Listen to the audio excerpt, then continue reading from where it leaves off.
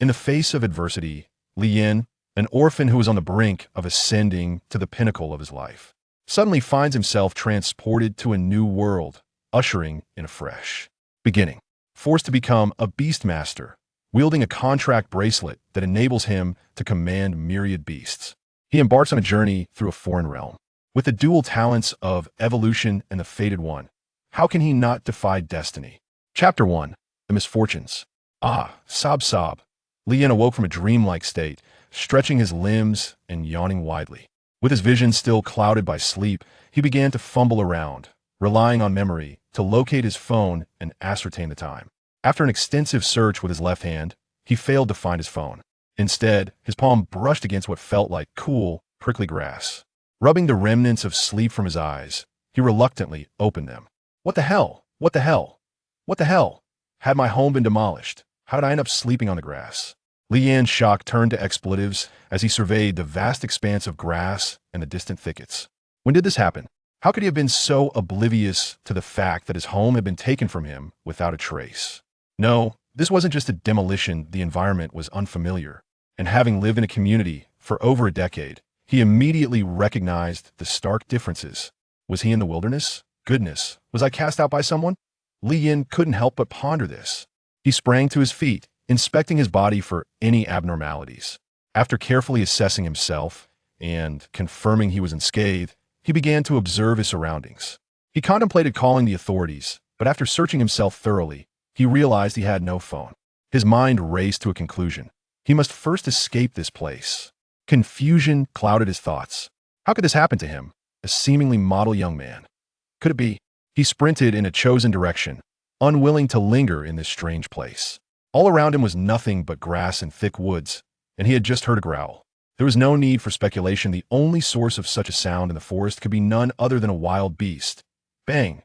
As he reached the edge of the thicket, an invisible barrier repelled him, as if he had collided with an iron wall. The sudden pain prompted him to clutch his head and rub it tenderly. He had no time to investigate the source of the obstruction when suddenly, a voice akin to a system echoed in his mind. Welcome to the Beast Realm. Congratulations. You have been selected as one of the first survivors to be transported to this world. A beginner's gift pack has been issued. The system advises you that this is not the real world. Danger lurks everywhere. Please refrain from venturing beyond the beginner's protective shield if you lack the means to defend yourself. Note, the beginner's protective shield will dissipate in 71:58:32. Reminder, you are not alone, you are not the chosen one. If you do not strive, you too shall perish. With the brief message concluded, a translucent data panel materialized before Lien, while the methods of system manipulation were forcefully implanted in his mind. The resulting headache left him momentarily incapacitated, unable to focus on anything else. The pain persisted for 5 minutes before gradually subsiding, allowing Lien to begin processing the influx of new information.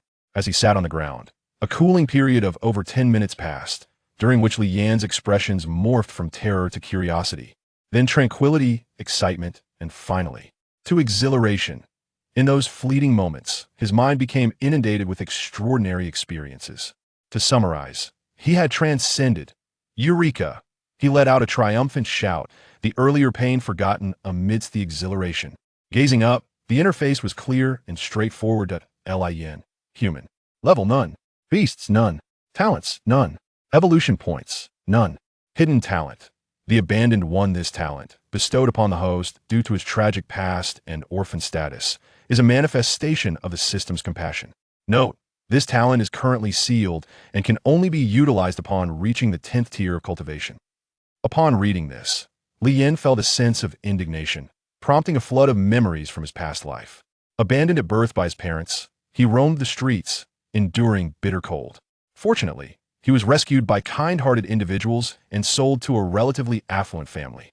However, his fortune was short-lived, as at the tender age of 3, he was rejected by these parents for not resembling them. Recalling this, Lien felt the urge to curse what ridiculous expectation.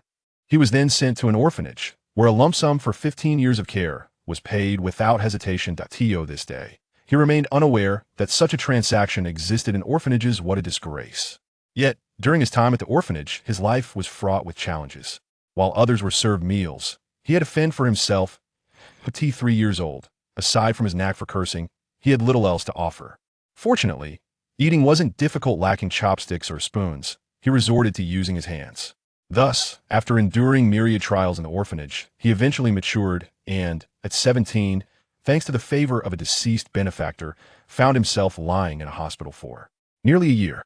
By 18, he had acquired a modest 50-square-meter apartment of his own. Damn. But just as he settled in, with the paint fumes still lingering, he was abruptly thrust into this new world. Sigh. There was no point in arguing with the system. He internally acknowledged that this talent was indeed well-deserved. Point one could only say that the system had a keen eye for character. Indeed, he willingly accepted it. In this perilous new environment, an additional talent could provide him with another chance at survival. He cherished his life dearly. Skillfully navigating the system, he opened the beginner's gift pack in his backpack. Ding. Congratulations, you have acquired a random talent. Evolution. Ding. Congratulations, you have received a first-tier contract bracelet, a permanently bound item. Ding. Congratulations, you have obtained a box of instant noodles, a box of sausages, and a box of water. Ding. Congratulations, you have acquired your first contracted creature, a high-tier 3-star flame-toothed dog. Flame-toothed dog. High-tier 3-star. Skills, Fire Pounce. Note, previously abandoned. Sharing a similar experience with someone else, both are pitiable souls. Combat power. Exceptional among its tier, strengthened by solitude. Lian's expression darkened. He felt as though the system was mocking him. Ding. Given that you have acquired a high-tier creature, the contract bracelet has automatically upgraded to 2nd tier. The bracelet upon his wrist underwent a remarkable transformation, shifting from an ordinary white hue to a deep azure reminiscent of the sky. A thunderous roar erupted once more, this time resounding even closer than before, reverberating in Lian's ears with an intensity that suggested the unknown creature was perilously near. He swiftly stowed away the panel and glanced to the side. His body froze momentarily as his mind encountered a brief void. Before him loomed a fierce wolf, its body cloaked in pristine white fur and stretching nearly 2 meters in length, effectively paralyzing Lian with astonishment, rendering him momentarily incapable of fleeing. The distance between man and beast was merely a few meters, each acutely aware of the other's fear and ferocity. The beast's attributes materialized passively before Lian's eyes. Wolf. Ordinary 1-star. Skills. None. Habitat. Social. Note. They're ubiquitous across the globe. Never solitary should you encounter one. Be assured that others are lurking nearby. The wolf drooled menacingly, its gaze fixated on Lian's throat, its tongue extending to lap at its upper jaw. With a resounding roar, the creature lunged forward, prompting Lian to exert every ounce of strength as he fled backward. A resounding crash echoed as the beast collided forcefully with an invisible barrier, a flash of white light illuminating the scene, causing the wolf to be violently propelled away. Instinctively, Lian turned to observe the wolf, which had just moments ago displayed a fearsome countenance, now writhing on the ground in apparent agony. A spark of realization flashed through Lian's mind as he suddenly recalled the protective shield. Indeed, with the novice protection in place, what was there to fear? Chapter 2. The Ferocity of the Flame-Toothed Hound. With a heart full of resolve, Lian paused, taking a moment to calm his racing thoughts before slowly turning around. The wild beast that had collided with him lay on the ground, struggling in disarray. Its pain was fleeting, and with a swift roll, it regained its footing. Glaring fiercely at Lian, though its gaze flickered in trepidation toward the site of their earlier encounter, a blinding white expanse where nothing was discernible. Yet, the memory of pain instilled an instinctive wariness within it. This creature is not lacking in intelligence, Lian silently assessed, now that the threat to his life had subsided. He had the luxury of scrutinizing the beast's physical characteristics. Its fur was a grayish white, with a black snout, fierce golden eyes set against a backdrop of black, and sharp fangs protruding ominously from its mouth. Ah, but I too possess a summoned creature. In a moment of anxiety, I nearly forgot such an important detail. He focused his consciousness into the contract bracelet, revealing a crimson form curled up in the corner. He mentally summoned it. Suddenly, a flash of blue light erupted, and a fierce glow burst forth from the bracelet, revealing a red figure that materialized before Lian. As the blue light receded, a small dog, no longer than 1.5 meters, appeared. Its appearance was unremarkable, resembling a typical husky, save for its striking red fur, which offered no indication of combat prowess. Notably, its eyes were also red, marking it as the sole distinctive feature of this creature. Lian felt a twinge of disappointment. His own mediocrity seemed to extend to his pet. Sensing Li Yan's disheartenment, the flame-toothed hound approached, affectionately rubbing against his leg. A smile instantly brightened Li Yan's face as he reached down to stroke its fur. It was as if he could hear its thoughts, intuitively understanding its gestures and demeanor. Is this the power of the contract? It creates a bond of mutual understanding between him and his pet. The two of them, a man and a beast, exchange gestures of goodwill, oblivious to the wild wolf outside the protective barrier, whose fur bristled as the flame-toothed hound appeared, sensing an impending threat. The wolf's eyes were filled with fear for the flame-toothed hound. Their moment of intimacy was short-lived, and Li Yan turned to the flame-toothed hound, gesturing toward the wolf outside. Can you defeat it? A glimmer of hope flickered within him, accompanied by a supposition that the ordinary and the advanced varied in rank, with the latter being superior. Moreover, a fleeting glance at the beast revealed that the wolf seemed to be afraid of something, instinctively cautious of being observed by Li Yan. It was clear that it did not fear him, leading him to an obvious conclusion. The flame-toothed hound blinked innocently before turning to glare at the wolf. With just a single glance, the wolf emitted a low growl. Clearly, a mere glare was insufficient to quell its hunger for prey, with its eyes glowing more intensely. The flame-toothed hound approached the wolf with a steady yet powerful gait, its red fur rising as it caught the wind. It emitted a deep, resonant growl, distinct from the sound of a husky, echoing more like a wolf's howl, yet richer and imbued with a sense of lethality that even Li Yan could perceive. The little dog seems extraordinary. Li Yan's disappointment evaporated, replaced by anticipation for its performance. Roar. The wolf let out another furious roar. Its massive size intimidated the flame-toothed hound, momentarily instilling it with doubt. Yet, undeterred, the flame-toothed hound became utterly enraged, channeling an innate pressure that belonged to the advanced tier, exerting dominance over the ordinary. The wolf felt an immediate heaviness in its body. Then, in a sudden burst, flames erupted around the flame-toothed hound as its four limbs pushed against the ground, launching it skyward with astonishing speed, more than twice as fast as the wolf's earlier pounce toward Li Yan. In an instant, it breached the protective barrier, landing close to the wolf and leaping high, denying the wolf any time to react. Its fiery paw came crashing down upon the wolf. Thud! A howl of anguish echoed, the flames searing the wolf's flesh, causing it to tumble to the ground instinctively. The flame-toothed hound's assault did not relent. Its fierce fangs gleamed as if just sharpened, leaping once more to sink its teeth into the wolf's neck. With absolute power and formidable jaw strength, it pierced through the wolf's cervical vertebra, sealing off its breath. The wolf struggled desperately, instinctively fighting for survival, but all its efforts were in vain. The flame-toothed hound's forepaws held it firmly in place, rendering its hind legs powerless to assist, leaving it in a futile struggle against death. The brutality and purity of the hunt ignited Li Yan's blood with excitement. He felt no fear, only exhilaration. What a treasure he had found. He had not anticipated such strength in the little dog. It was a complete annihilation. In a single encounter, a wild beast was brought to the brink of death. The struggle did not last long. The wolf's movements grew sluggish, and with a final, reluctant sigh, it succumbed. Sensing the wolf's demise, the flame-toothed hound released its grip. At that very moment, a system notification chimed, congratulating him on obtaining an evolution point and a sandalwood treasure chest, which had been automatically collected. Evolution points can be used in the system mall to purchase pet essentials, evolution potions, and weapons. Given your natural evolution talent, you may evolve your pet without needing to buy evolution potions. Ding! The system mall is now officially open. Congratulations, your pet, the flame-toothed hound, has achieved a level progress of 10, currently at level 0. The flame-toothed hound's fiery claws retracted, and its eyes returned to their previous state. It approached Li Yan, wagging its tail in a plea for praise, as if to say, "Master, commend me." Li Yan rushed forward, enveloping the flame-toothed hound in a warm embrace. Feeling his affection, the hound affectionately licked Li Yan, the lingering taste of blood almost causing him to retch.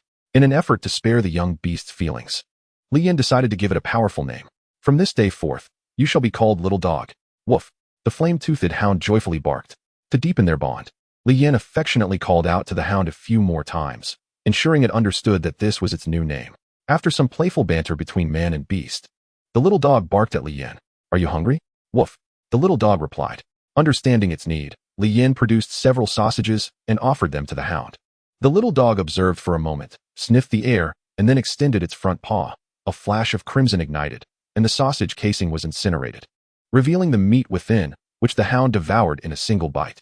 Under Li Yan's watchful gaze, the sausages disappeared rapidly. How clever! Li Yan praised, noting that the little dog's appetite seemed insatiable, he realized that even offering all the sausages would not suffice to satiate its hunger.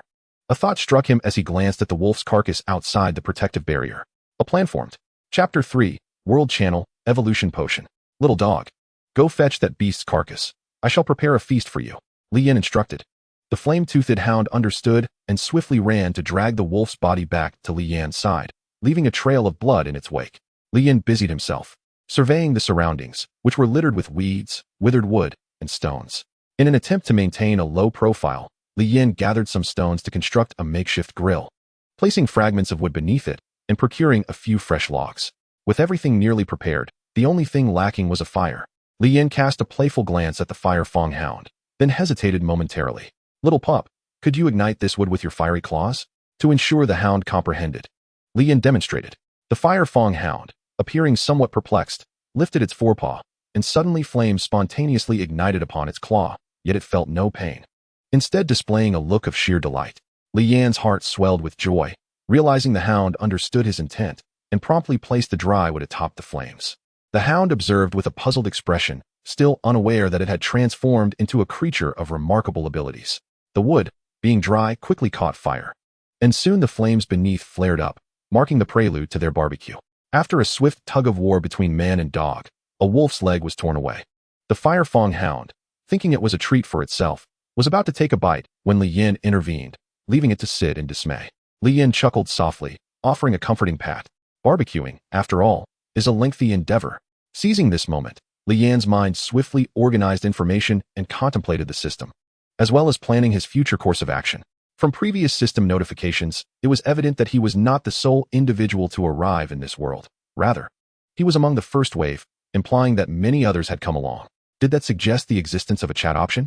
Otherwise, how would they communicate? Having read numerous novels before, he felt that his circumstances bore resemblance to certain events depicted in those stories. To validate his conjecture, he opened the interface and scrutinized the system's functionalities. Aside from the character panel, there was a world channel feature, along with a marketplace and an auction house. Upon seeing the channel, Li Yin immediately clicked on it. An avalanche of comments filled his view, reminiscent of the past, with each remark invoking a sense of nostalgic familiarity. A strangely endearing sensation. What the heck? Does anyone know what just happened? I suddenly found myself here, surrounded by darkness and the occasional roar of monsters. It's terrifying. What the hell? I was just gaming, about to push the base, and then poof. Here I am? A timid inquiry. What kind of glitch is this? When can I return? Another world. Holy crap, behold my mighty dragon form. I thought I was the chosen one, but seeing all of you here, my hopes of traversing this realm have been dashed. Is this a surprise? How did I end up by the seaside? I live in Inner Mongolia. There shouldn't be a sea, right? This is too surreal. Ladies, stop joking around and come rescue me. Let me shower you with affection. As the comments streamed in, Li Yin couldn't help but laugh heartily at the amusing accounts of his fellow newcomers. Glancing at the top of the chat interface, he noticed the staggering number of 968,000,170. Was this the count of individuals who had arrived in this world? Before he could confirm, the number began to fluctuate, dropping by over 1,000 in an instant. A suspicion formed in Li Yan's mind. Could it be that the fallen numbers represented those who had perished in this strange realm? As if to validate his theory, the number dipped again, this time by over 2,000. Among the comments, one stood out. Everyone, for the love of all that is holy, do not venture outside the protective barrier. It's terrifying. I almost got eaten by a rock monster. What terror? They're trying to kill us. I thought my pet was formidable, but after stepping out for a moment, it was swallowed whole by a giant python. If I hadn't fled quickly, I'd be toast. Mom, I want to go home. Initially, some were skeptical, but after a brutal lesson, they all clamored to return home. The outside world is too perilous. I want to go back and take a look. Li Yin understood their plight. Yet it was evidently unrealistic. Living in the present was the wisest choice. After watching for a moment, he shifted his gaze to the marketplace, which contained a scant selection of items, less than 10 pages, predominantly comprising potions and armor, with not a single weapon in sight. Ordinary evolution potion, 50 evolution points. Description, an item that aids your pet in evolving from ordinary quality to superior quality. Advanced evolution potion, 500 evolution points. Description, an item that aids your pet in evolving from superior quality to elite quality. Ordinary armor, human 10 evolution points. Wearing it allows you to withstand attacks from ordinary beasts for a few seconds. Advanced armor, human 50 evolution points. You can withstand ordinary beasts, but it does not guarantee victory in combat. How exorbitant. After a cursory glance, Li Yin was left with no choice but to exit, as he had but a single evolution point, not enough to purchase even a trifle. Upon reopening the auction house, he found it barren, devoid of any offerings. Everyone had just arrived in this other world. Survival was a daunting challenge, leaving little room for auctions.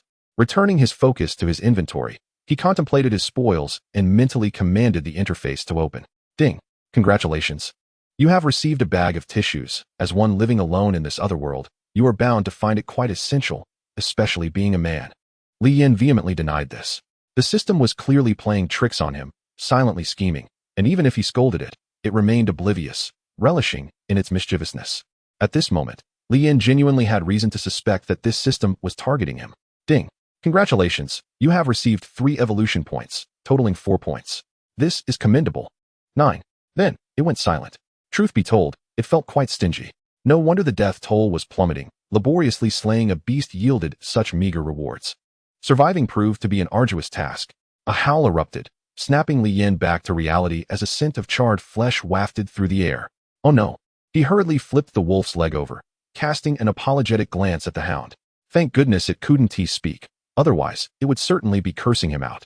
Having learned from previous missteps, Li Yin dared not to lose focus. He couldn't afford to let the little pup go hungry. His survival might depend on its loyalty. Time passed slowly, and soon the tantalizing aroma of cooked meat filled the air, overshadowing the burnt scent. Li Yin forcefully tore away the charred bits and offered them to the Firefang hound. The hound wasted no time, eagerly biting into the morsel, knowing that this delectable treat surpassed the earlier sausage in flavor. Despite the absence of any seasoning, the Firefang hound relished every bite, bringing immense satisfaction to Li Yin as he diligently took up another leg and resumed roasting it. Chapter 4. The Pup vs. 6 Wolves. After a modest feast, Li Yin fell into deep contemplation regarding his future path. Casting a glance at the contented pup lying on the ground, he felt a sense of companionship. They had likely formed a bond of friendship, he mused. Taking a deep breath, Li Yin recognized that he should not linger aimlessly. It was time to take action. His gaze swept around, spotting several wolves lurking hungrily in the shadows. There were at least 6. They had been present since the 2 of them began their meal, watching intently as 1 man and 1 dog consumed their kin. To be candid, Li Yin felt a twinge of cruelty at that moment. However, the meat was undeniably delectable, with a dry savoriness and a pleasing chewiness that tempted him. Were it not for the protracted roasting process, he would have gladly shared some with the wild wolves. Is this even human speech? The wild wolves howled, gazing fearfully at the invisible barrier before them. Had it not been for this barrier, they would have charged in long ago, tearing both man and beast to shreds. Can the pup handle them all safely? Li Yin inquired, pointing at the pack of wild wolves. He had just gleaned their information, revealing that they were all of the same level as the previous wolf. The flame-toothed dog barked, signaling its indifference, and stood up, poised to advance. Li Yin stepped forward to intercept, gesturing an attack command. Seeing that it did not grasp the meaning immediately, he repeated the motions several times, and the flame-toothed dog nodded in acknowledgement. Yet, its understanding was somewhat limited, akin to that of a 3-year-old child, still oblivious to adult reasoning. What Li Yin had just demonstrated was the necessity to dispatch foes not with its teeth, but with fiery claws that could slice throats. This method would at least minimize the risk of self-injury. With so many enemy wolves, biting could easily lead to being attacked while retreating. The flame-toothed dog's eyes glowed crimson, its fur bristling in a battle stance as it began to advance. Sensing the pressure emanating from the flame-toothed dog, the 6 wild wolves did not flinch. Instinctively, they huddled closer together, emitting growls of defiance. The flame-toothed dog bared its fangs, eyes fierce as it surged forward, its speed eclipsing that of the wolves. Within moments, it found itself before one of the wolves, employing the method Li Yin had taught. Its right forepaw shimmered with a fiery glow, flames igniting as it struck the wolf's neck. A chilling howl erupted as the fiery claw penetrated, cutting through the lower part of the neck, blood spraying forth, with the point of contact scorching from the intense heat. The assault did not cease. The flame-toothed dog pivoted and dashed to the side, targeting the smallest wolf in the pack. The fire flickered once more as its left paw swept through the wolf's neck, the momentum tearing open a gaping wound. At this moment, the remaining wolves finally reacted. They howled and charged toward the flame-toothed dog, bared fangs glistening with menace, their gaze fixated on the flame-toothed dog's throat. Watching from the sidelines, Li Yin felt a surge of concern for the flame-toothed dog, powerless to intervene. One wolf lunged with its fangs, while another extended its forepaw toward the flame-toothed dog's lower back. The last 2 flanked the flame-toothed dog, jaws agape, poised to bite. The flame-toothed dog had no time for contemplation. It charged at one wolf, forsaking defense for offense. Its battle instincts were ignited in an instant. A guttural roar erupted from the flame-toothed dog as it endured the onslaught of the wolf's claws, sinking its teeth into one wolf's head and tearing at it. Release it and attack their flank. Don't bite, Lian shouted. Such an approach would lead to injury. In mere seconds, the flame-toothed dog's back had been struck thrice. Had it not been for its speed and smaller size, it would have suffered far more. It seemed to heed Lian's command, releasing its grip, blood pooling on the ground. The wolf's had a gruesome sight, its eyes clouded in darkness. The flame-toothed dog extended its forepaws, flames roaring as it delivered a fatal blow, ending the wolf's life, before swiftly darting to the side, racing into the forest. The remaining 3 wolves did not relent, pursuing with haste. However, just as they reached the forest's edge, the flame-toothed dog turned sharply, its fiery forepaws raking mercilessly at the nearest wolf. This move was one Lian had taught it, although it possessed the instinct. It had yet to master such a flurry of strikes. The claws raked repeatedly until the wolf lay lifeless beneath its paws. The flame-toothed dog surveying the last 2 remaining wolves. Drenched in blood, the flame-toothed dog appeared even more fierce and menacing. Pup, go on. Don't let them escape, Lian commanded, having discerned the wolves' intent to flee. The flame-toothed dog, undeterred by its own pain, lunged at one, eschewing flair or technique. At the moment of contact, its immense strength overwhelmed the wolf, pinning it to the ground with a claw sealing its throat. Meanwhile, the other wolf seized the opportunity to flee, terror-stricken by the flame-toothed dog's ferocity. Without needing Lian's urging, the flame-toothed dog noticed the wolf's escape and let out another howl, its body engulfed in flames, its speed doubling as it quickly closed the distance. With a powerful leap, it soared into the air, flames ablaze, fangs elongated. Fire strike! A piercing scream resounded from afar, accompanied by the acrid scent of burning flesh. Lian watched in astonishment. How powerful! The wolf was not merely killed, it was incinerated by the very flames emanating from the flame-toothed dog. After unleashing its skill, the flame-toothed dog did not depart. Instead, it stood triumphantly on the body of its vanquished foe, howling victoriously to the heavens. Yet, a wave of weakness washed over it, and it shook its head, striving for clarity. Ding! Congratulations, you have earned an evolution point and a sandalwood treasure chest. Ding! Congratulations. You have earned an evolution point and a sandalwood treasure chest. Ding! Congratulations, you have earned an evolution point and a sandalwood treasure chest. Ding! Congratulations. You have earned an evolution point and a sandalwood treasure chest. Ding! Congratulations, you have earned an evolution point and a sandalwood treasure chest. Ding! Congratulations. You have earned an evolution point and a sandalwood treasure chest. The melodious notification chimed 6 times, filling Lian with delight, though he did not rush to open them. Instead, he called out to the flame-toothed dog with concern. Come here, pup. Come in. Hearing Lian's voice, the flame-toothed dog withdrew from its fierce battle stance, adopting a more docile demeanor. However, its appearance betrayed its gentility, as the bloodstains adorning it spoke volumes of a recent battle or bullying. Clearly, the former was the case. Visible wounds marred its body, a total of 3, and Lian felt a pang of sympathy, yet was powerless to remedy the situation. Gently, he stroked the flame-toothed dog's head. Does it hurt? Ow! The flame-toothed dog whimpered, glancing back, though it could not see clearly. How could it not hurt? Lian's consciousness entered the shop, perusing various healing potions, finally settling on a healing remedy. Blood cleansing and pain relief pill, 50 evolution points. Description: upon consumption, it enables the pet to enter a rapid healing state, achieving optimal healing effects, stopping bleeding and scabbing, effective for normal and advanced. While have for elite. Chapter 5. The Dog's Evolution, the Flame Wolf. Gazing at the considerable evolution points, Lian felt a wave of melancholy. He retrieved all the sandalwood treasure chests from his consciousness space, their azure exteriors adorned with glimmering crystals, seemingly proclaiming their worth. Without hesitation, he opened them all. Ding! Congratulations. You have received a pair of gloves. Ding! Congratulations, you have received 3 evolution points. Ding! Congratulations, you have received an apple. Ding! Congratulations, you have received 2 evolution points. Ding! Congratulations, you have received a set of ordinary armor. Ding! Congratulations, you have received 3 evolution points. Ding! Congratulations, you have received a glowing orb. Ding! Congratulations. You have received 4 evolution points. Ding! Congratulations. You have acquired a book that chronicles the history of this world. Ding! Congratulations, you have received 2 evolution points. Ding! Congratulations. You have gained 50 pet experience, automatically utilized upon opening. Ding! Congratulations, you have obtained 3 evolution points. Summary: A total of 17 evolution points, plus the previous ones. Amounts to 27 points. Ding. Congratulations, your pet has leveled up, currently at level 120.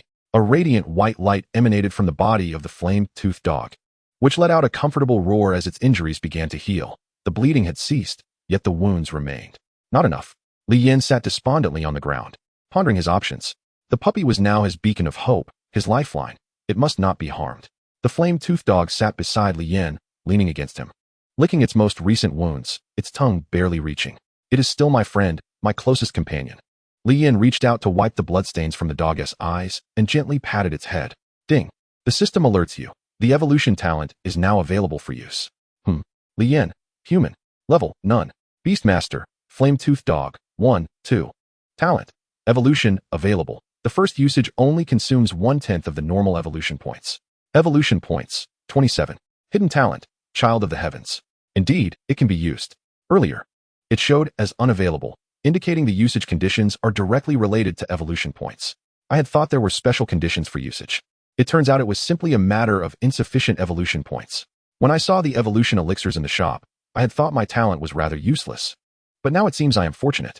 After all, the most basic evolution elixir in the shop requires a whopping 50 evolution points. The advanced ones demand as many as 500 points. Without further contemplation, my consciousness focused on the evolution.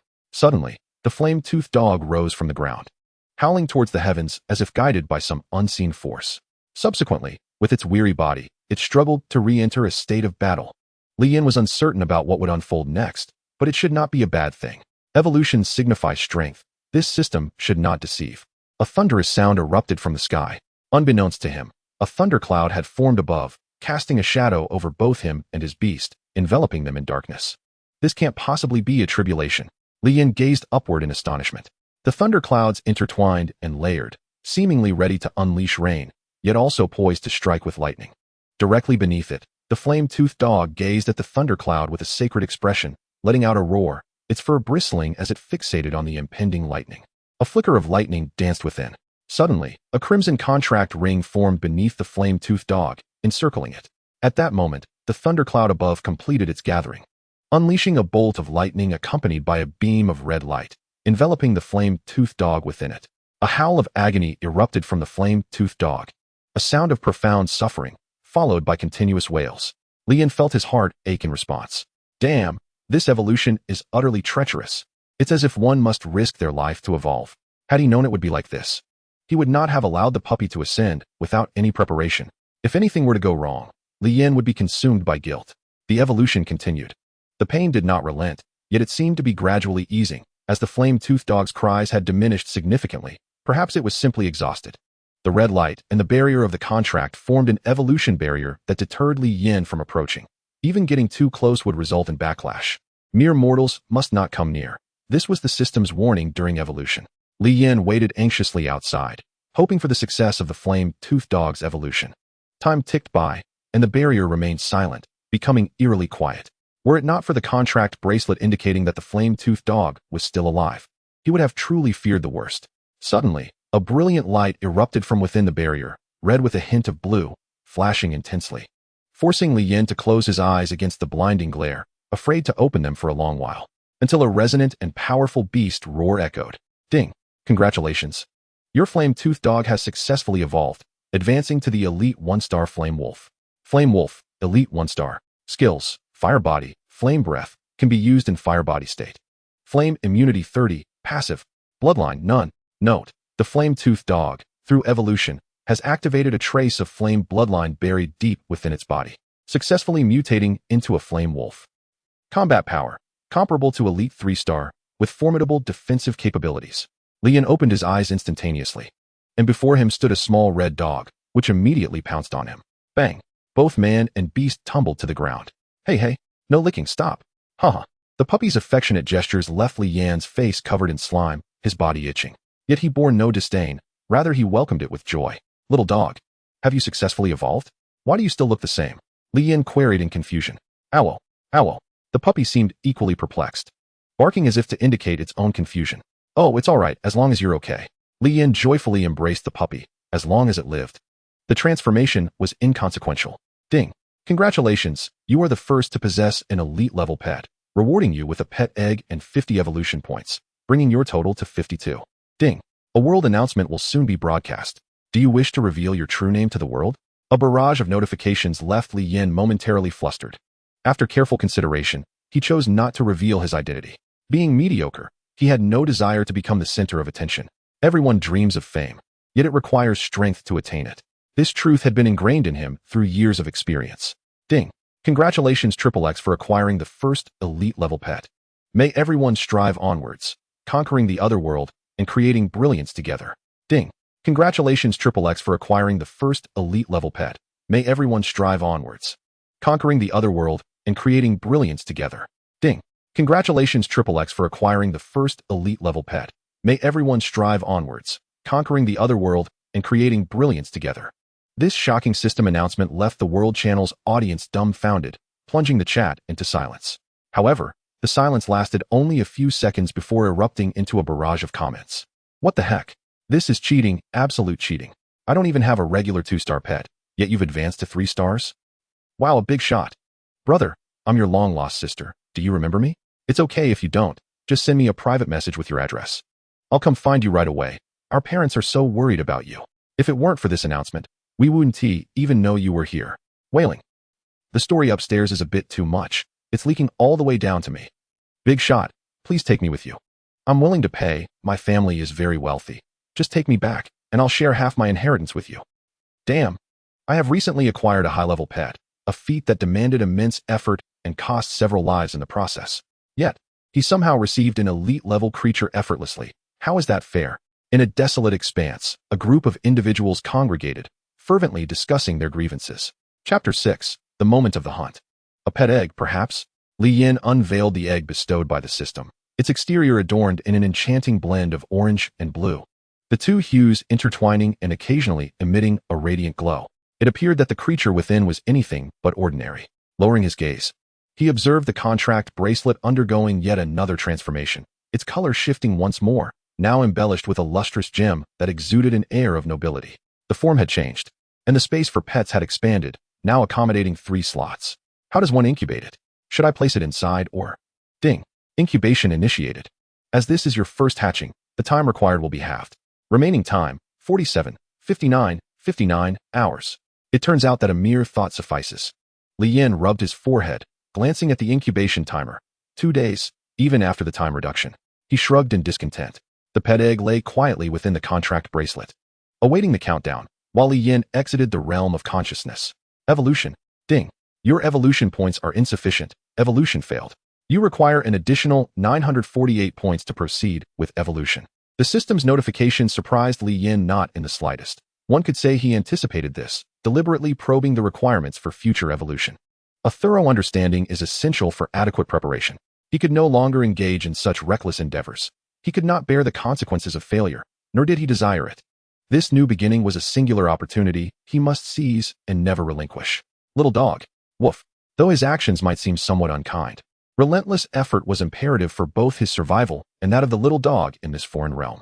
Caution was paramount, utmost caution. I must trouble you with a task. He reached out to stroke the soft fur of the little dog, unable to resist its charm. Woof. The little dog affectionately responded, having already regarded Li Yin as its closest companion due to the system's influence. Please scout the surroundings for any remaining wild wolves. If you find them, eliminate them. Li Yin instructed. Woof. The little dog barked in acknowledgement. Li Yin perceived no hint of fatigue in it, only an indomitable fighting spirit, laced with a trace of indignation. Clearly, the previous encounter with the pack of wild wolves lingered painfully in its memory. We cannot afford to repeat the past, understand? Li Yin cautioned. To his astonishment, the little dog nodded in a surprisingly human-like manner upon hearing his words. By the heavens! It comprehended? Its intelligence has increased? Such rapid understanding was unprecedented. Li Yin marveled internally. Woof. With an eager bark, the little dog dashed into the forest, embarking on the hunt for the wild wolves. Its speed had noticeably increased. At this rate, the wolves would struggle to lay a paw on it. Li Yin found himself thinking that his previous admonitions might have been unnecessary. Just a glance told him that the little dog could evade the wolves effortlessly, even standing still. In truth, the little dog could have avoided the grievous injuries it sustained earlier, had it used fire pounce at the first opportunity, even if not all the wolves were vanquished. Several would have fled from the searing flames, the very nemesis of all creatures. Meanwhile, The little dog traversed the forest with purpose, its keen nose sniffing the air for the scent of wild wolves, an innate talent it possessed.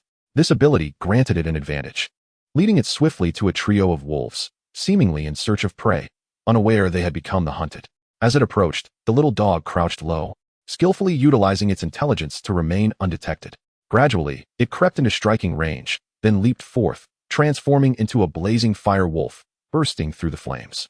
With outstretched claws, it embraced its foes, tearing through them with such ferocity that the two wolves fell, not even catching a glimpse of the little dog's afterimage before their chests were pierced, blood gushing uncontrollably. The little dog understood that these two wolves were beyond saving. Death was merely a matter of time, as a gaping wound nearly 30 centimeters long marred their bodies. Without a second thought, it opened its gaping maw and swiftly severed the neck of the remaining wolf before viciously tearing it away, silencing any cries before they could escape. Blood gushed forth like a fountain. The little dog swiftly dodged, retreating into the woods to seek its next quarry. Woof! Woof! The two wolves, now pierced, collapsed, howling for their companions, desperate for aid. The third wolf staggered for a moment, oblivious to the fact that such struggles would only hasten its demise. Before long, the two wolves succumbed, their life forces extinguished. Ding! Congratulations! You have gained 1 evolution point and a sandalwood treasure chest. Ding! Congratulations! You have gained 1 evolution point. Ding! Your current evolution points total 55. So swift? Li Yin had anticipated the little dog would grow strong, but such rapid kills exceeded his expectations. He refrained from opening the rewards in haste, instead re-entering the auction house, which remained devoid of items. After a moment of contemplation, he decided to wager all his possessions, save for water. Even his ordinary armor was put up for auction, as he felt compelled to make sacrifices based on the information at hand. He set clear prices, 5 evolution points for the armor, while the rest were marked at 1 point each. He was uncertain if they would sell. He simply felt he had no further need for them. After listing everything, he took to the global chat to announce, "I am auctioning real items. Come and take a look." A modest advertisement. Wow, I just hatched a dragon. A real dragon. Wow. Jealous 999. Brother, sister. What are you talking about, sister? If you lack the ability, just sell chickens. It's truly shameful for your parents to have raised someone so spineless. Clearly, this survivor was quite forthright and brash, reprimanding Li Yin before he could even finish reading the comment. Li Yin took note of this individual's words, a silent reminder to himself. Without effort, one will inevitably be surpassed. Fleeting victories do not guarantee permanence. Ding! Congratulations! You have gained 1 evolution point and 1 sandalwood treasure chest. 111188. In total, there are 63 evolution points and 11 treasure chests. A sudden surge of excitement disrupted Li Yin's thoughts. Oh, it seems I can maintain my position at the top. Having just obliterated 8 wild wolves, the little dog was in a state of exhilaration. The prolonged battle ignited its fervor. At its core, it craved combat. Turning around, it charged deeper into the forest, continuing its quest for wild wolves. The other beasts in the vicinity, upon witnessing the little dog's formidable presence and rank, instinctively bowed their heads and concealed themselves, fearful of being discovered. Driven by primal instincts, they instinctively hid from beings of higher rank, oblivious to the fact that the little dog was not interested in them. Otherwise, they would have already perished beneath its fiery claws. Chapter 7. 103 treasure chests and opportunities. Time hastily slipped away, and the sky gradually darkened. Throughout the afternoon, aside from gathering some miscellaneous wood and cattails to prepare for the night's rest, Li Yin also roasted some wolf meat. However, this modest endeavor consumed nearly the entire afternoon. Lacking experience in wilderness survival, he found himself at a loss as to what to do, managing only this much. After the wolf meat was cooked, he quietly awaited the return of the little dog. A glance to the side revealed something amiss, prompting him to carefully adjust the grassy bedding, patting it down and nodding in approval. It seemed satisfactory. Rising, he caught sight of the little dog bounding toward him, its face alight with joy as it dove into his embrace. Oh no! Despite the little dog's attempts to moderate its enthusiasm, Li Yin was unable to brace himself against the force, and he fell backward with a thud. The bed collapsed. Startled, the little dog tumbled aside, resembling a child caught in wrongdoing, standing frozen in place. It must be said that the little dog had grown significantly more astute. Li Yin brushed off the remnants of grass clinging to him and surveyed his crumbling bedding with a rueful smile. Glancing at the dog's expression, he felt a mix of exasperation and amusement. It's not your fault. No worries, come and eat.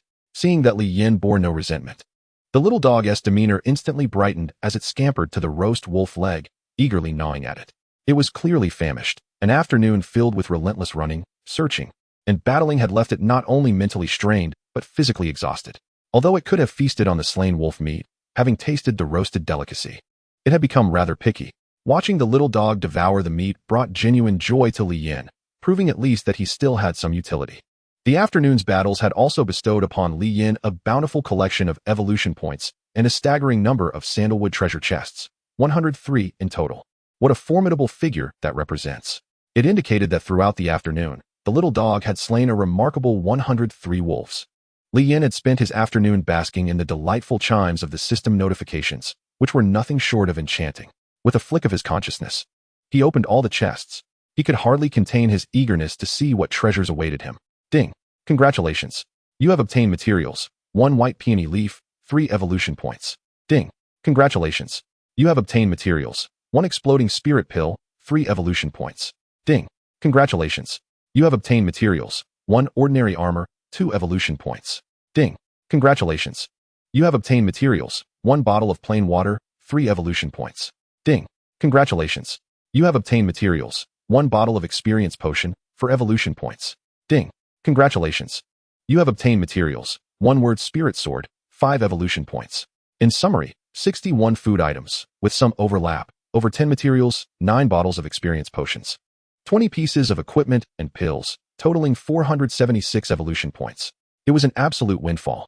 Although the items may not seem particularly useful, their sheer quantity and the fact that his evolution points had soared close to 500, inching toward the crucial milestone of 1,000, filled him with elation. His thoughts were consumed with the evolution of the little dog. The stronger the little dog became, the better and more formidable he would be. He realized that his own strength seemed to have increased compared to before, perhaps linked to the little dog, as the system indicated that the host's strength was directly correlated with that of their pet. After a brief organization, Li Yin promptly discarded the unnecessary items into the auction house. Upon entering, he was surprised to find it entirely empty, devoid of any items. Where are the items I auctioned? Why aren't they here? Could it be sold? Ding! The transaction has been transferred to your backpack, totaling 11 evolution points. Aside from the glowing beads and books, everything else had been sold? It appeared he had underestimated the collective hunger for food. Not everyone experienced the game at its peak from the beginning, as he had. Gazing at the over 60 food items in his backpack, he wrestled internally with the decision to raise the prices or not. This was a golden opportunity for a small profit. Slap! Li Yin gave himself a resounding smack, cursing himself internally. How could one forget their roots? Was he still human if he did? In a moment of repentance, he adjusted the prices, doubling them, and confidently exited the auction house. Doubling the price is sufficient. Let us show some compassion for everyone. We all have our struggles. I understand. In that moment, Li Yin felt an elevated sense of grandeur, as if a radiant light behind him proclaimed his nobility. Unbeknownst to him, as he set up his auction, the world channel erupted in vitriolic condemnation directed at him, despite the auction house concealing the seller's information. Yet, it was clear to everyone that this auction was undoubtedly linked to the previous one. Damn it! Is this what humanity has come to? Price gouging. Inflating goods. This is nothing short of barbaric. Everyone, do not buy from this profiteering dog merchant. Let his goods rot. Yes, everyone must refrain from purchasing. Let this greedy merchant learn the consequences of his price manipulation. I want to buy, even if it means starving. Just as the words left his mouth, he promptly purchased a pound of beef. How delightful. Still boasting? Claiming not to buy, yet the auction house is empty. How absurd. What? Let me see. Damn. Who bought it? No integrity whatsoever. And they didn't even leave me a share. What am I to do tonight? Ding. A total of 122 evolution points have been added to your backpack. So swift. Li Yin slapped his thigh in exhilaration, lamenting, I never realized how wealthy everyone was. Had I known, I would have raised my prices even higher. He had thought them impoverished, only to discover that the true fool was himself. There are always others beyond oneself. One must not underestimate others. Li Yin learned his lesson. Woof. The little dog barked, seemingly asking why Li Yin wasn't eating. Coming. Li Yin replied with a broad smile, eyeing the wolf meat, unsure if it was suitable for him. Focusing his consciousness, he attempted to place the wolf leg into his space. Success. An opportunity. He promptly placed the wolf meat into the auction house, and indeed it worked. Elated, Li Yin rushed to the pile of wolf corpses, transferring them one by one into the auction house, where they were automatically decomposed into 1-pound portions of meat. Damn. Had he known this feature existed, he wouldn't have labored so hard to skin and tear the meat earlier. 5 wolves weighed over 200 pounds. Li Yin chuckled heartily as he set the price at 5 evolution points per pound, filling his belly before glancing at the little dog, who had fallen asleep from exhaustion. Perhaps tomorrow, he decided, as darkness had fallen and the outside world was perilous. Entering his contract bracelet, he clicked on it, causing the little dog to vanish from reality and into the bracelet, maintaining its sleeping posture. Li Yin quietly lay down as well, feeling weary from the day's events. Damn it, the dog merchant strikes again, and this time the price is 25 times higher. This is an outright oppression of the common people. He is making it impossible for us to survive. He's just a merchant, not a police officer. He is not obligated to sell to you. Why speak so narrowly?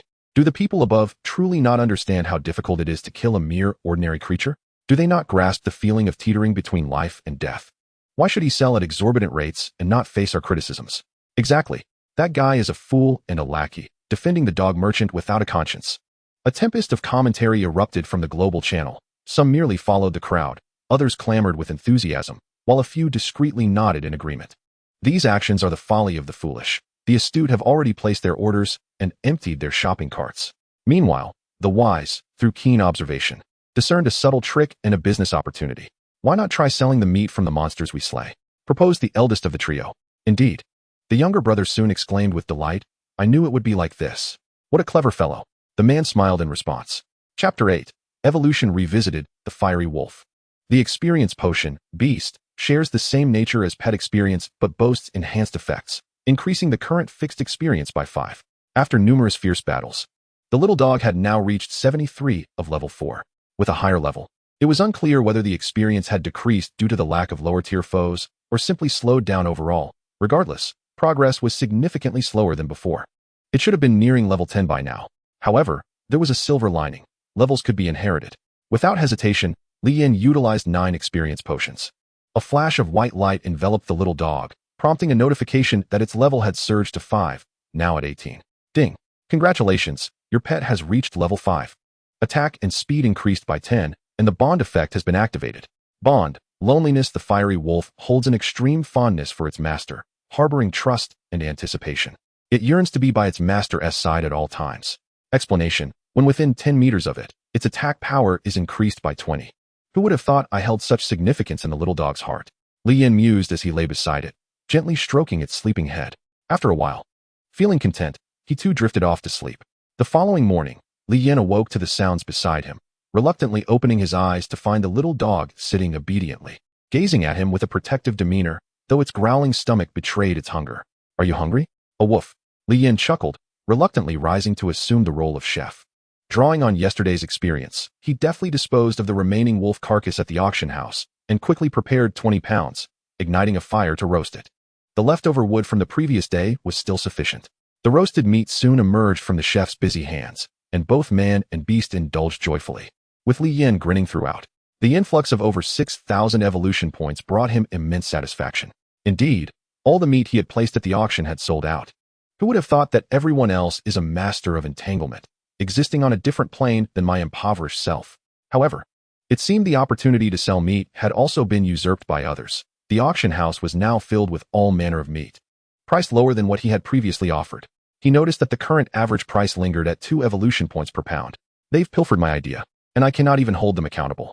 Truly lawless, Li Yin muttered. Yet, rather than feeling anger, he found himself somewhat pleased. This was the world he had envisioned. A realm devoid of laws. Since this world lacked legislation, he resolved to become the architect of its laws. Indeed, he had found a dream, a goal. The truly frightening aspect of humanity is not the individual, but rather those who have languished for years, suddenly yearning to rise. Is the little dog full now? A woof. It was curious how it resembled a dog yet emitted a wolf-like growl, deep and resonant, straddling the line between canine and lupin. There was a term that came to mind, though he was uncertain of its appropriateness. Wolf-hearted, dog-lunged. Cough. Well, let us prepare for evolution. With 6706 evolution points, he eagerly anticipated making the little dog stronger. A woof. The little dog instantly understood, exuberantly darting about. It too yearned for greater strength.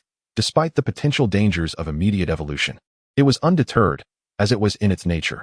Just as a child inevitably grows, no force can hinder that.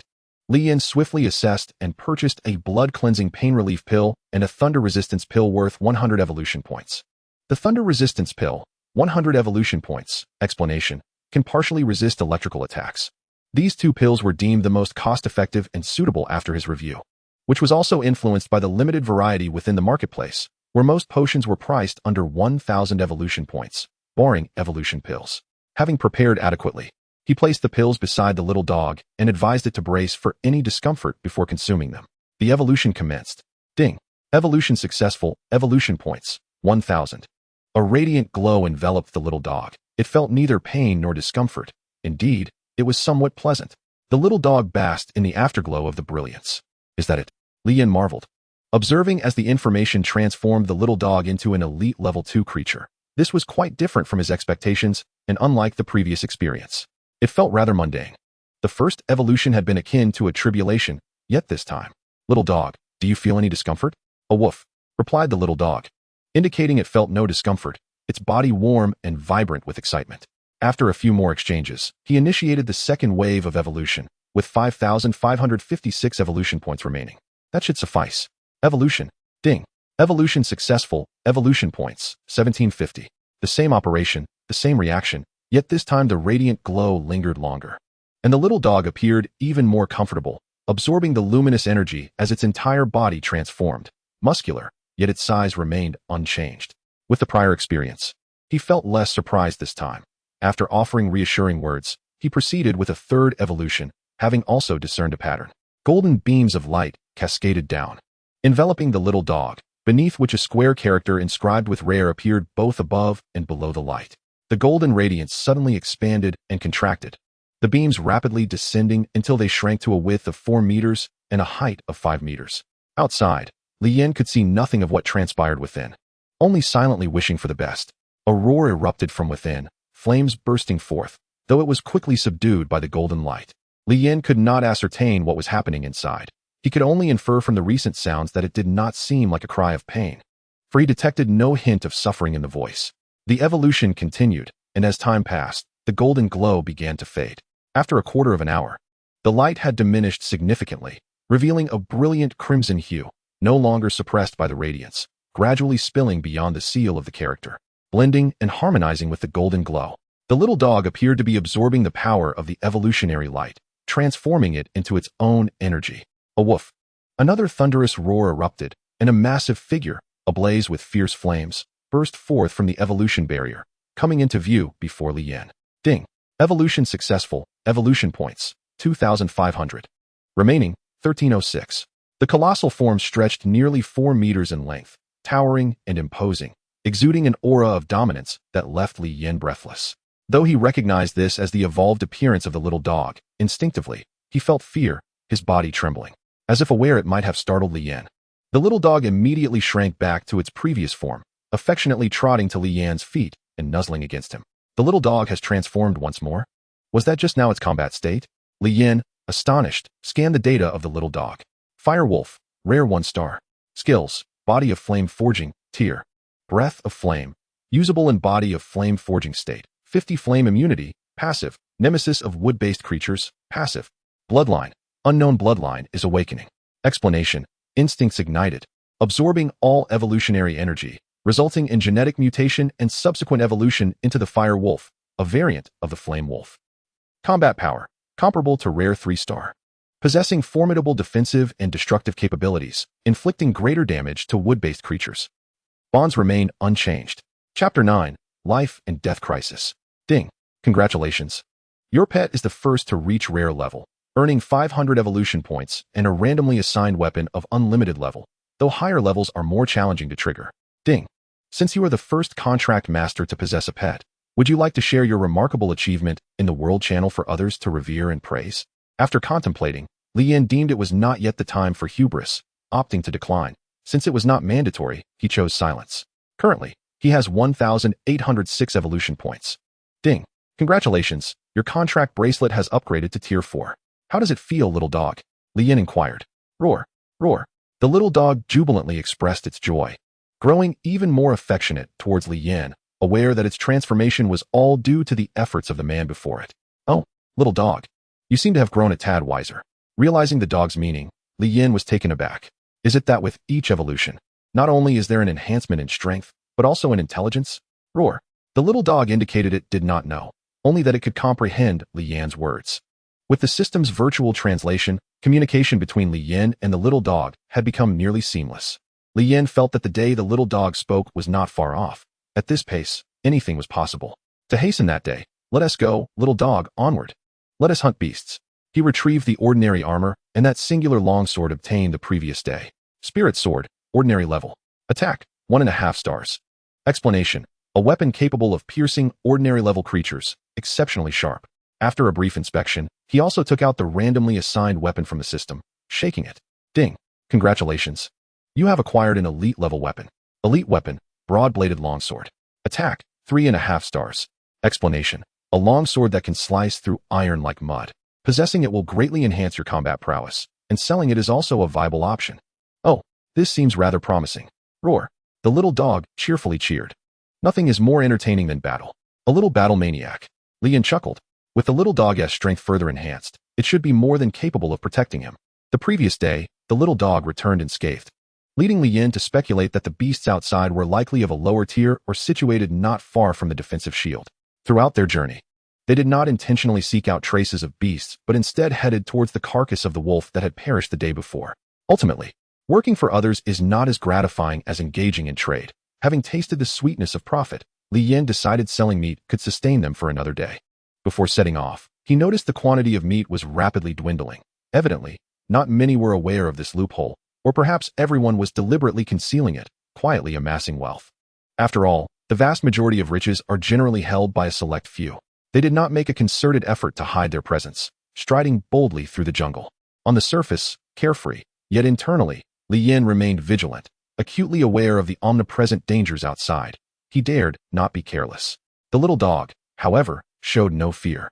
Curiously glancing around, several times along the way, it attempted to pounce on distant low-level creatures, but distances exceeding 10 meters were swiftly curtailed by Li Yin's caution. He feared for his life. Without the little dog by his side, he felt uneasy. Nonetheless, despite this restraint, the little dog managed to slay nearly 20 beasts by the time they reached the 3 wolf carcasses. Gazing upon the 3 wolf bodies, Li Yin could not help but ponder whether he had restricted the little dog's actions yesterday. At this rate of extermination, it should have dispatched far more than 100 beasts. After delivering the 3 carcasses and the bodies of the encountered beasts to the auction house, both he and the little dog pressed on, though Li Yin resolved to refrain from venturing deeper, instead circling the perimeter of the defensive shield to avoid any unforeseen mishaps. Along the way, he discerned certain patterns, affirming his earlier hypotheses. Surrounding them were predominantly low-level beasts.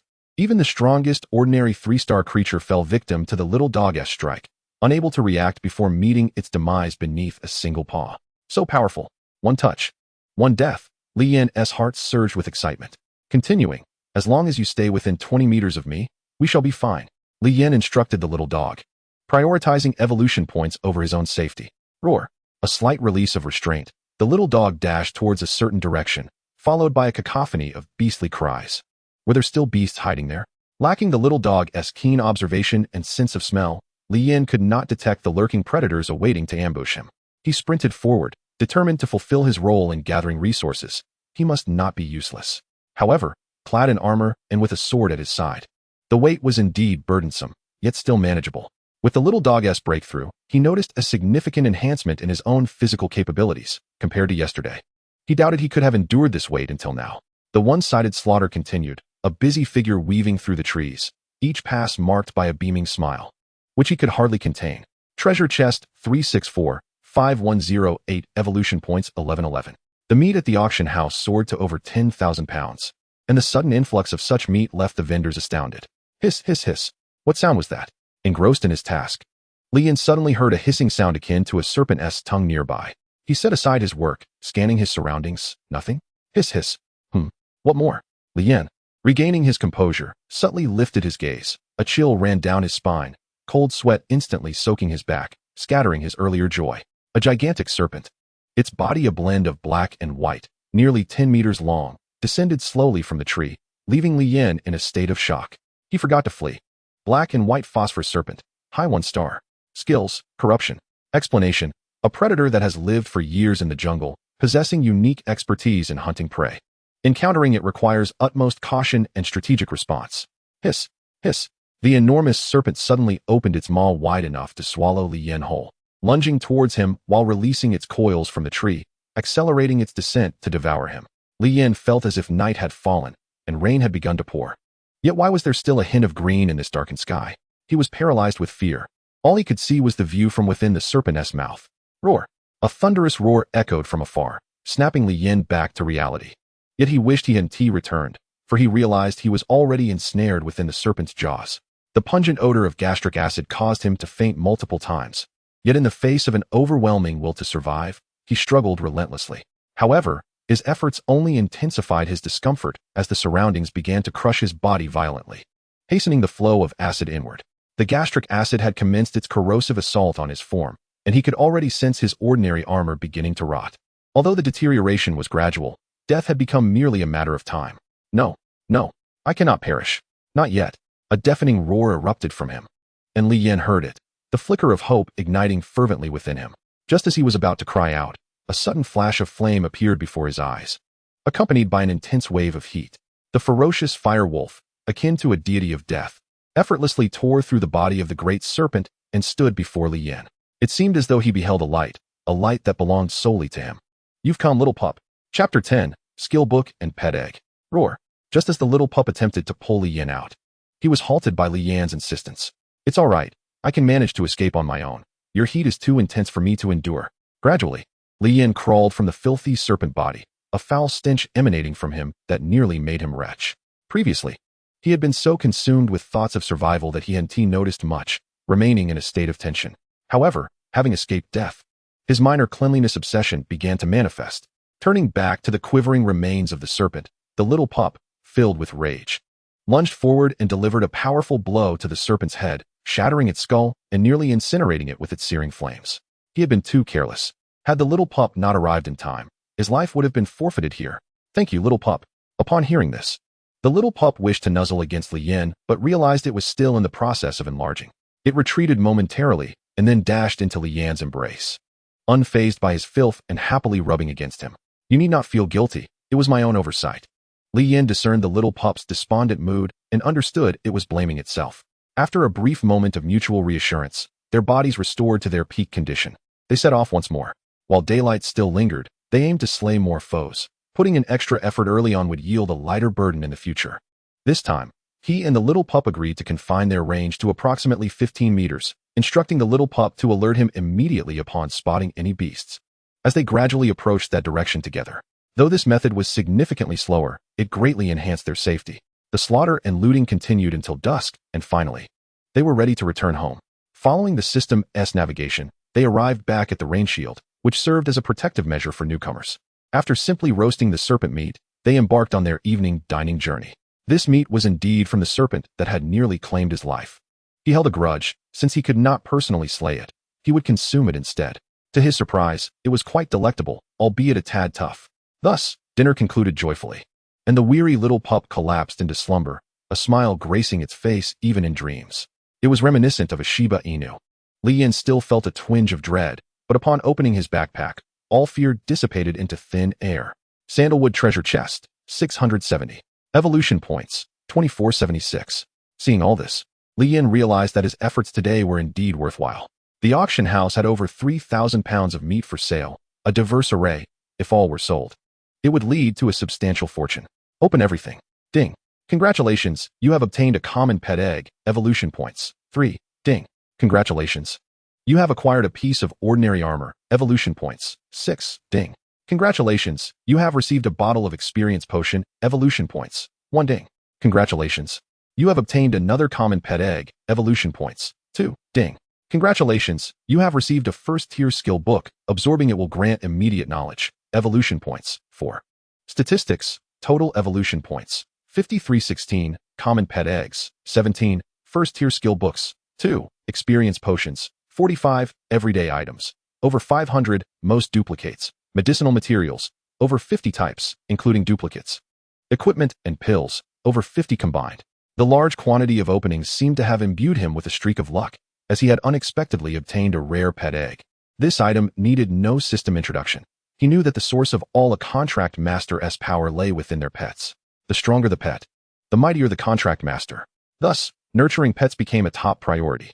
Casting a glance at the auction house, Apart from the major category of meat, there were only 1 or 2 items in the materials section. Otherwise, there was nothing else. It appeared that even though others had some surplus, it was primarily food. Glancing at his own reserves, he placed the excess everyday items, materials, and equipment up for sale in the auction house. The everyday items were listed at a mere 1 evolution point each. Most of these items consisted of mundane reality-based items like instant noodles, bread, and the like, along with fruits and clothing. Compared to meat, even at the same price, they could not compete, so he had to lower the prices. As for the materials, they were listed at 2 evolution points each. He wasn't sure which pills required these materials, but he believed someone would know. In this vast world, there were countless wonders, and capable individuals abounded. The equipment remained unchanged, still priced at 5 evolution points each. Finally, regarding the pet eggs, how many evolution points should he ask for? Common pet egg. Description: a wondrous item capable of randomly hatching myriad pets. Note: the chance of hatching a common pet is 90, a high-grade pet is 8, and an elite pet is 2. Should he keep one for himself? After deliberation, he decided against it. With limited space for pets, he ought to strive for the best. Rarity equates to value. Moreover, he didn't need it at the moment. Everything could wait for later.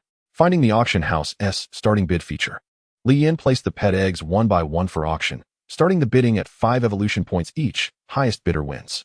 Once everything was listed, Li Yin also posted 3 advertisements in the World Channel before exiting the space. As for the skill books, he had no intention of selling them. With everything in order, Li Yin gazed up at the starry sky and peacefully drifted off to sleep. Tomorrow marked the last day of novice protection, and he needed to rest well to prepare for the coming day. Roar. The following day, the little pup seemed to spot something and barked, bolting ahead. Li Yin was roused by the sound, clearing his mind and scanning his surroundings. The little pup entered the room, carrying a corpse with horrendous wounds that, without question, were inflicted by the little pup itself. Casting a glance at the sky, the sun hung high, indicating that it was indeed late. After rinsing his mouth with water and a simple mouthwash, he handed a few bottles to the little pup. It seemed he had opened a large pot yesterday, which was fortuitous as eating roasted meat daily was not a sustainable solution. Setting up the large pot, he filled it with water from the system, and before long, a pot of meat soup was simmering. Unfortunately, it was a pure meat broth without any seasoning. Yesterday's haul of hundreds of treasure chests had not yielded any condiments, and the marketplace offered none either, so he had to make do. Seeing the little pup enjoying its meal, Li Yin felt reassured.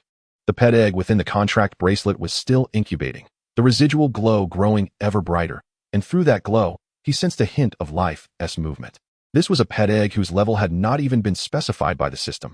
He hoped it would bring him surprises. Let us go, pup. Time to set off. The little pup looked at Li Yin in confusion, as if questioning whether he was calling for it. Yes, I'm calling you again, Li Yin remarked, seemingly still lacking the wisdom to engage in a proper conversation with him. The 9 years of compulsory education had only just begun, and there remained a vast expanse of knowledge to absorb, particularly in the realm of adaptability. Thus, the two set forth. Today, Li Yin aimed to slay as many low-level beasts as possible, for the disappearance of the novice protection shield the following day could herald unforeseen troubles. If necessary, he wished to explore this world further.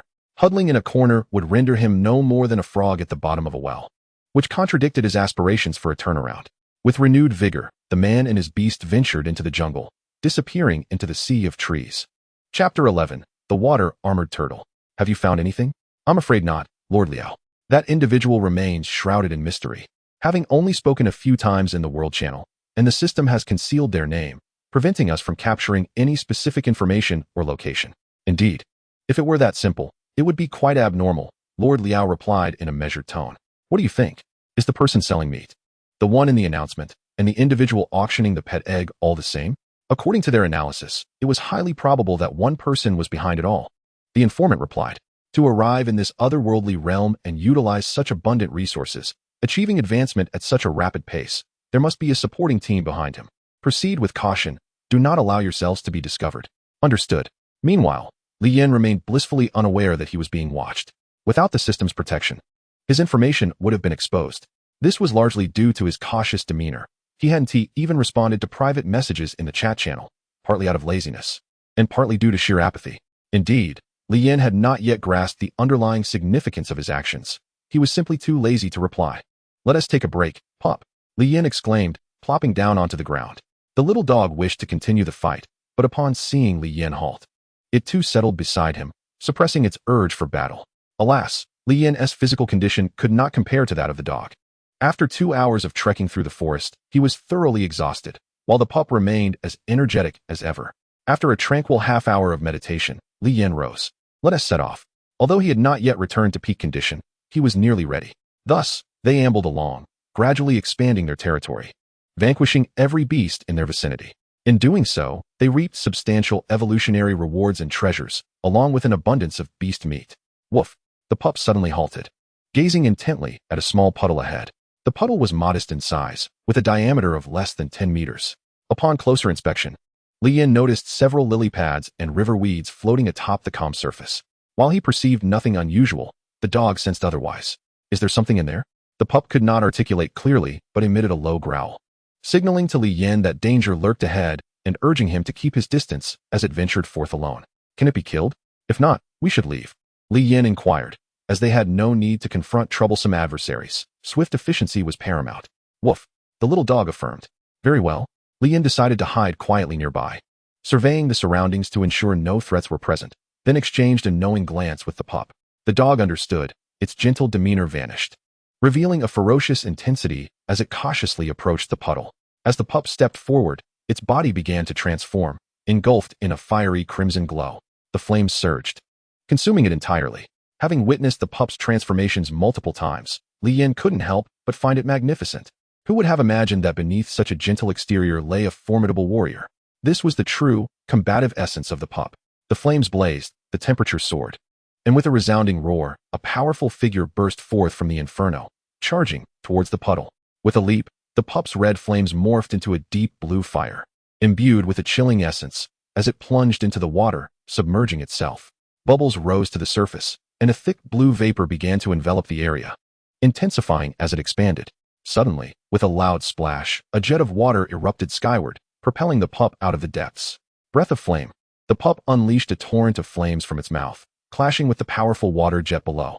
The battle of fire and water commenced. The pup's eyes burned with intensity, its body cloaked in blue flames. As it exhaled a stream of azure fire, the heat nearly unbearable. Upon contact with the water jet, clouds of steam erupted into the air, scattering like dust. The water jet could only sustain itself for a few moments before it succumbed, sinking back into the depths. The pup ceased its fiery breath and, succumbing to inertia, descended into the watery abyss. Wow, the pup can swim too, Li Yan exclaimed in astonishment. After a brief wait, he beheld the pup emerge, clutching something in its mouth as it approached. What is that? From a distance, Li Yan struggled to discern the object. As the pup drew nearer, he realized, oh, it's a turtle. Beneath its heavy shell, the creature revealed a head with limbs withdrawn, its angry eyes glaring at Li Yan. Water Armored Turtle, Elite Level 3. Skills, Water Breath, Shell Mastery. Passive, increases defense by 100. Bloodline, Spirit Shell Clan. A remnant of an ancient lineage, its attack is feeble, yet its defense is astonishing. Moreover, it is exceedingly timid, adept at evasion. The pup panted heavily, gazing at Li Yan. What is the matter? Can you not kill it? Li Yan inquired. With a thud, the pup dropped the turtle onto the ground and barked defiantly, indicating that it could indeed slay it, but time was required. How long? After a moment of contemplation, the pup scratched the ground with its paw. 1 minute? Li Yan guessed. The pup nodded. Then let us proceed. Just a minute? I expected it to take much longer. The water-armored turtle, having listened intently, failed to comprehend the full conversation but understood that they were discussing its demise and felt a surge of glee at the thought of being unassailable. However, upon hearing the intent to kill it, a wave of panic washed over it. No way. They can't really kill me, can they? They can't, can they? Yes, they can. In a moment of sheer terror, the turtle rolled over and scuttled behind Li Yan, attempting to evade the pup's assault. In its cowardice, it temporarily forgot to attack Li Yan, perhaps due to a lack of intellect, failing to consider such tactics. Little did it know, when it came to self-preservation, Li Yan was no less adept than it. As the turtle edged closer to him, Li Yan reacted promptly. Although his speed was not remarkable, he refused to remain passive. Thus, a misunderstanding unfolded. With a deft dodge, he evaded the turtle's approach while the pup, interpreting the turtle's movement as an attack on Li Yan, struck with furious, flame-imbued claws glowing with blue light. Tear.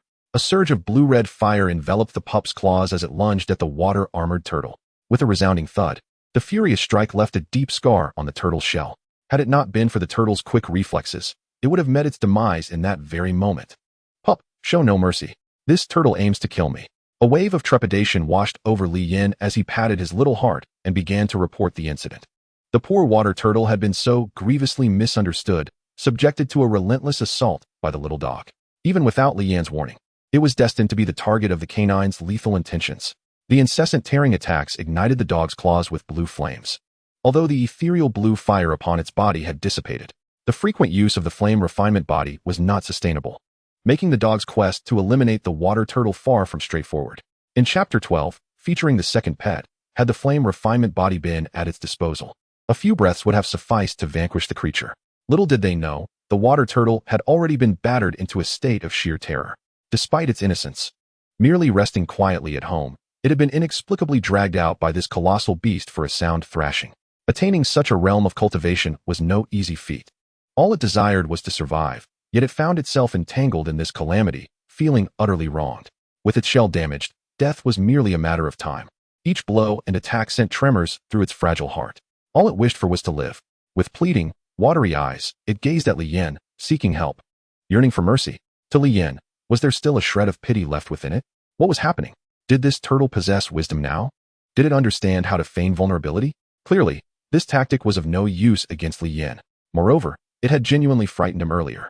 Cracks had begun to appear on its back shell, and the little dog, sensing an opportunity, intensified its assault. The water turtle was desperately ruminating, striving to defend itself. It spun its little head, sifting through memories, or rather, the sudden recollections that had emerged. In this life and death situation, it could not afford to be careless. It was searching for a glimmer of hope. No. It was in a state of frantic urgency, as death was knocking at its door. At last, it stumbled upon a memory of something called a master-servant contract. Master-servant contract, at the cost of one's own soul. The initiator expresses a willingness to forge a bond of consensus with another. If the other party agrees, the initiator becomes the servant, bound to obey the other, or else suffer damage to their soul. With no time for contemplation, the water turtle promptly sent an application to Lian. Ding. The water turtle has requested a master-servant contract with you. Do you agree? Should you consent, you will become its master, and it shall obey your commands without fail.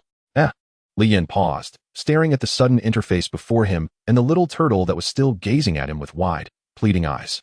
Was this feature truly available? For a moment, Lian fell into deep contemplation, weighing the pros and cons. Upon seeing Lian stand still, the little turtle sensed hope and let out a woeful cry. Dog, hold on a moment. Let us observe it first. Lian commanded the little dog to halt. After all, it could kill at any time.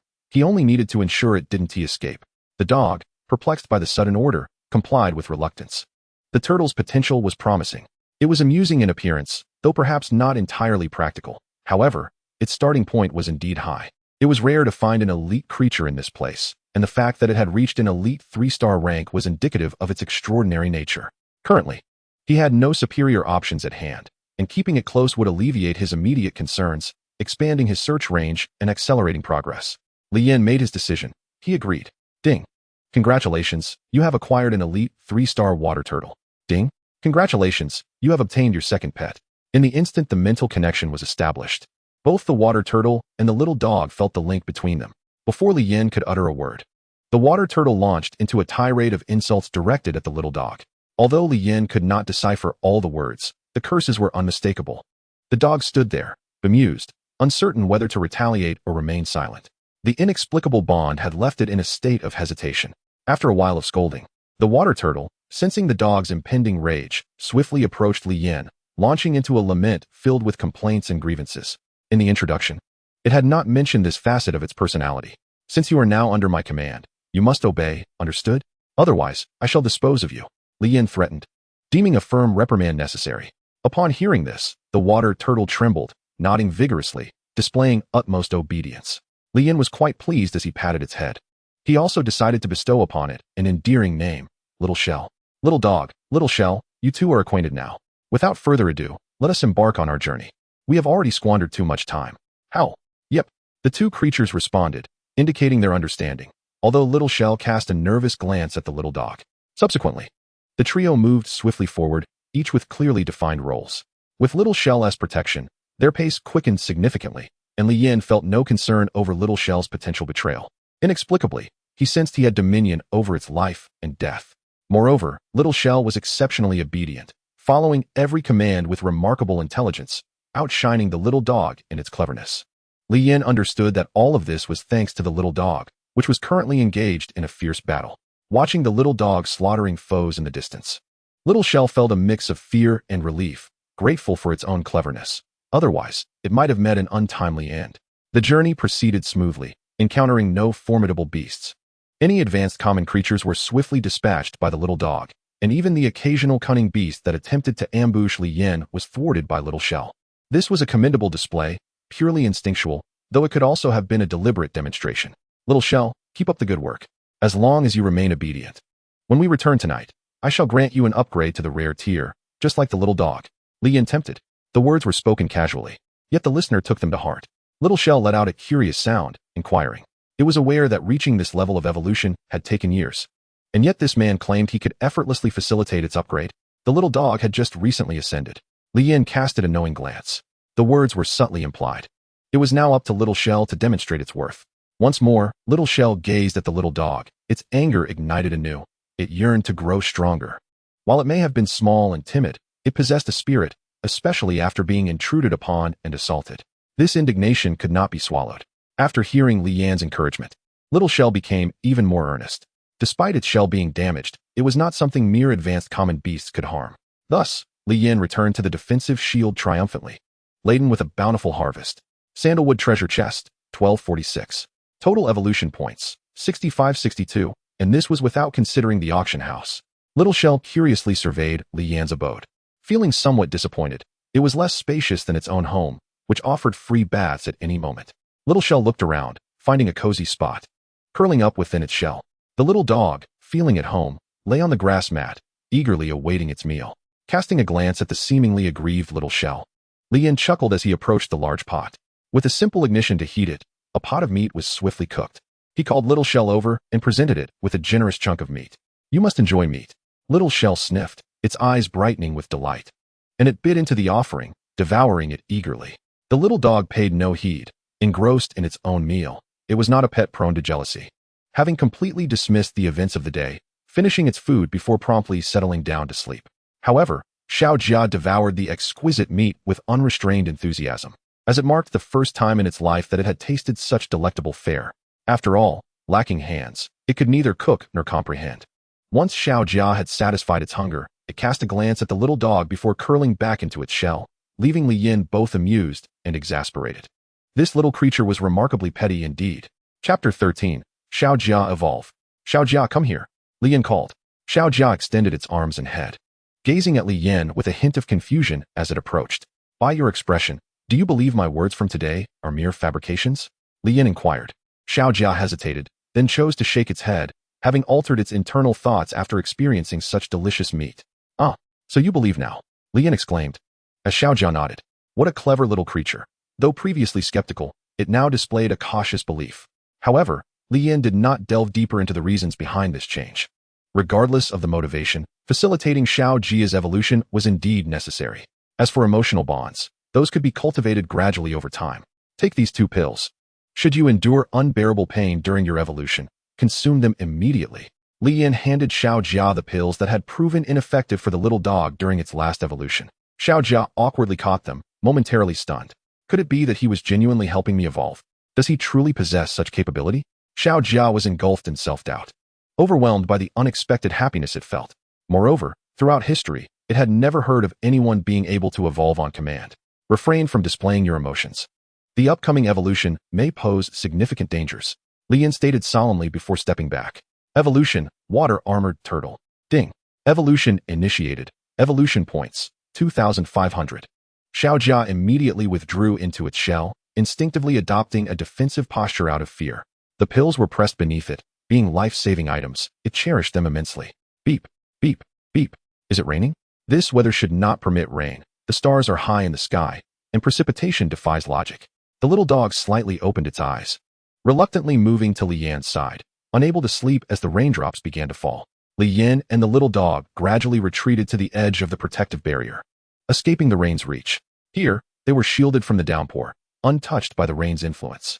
The sudden rainfall was evidently connected to Xiao Jia's evolution. Li Yan observed quietly, pondering the differences inherent in evolution. The rain intensified, transforming from a light drizzle to a torrential downpour, mercilessly battering Xiao Jia. Yet, Xiao Jia remained unfazed. steadfastly maintaining its defensive stance.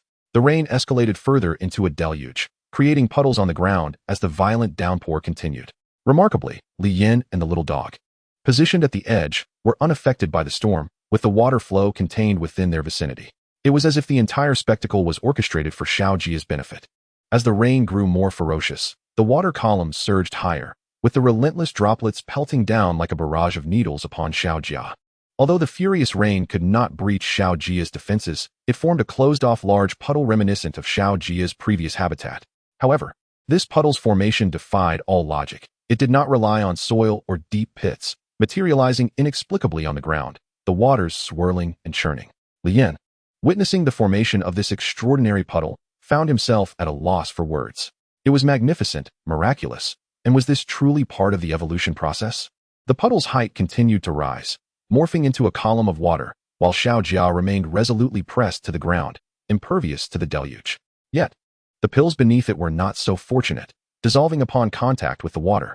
Unbeknownst to Xiao Jia, its life-saving items had been diluted by the flood. Little dog, do you comprehend this situation? As the water column reached new heights, Li Yin felt increasingly bewildered. Arg, the little dog replied, equally perplexed. Since the water column's emergence, Li Yin had lost sight of the scene within. The water, though merely liquid, possessed an obstructive quality that impeded visibility. The wait was tedious. Xiao Jia's evolution did not unfold with the thunderous spectacle that had accompanied the little dog. There were no radiant beams of light, only the colossal rainfall and the seemingly endless downpour that surpassed any previous experience. The water column had now reached over 10 meters, showing no signs of abating. Seizing the opportunity, Li Yin opened all the sandalwood treasure chests. Ding! Congratulations! You have obtained 1 experience potion, Beast, evolution points. 2 ding! Congratulations! You have obtained 1 aptitude pill, Beast, evolution points. 4 ding! Congratulations! You have received 1 Chi Mu herb, evolution points. 5 ding! Congratulations! You have acquired 1 pound of raw meat, evolution points. 2 ding! Congratulations! You have obtained 1 ordinary armor, evolution points. 3 ding! Congratulations! You have received 1 ordinary pet egg, evolution points. 3 ding! Congratulations! You have obtained 1 physique pill, human, evolution points. 2 ding! Congratulations! You have received 1 bottle of misty water, evolution points. 2 summary, evolution points. 90-80, ordinary pet eggs. 32. Over 800 edible life supplies. More than 40 kinds of pills and equipment. Over 120 types of materials. And more than 100 experience potions, which vary with level, maxing out at an increase of 5 experience. The remainder consisted of clothing and the like. There was indeed an abundance of items. However, the truly useful ones were scarce. The sandalwood treasure chests were no longer suitable for me. Li Yin decided to administer this round of experience potions, along with the previous ones, to the little dog.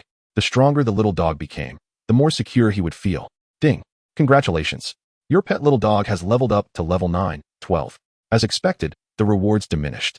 With increased levels, experience potions no longer provided the same benefits as before. Upon opening the auction house, an exhilarating announcement rang out. Ding! Congratulations! You have earned 65, 780 evolution points. Total, 74, 860. What a windfall! Li Yin gasped, his heart racing as he beheld the substantial evolution points in his backpack, feeling both thrilled and incredulous. Finally, he managed to exclaim, everyone is truly wealthy. After glancing at the items he had auctioned, he noted that all pet eggs had sold out, fetching over 500 evolution points each at a high price, and all equipment had been sold as well. Even perishable food items had been cleared from the shelves. Aside from materials which went unsold, everything else had found buyers. The wild beast meat, in particular, had sold over 60,000 pounds. However, due to the recent inflation in goods, the price of meat had decreased, with 1 evolution point now purchasing 2 to 3 pounds of meat. It appeared that there was no need to list living supplies any longer, and he could no longer rely on meat for financial gain.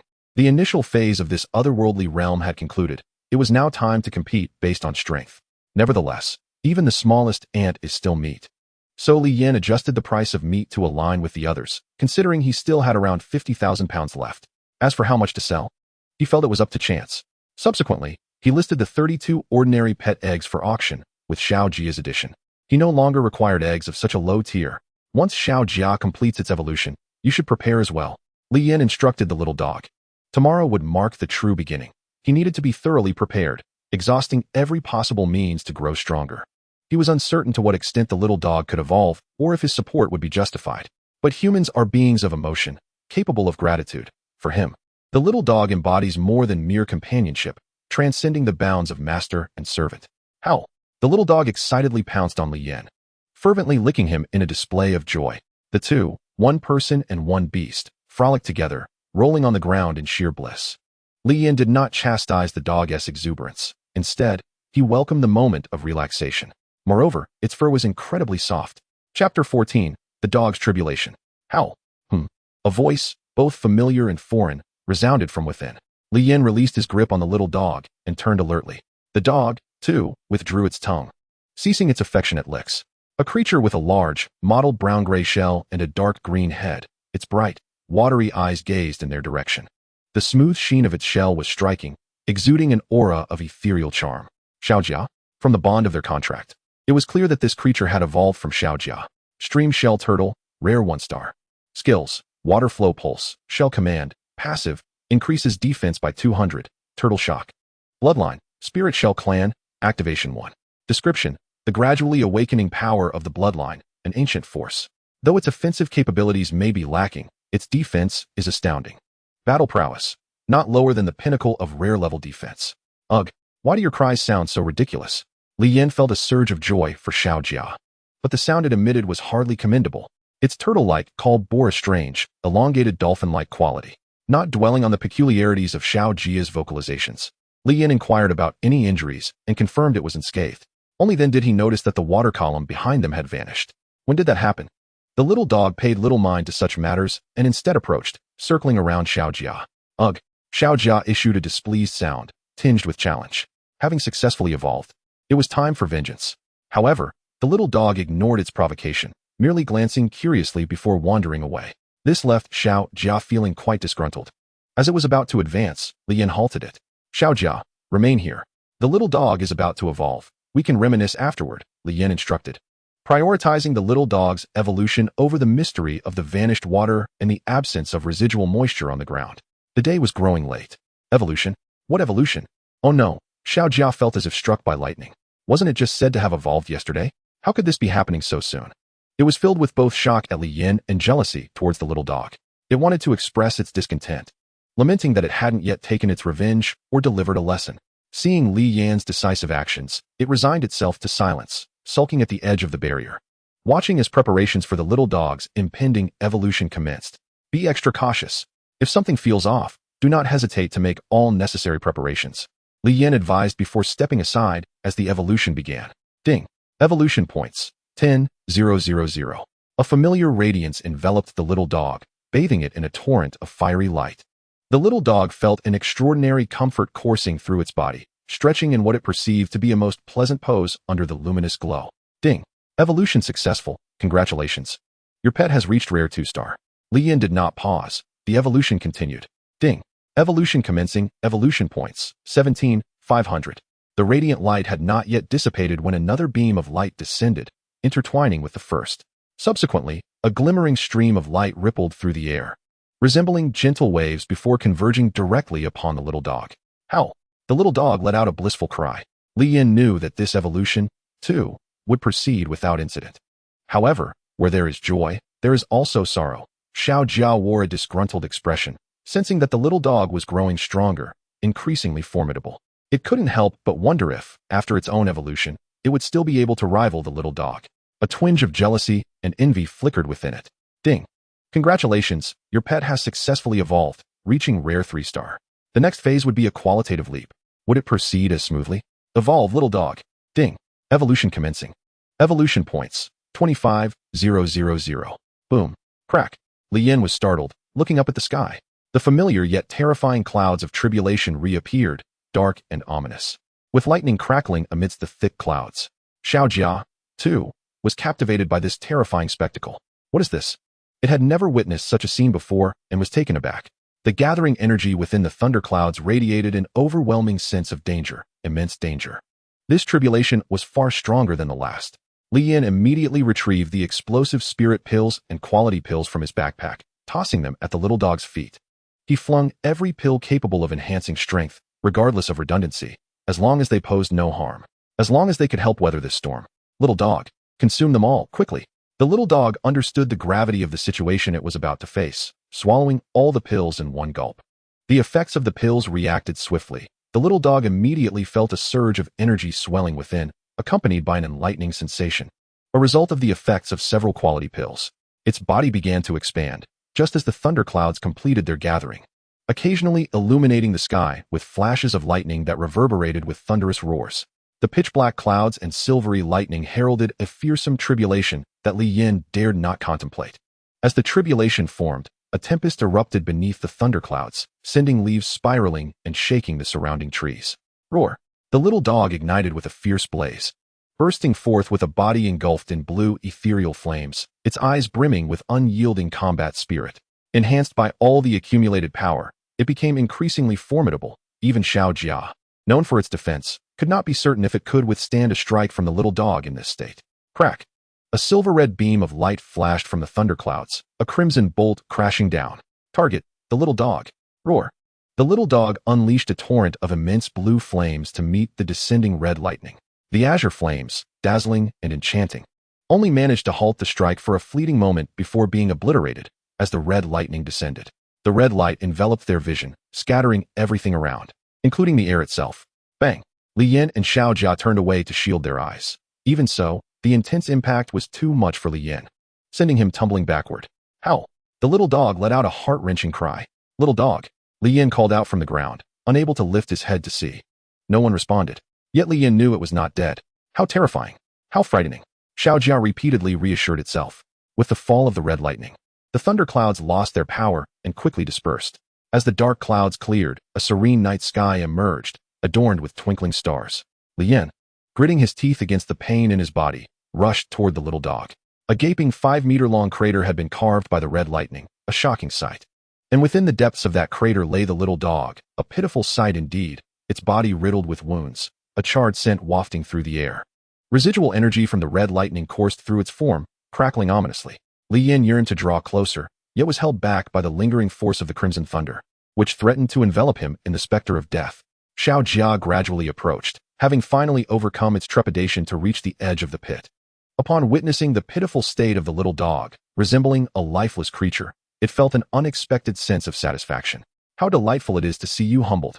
However, upon noticing Li Yan's anxious demeanor, fraught with uncertainty, it felt compelled to speak. After all, what if the master grew fond of it less? A lack of affection could spell doom for its evolution. Whimpering softly, Xiao Jia conveyed that it was no longer in mortal danger. Really? Li Yin exclaimed, excitement bubbling forth. Though doubt lingered in his mind. It certainly doesn't seem that way. His worry persisted. Xiao Jia nodded, clarifying that it was merely absorbing the power of the thunder tribulation. And once the process was complete, it would successfully evolve. This knowledge had inexplicably surfaced in its memory, and it shared it instinctively. With Xiao Jia's reassurance, Li Yin felt a modicum of relief. After all, as creatures of the wild, they were likely to possess a deeper understanding of the little dog-esque condition than he did. Yet, the sight was truly disheartening. Were it not for the rhythmic rise and fall of the dog-esque belly, he might have truly believed it was on the brink of death. Time passed inexorably, and the pair sat in silence, awaiting the little dog's recovery. Why had it not yet evolved? It had been quite a while. Moreover, what was with the crimson thunder still swirling around it? For Li Yin, each moment felt like an eternity of torment, reminiscent of solitary confinement in a chilling room, isolated and desolate. Ding. Congratulations. Your pet has successfully evolved to rare level 1 star. Ding. A notification has been issued. Someone's pet has attained a rare level, unlocking the pet qualification assessment and review features. Ding. As you are the first to possess a rare level pet, you are awarded 10,000 evolution points and a bottle of high-grade qualification elixir. And a universal announcement will be made. Would you like to conceal your name? Had it truly succeeded in evolving? Gazing down at the little dog, he noticed a lustrous sheen enveloping its body as it absorbed the crimson thunder's power. Simultaneously, the dog's aura and appearance underwent a transformation, its injuries visibly healing and forming solid scars, akin to a metamorphosis, shedding its former self to embrace a new life. All these changes unfolded within the dog's subconscious. Its presence exuded a terrifying energy, far more formidable than before. Xiao Jia sensed an oppressive force emanating from the little dog. Upon hearing the notification of success, Li Yin felt an immense weight lifted from his heart. His thoughts returned to clarity, and when faced with the reality before him, he chose to decline the offer. This was not the right moment. Ding. Congratulations to Triple X for being the first to obtain a rare level pet. You are awarded 10,000 evolution points and a bottle of high-grade qualification elixir. Keep up the good work. The announcement reverberated, astonishing all the denizens of this otherworldly realm. It was even more unbelievable and difficult to accept than before. Envy ran rampant, jealousy surged, and many concluded that Li Yin must have exploited a flaw in the system. Who is that person? They must be using hacks. How could they evolve so swiftly? I haven't even managed to reach the ordinary 2-star level yet. Is there no oversight? They are shamelessly exploiting the system. How can one survive in a world where others stand atop the peak while I toil away slaying beasts? Offering a pet egg for sale. Any interested parties should visit the auction house. Tomorrow marks the end of the protective shield. A new pet is an added layer of security. 10,000 evolution points as a reward? Incredible. That's enough to elevate my pet to elite level. This was all happening at an astonishing pace. After 3 relentless days and nights of battling beasts, he had only managed to evolve his pet to advanced 3 stars. How could this be possible? Nothing is impossible. There are always those greater than oneself. One must never underestimate anyone. They may have been insignificant before, but circumstances have changed. In this other world, everything is possible. After reprimanding his subordinates, they resumed their quest to slay monsters. The system had surprisingly made the rewards public, much to Li Yin's dismay, as he had hoped to keep his fortune discreet. The little dog's evolution continued, its injuries entirely healed, no longer bleeding, and it had absorbed all the residual lightning coursing through its body. Suddenly, a brilliant light erupted from its robust form. Following this, a crisp tearing sound echoed from below, reminiscent of flesh being rent asunder. A roar, filled with overwhelming majesty, resounded, causing Li Yin to squint against the brightness. He felt something tackle him to the ground, followed by an enthusiastic licking. The familiar sensation left no room for doubt. The little dog had completed its evolution. Stop, doggo. That tickles, Li Yin exclaimed, attempting to fend off the little dog's affection. He embraced the creature, stilling its exuberance. When he opened his eyes, he was met with that familiar face. However, the color of its fur had transformed, no longer a fiery red. It had taken on a more conventional white hue, with its eyes glinting with a silvery sheen, its body appearing pure and immaculate. Gazing longer, one might be deceived into thinking the fur was not white, but a sorrowful black. Little dog, you've changed. The little dog barked, indicating its ignorance of the matter. Li Yin realized that no matter the question, it seemed clueless. Rising, he examined the skin that had been shed from the pit, feeling a sense of awe. He had always thought only pupae could emerge from their cocoons. He had not anticipated that a dog could undergo such a transformation as well. Li Yin promptly checked the little dog's current status. Lightning Wolf, rare level 1 star. Qualification, spirit level 9 stars. Can be purified. Purification requires 10,000 evolution points. Qualification is random. Can also consume herbs and qualification elixirs to enhance qualification. Skills, Thunder Wrap, Thunder Cloak, Thunder Descent, Crimson Desire Thunder Body. Devour, it can convert parts of consumed corpses into experience, while also absorbing the qualifications of other beasts for its own benefit. 1 piece of meat suffices. Bond, Guardian Beast of the Master, remaining within 50 meters of the host will enhance strength by 50. Bloodline, Thunder Tribulation Body. Remark, originally a weak canine breed. It has undergone numerous mutations, continually evolving while growing stronger. Though its bloodline is impure, it possesses remarkable potential for growth. Combat strength, in some respects, it closely approaches gold level. Incredible. How powerful. While much of it eluded his understanding, that combat strength indicated a significant leap in capability. The unknown title was self-evidently higher than its current rank. You've grown even stronger. The little dog nuzzled against Li Yin, its affection genuine rather than seeking approval. All right. Li Yin affectionately ruffled the little dog's head, then turned to Xiao Jia, who watched them with envious eyes. A smile crept across his heart as he approached Xiao Jia, giving its small head an affectionate pat. It's time to rest early. Tomorrow I shall depart from this place. Roar. The little dog has somewhat adapted to the perilous circumstances and does not cling to Li Yin, instead returning to its straw mat to sleep alone. Li Yin allows Xiao Jia to stay by his side, and they both doze off on the mat, with ample space to accommodate them. Emotions must be savored gradually. Presently, there are 360 evolution points in the backpack. Let us see what tier of pet will hatch tomorrow. If it doesn't meet expectations, I shall prioritize Xiao Jia's evolution, for it possesses a commendable 5-star spirit level. Soon, Li Yin fell into a deep slumber, feeling utterly exhausted today. Meanwhile, Xiao Jia was filled with restless thoughts, pondering incessantly. My master still loves me. He patted my head. But why hasn't he allowed me to evolve to the next tier? Is it because I haven't performed well enough? It must be. Tomorrow, I shall double my efforts to impress my master. Xiao Jia silently motivated itself. Chapter 16. The Flower Spirit Butterfly. Oh no. A multitude of ferocious beasts has emerged, surrounding the rain shield and howling frantically at me. I am terrified. My pet was bitten to death yesterday. What should I do? Same here, and the protective shield has begun to flicker, as if it could vanish at any moment. The world channel was chaotic, filled with discussions about the inexplicable anomalies that had transpired today, leaving everyone in a state of panic. Yet, Lian continued to sleep soundly, undisturbed even as the protective shield faded away. Even the little dog was unusually lethargic today. Xiao Jiao awoke once during this time, but, seeing the two of them still sleeping, resumed its slumber, seemingly back to its underwater existence, where it only ate and slept. Moreover, even without the rain shield, the surroundings remained tranquil, devoid of the beastly onslaught described in the world channel, with only a gentle breeze occasionally wafting by.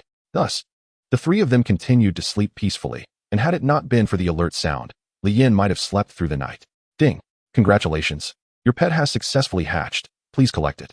Within the contract bracelet, a gleaming pet egg awaited its owner's response. Lian stretched, rising to gaze at the sun above, which was both scorching and warm. Just as he contemplated the time, he suddenly remembered that this was no longer his home. Huh, how foolish. He slapped his forehead to clear his mind. Then, he entered the contract bracelet space directly, observing the pet that was pulsating and glowing with energy. Finally, it had hatched. Open. Crack, crack, crack. The eggshell began to fracture, and one corner split open, revealing a tiny hand. A hand? Could it be that a child has hatched? The cracks widened, and fragments of the shell fell away, unveiling the upper half of a human figure, while the lower half was a butterfly-esque abdomen, adorned with a pair of camouflage wings on its back, small and adorable. Ding! Congratulations, you have obtained your third pet, the Flower Spirit Butterfly. Flower Spirit Butterfly, high 1 star. Qualification, Spirit level 9 stars. Skill, Flower Dance. Bloodline sealed. Description, it shuns conflict, yearning for peace. Moreover, it adores its master, believing that the first person it sees is its closest kin. Combat power, unsuitable for solo battles, a supportive cute pet. The Flower Spirit Butterfly fluttered its vibrant little wings, flying out of the contract bracelet and circling before landing on Li Yan's shoulder. How charming. At first sight, Li Yan was smitten by this adorable creature. Not only was it visually appealing, but he was also captivated by its camouflaged little body. This tiny head, if not examined closely, would indeed be hard to recognize. Li Yan wished to pet it, but feared that he might unintentionally harm it with his strength. Perhaps it would be best to evolve it first. Let us evolve it to the rare level and see. Its qualifications are commendable, and its growth potential should be promising. Being so small, the evolution shouldn't be too difficult, right? Li Yan refrained from using any pills, as they were nearly the same size as the pet, and he himself could not consume them. He called the little dog to awaken and guard nearby. While he began the evolution process, the little dog accepted without question, asking nothing at all. The Flower Spirit Butterfly seemed to understand that Li Yan meant well and floated off a short distance. Flower Spirit Butterfly, evolve. Ding. Evolution commencing, evolution points, 100. Suddenly, pollen appeared from afar, swirling and flying toward the Flower Spirit Butterfly. The pollen swirled around the butterfly, enveloping it, gradually forming a cocoon that completely wrapped the Flower Spirit Butterfly. It seems each pet has a unique method of evolution, Li Yan mused. The cocooned Flower Spirit Butterfly ceased all movement, seemingly unperturbed by the situation, remaining calm throughout. Before long, the system alert signaled that the Flower Spirit Butterfly had evolved to high 2 stars, breaking free from its cocoon. The moment of its emergence left Li Yan in awe. What a beautiful butterfly! Yet, it was not over. Li Yan immediately initiated the second phase of evolution, as they were still far from the rare level. Ding! Evolution commencing. Evolution points, 175. The same process unfolded, with the cocoon forming again, followed by another emergence, successfully evolving to high 3 stars. The Flower Spirit Butterfly, wishing to show affection to Li Yan, was promptly halted by him. The evolution continues. He exchanged a glance with the little dog, which nodded in agreement. Ding! Evolution commencing. Evolution points, 250. Initially apprehensive that hastening the evolution might lead to unforeseen complications, Li Yan soon realized his worries were unfounded. The same process repeated, and Li Yan understood all was well. Ding! Evolution successful, Flower Spirit Butterfly, Elite 1 star. Upon reaching the elite level, Li Yan noticed it had significantly grown in size, nearly as large as half his face, yet its appearance remained unchanged. Since the process was so smooth, he decided to continue. Then a miraculous scene unfolded. There were 6 consecutive successful evolutions without any alterations, safely evolving to rare 1-star. Ding. Evolution successful. Evolution points. 1000, 1750, 2500. Flower Spirit Butterfly. Rare 1-star. Qualification. Spirit level 9 stars. Skills. Star Force Array. Star Control Array. Dance of the Flower Butterfly. Bloodline. Semi-sealed. Description. It shuns conflict, yearning for peace. Moreover, it adores its master, believing that the first person it sees is its closest kin. Combat power. Unsuitable for solo battles, a supportive cute pet. Having evolved to the rare level, it gained additional skills, and its bloodline exhibited slight changes, yet it remained unsuitable for combat, truly a supportive type. In the void, the resplendent butterfly cocoon was poised to burst forth. With a sudden bang, it exploded, revealing a butterfly spirit with a height of less than 50 centimeters, adorned with 6 colorful wings. As soon as it broke free from the cocoon, the flower spirit butterfly flew directly to Li Yin's face and planted a kiss on him. Then, with its tender little hands, it embraced his head. Whimper, whimper. It seemed like a long-lost kin. Li Yin gently stroked its wings to soothe its emotions. From now on, you shall be called Xiao Dai. The flower spirit butterfly remained silent, accepting the name. It mattered not what it was called. As long as it was given by its master, it would be cherished. Seeing that it had calmed down a little, Li Yin placed it on his shoulder and approached the little dog and Xiao Jia. Let us introduce ourselves. This is Xiao Dai. The little dog exuberantly barked, while Xiao Jia harbored her own thoughts. Although Hualing Dai was undeniably beautiful and charming, she now posed yet another rival. Xiao Dai gracefully bent forward in a polite bow, leaving Li Yin momentarily stunned, unsure of who had taught her such manners. Xiao Jia could only feign acknowledgement, letting out a couple of whimpers to signify their acquaintance. Li Yin paid little mind to it.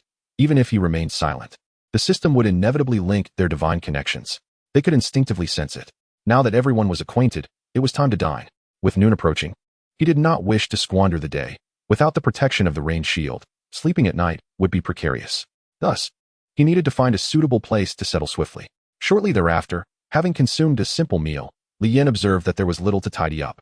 The 4 of them, 1 person and 3 beasts, set off in a singular direction. Today's objective, to exit the jungle. Chapter 17, Thunder Descends. Were they all caught in dire straits? The rapidly dwindling numbers in the chat channel indicated that they were under siege, a siege of death. This was a perfect manifestation of a certain law. The strong prevail, while the weak are eliminated. Li Yin had already foreseen this impending scene and resolved to take a decisive step forward. Little dog, temper your aura, it may frighten off the other beasts. With a slight grimace, the little dog seemed to convey that it too wished to maintain a low profile. Yet its evolution to a rare level emanated an uncontrollable regal presence, seemingly innate. You must be weary from walking, Xiaojia. Shall I summon you into the contract bracelet? Li Yin suggested to the little creature trailing behind him. With a reluctant nod, Xiaojia glanced at Xiao Dai perched on Li Yin's shoulder. In a flash, Xiaojia transformed into a speck of light and entered the contract bracelet. Continuing on, with the little dog leading the way, they navigated smoothly. Beasts of inferior rank sensed the little dog's presence and veered off, while those of superior rank were scarce. After 2 hours of travel, they encountered only 5. Li Yin recognized that he was nearing the boundaries of the novice zone. The continual strengthening of the beasts was the best indication. However, he did not retreat. Regardless of whether this path was right or wrong, he would press on. A chorus of roars erupted ahead, seemingly a warning to intruders, or perhaps a rallying cry for a collective assault. At last, they came upon observable beasts, and Li Yin called forth Xiao Jia to guard by his side as they advanced cautiously. Li Yin approached within 50 meters and through the dense foliage. He finally glimpsed the situation ahead. A pack of sleek, jet-black creatures, resembling domestic cats but significantly larger, comparable to jungle wolves, encircled a central beast, emitting menacing growls. Despite the imposing size of the creature in the center, it appeared quite clumsy, and from the rear, its form was indiscernible. Li Yin could not draw any comparisons, feeling as though they were unlike any creatures he knew in reality. Advanced Level 3. Skill, Blue Magic Mirror Vision. Living Habits, Social. Note, while they excel in speed, their most formidable weapon lies in their eyes. Caution is advised, do not make eye contact. It seemed they had sensed the little dog's presence lingering nearby, and they began to cast wary glances in Li Yin's direction. Had they not been so numerous, they likely would have fled in terror. Little dog, do not look into their eyes. A single gaze could be fatal. Do not hesitate. With no further ado, the little dog nodded in understanding. With a surge of energy, a flash of lightning coursed through its form, and in an instant, the little dog vanished from Li Yin's sight. Thunderguard. The crackling sounds of thunder enveloped the little dog, intertwining with its body. It appeared as if the god of thunder had taken possession of it. Wrapped in this electric aura, the little dog resembled a bolt of lightning racing towards its target, catching all off guard. In the blink of an eye, the little dog, clad in thunder garb, barreled through the encroaching, arriving beside the surrounded beast.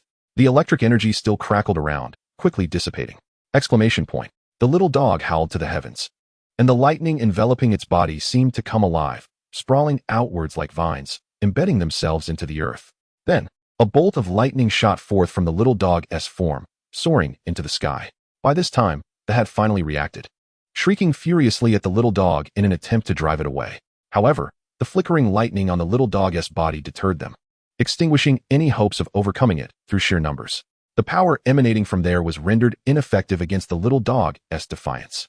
Yet, they still chose not to retreat, bolstered by their overwhelming numbers. Little did they know, death was already at their doorstep, as the thunderous lightning began to gather in the clouds above. With a resounding crack, a thunderous roar echoed from the sky, and the lightning fell like torrential rain, transforming into electric points that rained down around the little dog. Though not true lightning, its strength was more than sufficient to obliterate these beasts of merely advanced rank. As the lightning descended, they, struck by its energy, felt their fur stand on end, the shock coursing through them causing spasms of pain, and within mere moments, they fell lifeless. This was the might of lightning, even in its false form. It was not something ordinary beasts could withstand. In less than a moment, none of them escaped the fate of death beneath the storm of thunder. The little dog did not lift its gaze. Thunderfall had its advantages and disadvantages. Its vast range and immense damage were its strengths, while its inability to move was a drawback. From a distance, Li Yin discerned the merits and flaws of this skill, but was more awestruck by the little dog's prowess. Xiao Jia trembled in astonishment, recalling the earlier scene. Had it possessed such power, it would have been instantaneously annihilated. Even now, having evolved to the rare level, it would certainly be unable to withstand such a thunderous strike. And all of this was bestowed upon them by Li Yin, igniting a glimmer of hope in Xiao Jia's eyes. Xiao Dai, however, remained unaffected, quietly seated on Li Yan's shoulder, fiddling with her tiny hands and his ears. Ding. Congratulations, you have acquired a sandalwood treasure chest 67, evolution points 67. Li Yin slowly moved forward. It was time to reap the rewards of their strength. Xiao Jia immediately stepped forward, positioning itself protectively behind Li Yin. Li Yin smiled, as if he could see through Xiao Jia's inner thoughts. After reassuringly patting it, he walked directly towards the center of the battlefield, where the little dog stood. The area was strewn with the aftermath of the battle, the corpses still crackling with residual lightning, twitching sporadically, their demise rather gruesome. However, death was not without its mercies. Little dog, are you not able to consume them? Why not? The little dog nodded, then shook its head. Based on its understanding, Li Yin inferred that the little dog meant it could consume the fallen, but only those of sufficient quality. Thus enlightened, he began tossing the bodies into the auction house, then approached the beast that had been besieged. It too had been struck by lightning and was now on the brink of death. The body trembled incessantly, and death was merely a matter of time. As he drew closer, Li Yin finally discerned the appearance of the creature before him, a corpulent visage, an obese physique, adorned with a pair of sharp horns atop its head, and skin as dark as night, evoking no appetite whatsoever. Fathead monster, elite level 2 stars. Skill, tough skin. Habits, solitary. Interpretation, its gluttony has led to its corpulence, indiscriminately consuming everything, including spoiled food, resulting in its grotesque form. Warning, the meat is unpalatable. Let us put an end to it. On cue, the little dog lunged forward, its paw piercing the creature's throat, extinguishing its life. Ding. Congratulations. You have acquired a sandalwood treasure chest 1 and 1 evolution point. Following this battle, the thunderous roar of lightning startled the surrounding beasts, causing them to flee in haste, distancing themselves from Li Yan's party. Chapter 18, The Trap. This encounter allowed them to traverse a stretch of jungle devoid of beasts.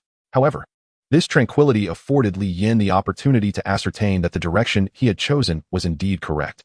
He navigated the terrain, understanding that he was likely traversing a rather flat mountain, and had now approached its peak. Although the frequency of beast encounters had diminished, any that were spotted were invariably elite-level creatures, while they sensed the little dog's presence from afar and hastily retreated. It also indicated to Li Yin that he was nearing the mountain's end. The pronounced elevation inspired Li Yin to consider climbing a tall tree. He had an inkling that ascending would reveal a path to escape. Without hesitation, he selected a suitably sturdy tree and began his ascent. With enhanced physical capabilities, he ascended steadily and effortlessly, Below, the little dog in the small armor remained puzzled by Li Yan's intentions, sitting quietly as they watched him climb higher and higher. Xiao Dai also kept pace with Li Yan, using her wings to follow him upwards. He had contemplated sending Xiao Dai ahead for reconnaissance, yet feared she might not comprehend his instructions, thus he chose to ascend alone. As he climbed, his fear compelled him to focus upwards, avoiding any glance downward. Finally, when he reached a tree trunk as thick as his thigh, he beheld the scenery at the mountain's pinnacle, having ascended over 50 meters. The branches swayed precariously as Li Yan suppressed his trepidation, observing the jubilant Xiao Dai flitting about in the air. When would I be able to soar as well? Casting aside such daydreams, he turned his gaze in the direction of the vast expanse of forest, interspersed with hills. The trees in the distance appeared denser and more perilous than those surrounding him. Clearly, this was not the way. Turning back, Li Yan's expression brightened. He had discovered it. Though the distant landscape was similarly forested, he discerned an open area, with the faint outlines of yellow earth structures. While indistinct, he concluded that such a significant clearing, even if uninhabited, must have some connection to humanity. Resolute in his objective, he gingerly descended the tree. It is often said that climbing a tree is arduous, while descending is simple. However, I find both equally challenging.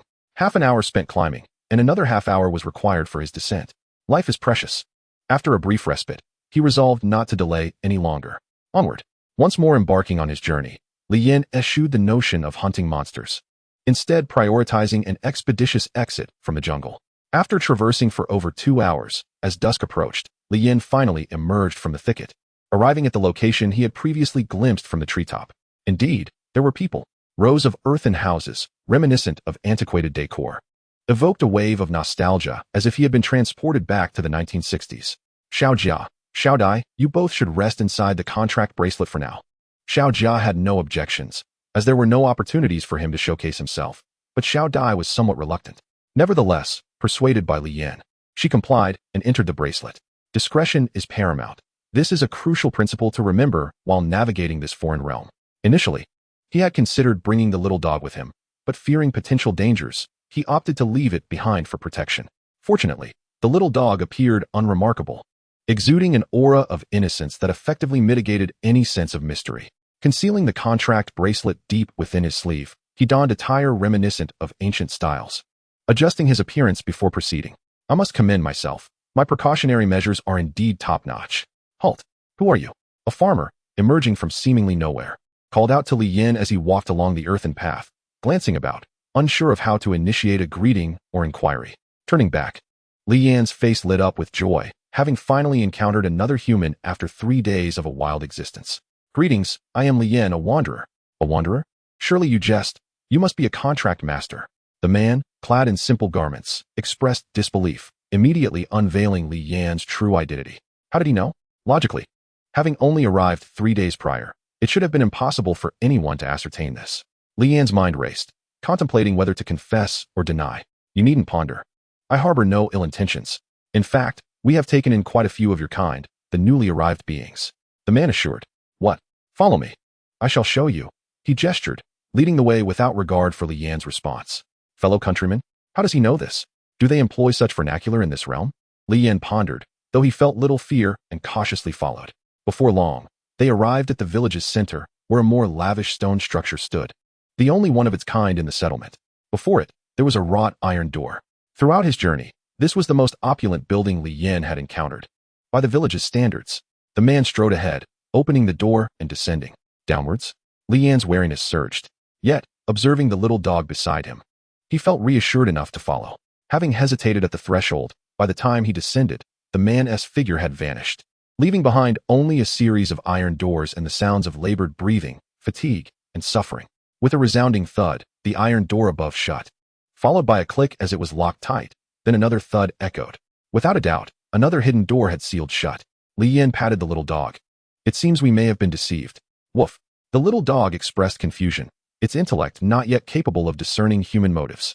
Do you fancy this place? A voice called from above, the previously unseen figure reappearing. Is there a secret passage? What do you mean? Huh? Is it not evident enough? The man laughed heartily, deriding Li Yan's naivety. This is kidnapping, is it not? Are you not afraid of me reporting this to the authorities? Li Yan retorted. Authorities? What authorities? There are none such as you speak of in our realm. The man scoffed. You should familiarize yourself with your surroundings, see if it suits you. If not, You can call for us later, and we can discuss accommodations in detail. The man said cunningly. You covet what we possess, do you not? Why the pretense? Li Yin boldly articulated the man's intentions. Oh, you are quite astute. The man commended. With that, Li Yin chose not to continue the dialogue, instead proceeding deeper inside. Opening yet another iron door. An astonishing scene met the eye. A body pierced by iron roots, the chest marred by countless wounds, breath coming in labored gasps. He was aware of Li Yan's arrival, yet dared not make any sudden movements. The pain was unbearable. Are you a local? Or have you just arrived in this world 2 days ago? Li Yin inquired. The man remained silent, and Li Yin did not linger. He felt sympathy, but was powerless to act. He was neither a doctor nor a savior, and more importantly, he had already lost his will to live. Chapter 19. You shall use this to test the officials. How go? I hear you've deceived yet another outsider? A group of villagers approached, wielding wooden clubs with iron heads. What nonsense. I merely took them in out of pity for their homelessness. How good defended with a smile. How does this one measure up? Questioned an older man among the group, his face devoid of any mirth, and his tone serious. One man, one dog. They appear quite ordinary, Hao Gu replied earnestly. What about the bracelet? I didn't see it. That fellow was rather cautious and didn't trust me, Hao Gu explained, though in truth, he had not bothered to look closely. Cease all activities immediately and conduct a thorough investigation. Do not offend him completely until we ascertain the color of his bracelet. The unsmiling man commanded. Is that necessary? He seems to possess no other means, and that pet of his doesn't appear formidable at all. It seems quite common. Hao Gu queried. Have you so quickly forgotten the pain of the past? Lu Jingde reprimanded directly. Yes.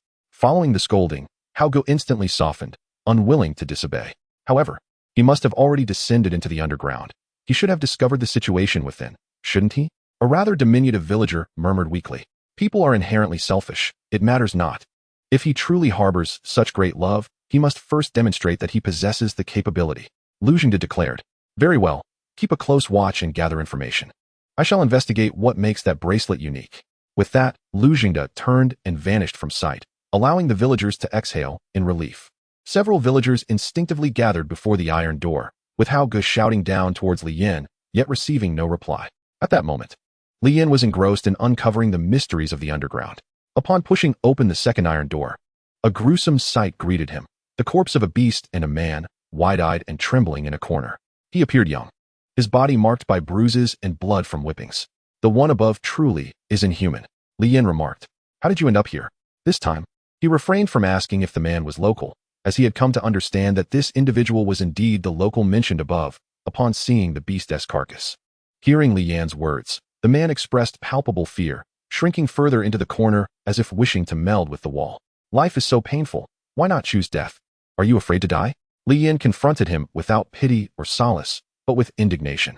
Die, die, die. The man muttered in terror, as if entranced, his trembling intensifying. Yet he remained huddled in place, shackled by his prior fears. I am no benevolent soul. I extended my hand. You did not respond, so I shall retract it. Wasting no time, Li Yin strode towards the third room. Bang! He forcefully opened the door. Before him appeared a woeful face, subtly curling into a smirk. Clutching a sharp blade. The blade was quite small, nearly imperceptible unless scrutinized closely, and Li Yin had yet to notice this detail. Nor did he anticipate that the individual would be waiting for him at the entrance. Upon suddenly encountering him, Li Yin was momentarily startled, instinctively recoiling as the man lunged forward with the sharp blade.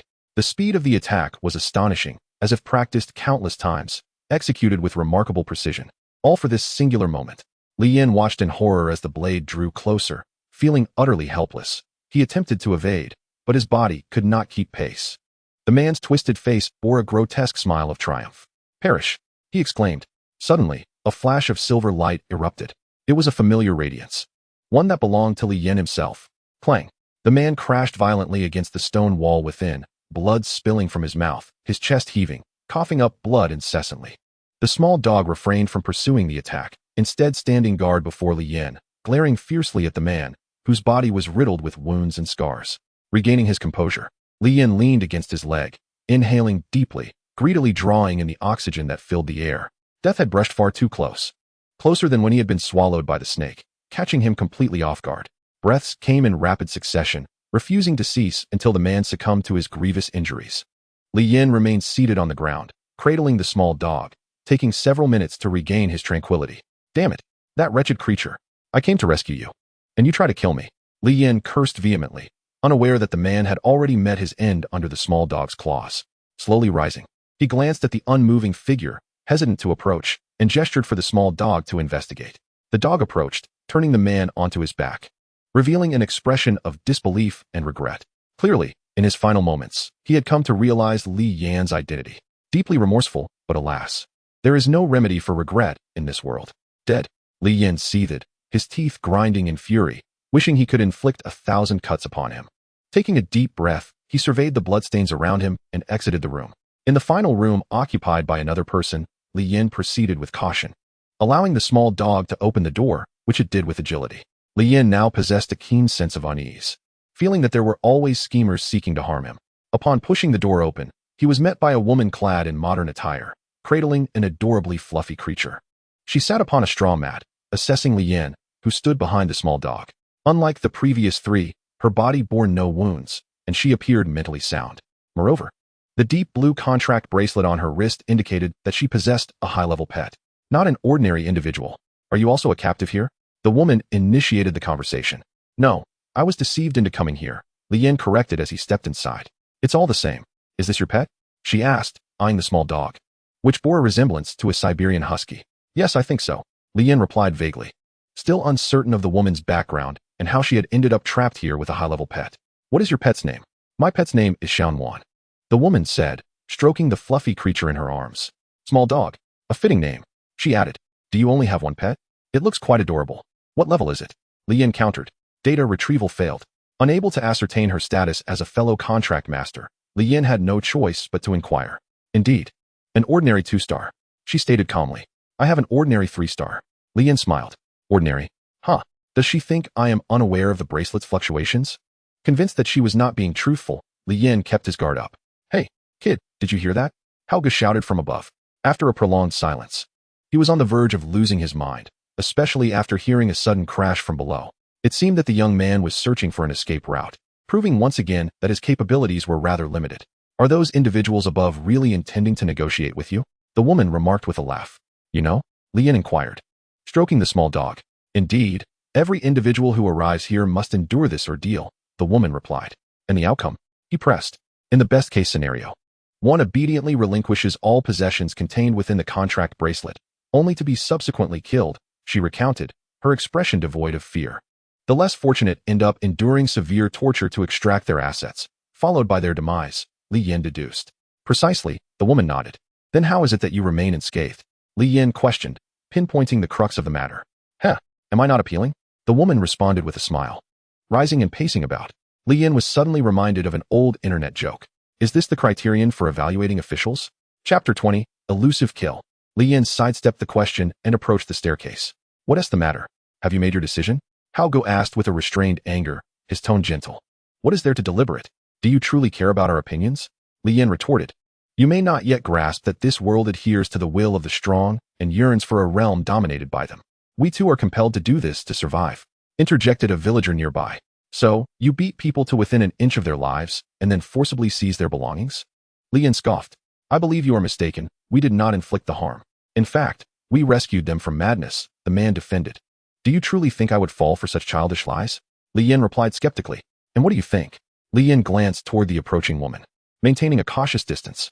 I suspect their words are untrue, yet I cannot attest to witnessing them torturing outsiders, the woman stated.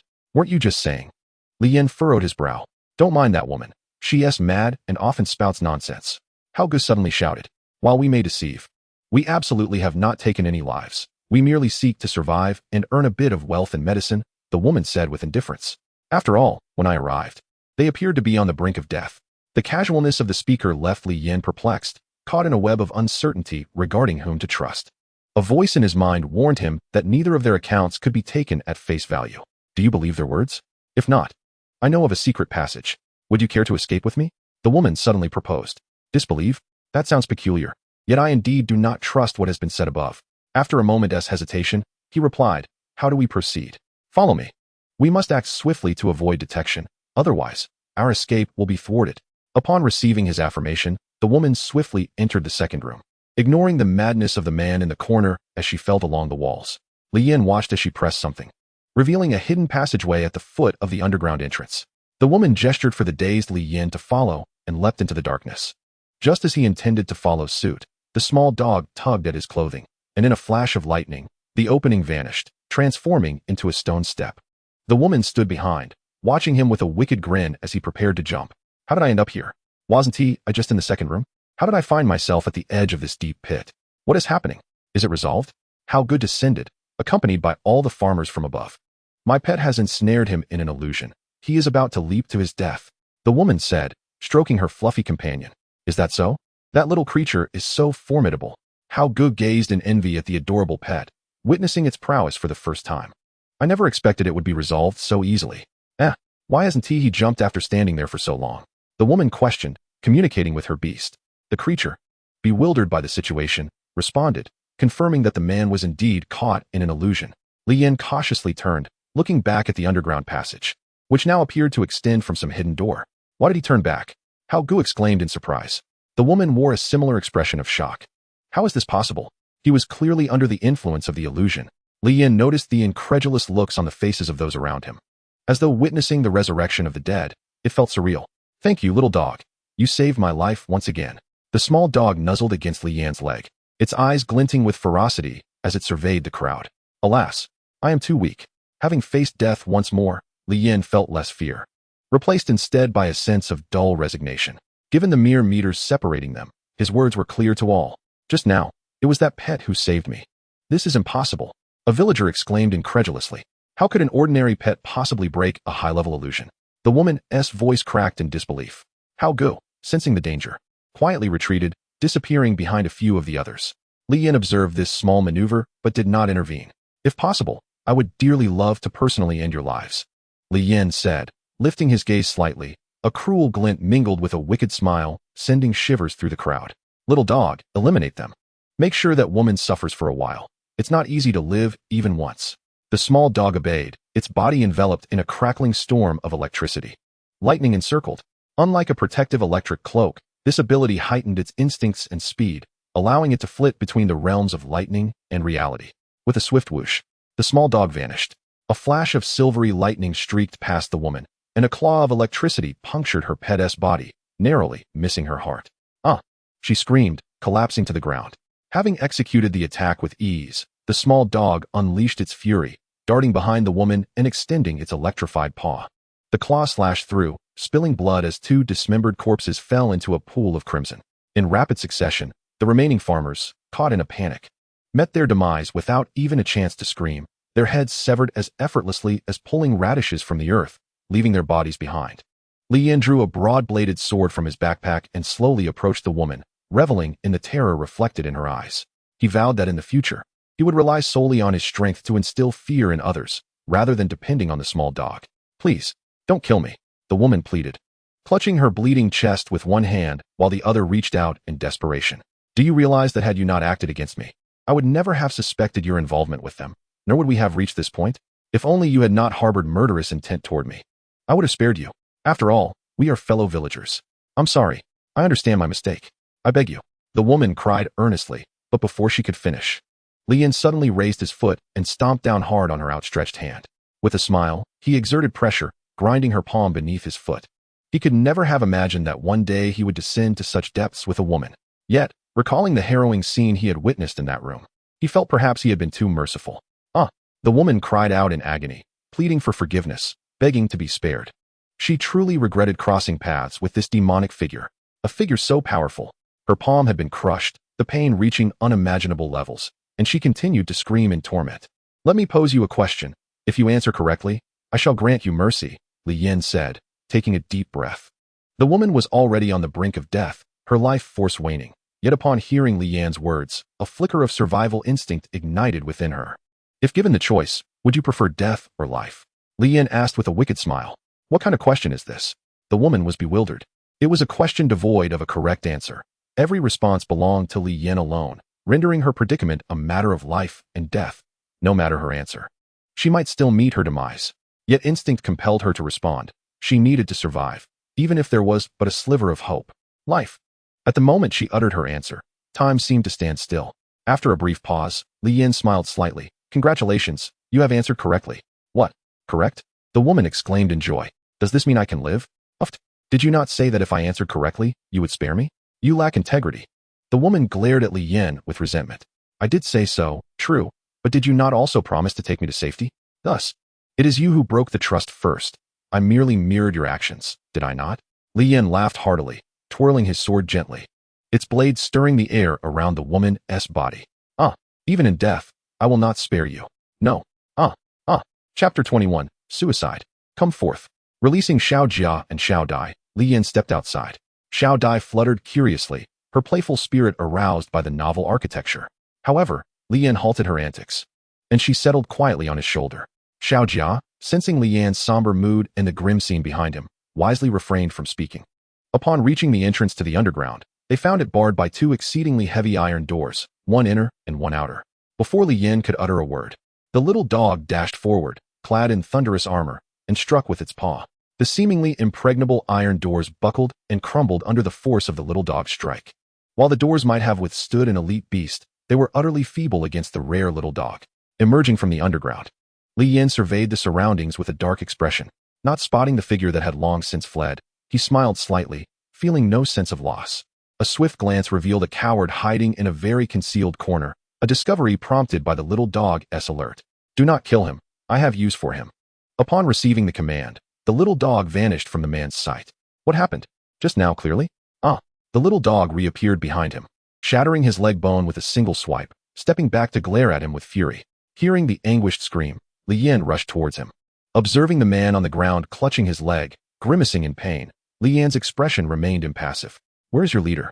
The man's face twisted in pain, fear evident as he looked at Li Yin and the three ferocious beasts by his side. 3 of them. It's over. At that moment, the man understood. Their village was doomed, utterly finished. Do you realize you are engaging in a perilous endeavor? Ignoring my words will lead to a most artistic demise, Li Yin declared coldly, thrusting his sword into the man's mangled leg. You are a demon. The excruciating pain made his entire body tremble, cold sweat streaming down him. What I am, I know not, but I do know that if you fail to answer my questions properly, your fate will not be much better than those you can find underground. The man's eyes widened in terror as he recalled their previous encounters. Every part of his face quivered. I have not harmed your kin. I have always remained outside, never entering the underground. I am unaware of the tortures inflicted upon them. Please, I beg you spare me. The man reached out to grasp Li Yin's leg, pleading for mercy, but Li Yin deftly evaded him. You have no right to negotiate with me. My patience is limited. Provide me with the answers I seek. Li Yin's voice was icy. If I answer you, will you grant me a swift end? After a few seconds of contemplation, the man's face turned ashen, ultimately pleading. Li Yin did not respond, letting his sword convey his intent. With a gentle twist, he stirred the bones and flesh within, tearing them apart. As the sword moved, the man gritted his teeth against the pain, blood emerging from his gums, letting out a howl of agony. In that moment, he yearned for death.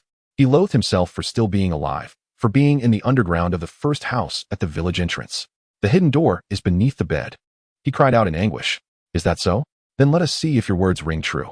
Li Yin replied, tossing him onto Xiao Jia's back, heading towards the village entrance. The man wished to cry out, but upon meeting Li Yin's fierce gaze, he swallowed back his words. Returning meant certain death, but to retreat? The man's heart was filled with despair, attempting to console himself. After all, death was inevitable, and it mattered little whose hands delivered it. The journey was short, and soon Li Yin arrived at the earthen house. Along the way, he noticed that all the mud houses in the village appeared abandoned, as if no one resided within them. It was nightfall, and there were neither candles nor sounds of conversation. Li Yin did not inquire out of curiosity. It was unnecessary, as he had resolved to stand against the entire village, to dare to harm others so brazenly. He could not believe there were any good souls or capable individuals within this village. He had lost even the most basic trust among people. He could only trust in himself as the righteous path.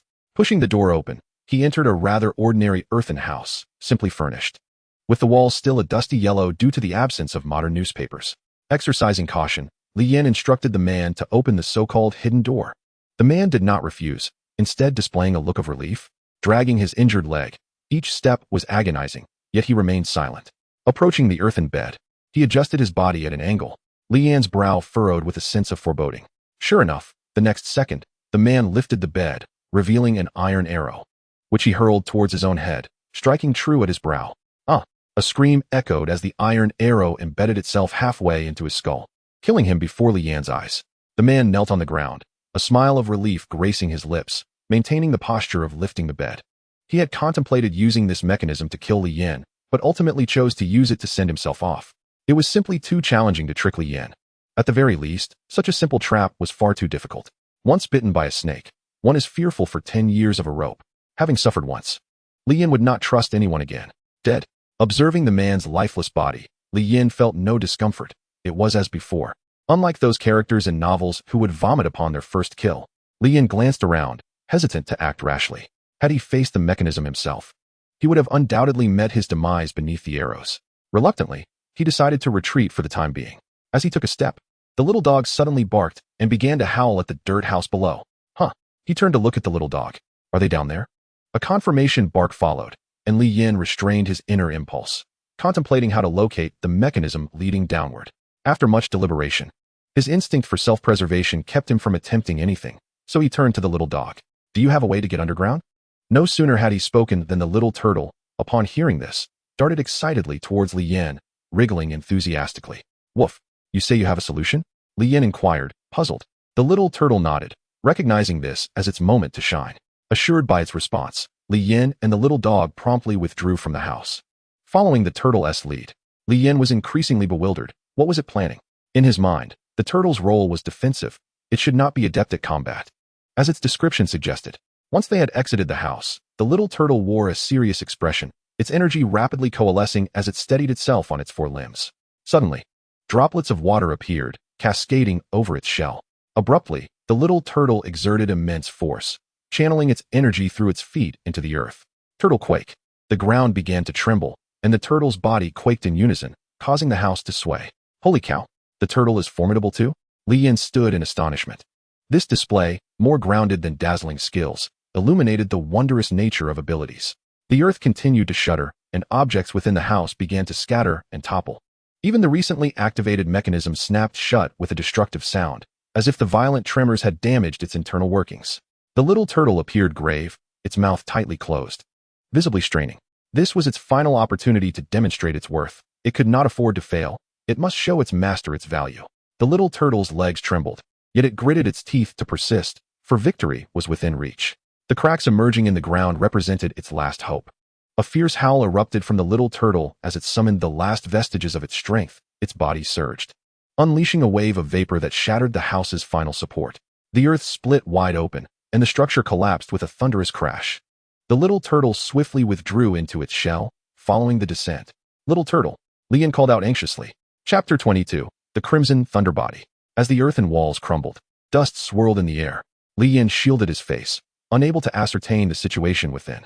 Little Butterfly quickly covered her small face with her hands, her wings enveloping her petite form. Moments later, as the dust settled and the air cleared, Li Yin and the little dog began to shift the debris. Li Yin exerted himself to the utmost, while the little dog scratched vigorously, its strength swiftly clearing a path and revealing a deep pit and an obstructed passageway below. There was also the little turtle, who, feeling considerably lighter on its back, ceased feigning unconsciousness and stood upright, shaking off the dirt and debris. Little turtle, are you all right? Li Yin asked, concern etched on his face. Seeing his master's worry, the little turtle felt an overwhelming joy, signaling that it was unharmed. It shook off the dust and joined in moving the debris. The underground space was unexpectedly vast. What were these people planning? This was no simple endeavor.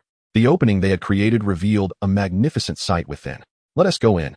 With the little dog's assistance, it seemed no obstacle could hinder their progress. The straight underground passage was devoid of any presence. Not a single shadow was in sight. Glancing back, Li Yin sensed that the other side of the dirt mound likely concealed another passage. Since the path diverged, they had no choice but to proceed. Footsteps. Lu Jingde warned. No way. How could he possibly find this place? Hao Gu exclaimed, fear evident in his voice. Nothing is impossible. With Xiao Si not returning and the sudden appearance of footsteps, the situation speaks for itself. This is why I wanted you to observe the colors of his bracelet. Lu Jingde said, pocketing a deep blue bracelet and 2 white ones. What should we do now? Hao Gu, stripped of his previous bravado, revealed a timid side. What else can we do? There's only one exit. Let us just hope he doesn't discover us. Lu Jingde replied calmly, observing his unflustered leader. Hao Gu was a bundle of nerves, pacing anxiously. If you wish to survive, it would be best to remain silent. The calm words masked a chilling intent. Hao Gu promptly halted, obediently seeking a corner to hide in. He had no doubt that any further movement would result in Lu Jingde ending his life, regardless of their years of collaboration or familiarity. Yet, that pale blade in Lu Jingde's hand held a closer bond. Have we reached a dead end? Li Yin scrutinized the walls, unable to discern any differences, and once more looked to the little dog. He observed it sniffing around before approaching a corner and barking. Li Yin understood immediately. The little dog had found something. He smiled faintly and gestured for the little dog to return. Do you still wish to hide? Isn't that rather impolite? We've been discovered, Lu Jingde stated. Hao Gu heard the earlier howl, yet he continued to deceive himself, insisting that no one had found them, engaging in self-hypnosis. But reality delivered a harsh slap. Lu Jingde's words made him feel weak, unable to face the intruder outside, whose ruthless methods were no less formidable than their own. Death did not frighten him, but the prospect of torture instilled terror in anyone. He speaks the truth. We are the hosts. How can we neglect our manners? Lu Jingde gently opened the secret door, the earthen wall slowly shifting aside. Hao Gu, however, felt utterly helpless, reduced to nothing but fear. In truth, when Li Yin caught sight of Hao Ge's terrified expression through the opening, he too was taken aback. Was he truly so fearsome? From the other SIs, he could perceive nothing but trepidation directed at him. As the earthen wall fully opened, Lu Jingde and Li Yin found themselves face to face, and the ever-composed Lu Jingde involuntarily shuddered upon noticing 3 pets beside Li Yin. A jolt coursed through him. 3. This complicates matters. Lu Jingde's mind raced, searching for a solution. Li Yin, however, was the first to speak, saying, how would you prefer to die? Hope flickered in Hao Ge's eyes as he shifted closer to Lu Jingde, too afraid to meet Li Yan's gaze. Lu Jingde suddenly burst into laughter, countering die? Why would I wish to die? Do you truly believe you can escape today? Li Yin replied, his vigilance unwavering. Do we have a grudge? Lu Jingde deflected the question. Whether we hold a grudge or not, your companion behind you knows better, Li Yin remarked, eyeing Hao Gu lurking behind. You mean him? Lu Jingde swiftly turned, his hand moving with lightning speed as he seized Hao Gu by the neck, squeezing tightly. In an instant, Hao Gu felt the suffocating grip, and the specter of death loomed. Be brother, please don't kill me. Who is your elder brother? Do not speak nonsense. I merely took pity on you and took you in. Since you have committed evil, you must perish. Lu Jingde spoke with an unsettling calmness. No, please. You. Hao Ge's venomous glare lingered until the very last moment of his life. The suffocating grasp of death silenced all his words, and the blood pooling at his lips marked his final struggle. He harbored a deep-seated hatred for Lu Jingde's ruthlessness, resenting his mercilessness towards anyone, even those close to him. Blood stained Lu Jingde's palm, which he disdainfully cast aside between them, wiping his hands with a smile. He has died, so there should be no grudges between us, right? His decisive brutality, devoid of humanity, was unyielding. He would stop at nothing. When the situation turned unfavorable, he would feign weakness, yet he never revealed his vulnerabilities. This man was someone to be avoided. If one crossed him, it was best to eliminate him swiftly. For letting a tiger return to the mountains would only invite future troubles. Moreover, his formidable agility matched that of a high-ranking 3-star dog, making a one-on-one confrontation futile for Lu Jingde, who was no longer the man he once was. Indeed, we have not clashed directly, but you must die here. Not for any other reason, but because you have slaughtered your own kind. You have lost your humanity, and a person devoid of humanity is capable of anything. With that, Li Yin declared, not waiting for a response from the adversary, as Hao Gu lunged forward. Damn it! Lu Jingde cursed vehemently, unable to maintain his facade of profundity, for he could no longer perceive Hao Gu's form. From the beginning, Li Yin had instructed him to use his full strength. In a flash, the lightning-imbued Hao Gu appeared behind Lu Jingde. Sensing danger, Lu Jingde desperately turned, brandishing his weapon to shield his heart. As he spun around, he beheld a spectacle he had never witnessed in his life, the Crimson Thunder form. Crackling lightning erupted from the phantom of the Red Thunder figure, striking everything in its path, leaving darkness in its wake. Simultaneously, the swirling bolts of lightning, seemingly stained with blood, encircled the rapidly expanding entity. Boom!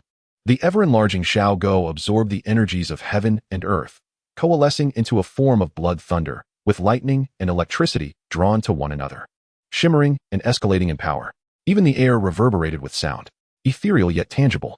The true form of thunder was an overwhelmingly tyrannical force that shattered the earth walls confining it, rising majestically to the surface. It loomed over the feeble Lu Jingde like a deity. Not only was Lu Jingde astounded, but even Li Yin, witnessing this transformation for the first time, recognized its stark contrast to the prior enlargement.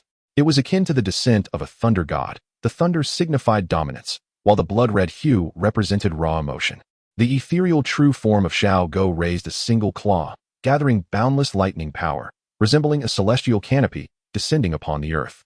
As this unfolded, the surroundings were bombarded by lightning, creating a realm of chaos, with bolts striking the ground within mere meters, igniting the air with smoke. Lu Jingde, positioned below, was already paralyzed by fear. When he finally regained his senses and attempted to flee, he discovered he could not move. Gazing at the lethal lightning above, he clutched his weapon, piercing his palm, yet his body remained unchanged. He thought it was an illusion, but to his shock, it was a genuine confinement. Damn it! Move! Move! Lu Jingde thrashed violently, yet he could not alter his predicament. He was ensnared until the lightning consumed him. Chapter 23, 7 days later. Is he really this powerful? Xiao Jia swallowed hard. Outside, the winds and clouds swirled chaotically, influenced by Xiao Go's aura, while inside, thunder and lightning instilled fear. Is he dead? He must be dead. Li Yin mused, observing Lu Jingde pinned beneath the grip of thunder. The massive claw crackled with stray lightning. Li Yin looked up at Xiao Go's thunderous form, while Xiao Go met Li Yan's gaze, revealing a hint of exhaustion in his profound eyes, indicating that this formidable skill came at a significant cost. Xiao Go raised his lightning-wreathed paw, exposing the lifeless Lu Jingde, who could no longer be more dead. Subsequently, Xiao Go relinquished this state, gradually withdrawing from the crimson thunder form. The lightning diminished, transforming into twinkling starlight, and Xiao Go appeared before Li Yan, somewhat weakened. He slowly approached, resting his head against Li Yan's leg. Amid Xiao Jia's envy, Li Yan instinctively embraced him. You've worked hard. Xiao Dai extended her tiny hand to caress Li Yan's face. Li Yan smiled and waved at Xiao Jia. Thus, what should have been a post-battle resolution transformed into a tender moment among one person and 3 beasts. Hey, is anyone down there? A small voice interrupted. Li Yan instantly looked up at the spot where Xiao Go had thrust upward. Unbeknownst to him, a small boy stood there, peering below, unable to see them due to the angle. The voice sounded childlike. Yet how could anyone still be above, if no one is around? I'll go over there and ask. The child seemed to abandon his inquiry, searching for something. Regardless of his intentions, being just a child should pose little threat. And Li Yan needed someone to explain why such a vast village had so few inhabitants. Just as Li Yan was about to respond, Xiao Go suddenly bit his leg. Confused, Li Yan looked down to see Xiao Go's fearful expression, shaking his head vigorously. Xiao Jia had already retreated into his shell, and even Xiao Dai covered her mouth with her tiny hand, fearing they might make a sound. Seeing the anxious expressions of the 3 little ones startled Li Yan. After multiple rescues and warnings, he had developed profound trust in Xiao Go. Maintaining his previous stance, he remained still. After a while, feeling somewhat fatigued, Li Yan intended to shift, but heard that terrifying voice again. Is there really no one down there? Fear began to creep into Li Yan's heart. Could there be ghosts in this world? He dared not move, even as his legs grew numb. Furthermore, that entity above continued to inquire without descending. Li Yan silently chanted, "These legs are not mine. No, no, they do not hurt. I do not feel discomfort." After self-hypnosis, he felt significantly better, maintaining his position until midnight. Never had Li Yan imagined he would exhibit such self-discipline. Exhausted, he unknowingly drifted into sleep, awakening the following afternoon. Upon awakening, he discovered the 3 little ones soundly asleep. Sprawled out, Li Yan stifled a laugh, unsure if the entity had left. Yet, considering their snoring, it was likely gone. Otherwise, that entity would surely hear them. Not wishing to disturb them, he approached the lifeless gray-black body, retrieving 3 bracelets. Li Yan instantly recognized these bracelets as the exclusive ones they had used, and finding them here indicated that the user of the contract bracelet must have met with misfortune, otherwise, it would not have ended up in the possession of that being. Ding. Unable to recognize. Indeed, one could not pilfer another's belongings. Li Yan felt no disappointment as he tossed them into his backpack. Although it could not be identified, it could still be placed into the backpack. The system's backpack is indeed remarkable. Not only does it have ample capacity, but it is also exceptionally practical. A cursory glance around this dim chamber revealed nothing but piles of fragmented soil.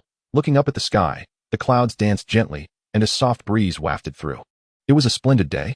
Without needing their consent, I stowed Little Armor and Little Butterfly into the spatial realm, then awkwardly roused the little dog. Emerging from the underground, I arrived back at the surface.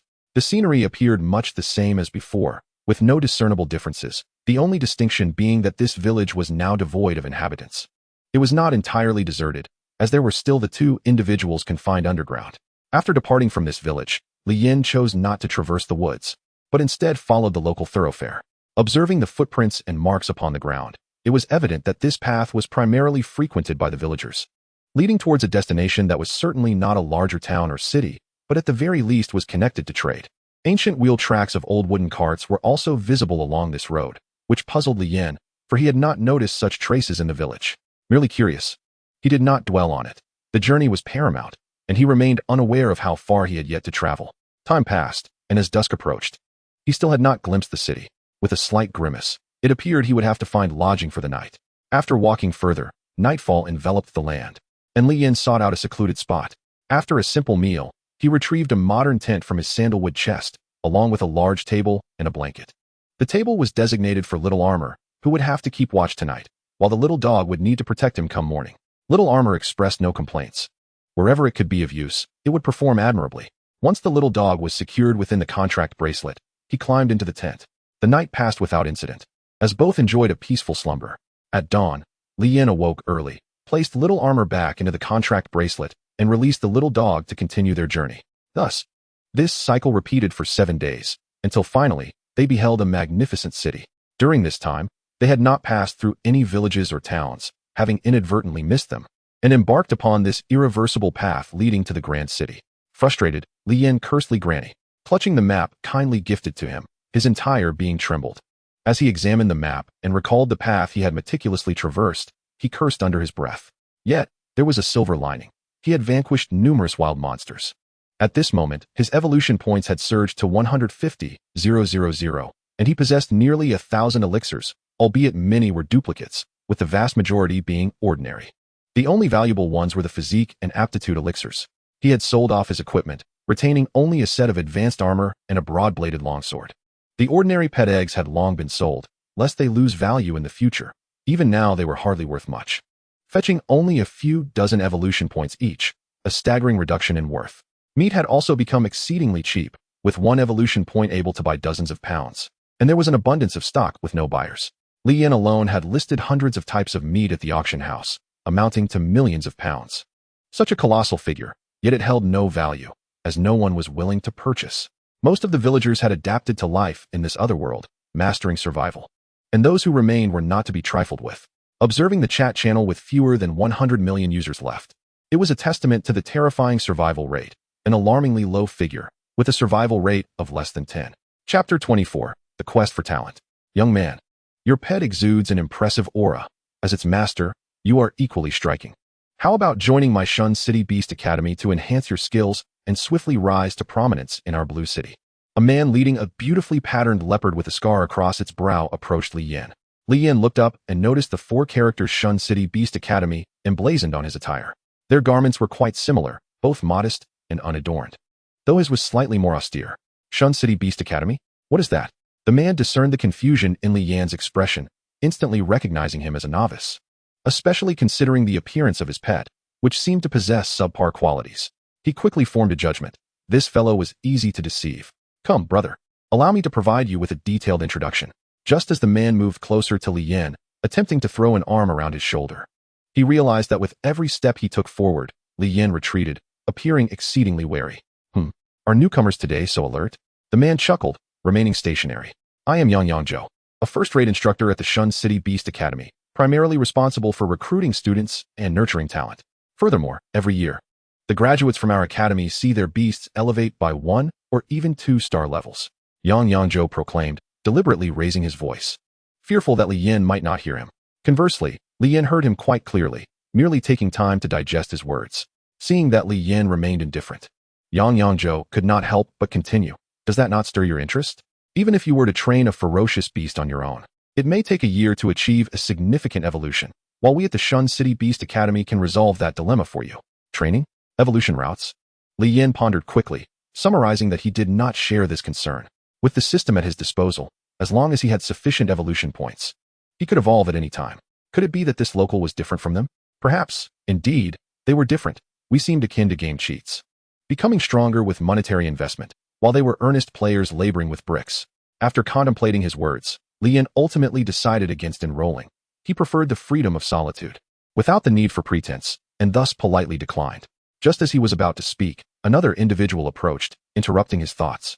You at the Shun City Beast Academy can boast all you like. Every year it's the same routine, deceiving novices from remote areas.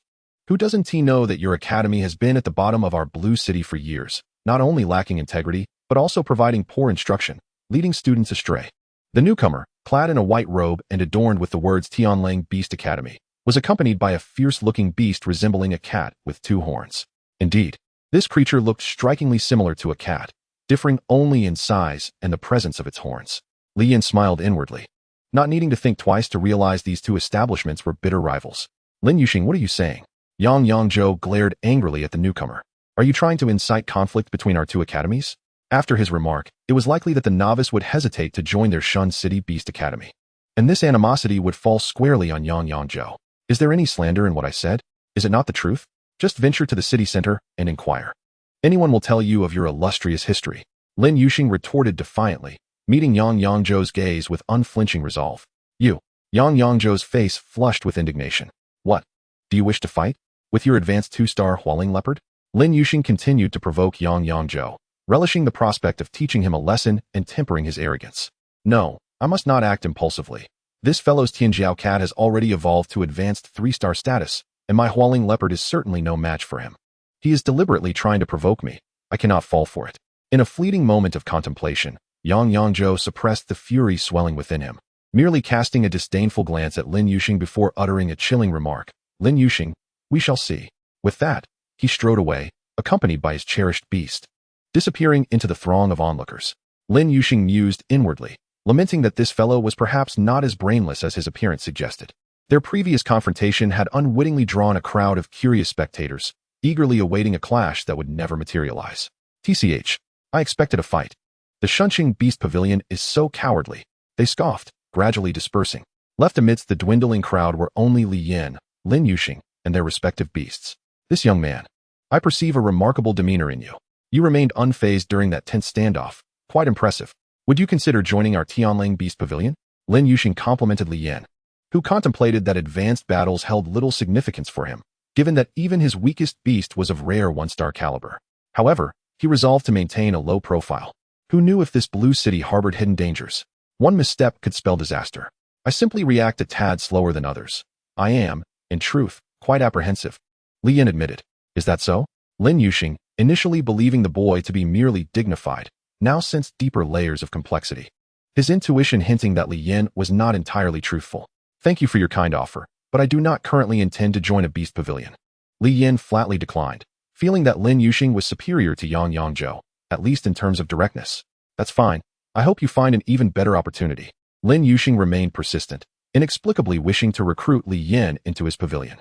It's not that I'm particularly special. I just happen to be a bit slow to respond, which makes it hard for me to connect with others. Our conversations seem misaligned. Li Yin smiled. Ah, I see. Lin Yuxing ceased his insistence. The decision was clearly made, and he had sensed a lurking danger nearby that compelled him to abandon his pursuit of Li Yin. Then, farewell.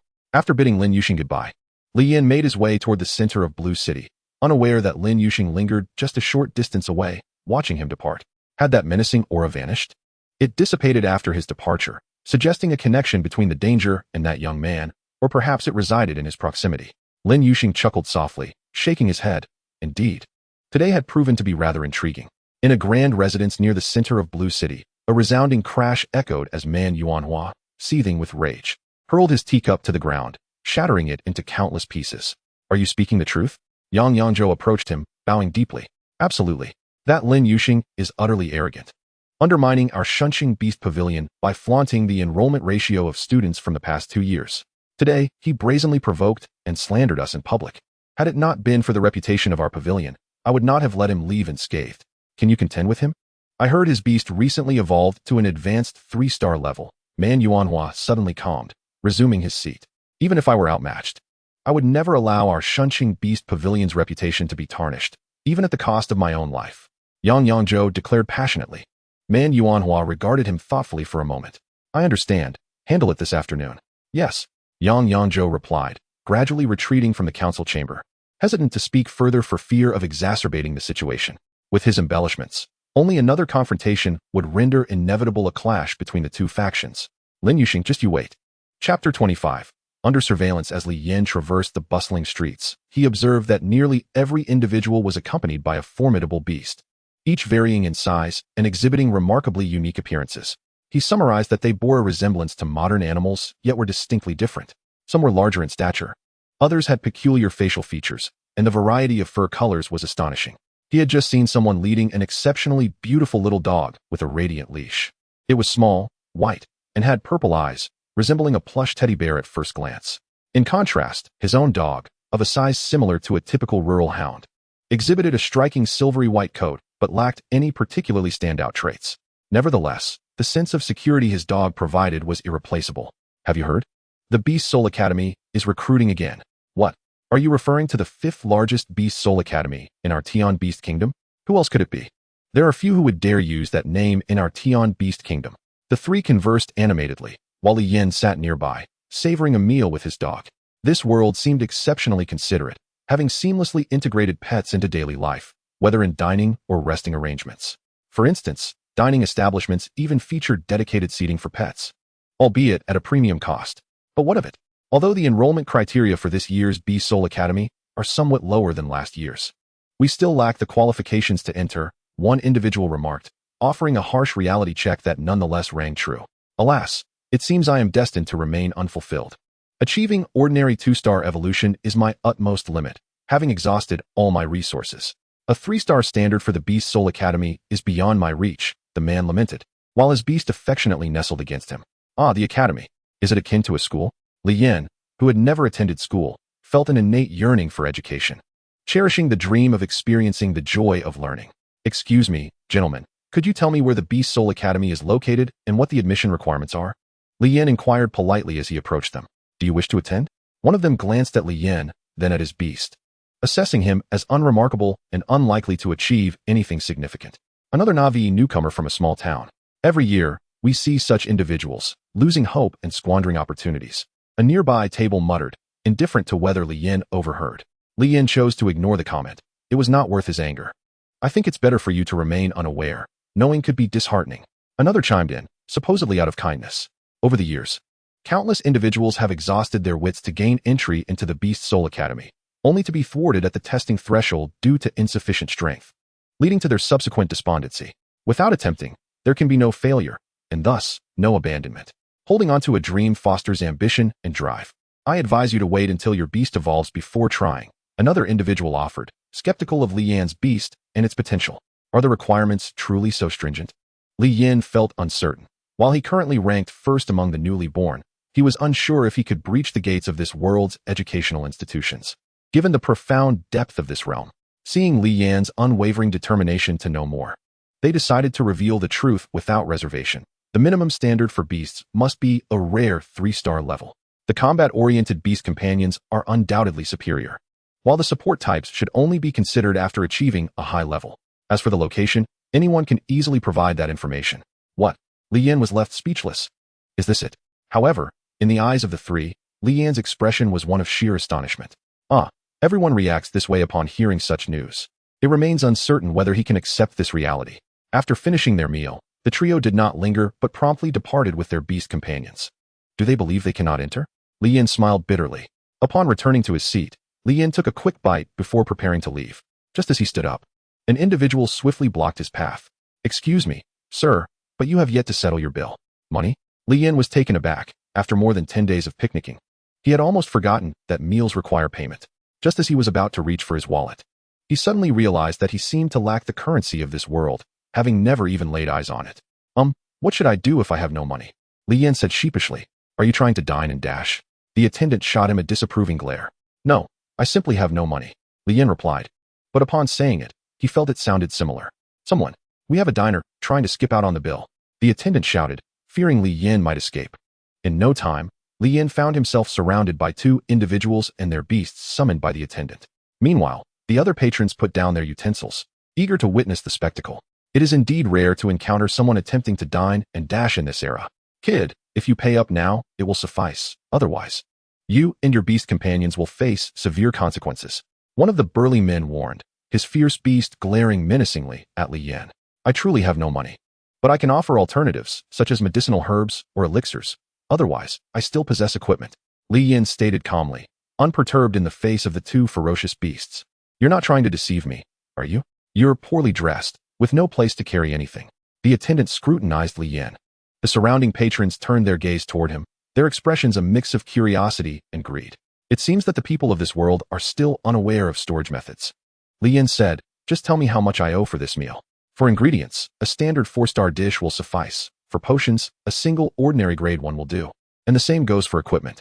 The attendant pondered, having never done the conversions before. He could only increase the price while ensuring his employer would not incur losses. Fine. Li Yin did not hesitate. He discreetly reached into his robe, concealing his actions. Then, he swiftly produced an ordinary potion and handed it over. Is this acceptable? One of the burly men accepted it, examined it, and nodded. The attendant understood and ceased to impede Li Yan's departure. Throughout the entire ordeal, all eyes were on Li Yan as he left, with not a single word exchanged. After he walked away, patrons at other tables began to leave as well. Everyone went their separate ways, yet in an orderly fashion, as if they were acquainted. Even the two individuals beside the attendant swiftly made their way to the back door in search of someone. Only the remaining table of patrons appeared unaffected by the recent events. Young and naive, they exposed their secrets without realizing the treachery of human nature. Such occurrences seem to have been happening frequently over the past few days, and those involved ultimately vanished from Blue City. They must all hail from what they refer to as Earth. What could these items capable of infinite storage be? The two whispered among themselves. Chapter 26, Second Invitation. Upon exiting the restaurant, Li Yin began to wander aimlessly. In truth, it was not mere wandering but a quest to find what he sought. Living in a foreign realm without money is untenable, and he was compelled to hustle for it. He had just discovered that the world channel was abuzz with talk of copper and silver, which were said to be the primary currencies for trade in this realm. Having never encountered them, he could not gauge their worth, so he resolved to find a place to exchange items for currency. Fortunately, he had an abundance of belongings. Mostly modern food and drink items, clothing, and a few novel gadgets. Eureka! Li Yin smiled faintly as he stepped into a shop called What You Bring, I Appraise. As he entered, an elderly man's voice greeted him. Though he acknowledged Li Yin's presence, he did not lift his gaze. The old man has sharp hearing. Li Yin offered a courteous remark. Present your wares, and I shall ascertain their value. The elderly man replied in a rather indifferent tone. It was best to maintain distance in their line of work, as strangers were easier to transact with. Very well. Li Yin casually produced a modern pen and handed it to the old man.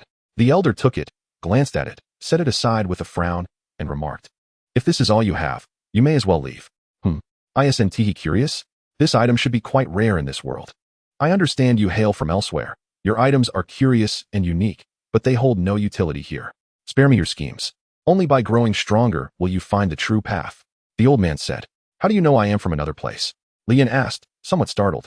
Could it truly be just because of a pen? Haha. The old man chuckled. Li Yin discerned the mocking tone, but felt no anger. Waiting for the elder to elaborate. You are still unaware that you are being followed, aren't you? What? Li Yin turned sharply. Vaguely spotting individuals on the street pretending to be engrossed in conversation while keeping a watchful eye on him. Since when? Li Yin was astonished again. Why was he being targeted? Elder, please enlighten me. I shall not forget your kindness. Li Yin suppressed his shock and spoke humbly. Kid, you possess decent manners and a commendable disposition. The old man nodded, smiling. Your origins are no longer a secret. And you are not the first outsider to visit our Blue City. The people outside have certainly seen you using items beyond their comprehension and have developed greed. I have a back door. Hurry and escape. If you wait too long, you won't be able to shake them off. I just caught a glimpse. The beasts accompanying them are no ordinary creatures. They excel in speed. Taking a deep breath, Li Yin recalled the events at the restaurant. Suddenly realizing the gravity of the situation. Is that so? It appears I have been too careless. Or perhaps I am simply too weak. Pray tell, elder. What level are the beasts accompanying those outside? Li Yin asked earnestly. What, do you intend to resist? The old man's penetrating gaze fixed on Li Yin. Li Yin lowered his head, avoiding eye contact, but held his own thoughts. He believed the individuals outside were likely not too formidable, and in broad daylight. They probably wouldn't resort to violence in the streets. Interesting. The old man chuckled softly. They should be at least ordinary 2 stars, with the strongest not exceeding high level. Moreover, not all of them are present. They are organized, meaning others are likely nearby. Thank you. Li Yin smiled slightly, filled with gratitude, now that he understood the situation. Much of his initial fear dissipated.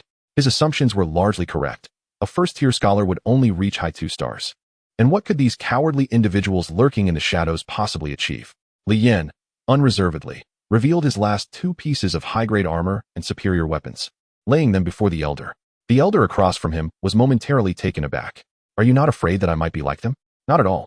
I sense that you are different from them, and moreover, I am taking a gamble, betting that you are not that kind of person. Li Yin replied with a smile. Locking eyes with the elder, The elder scrutinized him earnestly this time. They maintained their gaze for a full 3 seconds before the elder burst into hearty laughter, genuinely delighted. What a spirited lad. I like you. This is the essence of youth. The elder promptly produced 100 copper coins and handed them to Li Yin. I'm just taking a little advantage, hoping to make some profit from you. You don't seem too concerned about it, and this should suffice for your needs. Li Yin, indifferent to the amount of money, merely gazed at the copper coins with incredulity. Is a coin made of copper really called a copper coin? How utterly simplistic. He was at a loss for words upon witnessing it firsthand. Put it away for now. Come back later to exchange it, and I'll give you a discount. The elder chuckled as he stored the armor. Wait, how can you do that? Could it be that you are also? Li Yin exclaimed, astonished at the bracelet on the elder's wrist. Well, I am different from you all. I am a local. The bracelet on my wrist only has 2 cubic spaces, which cannot compare to yours, the elder interjected. Is that so? Li Yin expressed skepticism. Don't doubt me. Though my bracelet appears similar to yours, it is entirely different in essence, and it is exorbitantly priced, something that ordinary individuals cannot possess, the elder clarified. All right, let us move on. I see those fellows outside are starting to stir. Sure. Li Yin still harbored some doubts, but whether to press the issue or not seemed inconsequential. Which way are you going? The elder noticed Li Yin heading toward the front entrance and called out. Of course, I'm going through the front door.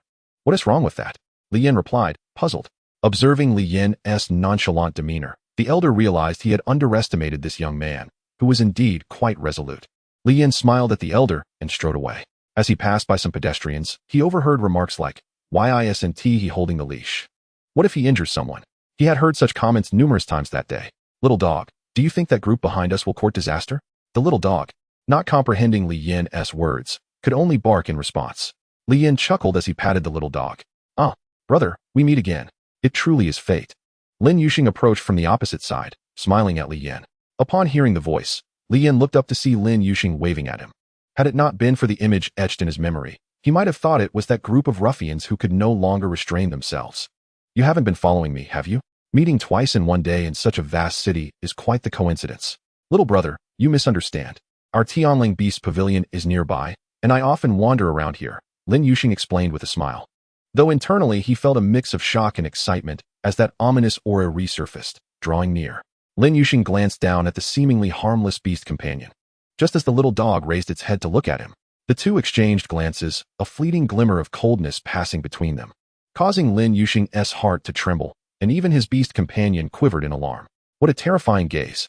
Lin Yuxing endeavored to steady his emotions, maintaining a smile as he said, Little brother, I see you have nowhere to go for now. Why don't you come sit at our Tianling Beast Pavilion and make a friend? Li Yin was speechless. This person was indeed persistent. You're not going to try to recruit me into your Tianling Beast Pavilion again, are you?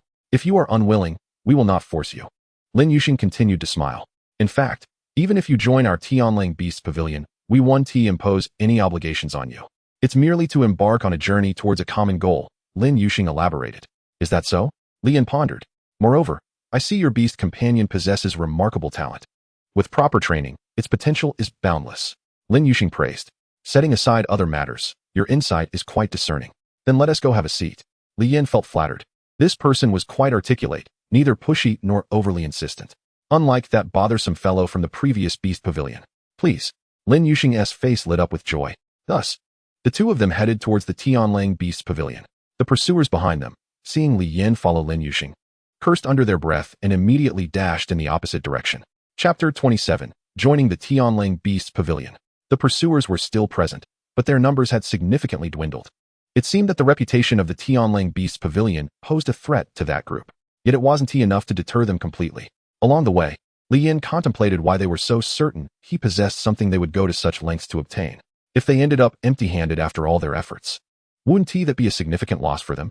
Thus, they must have had experience. In other words, others who shared their origins had fallen victim to their nefarious schemes. Just as that elder had mentioned, he was not the first person to arrive in Blue City. Here we are, Lin Yuxing announced as they stopped. Li Yin looked up to behold a massive iron gate, with the words Tianling Beast Pavilion prominently displayed on a plaque. Flanking the gate were two uniquely fearsome beast carvings, exuding an air of majesty. Yet, the expansive entrance stood unattended, creating an atmosphere of emptiness, and the other portals along this stretch of road were similarly deserted, with most being beast pavilions like theirs, albeit on a smaller scale. Indeed, Li Yin nodded as he stepped inside. Upon traversing the courtyard, they entered the main hall. At this time, just before noon, The apprentices of the Tianlang Beast Pavilion were bustling about, training their beast companions and fostering mutual understanding, while also gradually exploring the creature's habits. Greetings, Master Lin. Upon seeing Lin Yuxing, everyone politely greeted him, while also surreptitiously eyeing Li Yin beside him. Hello everyone, keep busy. No need to mind us, Lin Yuxing smiled. Brother Lin, why are you back so early today? Kai Yuanlong, observing the apprentices, approached with a grin. I couldn't find a suitable candidate to join the pavilion, so I came back early, Lin Yuxing replied. Oh, is this your newly recruited apprentice? Kai Yuanlong inquired, noticing Li Yin beside Lin Yuxing. I'm not. Before Lin Yuxing could respond, Li Yin interjected. Kai Yuanlong looked at Lin Yuxing with confusion. He is someone I invited to visit as a guest. You carry on, we'll head inside first, Lin Yuxing said, leading Li Yin further in. Kai Yuanlong watched the two enter the inner hall, deep in thought. Master Kai, who was that kid just now? He seems about our age. Is he an apprentice too? A 17 or 18-year-old apprentice inquired as he approached. Not sure. They quickly passed through the main hall and entered the inner hall. Even the front and back halls were nearly the size of a school playground. How many masters do you have here? Li Yin asked. 5. Lin Yuxing replied candidly. Such a large-scale beast pavilion is managed by only 5 people? Li Yin queried, puzzled. There were at least dozens of apprentices back in the main hall. Not to mention that each one had a beast companion. Indeed, in truth, the expanse of the place is considerable, yet the number of apprentices remains modest. Typically, only 1 or 2 of the 5 individuals oversee the apprentices, while the majority are engaged in the wilderness, honing their skills and foraging for herbs and equipment. Lin Yuxing remarked, how long do you believe it would take to assist these apprentices in achieving a 1-star rank? Li Yin inquired. It largely depends on individual talent and the bond with their beast companions. Generally, one might evolve to 1 or 2 stars within a year, with 3 stars being the maximum attainable, but this applies strictly to ordinary grade beast companions. For advanced ones, even achieving 1 star in a year poses significant challenges. The path of evolution is akin to traversing mountains. Overcoming one obstacle does not guarantee the sight of a clear path ahead, for more mountains may lie beyond. Lin Yuxing elucidated. Oh, how fortunate we outsiders are. Li Yin mused, feeling a blend of delight and serendipity.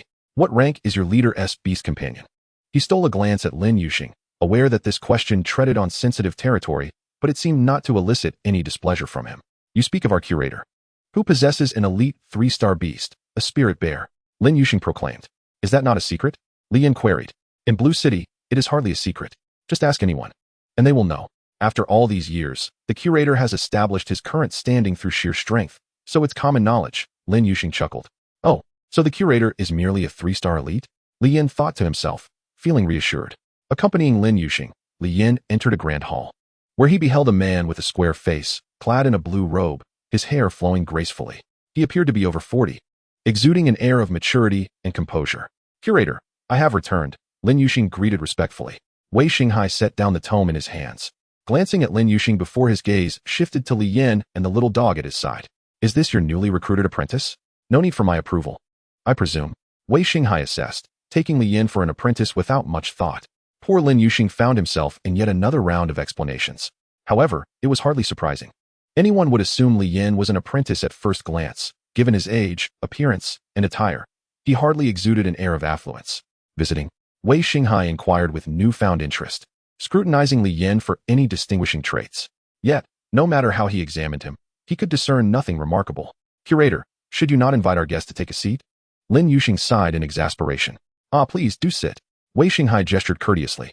Li Yin took a seat without hesitation, casting a glance at Lin Yuxing's celestial cat, which remained huddled in fear at the side. May I inquire about your purpose in coming here, young brother? Wei Xinghai asked. I have no particular business. It was Lin Yuxing who extended the invitation to me, Li Yin replied. Wei Xinghai turned his attention to Lin Yuxing, who was momentarily at a loss for words. He sensed that Li Yin was far from ordinary, yet he could not afford to let Wei Xinghai dismiss him lightly, thus resorting to frantic gestures that left Wei Xinghai perplexed and uncertain. From where do you hail, young brother? From the countryside. Li Yin pondered before responding. Oh, is there something specific in Blue City that you seek? Wei Xinghai was uncertain of what to discuss. There was nothing before, but now there is, Li Yin stated. Oh, and what might that be? Wei Xinghai inquired, curiosity piqued. I wish to attend the Beast Soul Academy, Li Yin declared. Wei Xinghai glanced at Lin Yuxing again, who was equally perplexed. Brother, may I ask why you wish to join the Beast Soul Academy? Lin Yuxing probed.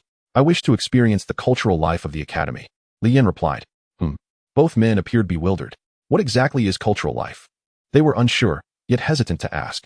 The requirements for the Beast Soul Academy are quite stringent. Have you considered other options, such as the Wolf Beast Pavilion? Wei Xinghai suggested with a smile. Stringent? I thought one merely needed a normal 3-star beast? Li Yan questioned. Puzzled. Seeing Li Yan's nonchalant demeanor and nonchalant expression, Wei Xinghai felt a twitch at the corner of his mouth. Are people nowadays so ambitious? Moreover, there is another condition of lesser importance, your background, Lin Yuxing added. Wei Xinghai was taken aback. Is that so? Surely. One does not assume this young man possesses a normal 3-star beast, he thought, scrutinizing Li Yan's little dog, yet seeing no evidence of a 3-star aura. What does that mean? Li Yan furrowed his brow, genuinely unaware. It is to prove your origins. The competition among academies is fierce, and occasionally, individuals from other institutions infiltrate to gather intelligence, resources, and disrupt the balance, Lin Yuxing elucidated. I see, that indeed poses a dilemma. Li Yan hadn't anticipated such an issue. However, it could be easily resolved if one ventures into unfamiliar territory. They could either join a beast pavilion like ours as an apprentice or worker for a few months, or establish their own independence. Lin Yuxing offered his counsel. Listening to this, Wei Xinghai was at a loss for words. Joining a beast pavilion would negate the need for a learning period, wouldn't it? One could directly enroll in the academy, correct? Li Yan voiced his curiosity. Typically, one must fulfill a month's requirement to ensure your commitment, Lin Yuxing clarified. Oh, Li Yan felt a sense of disillusionment. However, if you join our Wolf Beast Pavilion, that requirement is waived. You only need to acknowledge your association with us later on. Lin Yuxing continued. What? Wei Xinghai looked at him incredulously. The implication of that statement made him feel as though he had been sidelined. Was he not the curator? How had he been unaware of this regulation? Wei Xinghai scrutinized Lin Yuxing, who was entirely focused on Li Yan, awaiting his response with uncertainty. Well then, I shall join. Li Yan conceded, having assessed Lin Yuxing's credibility and the potential benefits of joining, ultimately concluding that it posed no harm. After all, there was no contract to bind him. Congratulations on becoming a member of our Wolf Beast Pavilion. Lin Yuxing grasped Li Yan's hand, visibly elated. Watching this unfold, Wei Xinghai was utterly bewildered. Who am I? And where am I? Have I been rendered irrelevant? Chapter 28. Awaiting the catch. Li Yan released Lin Yuxing's hand and whispered, You just engaged in a rather perilous act. Did you know that? In his excitement, Lin Yuxing seemed oblivious to Li Yan's words, instinctively returning to his seat. The little dog, sensing Li Yan's cue, remained unperturbed, while Lin Yuxing appeared to have morphed into a lifeless entity. Now that I have joined, when shall I be arranged to attend the Beast Soul Academy? Li Yan inquired, unabashedly preparing to take advantage of the situation. The requirements for the Beast Soul Academy stipulate that a beast companion must possess at least a normal 3-star rank. Does yours meet this criteria? Wei Xinghai interjected, feeling a pang of insecurity about his authority as curator. Lin Yuxing was equally eager to see Li Yan's reaction, intrigued by his potential prowess. A mere show of intimidation was insufficient to instill fear in a seasoned beast tamer. Would you care to test it? Li Yan turned to Wei Xinghai. Wei Xinghai glanced at Lin Yuxing, seemingly questioning whether this apprentice harbored any deficiencies in temperament. Since we are now family, the curator's intention is purely for your benefit. Lin Yuxing smiled, attempting to smooth things over. I comprehend your intentions, and I am well aware of my circumstances. Therefore, I believe I meet the requirements. Li Yan stated calmly, his expression inscrutable. So, are you suggesting your beast companion has indeed reached, or even surpassed the normal 3-star rank? Lin Yuxing suppressed the tumult of excitement within him. Li Yan remained silent, subtly indicating his acquiescence. Wei Xinghai stood in astonishment, exclaiming, You truly possess an ordinary 3-star beast companion? Afterward, he scrutinized the small dog, finding it hardly impressive. This curator seems somewhat unhinged, Li Yan thought, feeling a mix of exasperation and disbelief at the dramatic display. If you truly intend to go, it would be more prudent to do so tomorrow. The Beast Soul Academy lies far beyond Blue City, and once outside, one enters the realm of fierce beasts. It is advisable to have companionship, Lin Yuxing advised. Is anyone leaving the city tomorrow? Li Yan inquired, looking at him. Indeed, there is a caravan escorting others for their safety. This is one of our methods of resource acquisition, Lin Yuxing elucidated. At that moment, Wei Xinghai, having regained his composure, quietly observed their exchange. Harboring a question in his heart, why is Xiao Lin so invested in this stranger? Very well, I shall come to find you tomorrow. At what time? Li Yan rose to depart, indifferent to the hour. 7 o'clock tomorrow. Lin Yuxing marked the time with his finger. Excellent. No need to see me off. With that, Li Yan exited, eager to leave, for he feared lingering too long might cause him to lose his opportunity. Observing the receding figure, Wei Xinghai could no longer contain his curiosity. You two must have only just met today, correct? Indeed. Is there truly a need for such fervor? There is, replied Lin Yuxing, his words carefully chosen. Shaolin, have you changed? Wei Xinghai mused. He appeared distinctly different, especially with his beast companion, whose seemingly mundane exterior concealed a swirling current of power. So, do you believe his beast companion's level exceeds the ordinary? Initially, I merely speculated. But the way he held your gaze and seemed unperturbed by knowing your beast's level speaks volumes of his extraordinary nature, Lin Yuxing asserted earnestly. Moreover, his haste to depart suggests he has pressing matters to attend to. Have you revealed the details of my beast to him? Wei Xinghai asked, somewhat displeased. It is hardly a secret, is it? Lin Yuxing smiled. Indeed, it is remarkable. I sensed a hint of danger just now, albeit fleeting. Haha. Well done, Shaolin. They exchanged a knowing smile. Wait, why did that person who just entered come out alone? You ask me, as if I would know. I suspect the curator dismissed him. The apprentices chattered amongst themselves as they watched Li Yin depart. Kai Yuanlong glanced over and called to the apprentices, focus on your practice. I shall go inside to investigate. Yes, Master Kai. With that, he made his way into the inner hall. Once outside the Beast Soul Academy, Li Yin cast a sidelong glance, revealing a smile. He was quite determined. A flash of murderous intent crossed his mind as he followed his memory towards the city gates. He had meandered enough for one day. It was time to focus on evolving his pets. Furthermore, with the system upgrade almost complete after over a day, he wondered what changes it would bring. He speculated that the evolution points might undergo reform, though the specifics remained uncertain. Quickly informed the elder brother. Just tell him that the boy has exited the city and is heading towards the forest by the pipeline. One of the two watchers whispered. Understood. Keep a close watch. With that, one of them dashed back. Li Yin smirked, casting a glance behind him as he ventured deeper into the woods. He had already cleared the beasts in this forest, especially the outskirts, yet the surrounding wildlife remained abundant, leading him to question whether these creatures could resurrect or if there existed something that infinitely spawned beasts. As he strolled, the beasts, sensing the aura emitted by the small dog, scattered in all directions. This was intentional on his part. He could slay monsters at any moment. Yet he could not afford to scare away the prime catch. The individual following him wore a smile that reeked of impending doom. It was foolish to wander so deep alone, and even if they did not kill him, he would surely meet his end by nightfall. That's enough. Li Yin decided against delving further, sitting down without a glance back at his pursuer, casually setting up his tent in full view. Upon witnessing Li Yin conjure a tent from thin air, the follower's heart raced with certainty. This was the target they sought. Any prior doubts vanished, replaced by undeniable conviction. Now we await the elder brother's arrival. Time passed slowly, and Li Yin nearly drifted into slumber. These individuals moved with astounding slowness. Were they truly assassins? If their quarry had any intent to flee, he would have long since escaped. The follower was equally anxious, wondering when the elder brother would arrive. After a while, hearing the rustle of footsteps, he turned to see a group of 5 individuals accompanied by 5 beasts stealthily approaching him.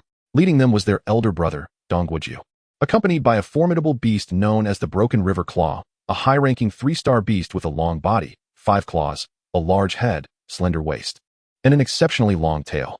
Brother, you finally arrived. He is in that tent ahead. Good work, Xiaolu. Dongguoju praised his younger brother and signaled the others to spread out and encircle Li Yin. The 6 moved slowly, but the sound of rustling leaves was unmistakable to Li Yin. Dongguoju shot an annoyed glance at one of his younger brothers, who promptly apologized profusely. The encirclement quickened its pace. How careless of me. I can no longer pretend to be unaware, Li Yin declared, retracting his tent to reveal himself along with 3 beasts. This left Dongguoju momentarily stunned. 3? How could there be 3? Weren't there supposed to be only 1? Everyone's gaze turned toward the informant younger brother. Chapter 29. Are you here to defecate? 6 individuals, 6 beasts. Li Yin squinted. Was this all they had?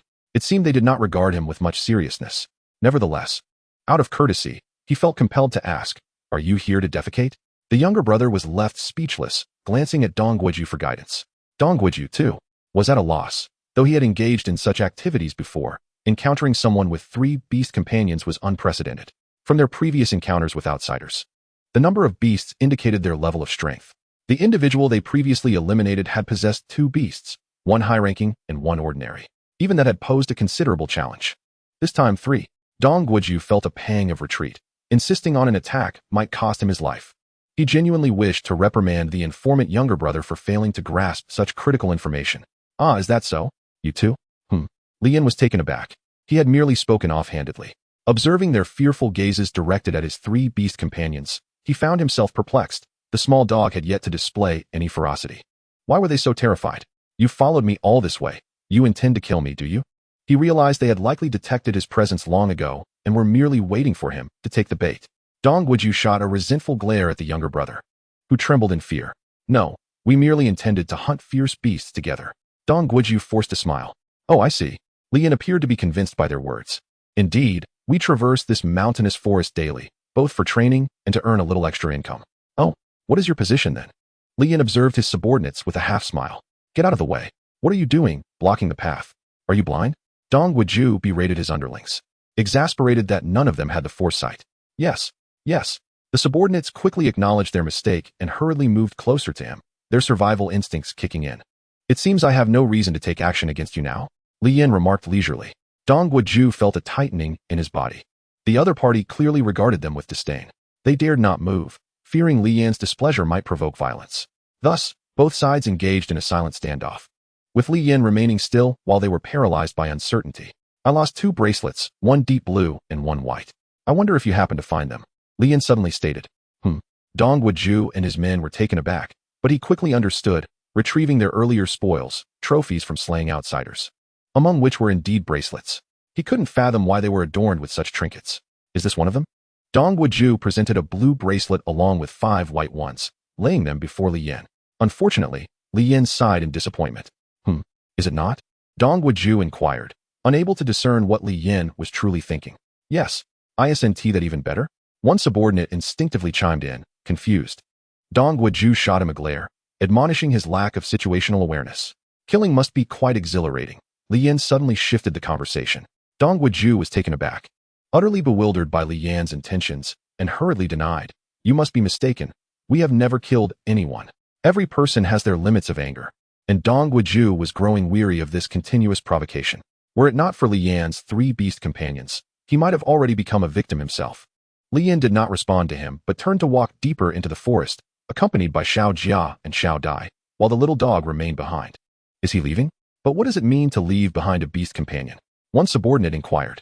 Dong Guiju suddenly felt an ominous premonition, and his beast companion remained ever vigilant. Brother, since he has left, can we too? One subordinate couldn't help but say, gazing at Li Yan's receding figure.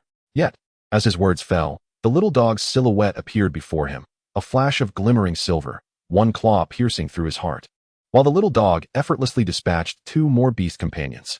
The vast disparity in levels rendered these ordinary beasts utterly defenseless before the little dog. Even Dong Guiju's companions, realizing the little dog's presence too late, found it was already too late for escape. The little dog's target was now set upon them, and its high-level pressure instilled terror, slowing their movements, as the little dog swiftly crushed one beast's skull with a single strike. The little dog grew increasingly swift, darting among the group, who were utterly devoid of any capacity to resist, leading to a one-sided slaughter. Soon, the ground was strewn with corpses, and even Dong Guiju lay in a pool of blood, barely clinging to life. Blurrily, he opened his eyes to see a shadow standing before him. Desperately, he grasped at the figure's leg, pleading, "Save me, I beg you." The figure remained silent, first picking up the bracelets scattered on the ground. These people you killed may have once looked at you with the same helplessness, pleading for mercy before death. Have you ever contemplated their suffering? Upon hearing this, Dong Guiju's body froze. He recognized that voice as belonging to the very person who had just walked away. You are accustomed to killing and plundering. But do you truly understand the anguish inflicted upon those you have slain? You have never experienced it yourself, have you? Li Yin stated, crushing Dong Guiju's arm underfoot. Relishing in his torment, Li Yin carefully moderated his strength to prevent him from slipping into unconsciousness.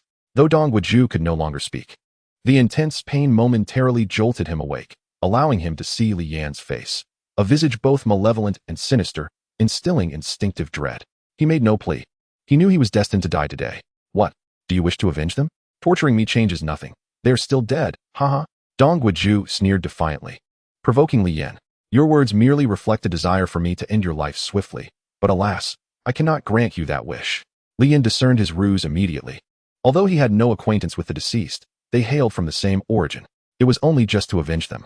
Li Yin raised his leg and delivered another blow, shattering Dong Guiju's left leg. The sensation of broken bones nearly suffocated him as he stifled his agony, mocking, "Is this all you can manage?" He had not yet surrendered. Though he wished for death, he found himself incapable of even that. Indeed, this is all I can do. The rest is for you to perform, Li Yin replied with a smile, refraining from delivering the final blow and instead walking deeper into the woods with his 3 beasts. Dong Guiju, lying amidst the blood, was left bewildered by this departure. Did he not fear him surviving? With a sinister grin, he felt a surge of survival instinct, attempting to drag himself away. Yet, after only a few movements, he suddenly heard a beastly roar, echoing ominously close. Trembling, he lifted his gaze to witness a terrifying sight. Several ferocious beasts had appeared around him, baring their fangs at his struggling form. In that moment, he comprehended why Li Yin had left.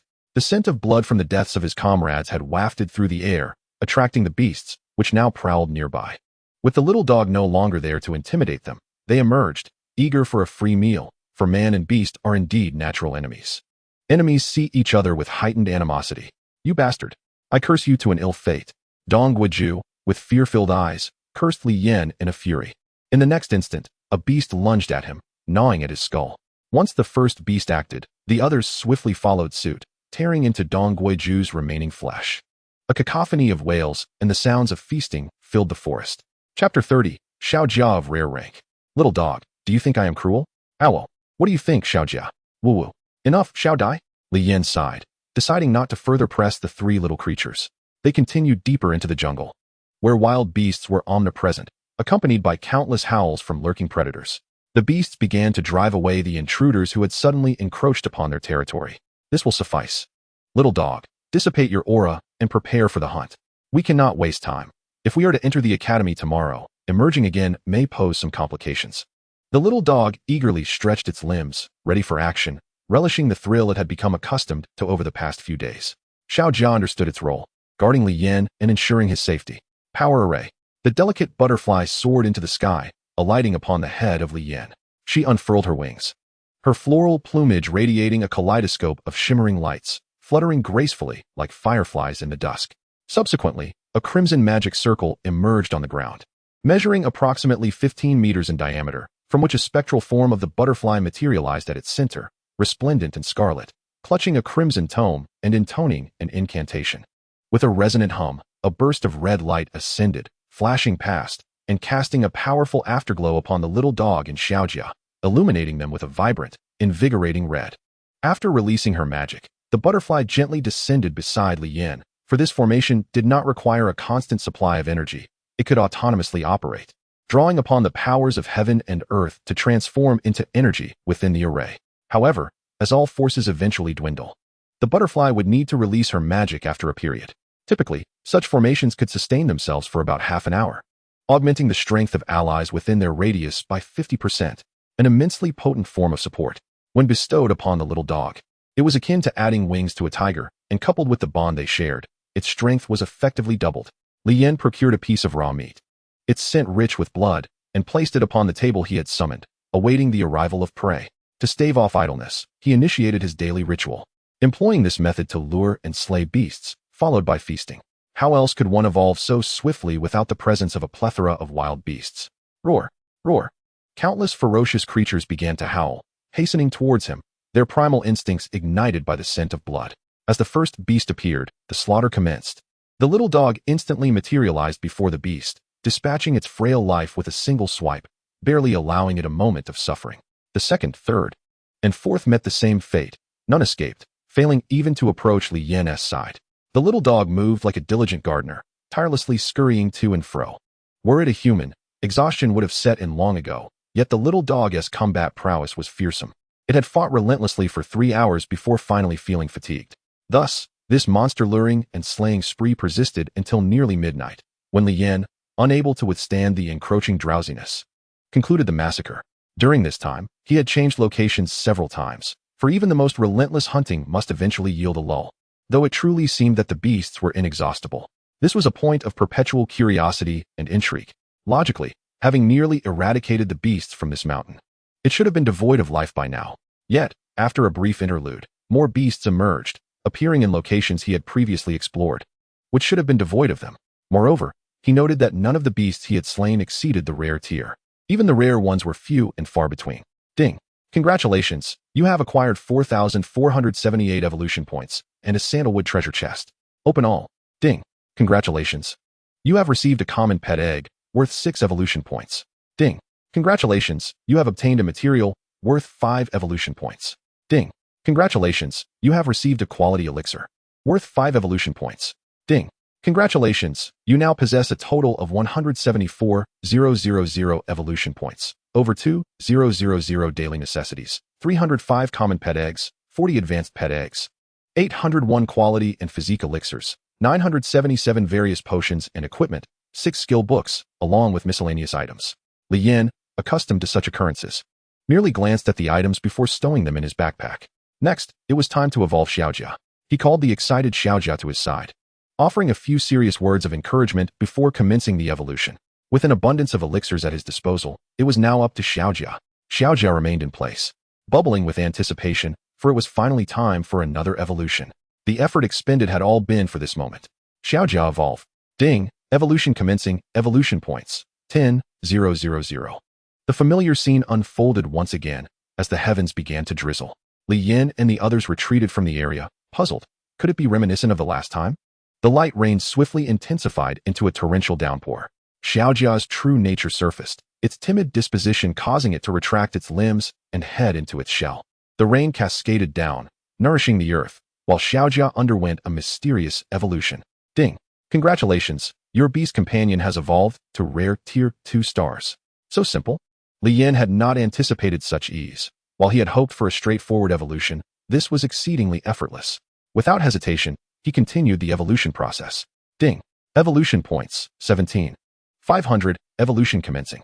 The familiar sequence repeated, and Xiaojia successfully evolved once more, reaching rare tier 3 stars. Given the smooth progression, he decided to press on. Ding. Evolution commencing. Evolution points. 25,000. This time, unlike the previous 2 instances, the heavy rain did not cease, but rapidly escalated into a deluge. Yet, the scene felt oddly familiar. The deluge intensified into a downpour, and the water level began to rise. As before, the incessant rain continued, and the water level surged. Being an amphibious creature, Xiaojia, having not swum for an extended period, displayed palpable excitement, entirely oblivious to the potential dangers of evolution. Indeed, in the next moment, water surged towards Xiaojia, as if drawn by an unseen force, flooding into its body, while Xiaojia wore an expression of sheer enjoyment. Moments later, the water completely enveloped Xiaojia, heralding the success of its evolution. Ding. Congratulations, your pet has successfully evolved. It has reached rare tier 1 star. Spiky shell turtle, rare tier 1 star. Qualities, spirit level 10 stars. Skills, eternal flow, shell control, passive defense 400, water pulse, retaliatory spike, earth shatter. Bond. When within 50 meters of the master, both parties gain a 50 increase in defense. Bloodline, spirit shell clan, 2 activated. Release, the gradually awakening power of the bloodline, a force belonging to the ancient era. While offensive capabilities may be lacking, its defense is astonishing, and it possesses a certain combat ability, becoming even stronger in water. Combat power, defense itself is also an attack. The specifics depending on real combat scenarios. Li Yin gazed in astonishment at Xiaojia, now fully evolved. It appeared not only more imposing but also had grown taller. Its once flat shell now adorned with numerous hardened plates, reminiscent of a fierce tortoise. A small cap-like structure had sprouted on its head, rendering it particularly adorable. Roar. Xiaojia joyfully rushed towards Li Yin, embracing him tightly. Li Yin patted it gently. Congratulations, Xiaojia. Upon hearing this, Xiaojia's eyes brimmed with tears of joy. This entire experience felt surreal, almost dreamlike. Never could it have imagined evolving to such a level. A surge of powerful energy coursed through its body, igniting exhilaration. And it felt immense gratitude towards Li Yin. Chapter 31. Reunion. All right. You acknowledge me as your master, and naturally, I shall not forget you. Li Yin gently stroked Xiaojia, feeling a deep sense of satisfaction. Though they had known each other for only a few days, their bond was genuine and heartfelt. As long as one remains true to their heart, there are no ingrates. Xiaojia nodded vigorously. Go, Xiaodai. Understanding the cue, the butterfly soared skyward, ready to embrace her moment. Evolve, Xiaodai. Ding. Evolution commencing. Evolution points. 10,000. Once more, the familiar process of evolution began, just like before. The butterfly transformed into a cocoon, preparing to break free. Ding. Evolution successful. Your pet has attained the rare level of 2 stars. Continue. Ding. The evolution begins. Evolution points. 17,500. Following the same procedure, the evolution completed without any unforeseen incidents. Ding. Evolution successful. Congratulations on your pet evolving to rare level 3 stars. Proceed. Ding. The evolution commences. Evolution points. 25,000. This time, Li Yan felt a twinge of concern. Although the likelihood of a smooth transition was high, anxiety still lingered. However, it turned out his worries were somewhat unfounded. Ding. Evolution successful. Congratulations on your pet reaching rare 1 star.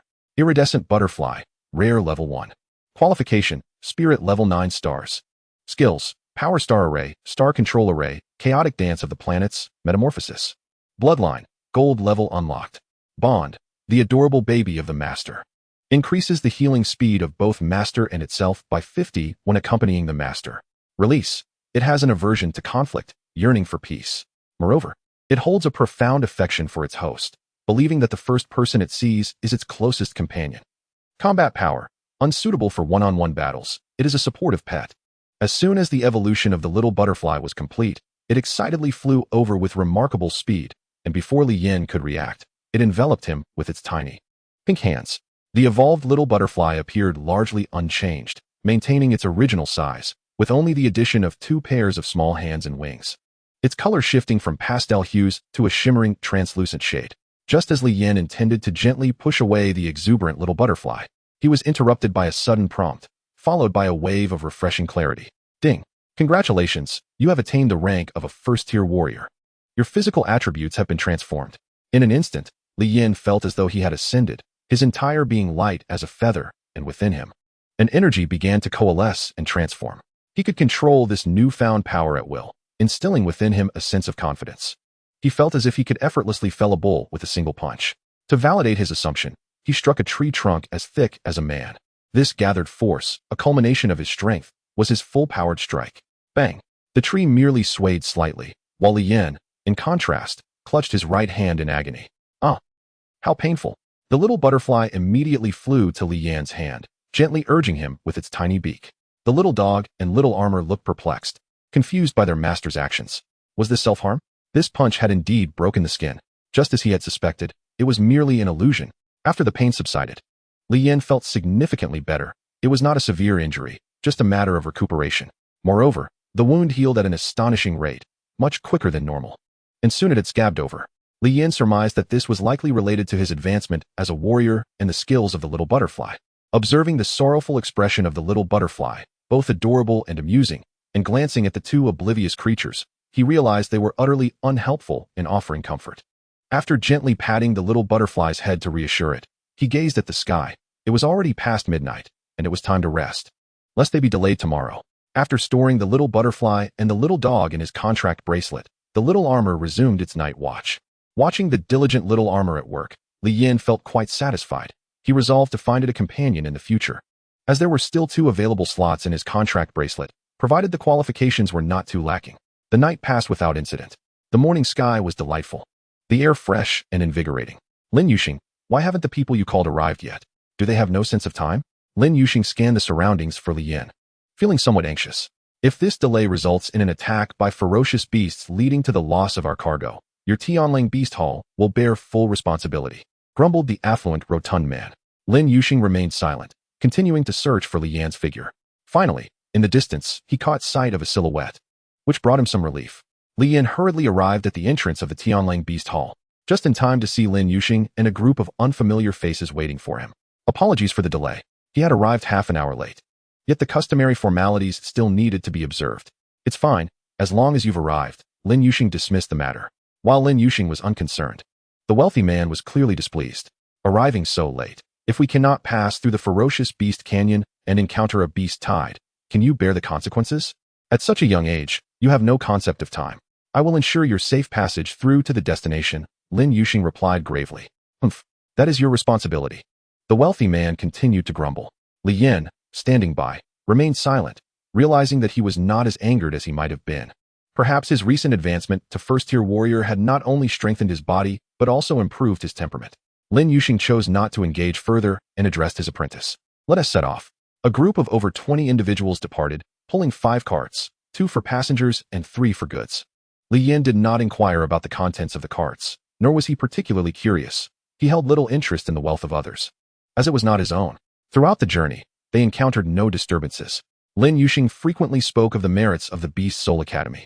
where students emerged as formidable figures or influential nobles. He recounted a child they had sent the previous year, who was exceptionally gifted and possessed a natural affinity for ferocious beasts. However, they had lost contact for a year and wondered how the child was faring. He asked Li Yin to extend support should they cross paths, and to convey their sincere longing. Li Yin, feeling somewhat obliged, nodded in agreement, recognizing it was a small matter of sentiment. Lin Xianshi, we have reached the ferocious beast canyon, one apprentice announced, as midday approached. Should we proceed now? Or wait a bit longer? We must go now. If we delay, the cargo owner will be displeased. Do you understand how valuable this cargo is? The wealthy man insisted. Lin Yuxing glanced at him, then at the path ahead and the sky, hesitating for a moment. Let us go? Yes. Chapter 32. I have endured you for long enough. Is it dangerous ahead? Li Yin inquired. Indeed. There is a significant chance of encountering a multitude of ferocious beasts during this time, Lin Yuxing explained. Why is that? Li Yin asked curiously. I am uncertain. I merely heard from my seniors that it seems the ferocious beasts of the canyon, divided by two mountains, were once adversaries, frequently gathering to fight. This canyon serves as a critical route for their battles, and this enmity has persisted until now, Lin Yuxing elaborated. That sounded quite intriguing to Li Yin. What is the level of these ferocious beasts?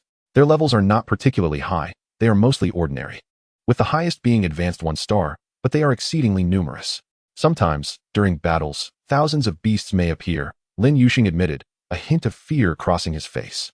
Is that so? Li Yin suddenly found himself anticipating the arrival of the beast tide, rather than merely aiming for the Beast Soul Academy. He had unexpectedly stumbled upon a thrilling adventure. If the beast tide progresses swiftly, it should not impede the timeline.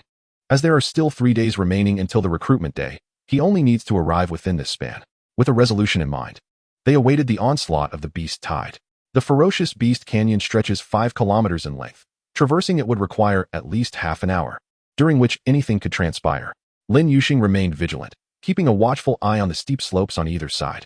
Li Yin occasionally marveled at the picturesque scenery along the way, his curiosity about the world seemingly boundless. That slope is about 30 degrees, isn't it? He mused. Indeed. This angle poses considerable difficulty for a human to climb, but for the ferocious beasts that dwell here, it is hardly a challenge. Lin Yuxing elucidated, akin to a tour guide, responding to every inquiry. The apprentices ahead took an interest in Li Yin, although they had met him once before. They could hardly recall his appearance, especially since he wore a different outfit today. Is that plump fellow wealthy? Their conversation drifted to the man in front of them. He possesses a fair amount of wealth, ranking among the notable in Blue City, though he is not at the top, Lin Yuxing replied. Oh, do the wealthy ride in such carriages? Wouldn't that be quite jarring? Li Yin inquired. Typically, they refrain from traveling by carriage. However, this particular cargo holds significant importance for him, Lin Yuxing explained. Suddenly, Li Yin caught a glimpse out of the corner of his eye. Noticing the foliage in the distance beginning to sway, the frequency of the movement increasing, heading downwards with alarming speed. Even Lin Yuxing sensed something amiss. Are they coming? Li Yin smirked, gently stroking his small dog, signaling it to remain still. The dog obediently feigned sleep. Hurry, quickly, Lin Yuxing shouted abruptly. The apprentice driving the carriage, momentarily bewildered, quickly urged the horses to gallop faster. Although the horses in this world resembled modern breeds, they were sturdier and more powerful, able to sprint at remarkable speeds even while pulling a carriage. Yet, no matter how swift they were, they couldn't outpace the ferocious beasts descending from the mountains. Before long, even the affluent man could hear the resounding thuds of the beasts' hooves and their menacing roars, causing the very forest to tremble violently. The impending tide of beasts was alarmingly vast. Even with the small dog's remarkable speed in battle, surviving such an overwhelming number of ferocious beasts seemed increasingly daunting. Unlike drawing monsters, a beast tide was a far more formidable challenge. Li Yin sensed that neither Xiao Jia nor Xiao Dai would be able to conceal themselves. Such a massive tide was inevitable. Faster! Hurry! Damn it! Why aren't you moving faster? I'm going to die. The wealthy man panicked, cursing vehemently as he beheld the unfolding chaos. The apprentices, equally frantic, struggled to control the horses, pushing them to their utmost speed. With 2 kilometers still to the exit, escape seemed improbable. Stop! Prepare for battle. The roars of the beasts are alarmingly close. They will enter this canyon within 30 seconds and commence their slaughter. Lin Yuxing stated grimly, casting a glance at Li Yin, filled with regret. The carriage suddenly halted, and the expressions of the apprentices and the wealthy man's servants turned to one of sheer terror. What nonsense are you spouting? Accelerate, damn it! The wealthy man bellowed at Lin Yuxing. It's all your fault. If you had arrived sooner, we wouldn't be facing death here. He raged, turning his ire on Li Yin. This time, Lin Yuxing refrained from intervening, the impending disaster instilling despair in him as well. Damn it, we're all going to die because of you. Why don't you just perish? The wealthy man's venomous gaze bore down on Li Yin as he approached. The deafening roars reverberated through the mountains, as if the beasts would emerge from the canyon at any moment. It's all your fault. You've doomed us all. The wealthy man lunged at Li Yin, raising a furious fist aimed at his head. Slap. You. Li Yin deftly deflected the man's hand and, in one swift motion, lifted him effortlessly. I have exercised considerable restraint. But why must you court disaster? He remarked. The wealthy man, now grasped by the throat, struggled for breath, his face flushed and desperate as he futilely slapped at Li Yin. Lin Yuxing watched in astonishment at Li Yin's strength. Thud. Li Yin hurled the man away with disdain, casting a dismissive glance in his direction. Had it been earlier, he might have killed him, but today, he felt content. The wealthy man gasped for air, unable to meet Li Yin's gaze, as if confronted by a grim specter. The sensation of impending suffocation had instilled a profound terror in him, in Li Yin's presence. He felt akin to a helpless child, aware that ending his life would be as effortless as crushing a mere chicken. Li Yin experienced a wave of exhilaration, not merely from the act of striking the man, but from the sense of security that power afforded him. It appeared that maiming a person was significantly easier than felling a tree. The servants promptly assisted the wealthy man to his feet, distancing him from Li Yin, and he retreated to the farthest corner of the carriage. Even the apprentices gazed at Li Yin with trepidation, while only Lin Yuxing regarded him with a curious glimmer of hope. What level is your pet? He inquired eagerly. Li Yin regarded him with a mysterious smile. That is a secret. Lin Yuxing beamed, his spirits lifted, as the earlier tension dissipated. It seemed that Li Yan's words confirmed his suspicions, if validated. It would indeed be a terrifying talent. Before the astonished eyes of the onlookers, Li Yin summoned Xiao Jia and Xiao Dai. Lin Yuxing's excitement surged. 3. Even the wealthy man, who had just been struck, was taken aback, realizing that even as an outsider, he understood that one who possessed 3 beast companions had either immense strength or was woefully inadequate. For everyone knew that nurturing 3 beasts was exponentially more challenging than nurturing a single one. It was not merely a matter of 1-to-1, but rather a geometric increase in difficulty. Clearly, Li Yin belonged to the former category. Chapter 33, Showtime. Li Yin smiled. The 3 beast companions understood immediately, releasing their unique aura, the rare and terrifying pressure enveloping the surroundings. The apprentice's juvenile pets cowered in fear. Even Lin Yuxing's advanced companion trembled at their presence. What level is this? Rare level? 3 beings of rare level or above. Lin Yuxing gasped in astonishment. To instill such fear in a heavenly horned cat is no small feat. Even the guildmaster's explosive spirit bear couldn't achieve that. Lin Yuxing inhaled deeply, suppressing his inner excitement. The innate level suppression sent ripples of dread through the surrounding beasts, prompting them to hesitate and retreat in terror. Yet, their rapid momentum and the steep incline prevented them from halting entirely. Their claws scraped against the ground, creating sparks as they struggled to slow down. The leading beasts were soon collided into by those behind, tumbling down the slope. The onlookers witnessed the beasts plummeting in a bizarre fashion before them. Kill. With a single command, the small dog vanished from sight, followed closely by Xiao Jia, while Xiao Dai soared into the sky. The path remained relatively wide, stretching nearly 15 meters. The small dog and Xiao Jia took positions on either side, while Xiao Dai, having completed her power-enhancing array, returned to Li Yan's side. Following her evolution, Xiao Dai's skills had significantly improved, doubling the effectiveness of her Power Star array from 50 to 100. Furthermore, Li Yin discovered that Xiao Dai had acquired offensive capabilities, occasionally launching a magic sphere that seemed to contain an entire world within it, filled with flashes of lightning and fragrant blossoms, a vibrant tapestry of colors. Moreover, her magical orb seemed to possess the remarkable ability to autonomously seek out beasts. Whenever a creature dared to breach the defenses established by Xiao Jia and the little dog and approach Li Yin, it would invariably fall victim to this formidable skill. Without exception, any who dared to make contact met an untimely demise. Thus, the little dog reveled in its carnage, as most ferocious beasts, bewildered by their own inexplicable descent, were swiftly dispatched. All were caught in a state of utter confusion. Even Xiao Jia was engrossed in the delight of vanquishing foes, although his movements were not swift. The disparity in their levels rendered his strikes as quick as lightning. Furthermore, he had sprouted a multitude of sharp spines on his back, exceedingly lethal. The beasts tumbling down the hillside either met their end impaled upon his back or were annihilated by the water breath projectiles he unleashed. Soon, the valley became a mountainous heap of beast carcasses, leaving the onlookers wide-eyed and incredulous. Was this truly human? How utterly exaggerated! Their expressions were painted with disbelief. The ferocious beasts, typically ones to be evaded, now appeared pathetically weak. With so many corpses littering the ground, hindering the pace of the slaughter, Li Yin had no choice but to stow each body into his backpack. Yet, before long, the ground was once again strewn with carcasses, prompting Li Yin to resume his grim task. Occasionally, while collecting the bodies, a dying beast would make a desperate attempt to launch a surprise attack. But each time it was swiftly dealt with by Li Yan's powerful fist, shattering its skull. Li Yin confirmed to himself that, aside from his inability to strike trees, he was more than capable of handling ordinary-level beasts. In terms of both speed and strength, he far surpassed the standard 3-star beasts. Though he had yet to test his mettle against higher-level foes, the beasts descending from the hillside were all of ordinary caliber. As time passed, Li Yan's elation only grew. Ding!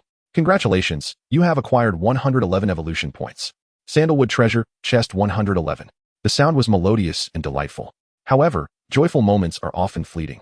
The beast tide was nearing its conclusion, and the last wave of beasts abruptly halted their retreat. Yet, Li Yin would not let them escape. With the beasts unable to manage both fronts, he resolved to eliminate one side. Little dog, go! The little dog bared its vicious teeth, taking several strides before vanishing into the forest, only to return moments later with the echoes of wails and screams fading into silence, leaving behind a pungent scent of blood. The little dog concealed its presence, settling beside Li Yin, while Xiao Jia and Xiao Dai were summoned into the contract bracelet for some much-deserved rest. It was indeed unfair to rouse Xiao Jia so early after a long night of vigilance. Who would have thought that the fierce little dog would possess such a gentle side? Li Yin quietly returned to the carriage, while Lin Yuxing was overwhelmed with emotions, unsure how to confront such a formidable presence. Meanwhile, the corpulent rich man hiding at a distance dared not even glance, attempting to conceal his hefty frame beneath the cargo. But his size made it nearly impossible to hide. In that moment, he wished he could burrow into the earth, seeking refuge from the very person he had once insulted. Such feelings are beyond the comprehension of most. Furthermore, he now understood why Lin Yuxing patiently awaited this individual, showing no signs of displeasure. Power commands respect wherever one goes. Yet he remained oblivious to the fact that he had also inadvertently offended this figure. What are you waiting for? Let us move.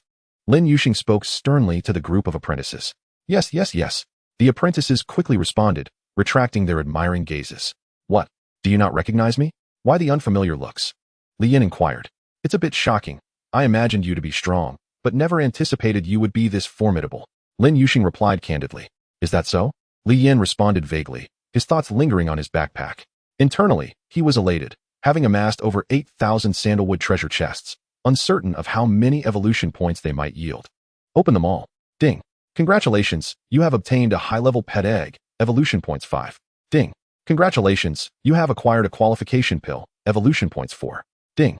Congratulations, you have received a blood tier pill, evolution points 5. Ding. Congratulations, you have obtained a high-level armor piece, evolution points 3. Ding. Congratulations. You have acquired another high-level pet egg, evolution points 5. Ding. Congratulations, your total evolution points now stand at 114,507, with 807 ordinary pet eggs, 160 high-level pet eggs, 905 qualification pills, 1024 physique pills, 17 skill books, human, over 3,000 various other pills, and more than 2,000 pieces of equipment, in addition to other everyday necessities and clothing. This haul was quite impressive, nearly all items proving useful. The useless daily necessities were minimal. However, even with this substantial yield, combined with the previous finds, selling them would yield only a few thousand. The surplus meat was staggering, exceeding 12 million pounds, yet it remained unsold. After traversing the Beast Tide Canyon, the journey ahead was smooth sailing, devoid of further dangers, with scarcely a soul in sight. The occupants of the carriage were each lost in their thoughts, all interconnected by the events of the day and Li Yin's remarkable prowess. In the future, should you encounter our esteemed student, I hope you will extend your support. Lin Yuxing broke the silence. Do you doubt his abilities? Does he truly require my assistance? Li Yin retorted. I had thought that upon your entry into the Beast Spirit Academy, you two would be able to mutually aid each other, providing support in times of need. Lin Yuxing mused, pausing for a moment.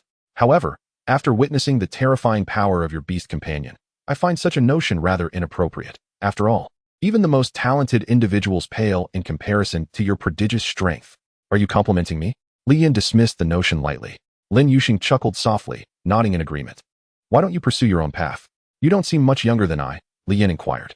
I once considered it, but the curator has shown me kindness, treating me as one of his own, so I chose not to leave, Lin Yuxing replied calmly. Li Yin sensed a fleeting glimmer of yearning in his eyes, though it was quickly suppressed by an inexplicable emotion. Oh, Li Yin acknowledged, recognizing him as a man with a story, and he concluded their brief conversation hastily. Chapter 34, Golden Level. At this pace, when might I arrive at the gates of the Beast Spirit Academy? Li Yin asked. If all goes well, we should arrive by tomorrow evening, Lin Yuxing replied. Oh, so we'll be sleeping in the carriage tonight? Li Yin inquired. Indeed. However, it will be a collective rest, with shifts for night watch. The darkness of night is ill-suited for travel, and moving at night could easily disturb unknown entities. So we shall halt by the roadside and find a secure spot in the woods to rest, Lin Yuxing explained, striving to ensure Li Yin understood. Oh, I see. Li Yin responded. In a tranquil moment, they continued their journey, the once clear sky gradually cloaked in a tapestry of black adorned with twinkling stars. The sun had been replaced by a crescent moon. The others began to organize the carriage, moving cautiously into the forest to remain hidden. Li Yin ventured deeper into the woods, positioning himself at an optimal distance to observe them, neither too far nor too close, setting up a tent and summoning Xiaojia. You've worked hard, Xiaojia. Oh woo. Xiaojia expressed no complaints, accepting the task with enthusiasm. With Xiaojia's vigilant presence, Li Yin could rest peacefully, closing his eyes and entering a meditative state. Suddenly, a system notification resounded. Ding. System upgrade successful. Ding. Black iron treasure chests and higher tier chests will now be fully developed. Dropping randomly. Please be advised that these chests will not yield evolution points. Ding. The pet ranking system is now open. Note. Each individual may have only one beastly companion on the leaderboard. Ding. The achievement feature has been activated. Ding. Evolution points acquisition has been modified. It is now categorized into a tiered system. 1 evolution point equates to a standard beast, while 2 points correspond to an advanced one, and so forth. Moreover, evolution points can only be obtained through trading, slaying ferocious beasts, and achievements, with each slain beast yielding but a single evolution point. Ding. The pricing for evolution elixirs has been revised, with each tier's elixir price standardized to 1,000 evolution points. The sale of aptitude and constitution elixirs has been discontinued in the marketplace. Ding. The pet purification function has been reset. Each purification now consumes 1,000 evolution points, with aptitude being random and the highest possible aptitude capped at 3 stars of celestial rank, and only requiring tier 1 evolution points for consumption. Ding. The pet egg identification feature is now active. Each identification consumes 1,000 evolution points, and once completed, the results can be auctioned repeatedly. Identification consumes tier 1 evolution points. Ding. After a pet consumes an evolution elixir, it will no longer evolve immediately. The outcome will depend on the pet's innate qualities, with the elixir merely enhancing the likelihood of successful evolution, but not guaranteeing it. Note. Success rate upon consumption of the elixir is 50. Ding. The system detects that you possess a substantial amount of evolution points, which have been automatically converted into the highest tier of evolution points, tier 5. Evolution points can also be freely transmuted. The conversion ratio is 110 for downward conversions and 1100 for upward conversions. Furthermore, upon slaying your highest level beast companion, the evolution points gained will automatically convert to the highest tier ratio. Listening to the series of system notifications, Li Yin fell into deep contemplation. The long-awaited update indeed heralded significant reforms.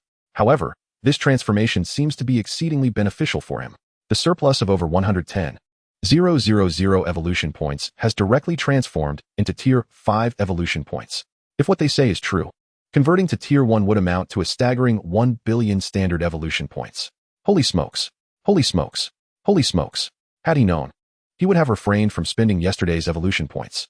Moreover, it appears he can evolve his puppy once more. With the elixirs now cheaper, the cost of his evolution aptitude should also have diminished. Li Yin clicked to proceed. Ding. Evolution commencing, evolution points, 500. Holy smokes. An immediate evolution? The puppy is still within the contract bracelet.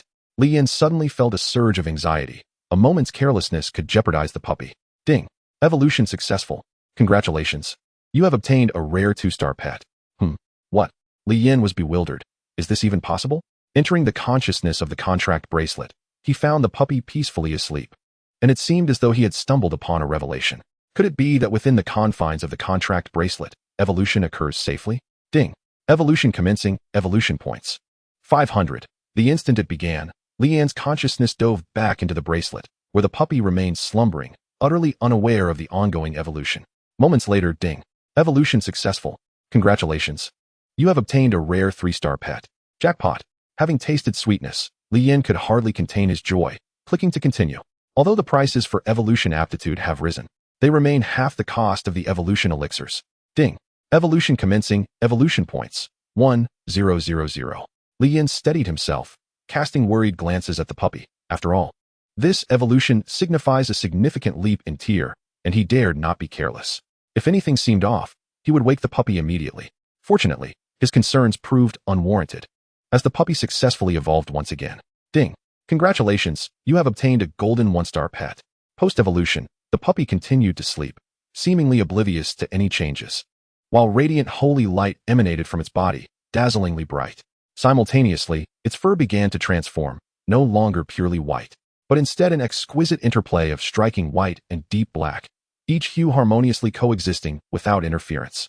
Additionally, 2 tufts of fur sprouted from the puppy's head, one a brilliant white, the other a shadowy black. Majestic. Spectral Thunderhound, golden 1-star. Level, 23, 7. Experience gained from slaying beasts below its level is minimal. Aptitude, spiritual, level 9 stars. Can undergo purification. Each purification costs 1,000 evolution points, with aptitude being random. Can also consume herbs and aptitude elixirs to enhance aptitude. Skills, Shadow Veil, Note. Harnessing the power of spirits to conceal oneself within the spirit realm. Frostbite, Note. Unleashing an extreme chill that renders you immobile and defenseless. Phantom Clone.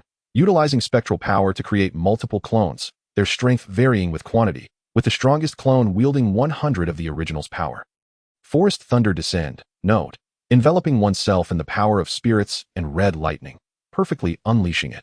Bond. Guardian Beast of the Master. If within 80 meters of the host, its strength increases by 80.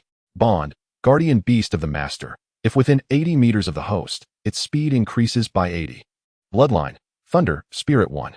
Note. Originally a weak canine breed, yet through multiple evolutions, it has undergone mutations, continuously transforming while growing stronger. The bloodline may be impure, but it possesses remarkable potential for growth. Combat Power. The pinnacle of golden tier combat. When pushed to the limit, how can it falter against diamonds? Holy smokes. How extraordinarily formidable. Just gazing at it instilled a sense of awe. Lian's excitement made him tremble with anticipation. Since it is already so perfect, why not enhance it further? He retrieved 2 Tier 5 evolution points and directly exchanged them for Tier 1 evolution points to commence purification. Ding. Evolution points. 1,000. Purification successful. Aptitude altered to mortal level 2 stars. Without a doubt, it pales in comparison to spiritual level 9 stars. Continuing on. Ding. Evolution points. 1,000. Purification successful. Aptitude altered to mortal level 5 stars. Continuing on. Ding. Evolution points. 1,000. Purification successful. Aptitude altered to spiritual level 1 star. Continuing on. Ding. Mortal level 2 stars. Continuing on. Ding. Mortal level 3 stars. Continuing on. Ding. Mortal level 3 stars. Continuing on. Ding. Mortal level 3 stars. Ding. Mortal level 6 stars. Ding. Spiritual level 8 stars. Ding. Mortal level 9 stars. Ding. Mortal level 1 star. 19 times. Ding. Mortal level 7 stars. Holy smokes. After 20 consecutive attempts, he only managed to attain mortal level attributes. What a loss. With no turning back, Lian directly exchanged 5 Tier 5 evolution points for another 50. 000 Tier 1 evolution points. I refuse to believe I can't attain superior attributes for the puppy. Ding. Mortal level 3 stars. Ding. Mortal level 8 stars. Ding. Mortal level 2 stars. Ding. Mortal level 3 stars. Ding. Spiritual level 3 stars. 49 times. Ding. Spiritual level 7 stars. Damn it. After 50 attempts, not a single celestial attribute emerged, and Lian's temper flared. Today, I shall not relent. I possess ample evolution points. He exchanged for 10 Tier 1 evolution points and proceeded to roll. Ding. Mortal level 1 star. Ding. Mortal level 1 star. Ding. Mortal level 3 stars. Ding. Mortal level 9 stars. 99 times. Ding. Mortal level 10. Damn it. Once more. Exchanging for 1 million, he commenced. Ding. Spiritual level 7 stars. Ding. Mortal level 3 stars. Ding. Mortal level 3 stars. 967 times. Ding. Evolution points. 1,000. Purification successful. Aptitude transformed to celestial level 3 stars. Phew. Lian panted, his fingers nearly cramping from the effort. Ultimately, perseverance is rewarded. It has finally emerged. This lottery has turned out to be quite the pitfall. Without a substantial accumulation of evolution points, one must absolutely refrain from delving too deeply. Li Yin displayed a gleam of joy as she gazed upon the data of her puppy, and at last, everything was perfect. There's also the aptitude elixir. It would be ideal to use it together with the puppy. However, perhaps it is best to wait until tomorrow for that. Chapter 35, The Humanoid Butterfly. Having successfully dealt with the puppy, Li Yan's attention shifted towards the little butterfly. Good fortune must be shared equally. Without hesitation, she promptly initiated its evolution. Ding. Evolution commencing. Evolution points, 500. Ding. Evolution successful. Congratulations, you have obtained a rare 2-star pet. Proceeding. Ding. Evolution commencing. Evolution points, 500. Ding. Evolution successful. Congratulations. You have obtained a rare 3-star pet. Proceeding. Ding. Evolution commencing. Evolution points, 500. Ding. Evolution successful. Congratulations, you have obtained a golden 1-star pet. Starlight Butterfly, golden 1-star. Level, 12, 14. Aptitude, Spirit level 9-star. Skills, Star Energy Envelopment. Description, harnessing the power of the stars, creates a 50-meter barrier without restrictions. Augmenting the host and pet's strength by 150. Confinement, using star power as a guide and the earth as a foundation. It creates a 30-meter control barrier, ensnaring any intruders. Metamorphosis, attaches to a pet or host, enhancing their speed, strength, and energy recovery. Celestial Radiance. Description, designating a point in the void, stars erupt, showering countless starlights that obliterate all who dare to touch them. Bloodline, descendant of the star god One. Bond, the adorable baby of its master. Increases the healing speed of both the master and itself by 150 when together. Description, it abhors conflict, yearning for peace. Furthermore, it holds a profound affection for its master, believing the first person it sees to be its only kin. Combat strength, unsuitable for duels, yet unafraid of challenges. Extravagant. After reviewing the attributes of the puppy, it was evident that the little butterfly had also gained considerable immunity, though its attributes remained formidable. A glance at the little butterfly, now cocooned within the contract bracelet, revealed that it would not emerge anytime soon. Shifting her gaze to the vigilant little armor, you shall endure the night. Tomorrow, I will grant you evolution. With the system notifications silenced, Li Yin collapsed into a deep slumber. Any further delay in rest would render her unable to rise early the next day. Before long, dawn broke. The satisfaction from the previous day had afforded Li Yin a restful night, her dreams sweet enough to nearly rouse her in joy. Casting a meaningful glance at little armor, who wore a puzzled expression, wondering why his master regarded him thus, as if he had committed some error, he was drawn into the contract bracelet by Li Yin. Thus, his evolution commenced. Burdened with thoughts, little armor found it difficult to fall asleep instantly. While within the confines of the bracelet, a radiant cocoon glimmered, leaving him restless. A nagging sensation that something significant was about to transpire lingered. To his astonishment, little armor felt a comforting glow emanating from within, illuminating his chest and enhancing his well-being. Ding. Evolution successful. Rare 2-star. The light appeared swiftly and departed just as hastily. Little armor suddenly sensed an increase in his strength. Before he could fully appreciate the second wave of light, it arrived. This time, he seemed to comprehend something, relaxing his mind to embrace the sudden brilliance. Ding. Evolution successful. Rare 3-star. Li Yin chuckled at little armor's foolish demeanor. Continue. Another wave of light descended, but lingered only briefly before abruptly vanishing. Li Yin pondered, what is this? Ding. Evolution failed. Unbelievable. It truly failed. Little armor within the bracelet wore a bewildered expression. The comforting sensation had dissipated. Meanwhile, Li Yin deliberated the cause of the failure, ultimately concluding it was due to aptitude. Clearly, little armor's aptitude remained too low. Perhaps a lottery should be attempted first. Forcing an evolution that might fail would severely undermine little armor's confidence. Sir, we must take our leave. An apprentice from the Celestial Wolf Beast Pavilion approached cautiously from below. This voice abruptly interrupted her thoughts, and Li Yin looked up. Indeed, the carriage below was ready, seemingly awaiting her arrival. It appeared she had indeed risen late. Why had no one called her earlier? After packing away the tent, Li Yin descended alone, choosing not to awaken the puppy, who slumbered peacefully, lost in delightful dreams, as she couldn't bear to interrupt. Good morning. Li Yin greeted upon reaching the carriage. Good morning.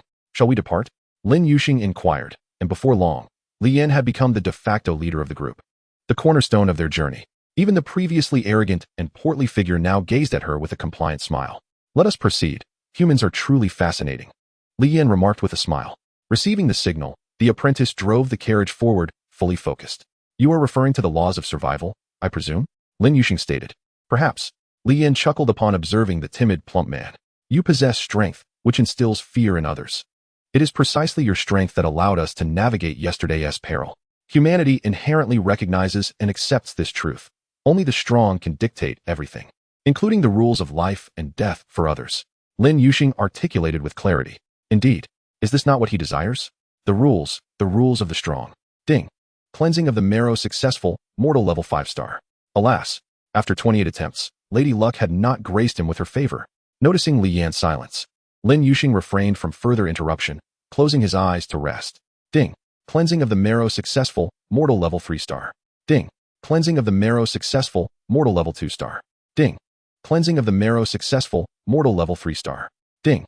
Cleansing of the marrow successful, mortal level 7-star. 99 attempts. Ding. Cleansing of the marrow successful, mortal level 8-star. Damn. I refuse to believe it. I will not yield to mere mortal level. Continue. Ding. Cleansing of the marrow successful, mortal level 8-star. Ding. Cleansing of the marrow successful, mortal level 2-star. Ding. Cleansing of the marrow successful, mortal level 3-star. Ding. Cleansing of the marrow successful, mortal level 6-star. 99 attempts. Ding. Cleansing of the marrow successful, spirit level 1-star. Damn. Continue. Ding. Cleansing of the marrow successful, mortal level 5-star. Ding. Cleansing of the marrow successful, mortal level 5-star. Ding. Cleansing of the marrow successful, mortal level 3-star. Ding. Cleansing of the marrow successful, mortal level 10-star. 999 attempts. Ding. Cleansing of the marrow successful, spirit level 2-star. Li Yan's face flushed crimson. She was so enraged that words escaped her. Lin Yuxing, noticing her sudden outburst, wondered what had caused her such distress. I refuse to believe this.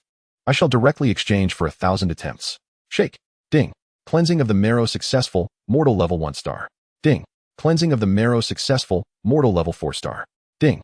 Cleansing of the marrow successful, mortal level 3-star. Ding. Cleansing of the marrow successful, mortal level 7-star. Ding. Cleansing of the marrow successful, spirit level 9-star. Ding. Cleansing of the marrow successful, mortal level 2-star. Ding. Cleansing of the marrow successful, mortal level 3-star. Ding. Cleansing of the marrow successful, spirit level 10-star.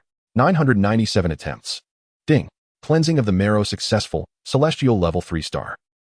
Li Yan's expression shifted from stormy to serene, the pent-up frustration within her finally dissipating. Finally, it has emerged. Let the evolution commence, little armor.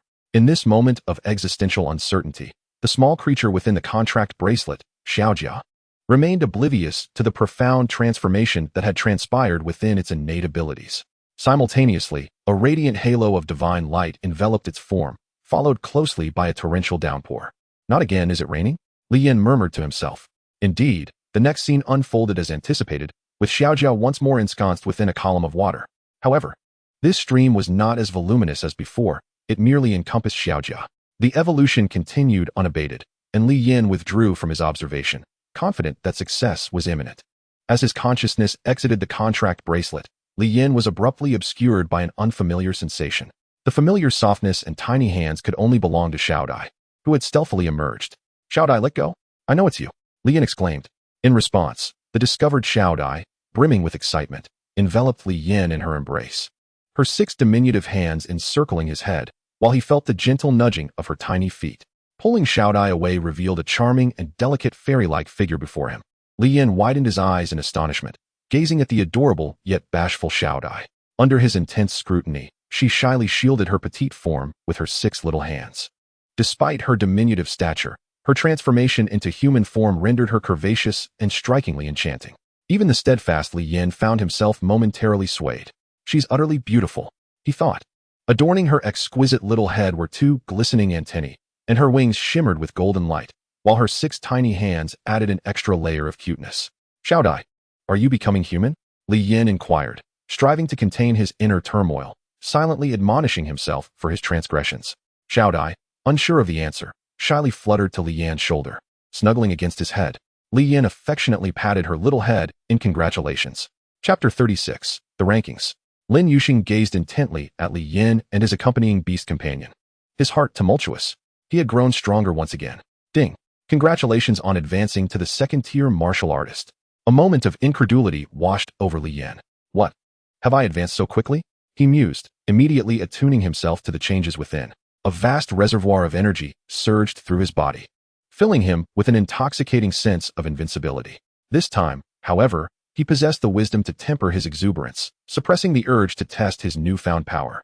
His gaze shifted to Xiao Dai, who was playfully toying with her tiny hands, and Li Yin felt a genuine affection swell within him. "Let us begin," he declared, redeeming 1,000,000 Tier 1 evolution points.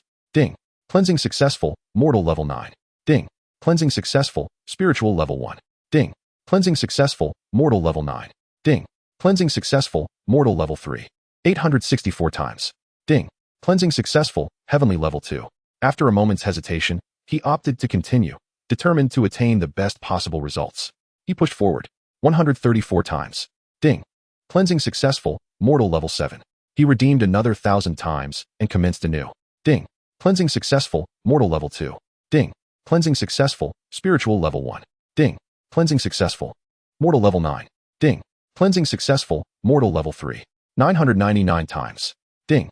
Cleansing successful, spiritual level 2. Failure had become a familiar companion to Li Yin, who understood that success was not easily achieved. He pressed on with another 1,000 attempts. Ding. Cleansing successful, spiritual level 9. Ding. Cleansing successful, spiritual level 3. Ding. Cleansing successful, spiritual level 10. Ding. Cleansing successful, mortal level 3. 464 times. Ding.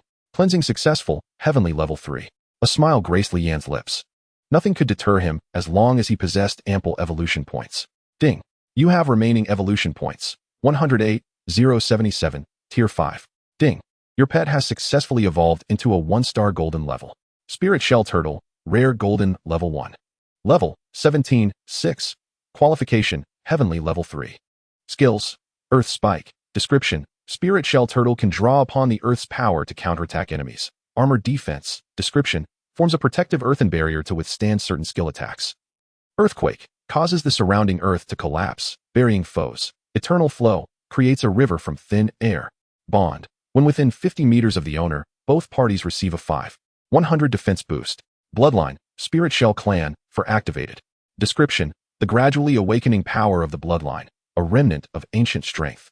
Its defenses are formidable, with certain combat capabilities. Particularly strong on land.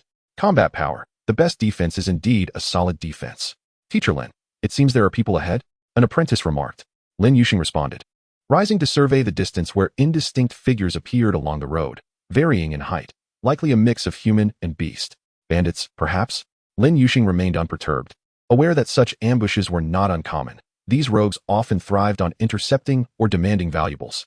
Let us continue on our way, Lin Yuxing instructed. Understood. The apprentice obediently urged the cart onward.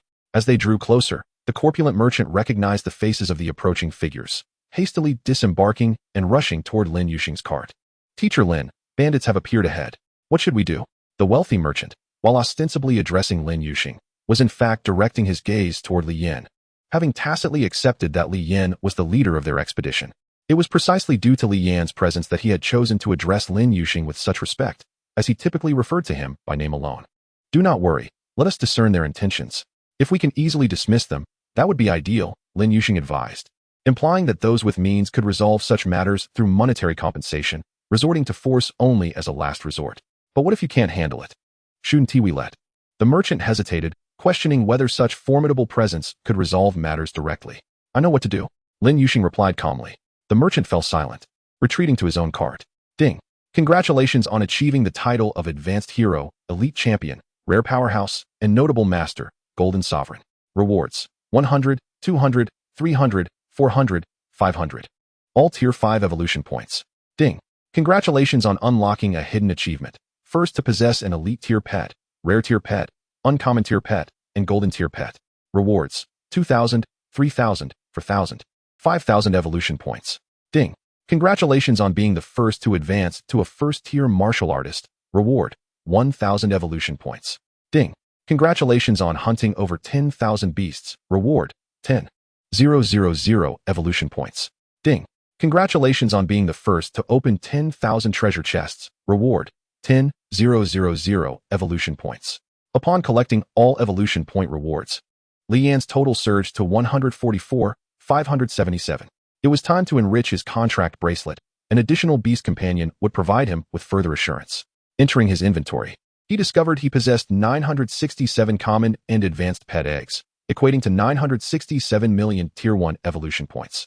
Without hesitation, he proceeded with the exchange, commencing the identification process one by one. Identification successful.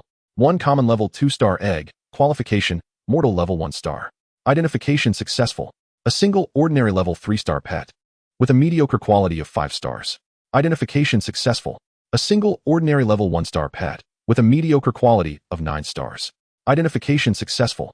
A single ordinary level 3-star pet, with a mediocre quality of 1 star. Identification successful. A single advanced 2-star pet, with a mediocre quality of 1 star. After 807 attempts, all ordinary pets have been identified, yielding merely a collection of ordinary level creatures, with only a handful of advanced ones, which Li Yin has chosen to disregard. This is more disappointing than a lottery. Next, it's time for the advanced ones. Identification successful. A single advanced 2-star pet, with a mediocre quality of 5 stars. Identification successful. A single advanced 3-star pet, with a mediocre quality of 6 stars. Identification successful. A single ordinary level 1-star pet, with a mediocre quality of 7 stars. Identification successful. A single elite 3-star pet, with a mediocre quality of 5 stars. Identification successful. A single elite 1-star pet, with a mediocre quality of 8 stars. After 159 attempts, identification successful. A single rare 3-star pet, with a mediocre quality of 2 stars. Upon completing the advanced identifications, only 1 rare pet and 2 elite ones emerged, highlighting the pitiful nature of pet egg openings. Li Yin tossed these 3 highest-tier pet eggs into his contract bracelet to commence incubation. The incubation times displayed for the 3 eggs varied significantly, yet all were considerably shorter than the first one, with the longest taking merely 12 hours. It seems that quality dictates everything. Once this was concluded, Li Yin's consciousness dove back into the pet leaderboard. Indeed, he could not underestimate these individuals, for they could easily surpass him at any moment. The top-ranked individual was a fellow named Feng Qingtian, possessing a 1-star rare-level pet. The second place went to Meng Liqian, also with a 1-star rare-level pet. The third position was occupied by Ling Junqiu, featuring a 3-star rare-level pet. Fourth was Gu Juanhao, with a 3-star rare-level pet. Fifth place belonged to Dugu Ka, also with a 3-star rare-level pet. He had yet to upload his own pet information, hence it did not display. However, he had no intention of sharing his 3 pets just yet. He preferred to remain low-key, quietly developing until the 3 adorable creatures he was incubating were ready, at which point he would upload their details. Chapter 37, Bandits. After gathering all the information, when Li Yin attempted to exit the system, he noticed his private messages suddenly glowing with intensity. Although they often flickered, this time the frequency was notably high, leaving him curious about the sender and the nature of the message. Previously, he had refrained from engaging, fearful of being deceived. But now he realized that such avoidance was not prudent. One must embrace new experiences. Moreover, he had grown stronger. Upon opening his private messages, he found that most were from individuals who had previously attempted to haggle over potions, equipment, and meat. There were also several girls seeking to showcase their various skills, desiring a platform and hoping Li Yin might recommend them. His gaze swept across the messages, finally resting on a newly popped-up chat box, which read, "Are you there? Master, are you there? I would like to buy some meat from you. Could you offer a discount?" Li Yin noted another attempt at haggling, initially disinclined to engage further. But the sender sent another message. "Master, are you there? My pet is starving. Please, can I have a discount?" The notion of a pet starving struck Li Yin as amusing. Were scammers truly this humorous nowadays? It seemed they had changed their tactics. With each evolution point weighing several pounds, just how much of a discount did they expect? "Master, you've replied. That is fantastic." The individual on the other end cheered. Then pitifully continued, "You may not believe me, but my pet eats an extraordinary amount. No matter how much I feed it, it never seems to gain weight, and I can barely afford to keep it." Li Yin pondered the authenticity of this statement. It indeed bore a hint of truth, yet it felt somewhat implausible, prompting a skeptical response. "You must have some talent, or perhaps your pet possesses extraordinary abilities." Upon uttering this inquiry, silence ensued from the other side, seemingly confirming Li Yin's suspicions. After approximately 30 seconds of silence, a response came through. "Yes, how did you discern that?" The question was laden with astonishment. Li Yin smiled knowingly. He was not baffled, for he himself possessed talent and had merely guessed whimsically. "Your pet likely gains strength through consumption, correct?" Once again, silence enveloped the conversation, this time persisting for a full minute before an anxious emoji was sent in reply. It seemed likely that the sender was a female. Li Yin instinctively felt that the individual on the other side was indeed a girl. "This is something I cannot disclose. Can you sell me the meat?" I'm desperate. Li Yin could hardly suppress a chuckle. After contemplating, he decided that he had no qualms about parting with some of his evolution points. How many pounds do you want for 1 evolution point? The reply came swiftly, 50 pounds of meat for 1 evolution point. Is that acceptable? I'm in a desperate situation. Realizing she might have overstepped, she added, I truly don't have many evolution points left. Perhaps once I'm more affluent. I can repay you. I beg of you. Please have mercy on me. How much do you need? Li Yin hesitated momentarily, but ultimately resolved to sell her some. Keeping it was of no use. I see you have over 12 million pounds. Can you sell it all to me? Li Yin felt a twinge of suspicion. Acquiring it all would require 240,000 evolution points. Yet she claimed to be impoverished? Is that all right, master? Please, I really only have this much. I swear. She implored. Sigh. If I'm to be deceived, so be it. It's not like it's of any real use to me. He took down all the meat from his listings and opened a private trade, placing everything up for sale. Soon after, a transaction alert appeared on his screen, and she promptly uploaded her evolution points. Li Yin rubbed his eyes. 100,000? Master, I only possess this much. I had no intention of deceiving you. I truly have nothing else.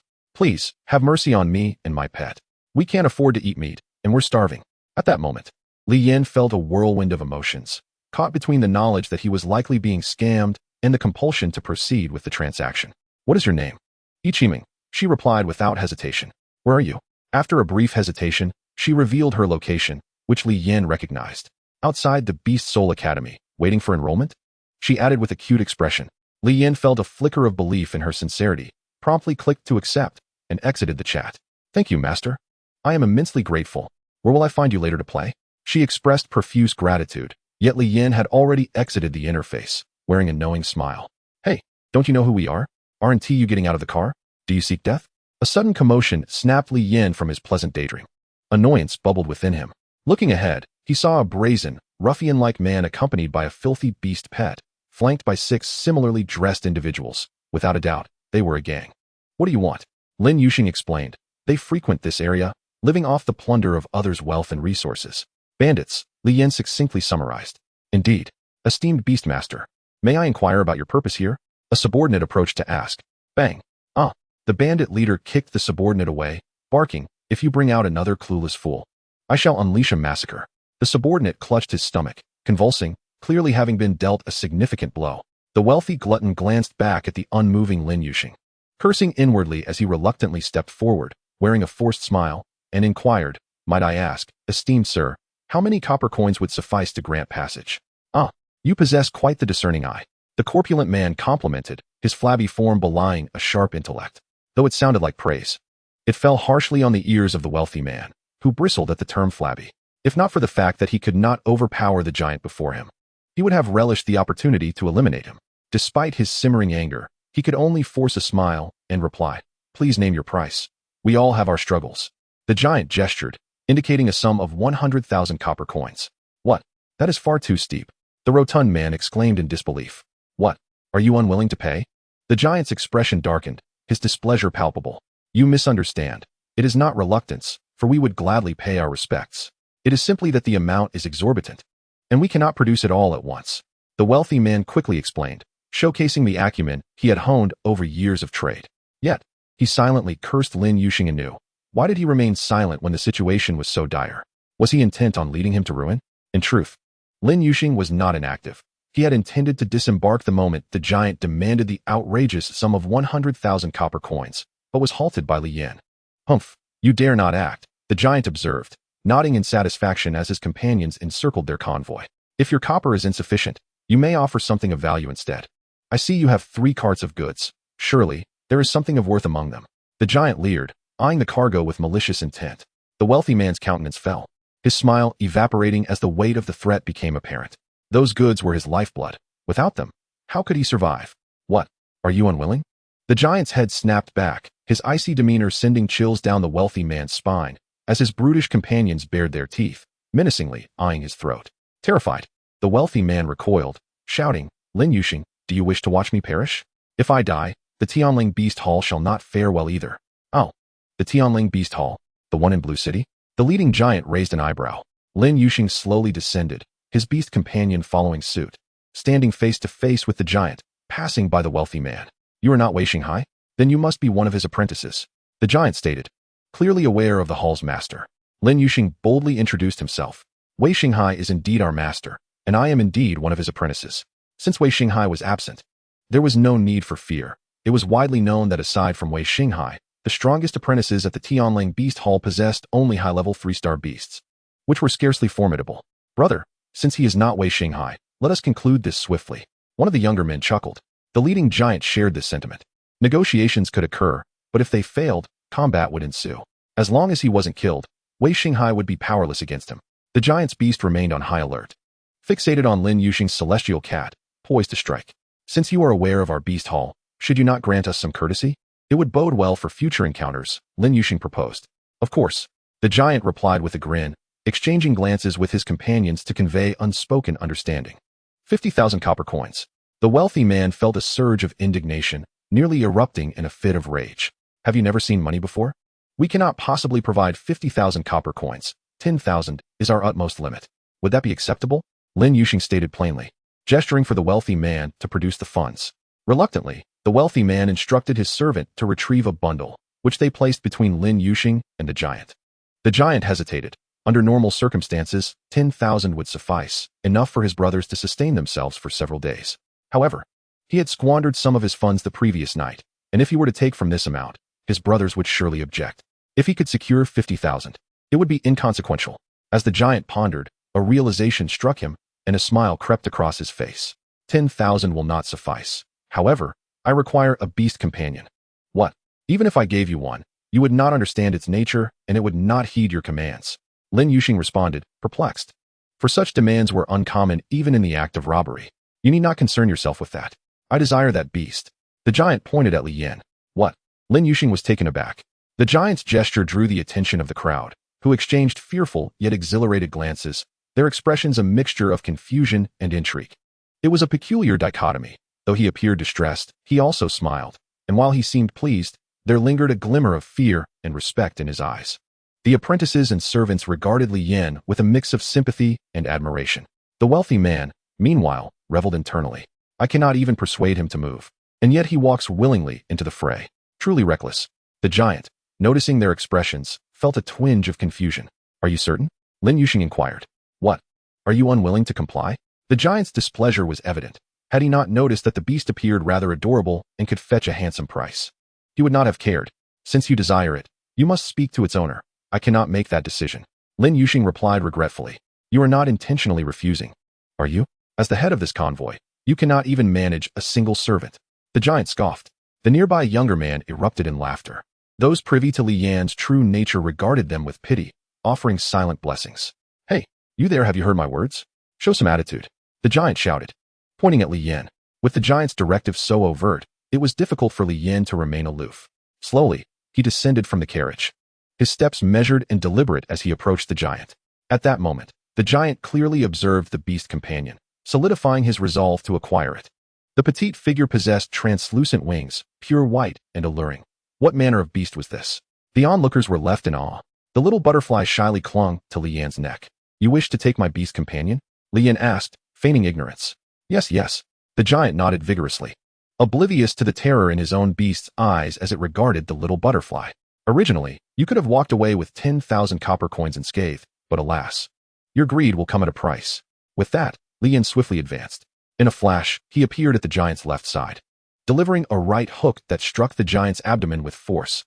The impact caused his midsection to cave in, and he was sent hurtling backward. Bang! So swift. Lin Yuxing exclaimed, astonished. The others were left bewildered, witnessing a figure launch into the air. They exchanged glances, silently questioning if anyone had truly grasped the unfolding events.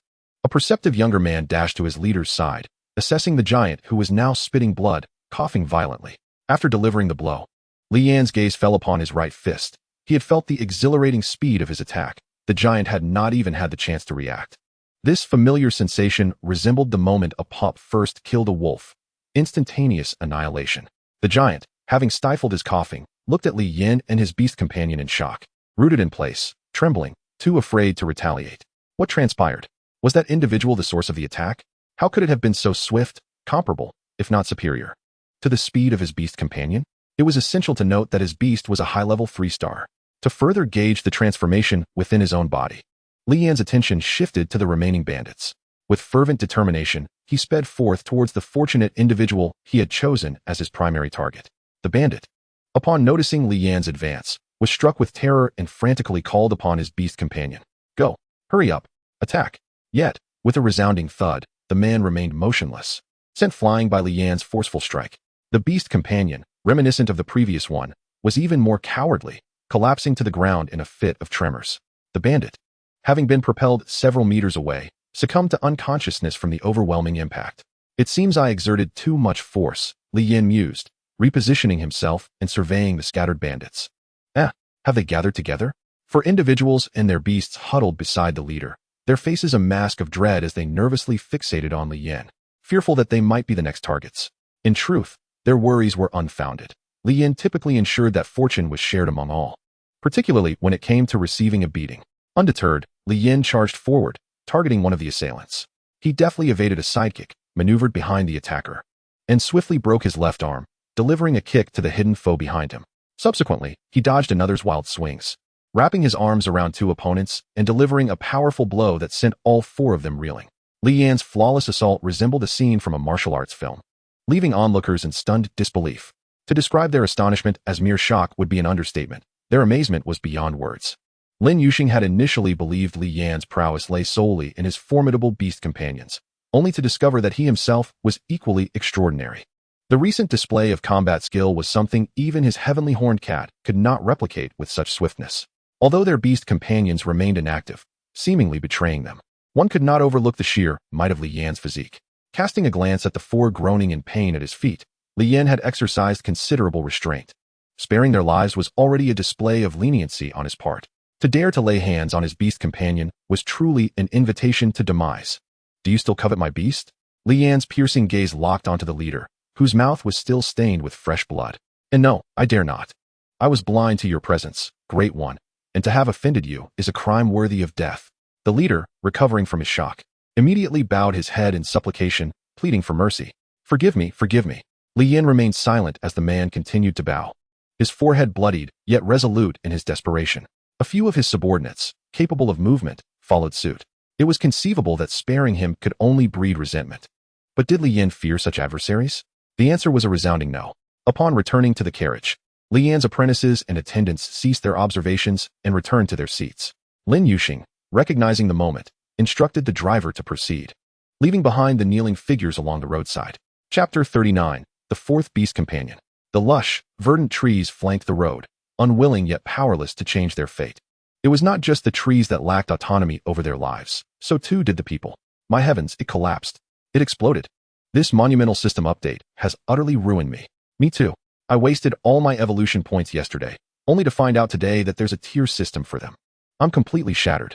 Everyone, don't go shaking your pet eggs for qualifications. It's a total scam. I shook mine over 10 times, and all I got were ordinary grades.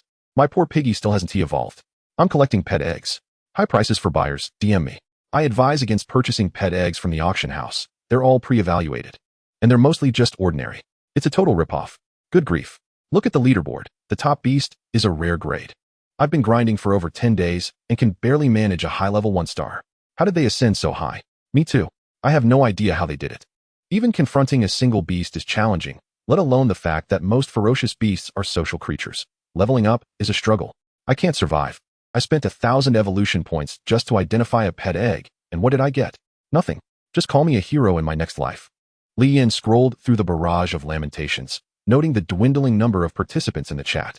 One could only conclude that gambling was perilous. Glancing at the leaderboard once more, he noted that the top position still belonged to a certain Feng Qingtian, which brought him a sense of relief. Clearly, they had not been hoarding secrets. It stood to reason. There must be rewards for holding the top spot. Li Yan speculated. He noticed a private message from a woman named Yi Qiming, filled with greetings and expressions of gratitude, to which he politely replied before exiting once again. He had missed her response. Rest here, Lin Yuxing called out. After traveling for a while, they had reached midday. The sun blazed overhead, prompting Li Yan to return Xiao to the contract bracelet and release the puppy. After such a long slumber, the puppy was nearly awake. It nestled beside Li Yan, blissfully unaware of its altered appearance, having no mirror to reflect its likeness. Yet, it was acutely aware of the transformation in its strength. Lin Yuxing, casting a sidelong glance at Li Yan's imposing beast, failed to recognize it as the same puppy from yesterday's battle due to its changed appearance. Is this a new beast companion? He inquired, his tone lacking enthusiasm. No, Li Yin replied calmly, not inclined to elaborate. Lin Yuxing chose not to press further, instead admiring the puppy, which had gained a newfound presence after its evolution. Wherever it went, it would now be the most striking creature. Would you like to share a meal with me? No, I'll eat by myself. Li Yin declined Lin Yuxing's offer. All right. Lin Yuxing nodded in acknowledgement and stepped away to dine with the apprentices. Meanwhile, Li Yin retrieved over 1,000 physical enhancement and qualification pills, giving the qualification pills entirely to the puppy while consuming the physical enhancement pills one by one. The introduction indicated they could be taken repeatedly, suggesting they were harmless. The puppy sniffed the air, recognizing the quality of the pills, and began to consume them eagerly. Thus, one man and one beast skipped lunch in favor of medication. The wealthy and portly onlooker was left in awe, as it was clear even to him that Li Yin was consuming medicinal pills, thousands of them. Sir, is this not going to kill him? A servant inquired cautiously.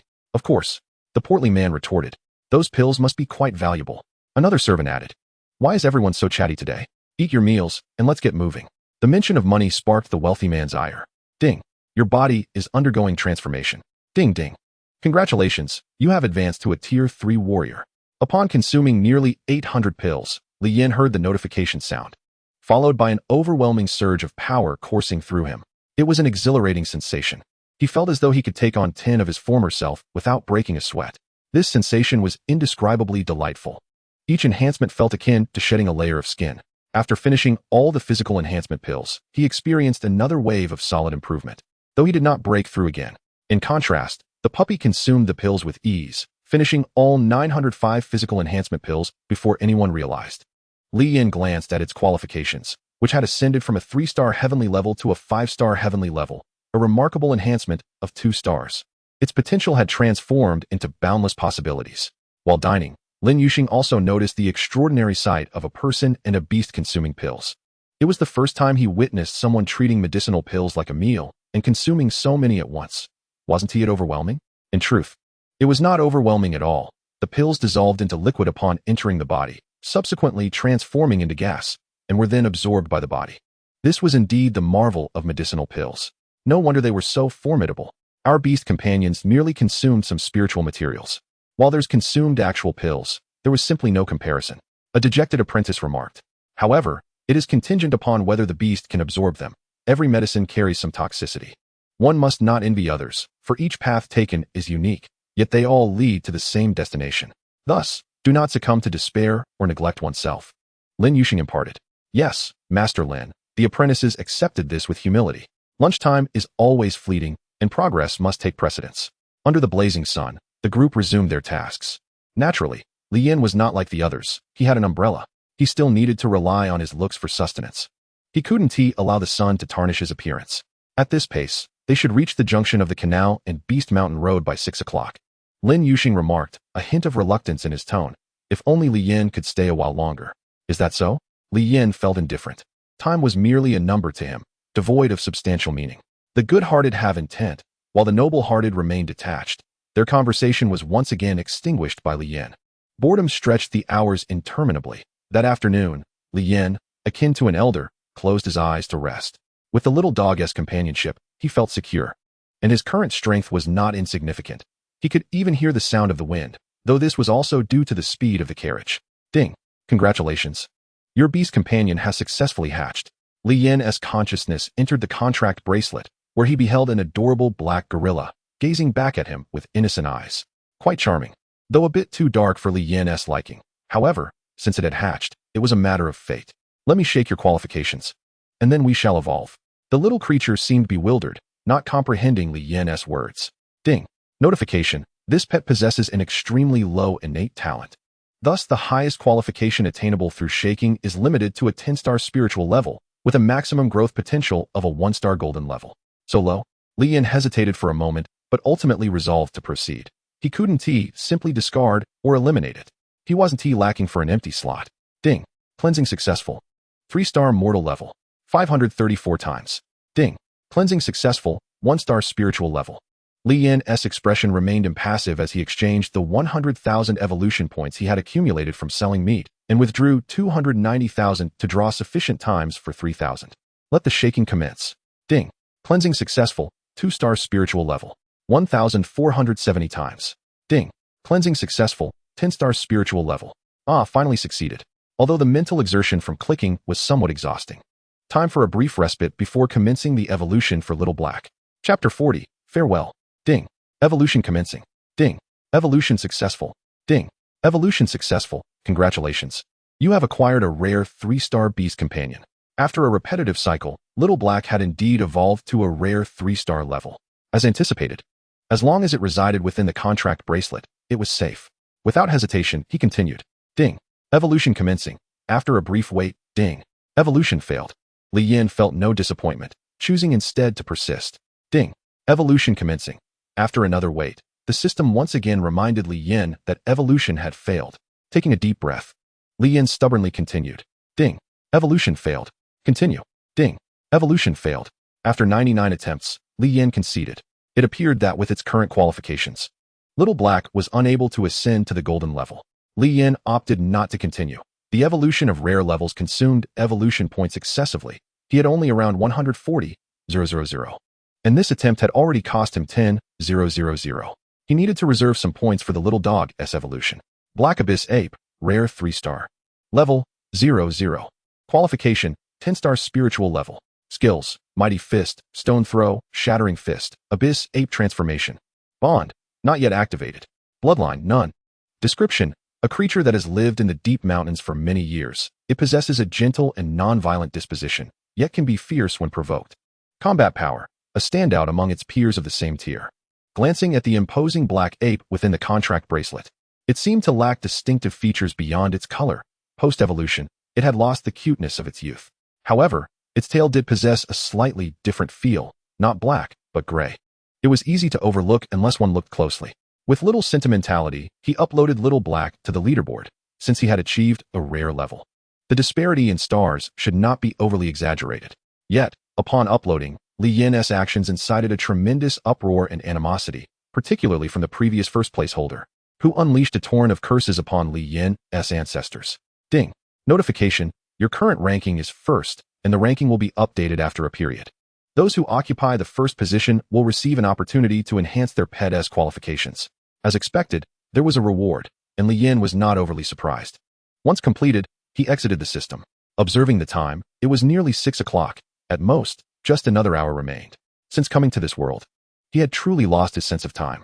After traversing a stretch of road, they arrived at the fork ahead, where Lin Yuxing pointed to the left path as their destination. Isn't this directly to the Beast Soul Academy? Must we continue walking? Li Yin inquired. Yes. Lin Yuxing nodded. Oh, Li Yin had thought they could reach it directly. It appeared there was still a distance to cover. The expansive official road was devoid of any other travelers, rendering it exceptionally desolate. Master Lin, we have arrived. The carriage halted at the designated junction, reported an apprentice. Both Li Yin and Lin Yuxing disembarked. Li Yin gazed at the seemingly endless uphill road, frowning. Looking ahead, upon turning the corner, one would glimpse Beast Soul Town situated below the Beast Soul Academy, and once at the town, they would be quite close to the academy. Lin Yuxing elucidated. Their SA town? Li Yin expressed his surprise. The Beast Soul Academy has thrived for over a century, maintaining a state of prosperity, with countless visitors each year. Some individuals, recognizing the opportunity within this prosperity, began to establish small businesses not far from its base. Over the years, this has evolved into a self-sustaining, thriving town. Lin Yuxing explained. Oh, in that case, let us part ways here. Li Yin prepared to bid farewell. Will you come back to visit? Lin Yuxing asked, reluctant to part. Perhaps.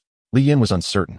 I wish you success in ascending the talent rankings of the heavenly beast nation, illuminating the glory of our blue city. Lin Yuxing handed Li Yin a silver medal, inscribed with the words Heavenly Wolf Beast Pavilion, accompanied by the emblem of Blue City. The talent rankings? Li Yin encountered yet another new term. You will come to know in due time. Lin Yuxing smiled. Very well, I shall take my leave. Li Yin retrieved a pet egg from his backpack. Its qualifications deemed superior within this batch. High-level 3-star mortal level, 10-star. He tossed it to Lin Yuxing and turned to depart. Lin Yuxing received it, examining it closely. He could not discern what type of pet egg it was, but its exterior glimmered with vitality, appearing rather rare. Lin Yuxing looked up, intending to express his gratitude, but Li Yin had already walked several dozen meters away. Lin Yuxing smiled, reassured that he had not misjudged the person. Master Lin, what will you do now that you've given your apprentice certificate to him? An apprentice approached and inquired. It's nothing, I'll just take the exam again later. Lin Yuxing replied nonchalantly. Clutching the pet egg, he returned to the carriage amidst the envious gazes of others. The wealthy, rotund man cast a jealous glance at Lin Yuxing, thinking him quite the fortunate fellow. To befriend such a formidable force, while not guaranteeing future success, surely ensured he could navigate Blue City with ease. Crack. Lin Yuxing looked down to find a fissure forming in the pet egg. Could it be hatching? Crack. Another crisp sound echoed as the crack widened further. Crack. Crack. The shell finally shattered, revealing a small head with sparkling eyes gazing up at Lin Yuxing, its mouth moving as if to whimper. It was utterly adorable. With its tawny fur and an innocent yet fierce expression, it leapt into Lin Yuxing's embrace, looking pitifully at him as if to say it was hungry. Having previously cared for beast pets, Lin Yuxing understood its meaning and promptly retrieved some spirit herbs, which ferocious beasts adored, from his nearby satchel and offered them to the little creature. The little one eagerly devoured them in a matter of moments, letting out a satisfied burp. Lin Yuxing even pricked his finger to feed the little one his blood, thereby establishing a bond between them. After consuming Lin Yuxing's blood, the little creature would recognize him as its master. Whisker Lion, Advanced Tier 3. Skill. Is it starting off at such a high tier? Lin Yuxing exclaimed in astonishment. He had never anticipated that Li Yin would present him with such an exceptional beast companion. His gratitude towards Li Yin deepened. Master Lin, what tier is this beast of yours? The wealthy man inquired, filled with curiosity. Ordinary Tier 2, Lin Yuxing replied cautiously. He knew that one must be wary of thieves' intentions. Oh, the wealthy man turned silent, his mind racing. That's still commendable. It has a strong potential for evolution in the future. The apprentices looked on with envy, for their beasts were all merely ordinary Tier 1, typically stagnating at that level upon maturity. Lin Yuxing smiled and exchanged a glance with the sky-horned cat, which instantly understood and quelled its curiosity towards the little creature. Chapter 41, Murder. Night had fallen, yet the journey was far from over, and the silhouette of the town remained elusive. Sigh. Li Yin exhaled, contemplating the necessity of acquiring a mountable beast companion for swifter travel. Ding. Congratulations. Your pet has successfully hatched. Li Yan's consciousness entered his bracelet while his feet continued their steady pace, multitasking seamlessly. Oh, this one resembles a modern tiger. Although it was small and lacked the royal mark on its head, it sported a striking black and white pattern. Without hesitation, he proceeded with the usual protocol and initiated the shake. The same notification chimed again. Without needing to glance, Li Yin knew this little one's potential mirrored that of the previous little black creature. Ding. Cleansing successful. Spirit level 5 stars. Ding. Cleansing successful. Spirit level 2 stars. 1,457 times. Ding. Cleansing successful. Spirit level 10 stars. Okay. Commencing evolution. Ding. Evolution successful. Elite Tier 2. Ding. Ding. Evolution successful. Rare Tier 3. Ding. Evolution failed. After 10 consecutive failed attempts at evolution, Li Yin decided to hold off for the time being. We'll address this later. White Spirit Tiger. Rare Tier 3. Level 0. Level 0. Qualification. Spirit level 10 stars. Skills. Tiger Roar. Beast King's Aura. Bloodthirsty Strike. Awe. Pounce. Bond. Unactivated. Bloodline. None. Description. The king among beasts, disdainful of all opponents, unafraid of the pressure from level differences. Combat power. A standout among its peers of the same tier. The newly evolved little tiger had transformed into a more formidable version, its mane fluffed up, exuding an aura of dominance, and its physique appeared even more robust and muscular. The royal mark emerged atop its head, accompanied by several ripples, while its coloration remained unchanged. Still a striking black and white. From now on, I shall call you Little Bai. Just as he intended to exit, Li Yin suddenly turned back and asked, Little Bai, can you be ridden? The little white tiger gazed back at Li Yin with its instinctive regal demeanor, puzzled. The innate memory within it questioned what riding entailed. Of course. Li Yin awkwardly retreated. How could a tiger possibly be ridden? It was better to walk. The corner was just ahead. The dawn of victory was nigh, quickening his pace. As the turn drew near, Li Yin prepared to sprint, only to suddenly stumble as a small dog bit down on his ankle, holding him back. Li Yin was perplexed. The little dog, however, looked warily towards the corner, alerting him that danger lurked ahead. Understanding the dog's intent, Li Yin realized there might be an ambush. He and the little dog halted in place, motionless, before Li Yin summoned Xiao Dai, whispering his concerns. Xiao Dai nodded adorably, flapping her wings to ascend, soaring over the thicket to the other side of the corner.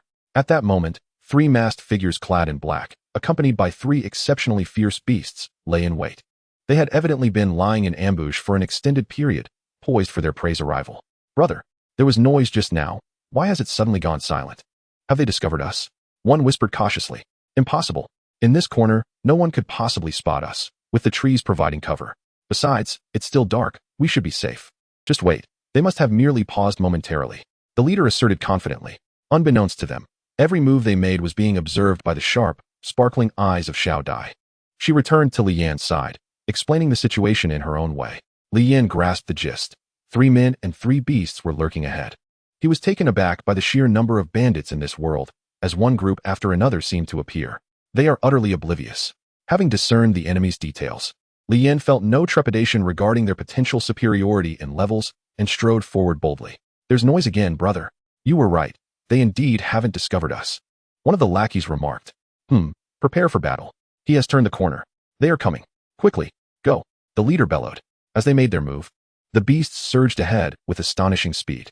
The 3 ferocious beasts melded seamlessly into the night, their dark figures becoming one with the pitch-black surroundings, striking swiftly toward Li Yan with deadly intent.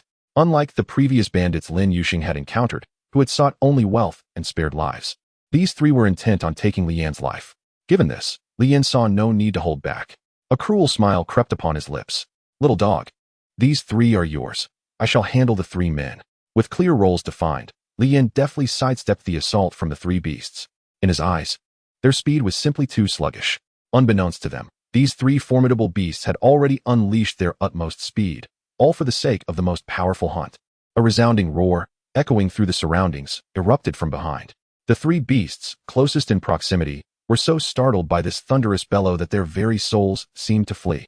The innate pressure of the Golden Monarch instilled such fear in them that they lost all courage. The little pup growled, enraged. How dare such a diminutive yet advanced creature attack it? A breath of frost emanated from the pup's mouth, though its speed appeared slow. It rendered the 3 beasts utterly defenseless, unable even to flee, especially since they were paralyzed by fear. The breath, frigid to the extreme, upon contact, severed the life force of the 3 beasts, transforming them into ice sculptures. Subsequently, with a gentle touch, the pup shattered them into countless ice fragments, strewn across the ground. Thus, the battle concluded with such astonishing ease. Meanwhile, Li Yan charged towards the 3 individuals, brandishing a simple dagger in midair. As he brushed past the nearest one, he asked, "Do you fear death?" The man barely had time to register the fleeting shadow before blood began to spurt uncontrollably from his neck. The dagger, though small, was sharp, and with it in hand, Li Yan maximized his speed, delivering a fatal blow before the others could even react. In an instant, one man fell, causing the remaining 2 to gaze upon Li Yan with terror, his features obscured in the darkness. A cold breeze swept by, glinting off the dagger in his hand, further intensifying their fear. "Be brother, we." Before the younger sibling could finish, Li Yan's figure vanished once more. As he frantically searched, he was unaware that Li Yan had already positioned himself behind him, his right arm encircling his neck, blood still fresh upon the dagger's blade. "You are too slow. No. Please." The younger brother pleaded for mercy, but the dagger had already sliced through his throat, blood gushing forth uncontrollably. He desperately attempted to stifle the flow with his hands. But without immediate medical attention, death was imminent. In this desolate, unlit area outside the town, no one would come to his aid, even if someone passed by. The time it would take to reach help would be sufficient for him to perish. Thus, he was doomed, and Li Yan would not allow him to survive. "It's your turn." Li Yan toyed with the dagger, eyeing the last remaining man, their leader. "Are you human or a ghost?" The last man stammered in fright. "What do you think?" Li Yan replied. How could a mere human possess such speed, effortlessly evading the assaults of 3 advanced beasts and retaliating with such swiftness? An ordinary person could never achieve this. The man shouted, as if trying to bolster his own courage. "Haha." Li Yan mocked his ignorance. "A killer is always hunted. I trust you are prepared to meet your end." With that, he vanished once more. The man, consumed by terror, searched frantically. With each passing moment, his fear escalated. 1 second, 10 seconds, 30 seconds. A minute passed without sight of Li Yan, and he dared to hope that perhaps he had been spared, momentarily lowering his guard. Whoosh. Thud. The man trembled as he looked down to find a piercing iron arrow embedded in his chest. Thud. He collapsed, struggling a few times before succumbing completely. Not bad. My strength has significantly increased, allowing me to wield anything with ease. Li Yan sheathed his longbow and approached the 3 bodies, rummaging through their belongings. Aside from 300 copper coins, they possessed nothing of worth, tragically impoverished. He discarded their corpses into the forest and dusted off his hands. Making his way towards Beast Soul Town, Lin Yuxing had certainly not deceived him. A turn here, and he was almost there. It appeared to be less than a kilometer away. Chapter 42. Who takes it seriously? The town was ablaze with lights. Despite the nighttime darkness and the absence of the moon, the flickering candlelight illuminated the passers-by and the shops lining the streets. Indeed, it showcased a scene of prosperity. Even at this hour, vendors were still peddling their wares, and the foot traffic was considerable. Cheap, cheap, pet eggs at a bargain. 1 elixir can be exchanged for 1, shouted a vendor, calling out to the crowd. Hurry, come and take a look. Time waits for no one. Quiet down. Don't disturb others. Barked a beast officer clad in official garb, adorned with dragon and beast motifs, accompanied by a creature that was neither dragon nor snake. Yes, yes, my lord. The vendor replied, nodding in compliance, clearly intimidated. As the official passed by, he glanced at Li Yan's beast companion with appreciation before moving on. Li Yan, in turn, caught sight of the beast, a creature resembling a lizard with a severed tail, its hide a peculiar shade of yellow-brown. One could only wonder what had caused it to appear so grotesque. As he brushed past, Li Yan approached the vendor selling pet eggs, where a crowd had gathered. Captivated by the array of over a dozen eggs on display. How curious. With such a setup, did he not fear being robbed? Li Yan pondered. Recalling his encounters with 2 groups of bandits that very day, one would think this world was not so tranquil. Excuse me, but aren't you worried about theft with your merchandise displayed like this? Li Yan inquired. Before the vendor could respond, a nearby onlooker scoffed. Rob? Who would dare? The Earth Beast Law Enforcement oversees this place. If caught, even if you fled to the ends of the earth, they'd drag you back. Haha, you must be an outsider. The vendor regarded Li Yan with a mix of curiosity and condescension, leaving him in an awkward position. Don't crowd, if you're not buying. Disperse and don't block others. The beast officer returned, addressing Li Yan and his group. The onlookers, who had merely been curious, quickly scattered, leaving only Li Yan and a stranger. The vendor looked up at the 2 of them. Which one do you want? Can I ask if the ones hatched are guaranteed? The stranger inquired. Li Yan casually glanced at the man's deep blue bracelet and the beast companion beside him, suddenly realizing he was from his hometown. The lowest quality hatches as a common 1-star beast, while the highest is elite level.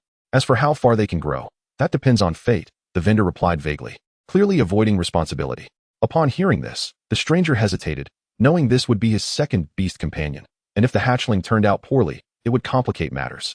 If you're not buying, step aside and don't delay others, the vendor urged, noticing the stranger's indecision. Li Yan rolled his eyes, observing the stranger, handsome yet indecisive in character. How about a quality or physique elixir in exchange for a high-grade pet egg? Li Yan suggested to the stranger. Before the man could respond, the vendor, clearly displeased, interjected, What are you doing? Are you trying to steal my business? Li Yan ignored the vendor's outrage and focused on the stranger. Really? The man's face lit up with excitement as he gazed at Li Yan. If he could genuinely secure a high-grade beast companion, leveling up alone would become significantly easier. Li Yan proved his sincerity by producing a pet egg, saying, Show me your elixir. Don't trust him. What if he is deceiving you? The vendor shouted angrily at the stranger. The man quickly came to his senses. Wait. What if you were tricking me? Li Yan remained calm, fixing his gaze on the vendor. Do you know what means? The small vendor wore a perplexed expression, utterly confounded by the conversation. Beside him, a fellow villager suddenly burst with excitement, trembling as he exclaimed, You are from Earth. Li Yan smiled knowingly, glancing at the array of over a dozen pet eggs on display. Is this all the pet eggs you have? The small vendor, unsure of the intent behind the question, merely grunted in response. Li Yan casually produced a collection of more than 10 seldom-used medicinal pills, offering them to the vendor. I'll take them all. The vendor was initially astonished. Such wealth was unexpected. Even a single ordinary pill was not a trivial expense. Yet here was this person presenting such a substantial sum with apparent nonchalance. After the initial shock, joy ensued as he eagerly examined the pills, confirming their authenticity. They're all yours, Li Yan declared, effortlessly stowing the items into his backpack, leaving the vendor dumbfounded. Could it be that he possessed a storage bracelet or ring? A wealthy individual, indeed. Would he still seek to barter? Li Yan smiled at the villager. Of course. The man felt a warm sense of camaraderie, realizing they hailed from the same place. Li Yan then retrieved a high-grade pet egg, while the villager produced a physical enhancement pill, one he had been reluctant to consume, waiting instead to exchange it for something of value. Typically, a high-grade pet egg would surpass a single enhancement pill in worth, but Li Yan, considering the villager's situation, chose to assist. Thank you.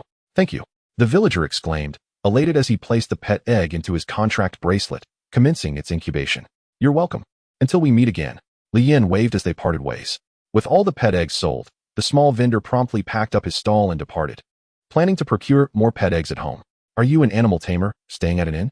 A woman, around 30 years of age and exuding charm, approached Li Yin, her hands reaching toward his chest. Li Yin took a small step back to evade her advance, lifting his gaze to read the sign. Qingyu Building? Is this establishment reputable?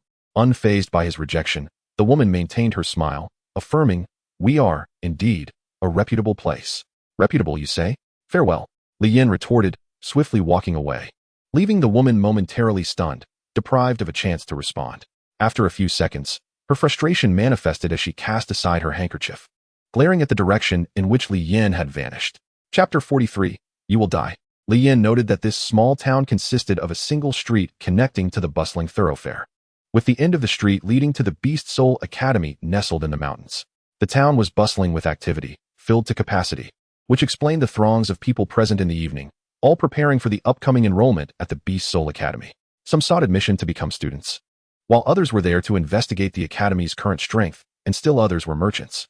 Unsurprisingly, numerous individuals were attempting to take advantage of the situation and gamble on their fortunes. Among the crowd, mostly comprised of ordinary people in varied attire, Li Yin discerned some with peculiar behavior, seemingly out of place. They scanned their surroundings with wary eyes, as if uncertain of the local rules. After meandering for a while, Li Yin settled on an inn that boasted a higher standard, securing a window seat. The location was prime, and the price reasonable, 100 copper coins for a day. He paid for 2 days up front. Although he managed the payment without blinking, he felt a twinge of pain in his heart. He couldn't help but wonder if the old man had swindled him. Staying at an inn had cost him dearly. Had it not been for the 3 kind-hearted bandits who had passed by, he would have lacked enough funds for a 2-night stay. Li Yin silently expressed gratitude to them in the heavens. Opening the window, he took a moment to admire the night view before returning to his bed. It had been over 10 days since he arrived in this otherworldly realm, yet it was his first time sleeping on a bed from this world. Though it was a novel experience, it was far from comfortable. He retrieved the blanket he had received from opening treasure chests, layering it twice before settling in with a contented sigh. He then entered the chat channel. It's over. This update is completely finished. Not only are evolution points gone, but the treasure chests have also ceased yielding rewards. I've opened more than 10 chests and haven't seen a single worthwhile item. Same here. I'm on the verge of bankruptcy. It's not just the treasure chests. Even the fierce beasts have been strengthened. My 2 same-tier beast companions struggled against a single fierce beast of the same tier and found themselves at a disadvantage. You still dare to hunt fierce beasts? I don't even dare to approach them. They seem to possess territorial awareness. If one isn't slain, another appears, and I can only flee in defeat. It's truly unbearable. You can team up to hunt fierce beasts, that way they 1TB enhanced. I've tried it. But the system can automatically recognize your party when hunting monsters, and the rewards will be divided. Although the rewards are reduced, it's still manageable to defeat them. After watching for a while, Li Yin exited the chat and glanced at his private messages. Ichiming's message was still flashing, inquiring about his whereabouts and sending a cute emoji. He opened it and replied, I'm in Beast Soul Town. Subsequently, he switched out Xiao He and Xiao Bai to keep watch while he drifted off to sleep. Seriously? I'm in Beast Soul Town too. I'll be going to the Beast Soul Academy the day after tomorrow to see if I can pass. Big Shot, where are you staying? Or which inn are you at? So cute. Big Shot, did you disconnect again? You could at least let me know if you're logging off. How unfair. Ichiming sent a flurry of messages, but unfortunately, Li Yin did not see them. The next day dawned. The morning in Beast Soul Town was vibrant and full of life. Even though the sky was overcast and rain threatened to descend, it did not deter the small vendors from pursuing their profits. Due to the gloomy weather, the absence of sunlight allowed Li Yin to sleep until midday. Upon waking, he was greeted by the rhythmic sound of raindrops, gradually intensifying. Is it raining? Li Yin rose and approached the window, appreciating the enchanting rain-soaked scenery that soothed the soul and instilled tranquility. In his earlier days, he had always favored rainy weather, as it made for the most delightful sleep. The raindrops pattered against the umbrellas of passers-by below. Li Yin found it curious that despite the rain, people were still out and about. Moreover, the downpour was considerable. One would assume no one could accomplish anything under such conditions. He observed several individuals wielding black umbrellas, passing directly beneath his window. Concealed by the umbrellas, he could discern little, but as they moved on, he caught sight of their dark attire, which was covered by raincoat-like garments. Notably, none of them had beast companions accompanying them. Furthermore, 2 individuals among them carried peculiar bags. One slung over a shoulder appeared to contain refuse or perhaps an animal, while another bore a long, black bag that was noticeably twitching. From the frequency of its movements, Li Yin speculated that it might be a person concealed within. Is this an open violation of the law? Wasn't he? It said that the beast law enforcement in this world was quite formidable. How could anyone be so brazen as to commit abductions in Beast Soul Town, strolling down the street as if nothing were amiss? Although it was raining, and few ventured outside, this town had only one street. Anyone peering out a window would undoubtedly see them. Moreover, the beast law enforcement was situated just across from this very inn. Did they not fear being observed? Evidently, they did not. They passed by without concern. Li Yin observed intently as someone across the street had indeed seen the enforcement personnel, yet for some inexplicable reason, they chose to act as though they had not. Could they not see clearly? He found it hard to believe. Their height surpassed that of the inn, suggesting they should have had a clearer view. How intriguing. It appears that no matter where one might be, there exists a multitude of individuals who brazenly shirk their responsibilities without any apparent reason. Li Yin had initially intended to remain uninvolved, but upon witnessing those who are supposed to uphold the law turning a blind eye, he felt compelled to take action. And in front of them, no less. Not for any other reason, but for the sake of his own pride. That damned indignation. He summoned Xiao Bai and Xiao He into the contract bracelet and called forth his dog. Without the need for excessive communication, they leapt out of the window together. The distance exceeded 6 meters, yet Li Yin did not flinch. Relying on the dog's assistance, he landed smoothly. Had he relied solely on himself, injury might have ensued. Although this impulsive act was reckless, Li Yin was not foolish. Hey, is it not too audacious to openly abduct someone in broad daylight? Rain swiftly drenched Li Yin's clothes, yet he paid it no mind. With a flick of his right hand, he brushed aside the wet hair that obscured his vision and gradually lifted his gaze, shouting with all his might. This bellow harnessed his inner resolve and summoned the strength of his entire being, resonating with a powerful and piercing clarity. Not only did the few individuals across from him hear it, but even the nearby shops, lodges, inns, and the Earth Beast law enforcement heard his voice. Curiosity piqued. Onlookers leaned out to witness the unfolding spectacle, most merely intrigued by the commotion. The Earth Beast law enforcement, too, caught wind of it and began deliberating who should investigate the matter. Stunned, the 4 individuals beneath their umbrellas halted abruptly. Is he calling us? Surely he is. Is he courting death? Should we eliminate him? They exchanged words, dismissing Li Yin entirely. Let it go this time for the sake of the law enforcement. He truly was lucky. After their brief discussion, they turned to leave. Hey, there must be limits to your feigned ignorance. Li Yin's cold gaze fell upon the 4, tauntingly advancing toward them. If they managed to flee, pursuing them could prove troublesome. His words prompted the 4 to turn back, their faces concealed by masks, rendering their emotions unreadable. Li Yin stood 10 meters away from them, face to face. While he could not discern their true nature, they could see through his facade. Do you realize you are engaging in a perilous endeavor? You shall perish. One among them declared cruelly. Chapter 44. Ichiming. Who will save me? Woe is me. Who will come to my rescue? The cries echoed. Why have they stopped? Did that voice compel them? Am I to be saved? What were they discussing? Murder? Were they plotting against the one who sought to rescue me? Run. They are not killing him. They are leaving, but have been halted again. Little Meng felt a surge of gratitude. A stranger had risked himself multiple times to provoke those men. Oh heavens, do not let him perish. Yet, his commanding voice resonated with such majesty, she found herself enamored. Alas, these ruffians are angered. While I long for rescue, I fervently hope that he remains unscathed. Is it so? I await with bated breath. Li Yin smirked. The 4 cloaked figures exchanged glances with Li Yin, as if neither party wished to strike first. Make your move. The one inside is about to emerge. We must resolve this trouble swiftly. Indeed, after a brief consultation, one without a weapon approached Li Yin, walking with a steady, powerful stride, unperturbed by the accumulated rainwater beneath his feet. He traversed the puddles without creating a splash, showcasing a remarkable mastery over his physical prowess. Li Yin sensed the other's extraordinary presence. The chilling aura of murderous intent radiated from him, starkly absent in the previous ruffians. Even before he drew near, the oppressive malice was palpable. This individual was either a seasoned killer or had blood on his hands. Li Yin could not see the face beneath the mask, but he instinctively felt that when this man struck, his aim would undoubtedly be Li Yin's neck. Is living not preferable? In the next moment, the man lunged from less than 3 meters away, a dagger appearing in his hand, slicing toward Li Yin's throat with unprecedented swiftness, surpassing anyone he had encountered before. Yet, it was still insufficient. Li Yin chuckled lightly, evading the strike with a deft movement, the glint of cold steel flashing past him. He dodged. The assailant was taken aback. The momentum of his fierce assault left him unable to retract his attack, and Li Yin seized that fleeting opportunity, spinning on the spot to generate force and delivering a powerful kick to the man's waist. With a resounding crack, bones shattered, and the man was sent hurtling like a broken kite, landing several meters away. Boom. Indeed, Was it not preferable to live?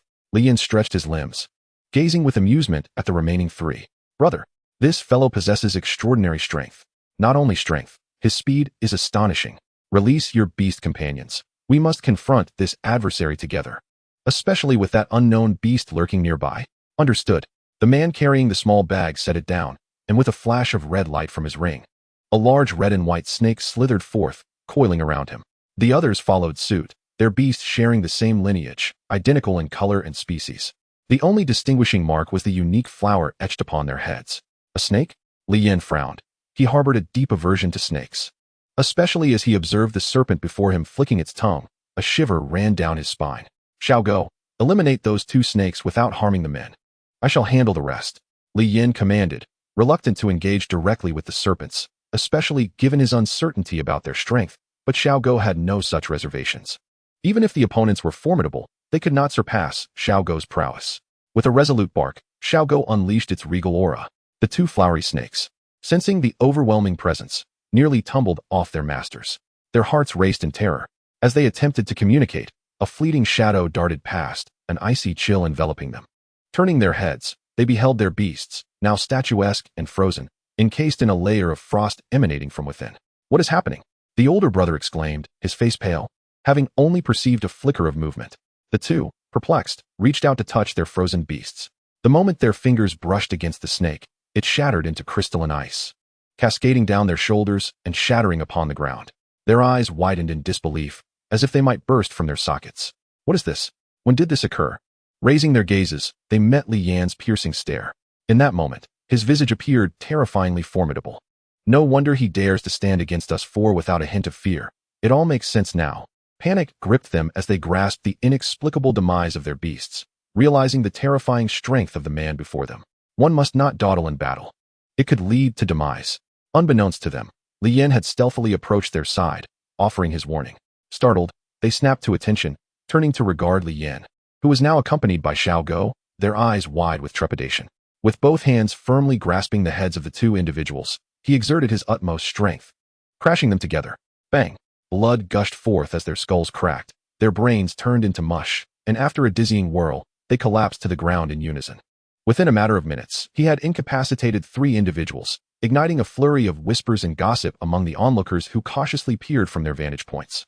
Curiosity ignited discussions about the identity of this enigmatic figure. Who was he? Which esteemed family did he hail from? And what powers did he possess? Yet, no one seemed to care about the victims behind the black-clad assailants. The world was indeed a cold and indifferent place. Who are you?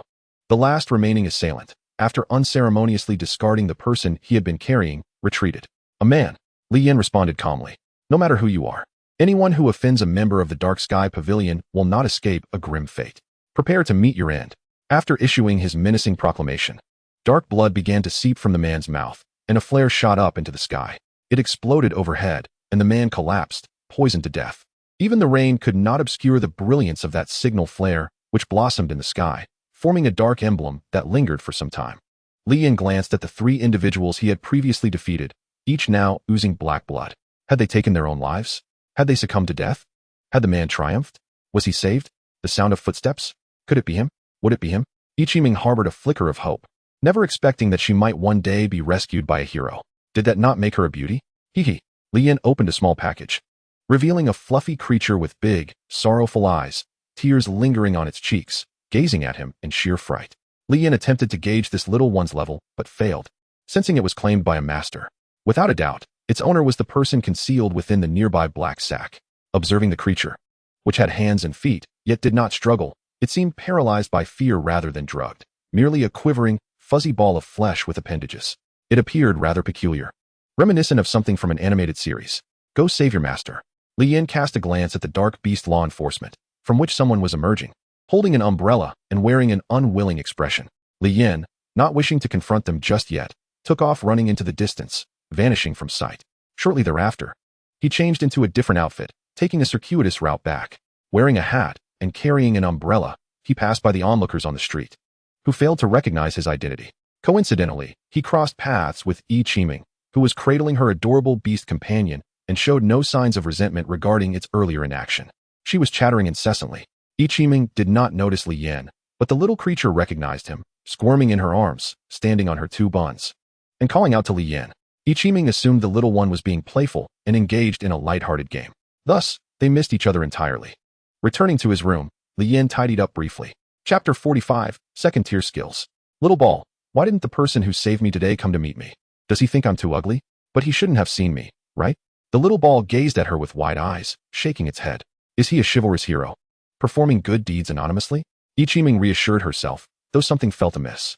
The little ball longed to say, I warned you at the time, but you didn't listen, and thus, they missed each other. Little ball, you've eaten so much, yet you're still so dim-witted. If only you were stronger, we wouldn't have been captured. Ichiming patted the little creature's feet. Listening to her words, the little ball turned away in a huff, almost on the verge of tears. Don't be upset. I was just joking, sister was wrong. Hee. Have we found anything out? Who are they? What faction do they belong to? Where are they currently residing? An official of the third-tier law enforcement spoke sternly within the Dark Beast law enforcement.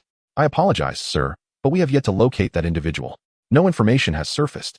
Although many witnessed him, he seems to have vanished without a trace afterwards. The influx of people these past few days has been overwhelming, making it difficult to discern the truth. The first-tier officer replied cautiously. Useless. The official bellowed, rising from his seat and pacing the room. What about those black-clad fellows? Are they from the Dark Sky Pavilion? The first-tier officer answered directly. What? Are you sure? The official's expression grew even more grave. Indeed, sir. We found traces of the 7-flower poison snake in their storage rings, and bystanders witnessed the beast companions they summoned. Furthermore, the signal flare they released was indeed the Dark Sky emblem. We're in trouble. The official slumped back into his chair. Inform the capital at once. Tell them the Dark Sky Pavilion has appeared in Beast Soul Town, and 4 individuals have perished. Let them deliberate. This matter is beyond our control. Yes. With that, the first-tier officer hurriedly exited. In a restaurant, someone exclaimed, Did you hear? This morning at the entrance of the Dark Beast law enforcement, a fierce battle erupted. One person single-handedly fought against 4 black-clad figures and emerged unscathed, even killing all 4. I was present at the time. Those individuals were incredibly bold to engage in combat right outside the law enforcement. If it were me, I would have been terrified. That person was truly impressive. Taking on 4 opponents and defeating them all, what a monster. If only I had that kind of strength. Listening to them discuss his exploits. Li Yan maintained a stoic expression as he ate, his hat concealing his identity from all around him, and no one took notice. They were far more interested in gossip than in truly discovering the truth. That was the responsibility of the law enforcement.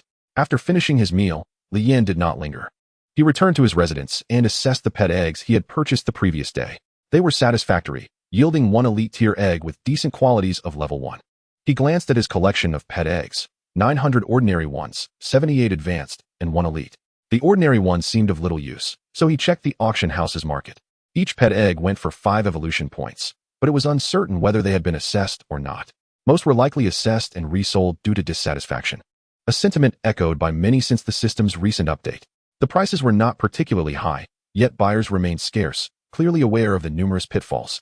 Who would purchase a pet egg with a high probability of being ordinary? Moreover, ordinary pet eggs generally had low qualities, and improving their qualities required significant expenditure. Li Yan took another look at the priced ordinary pet eggs, which were going for 3 evolution points each, reasonable and not too many on sale, with affordable prices making them more appealing, given that ordinary ones also had growth potential. Before long, he noticed that the egg he had just examined had vanished, seemingly purchased by someone else. Li Yan did not dwell on it, and promptly listed all 900 ordinary eggs for sale. As for the advanced and elite eggs, he decided to retain them for the time being. Subsequently, he perused the elixir shop, skimming through the offerings for quality and physique elixirs, but finding none to his liking. He then turned his attention to the skills in his backpack, 1 second-tier skill and 16 first-tier skills. Initially, he had intended to learn them all, but upon discovering that a first-tier warrior could only master 1 skill at a time, he abandoned the notion, deciding to revisit it later.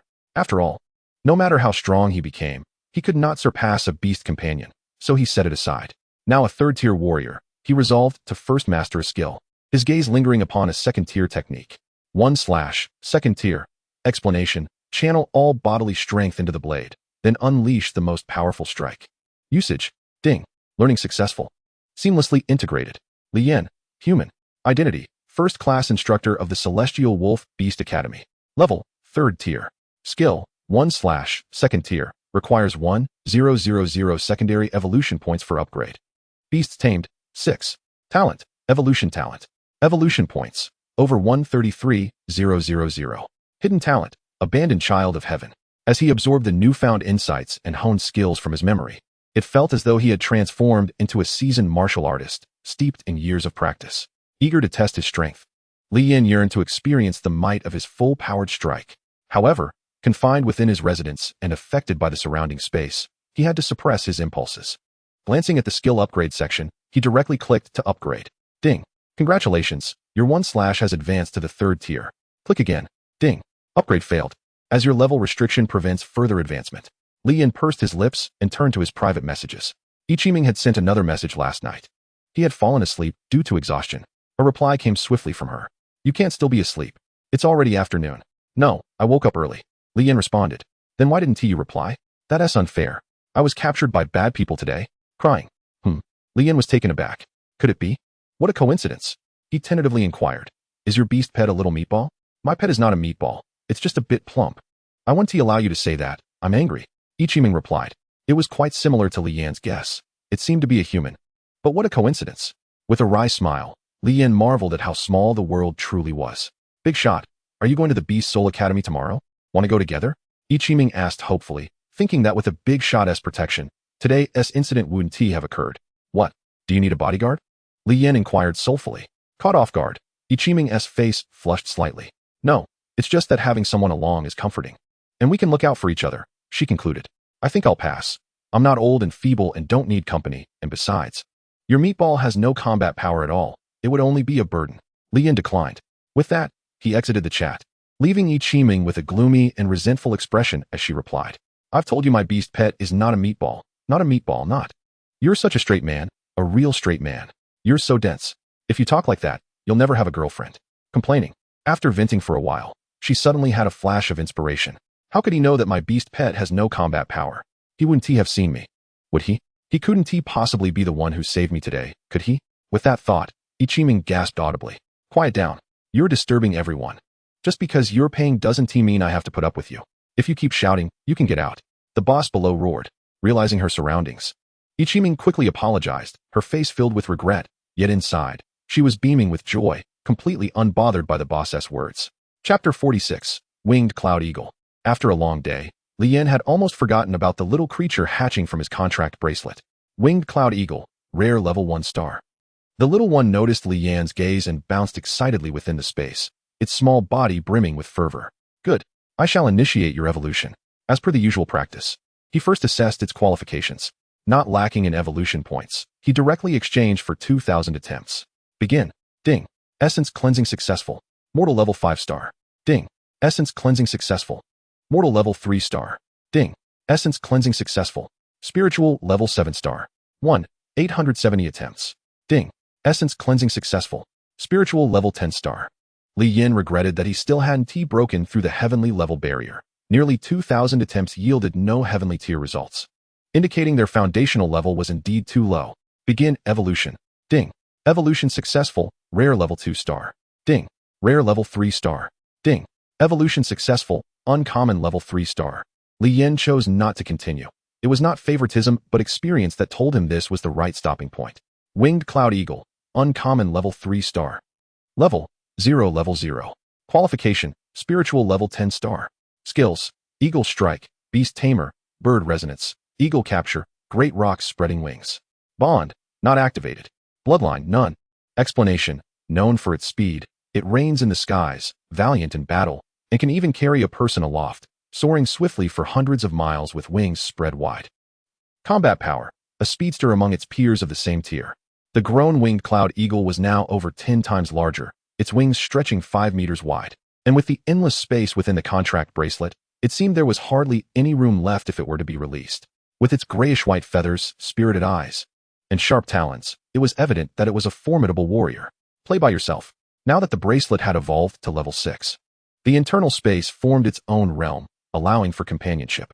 However, it appeared that they were not lonely at all. Rather, they lay comfortably inside, seemingly asleep but actually in a state of comprehension, as if prolonged stays within the contract bracelet could alter their physique and qualifications. Each time Li Yin's consciousness entered the contract bracelet, he could see them appearing thoroughly content. Little dog, please enter the bracelet. And let little white and little black come out. The little dog nodded in agreement. Following a flash of white light, the little dog entered the bracelet, and Little Black and Little White were summoned by Li Yan. Giving their heads a gentle pat, Li Yan smiled warmly. The two little creatures were quite pleased, remaining quiet and docile. After soothing them, Li Yan proceeded to upgrade the little dog, converting 500 level 5 evolution points into 1000 level 6 evolution points. He then clicked to evolve the little dog. Ding! Evolution commenced. Evolution points, 500. The little dog, having not yet fallen asleep, felt a warmth enveloping its body, followed by a chilling sensation, two extremes of power swirling within and around it. Before long, ding. Evolution successful. Congratulations on acquiring a golden level 2-star beast companion. Everything went smoothly, and Li Yan continued without hesitation. Ding. Evolution commenced. Evolution points, 500. The sensations of warmth and cold had not yet dissipated when the little dog felt the dual forces of ice and fire surge once more. It seemed to understand its situation, lifting its head to gaze skyward at Li Yan outside the bracelet, gratitude evident in its eyes. Ding. Evolution successful. Congratulations on your beast companion evolving to golden level 3-star. Done. The next evolution would elevate it to an even higher tier. Li Yan glanced at the leaderboard. The second place was still that individual, their level unchanged, which provided him with some comfort. He then perused the chat channel, hoping to glean some advantageous information for himself. Wow, the evolution potion is completely useless for my beast pet. It still failed to evolve. I once thought I was the only one who had failed in evolution, but your words have put my mind at ease. You all can revel in your happiness. For you, nothing has transpired from your unsuccessful evolutions, which is fortunate enough. My beast companion has been despondent ever since its evolution faltered, lacking even the appetite to eat, as if it were ill. It's truly heartbreaking. Likewise, after 2 consecutive failures in evolution, my beast companion even spat blood, which terrified me at the time. Thankfully, I sought help, and they informed me that after a failed evolution, the foundation may be damaged, advising us to enhance our companion's qualifications before attempting evolution or risk overwhelming them. The uniformity of such comments left Li Yan perplexed. Are there after effects post-evolution? Diminished qualifications? Low spirits in the beasts? Glancing at Xiao He and Xiao Bai, frolicking joyfully. It seemed his companions were in fine fettle. Everything appeared normal. Thus, the problem likely lay with the evolution elixirs or the beasts themselves. Perhaps insufficient qualifications led to forced evolutions, resulting in undue psychological pressure and subsequent aftereffects. He would need to be cautious in the future. Tomorrow marked the enrollment day. After such a long wait, it had finally arrived. He wondered what the day would hold. Sleep beckoned him, though it was still early in the evening.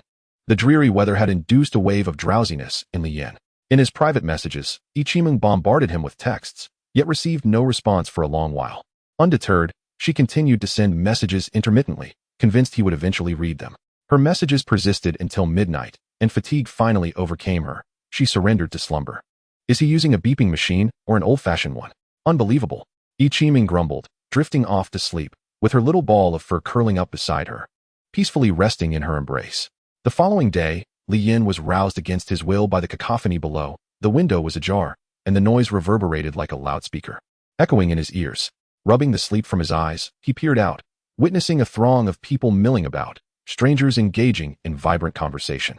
The street appeared overrun, teeming with individuals. Should he leap down, he might find no place to land. Clearly, he had underestimated the fervor surrounding student enrollment in this world. Amidst the crowd, some appeared to be over 30 years old. Did the academy even accept them? Among the throng, he spotted a group of silver-haired elders, robust in appearance, accompanied by their aged beast companions. He feared that a careless shove might separate them from their beloved beasts. Fortunately, such an incident did not occur, as everyone maintained a conscious distance, wary of any sudden excitement from the beasts that might provoke an attack.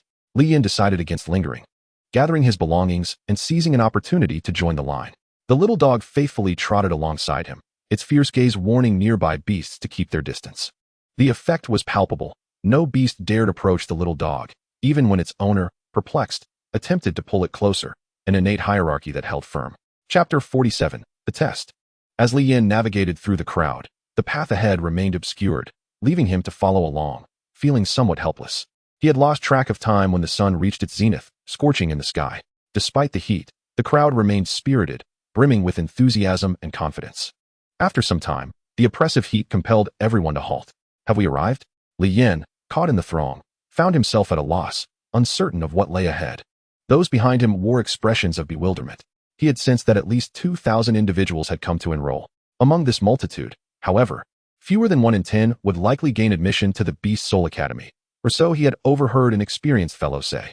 The stringent admission criteria filled Li Yin with curiosity regarding the academy. Soon, the crowd began to stir again, and Li Yin had no choice but to follow suit. After an indeterminate span of time, they reached a vast, tiered circular arena, which served as the testing ground for the day. It resembled a modern rotating platform. Though simplistic, it was sizable. From the front, it appeared as though they were peering into a grand pit. Li Yin descended to the second tier, halting as over 2,000 individuals stood face to face, separated by hundreds of meters. In the center, he caught sight of a young man with his beast companion standing before a mirror. Suddenly, the beast touched the mirror, causing it to tremble violently before gradually stabilizing, revealing a gray hue.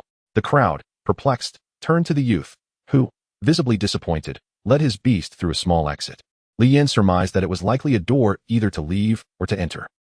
Another one deemed unqualified, muttered a man who had been observing for some time. Why, wasn't he to pass? Inquired another nearby individual. You can tell this is your first time here. You are oblivious to the testing criteria of the Beast Soul Academy. The older gentleman replied. Indeed, I came here on a whim, having heard the academy was enrolling again. The other admitted. The Beast Soul Academy has 3 tests, and that mirror is the first. It assesses the growth qualifications of your beast. If it fails to meet their standards, it turns gray. If it passes, it turns white. The older man explained. That seems overly vague. We have no idea why we fail, remarked the nearby individual. Their conversation quickly attracted the attention of others who were similarly uninformed, drawing them into the discussion. Those who pass the test have beasts with achievements no lower than elite level, with exceptional talents often emerging as rare or even legendary after further training at the academy. The older man enthused. What? His proclamation of rare and legendary ignited the crowd's fervor, as they all sought to elevate their beast strength and secure their own safety. Hearing that all who entered the academy achieved such heights, everyone silently prayed to succeed. Absolutely. Yet, relying on a nebulous hope for one's fate is unwise. If it were truly that simple, there wouldn't be so many ordinary individuals still around, scoffed a person beside Li Yin. Oh, the elder possesses insights. Li Yin turned to him. Insights? Hardly, I merely speak the truth. Everyone knows the extraordinary achievements that follow graduation, yet few comprehend the trials endured prior. Simply put, whether you survive to graduate is an open question. The elder's candid words pierced through the naivete of the crowd, restoring a measure of composure. Indeed, we are but impoverished commoners. Raising a single beast consumes all our resources and effort, and even then, we barely meet the enrollment standards. If we enter the academy without subsequent support, we are likely to falter, another added. Li Yin remained silent, fully focused on the proceedings below. These concerns were trivial for him. As the first test proceeded, emotions ran high, joyful and sorrowful reactions abounded. Soon, over 1,000 had passed through, leaving only a handful behind. Those who have been eliminated are either lacking in the aptitude for beast companions or simply too advanced in age. Especially those beasts that appear to possess little combat prowess and exhibit a fearful demeanor. They are dismissed without a second glance. It is not that these individuals are devoid of opportunities, but rather that they are ill-suited for the rigors of academy life and are unlikely to pass the assessments. In this unforgiving world, without diligent effort, one risks being surpassed by others. For those like them, who have already found themselves at a disadvantage, establishing a foothold within the academy proves exceedingly challenging. Name, origin, do you possess any proof? Li Yin stood before the testing station, where a burly man clad in the attire of the Beast Soul Academy was scribbling notes. Li Yin promptly produced the item previously bestowed upon him by Lin Yuxing and placed it upon the table. Li Yin, Blue City. The man picked up the token, examining it before exclaiming, "Ah, a first-tier scholar. Not too shabby." Scholar? Li Yin questioned, though he refrained from elaborating, as the token was swiftly returned to him. Passed. Proceed to the test. Next. All right. Li Yin, accompanied by his small dog, approached a peculiar mirror. The frame was adorned with beastly engravings, albeit incomplete, while the mirror's surface twisted and shimmered, exuding an inexplicable allure. Li Yin felt slightly dizzy as he gazed into it. Have your beast companion touch it, instructed one of the test administrators. Without hesitation, Li Yin urged his small dog forward to make contact. A familiar scene unfolded. The mirror began to undulate, and the engravings flickered ominously. 3 seconds later, a flash of white light illuminated the area, and everything reverted to its previous state. The two testers exchanged approving glances and gestured for Li Yin and his dog to wait over there. Oh, Li Yin made his way to join a group of those who had successfully passed the test. Some were engaged in animated discussions, sharing their joy, while others exhibited a more solitary demeanor, preferring solitude. Lu Yin slipped into this latter category, adopting an air of aloofness as he observed those who had failed the examination. Some, possessing fragile spirits, wept openly, while others, though resilient, bore expressions of deep disappointment. Before long, as individuals shuffled in and out, the number of participants dwindled swiftly. What had previously been a bustling crowd was now significantly reduced after the initial assessment, suggesting that a substantial portion had been eliminated at the first hurdle. The prospect of the subsequent tests appeared increasingly daunting. Lu Yin continued to observe the awaiting candidates and soon spotted a familiar figure. The small round creature was with a woman of notable features, her face fair and her temperament seemingly spirited. This must be that woman, the one who trembled at the thought of being caught. The small creature also caught sight of Lu Yin, rolling about in Yi Qiming's embrace, chirping excitedly as if to say, "Look, look, yes, right there." Yi Qiming, mistaking its eagerness for hunger, conjured a pill from thin air, leaving those behind her utterly astonished. A glint of greed flashed across the onlookers. At that moment, Lu Yin observed her act of conjuring with a mix of bemusement and admiration. "Be patient, my little one. It will be over soon," Yi Qiming reassured the small creature. Chapter 48, The Wild Forest. The initial candidates swiftly navigated the test. Next, Yi Qiming approached joyfully, producing a handkerchief. "I am Yi Qiming from Maple Leaf City. Here's my proof." The tester scrutinized the document, nodded, and granted her passage. "Oye!" Yi Qiming exclaimed, performing a little dance of joy. She stepped before the mirror, and without needing guidance, the small creature extended its diminutive hand. From Lu Yan's vantage point, it appeared to not merely touch the mirror, but rather to lean against it. After a brief moment, a flash of white light erupted, prompting Yi Qiming to leap with elation. She scooped up the small creature and approached them, bouncing with delight. Lu Yan quickly averted his gaze. He did not wish to be recognized by this fellow townsfolk. Although he pretended not to notice, the small creature was undeterred. It wriggled free from Yi Qiming's grasp and bounded toward Lu Yan, halting reluctantly half a meter away. The regal gaze of the small dog sent a shiver down its spine, rendering it motionless with fear. "What are you doing, little one? Why did you suddenly run away? What if you get lost?" Yi Qiming scolded as she rushed to retrieve the small creature. With its owner nearby, the small creature gained a bit of courage. Writhing about and vocalizing its discontent toward Lu Yan, even pointing a tiny finger at him. "What's the matter with you today? Why are you being so disobedient?" Yi Qiming questioned, her expression laced with irritation. Yet, upon seeing its pitiful demeanor, she softened. Realizing Yi Qiming was perplexed, the small creature began to roll in agitation. All right, be good. I promise to get you something delicious soon, so stop fussing," Yi Qiming reassured, calming the small creature. The small creature, however, seemed to concede, its eyes reflecting a sentiment akin to, "Silly, it cannot be helped." "All right, this round of testing is complete. Congratulations to everyone for passing the first phase." A resounding voice echoed from all directions. The crowd immediately turned, searching for the source of the voice, but found none. "Let us proceed to the second phase." "Yes, Teacher Wolf." The testers and registrars bowed respectfully. Teacher Wolf. What a peculiar name," Lu Yin murmured to himself. Everyone organized themselves, forming two lines. "Follow me." Under guidance, the participants followed in an orderly manner, cautious not to make any abrupt moves, as being eliminated would render their efforts futile. They soon arrived at a boundary wall, where confusion reigned. "But there is no path here? What are we supposed to do?" Lu Yin pondered, glancing around, only to find that they were positioned at the bottom of a deep pit, the onlookers having been replaced by students of the Beast Soul Academy. Though visibility was limited, a voice commanded, "Follow me." Lu Yin turned again to see that the previously unpassable wall had revealed an opening. An illusion? Or perhaps a more advanced formation? It must be a formation. He had been in this world for too short a time and had yet to encounter certain phenomena. Exploration was essential. Without further contemplation, he followed the main group as they ventured through the illusory doorway, emerging into a desolate forest. The students who had guided them had vanished. Faces were etched with confusion. Yet, not all expressed bewilderment. Those with prior experience began to declare their strengths, forming teams. Meanwhile, newcomers like Lu Yin exchanged glances, uncertain and hesitant to inquire. Before long, those organizing teams began to gather in groups of 5 or 10, setting off into the boundless wilderness.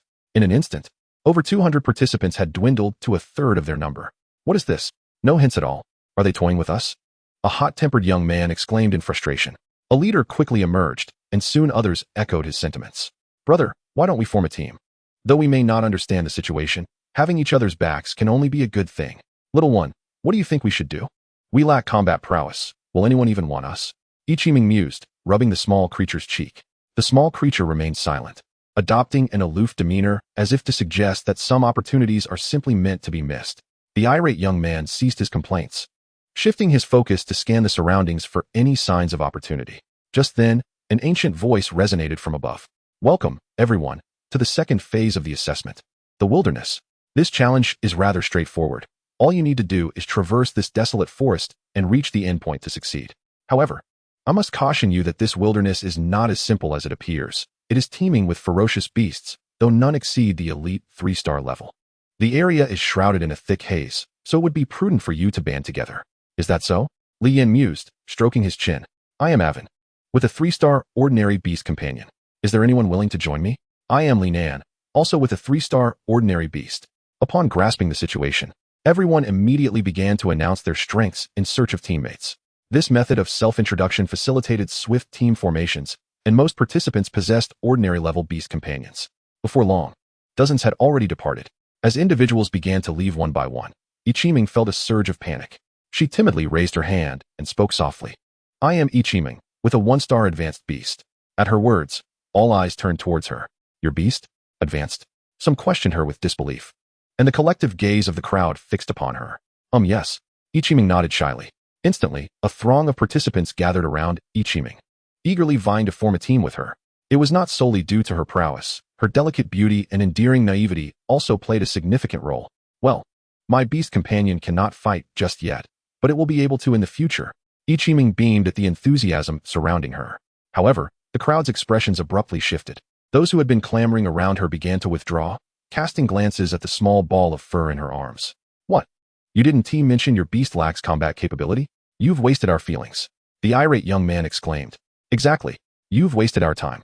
The others echoed their grievances, and soon they began to self-organize into teams. Ichiming, having overheard their remarks, pouted in dismay, clutching her little ball of fur. You didn't even ask me. Li Yin truly wished to avert his gaze from her, yet her brightness was undeniable. While others had fabricated false identities, she had boldly revealed everything, including the lack of her beast's combat ability. Who would be willing to take her along? He found her naivety amusing. Moments later, more individuals set off in teams, leaving fewer than 20 behind. Among them were those who remained aloof and had yet to speak, alongside others like Ichiming, whose beast companions were of high quality but had not yet activated their combat genes. Brother, can you take me along? My beast may not be adept in battle, but it can assist you by boosting your speed and restoring your vitality. A timid girl implored the stoic young man nearby. He glanced at her and her beast companion, then nodded slightly. Thank you, brother. With one successful conquest of the aloof young man, the remaining women quickly approached him, requesting to join his team.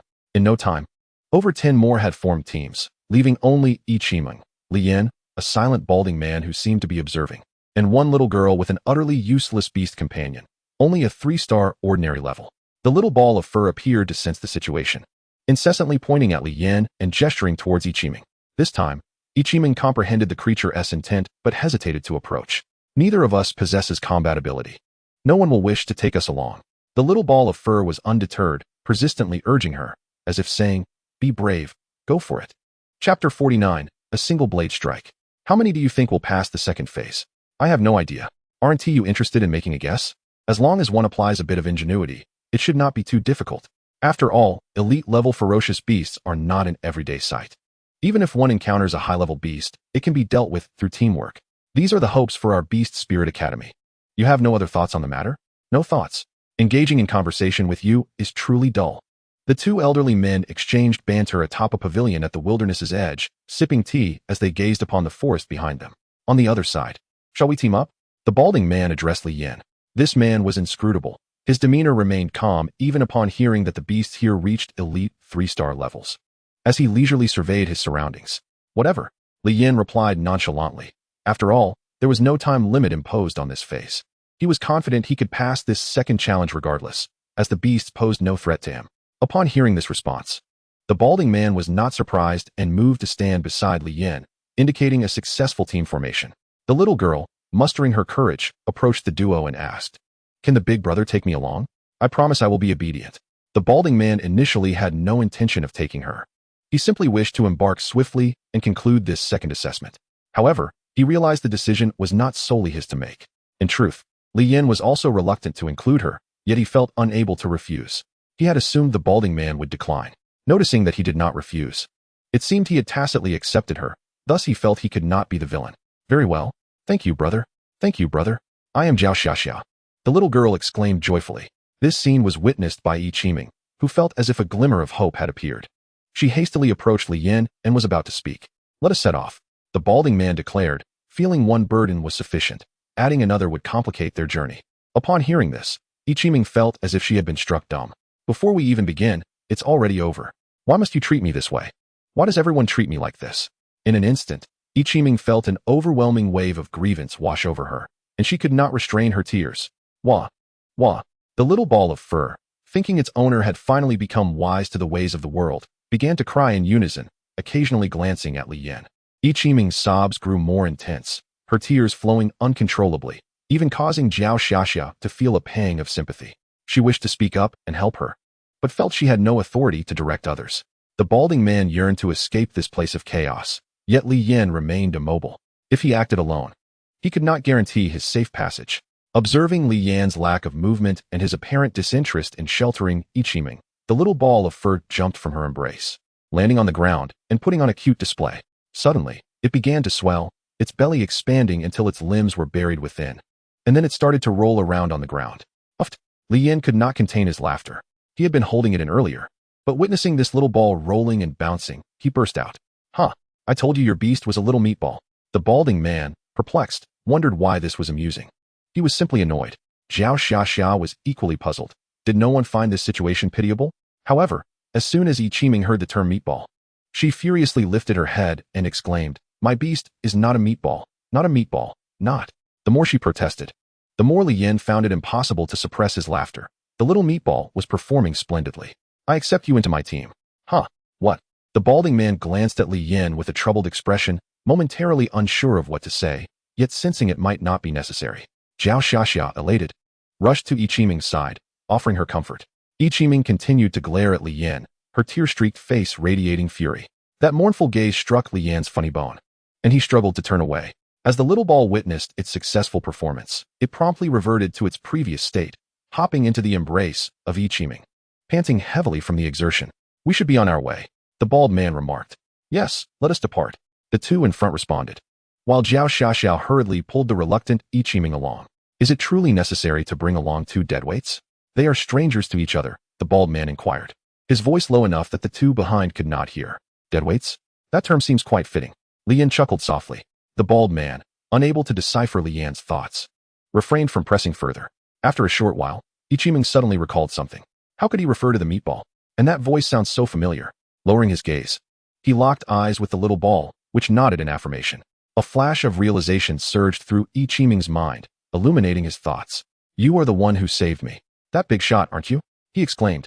The sudden outburst startled Zhao Xiaxia, causing the nearby pet, the dueling mouse, to leap in surprise. Keep your voice down.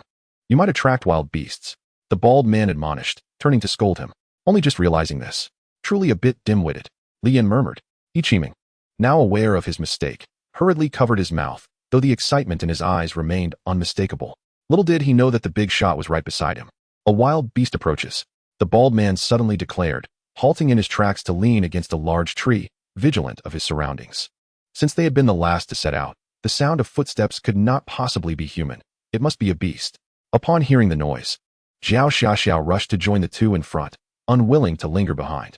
Although they were still at the forest's edge, the fog was thickening, obscuring their visibility. Their sight was limited to just a few meters. Li Yin also detected the sound of branches snapping, a noise produced purely by weight crushing the twigs beneath. The approaching beast would undoubtedly be a formidable one. Yi Qiming felt a whirlwind of emotions, unsure of how to proceed.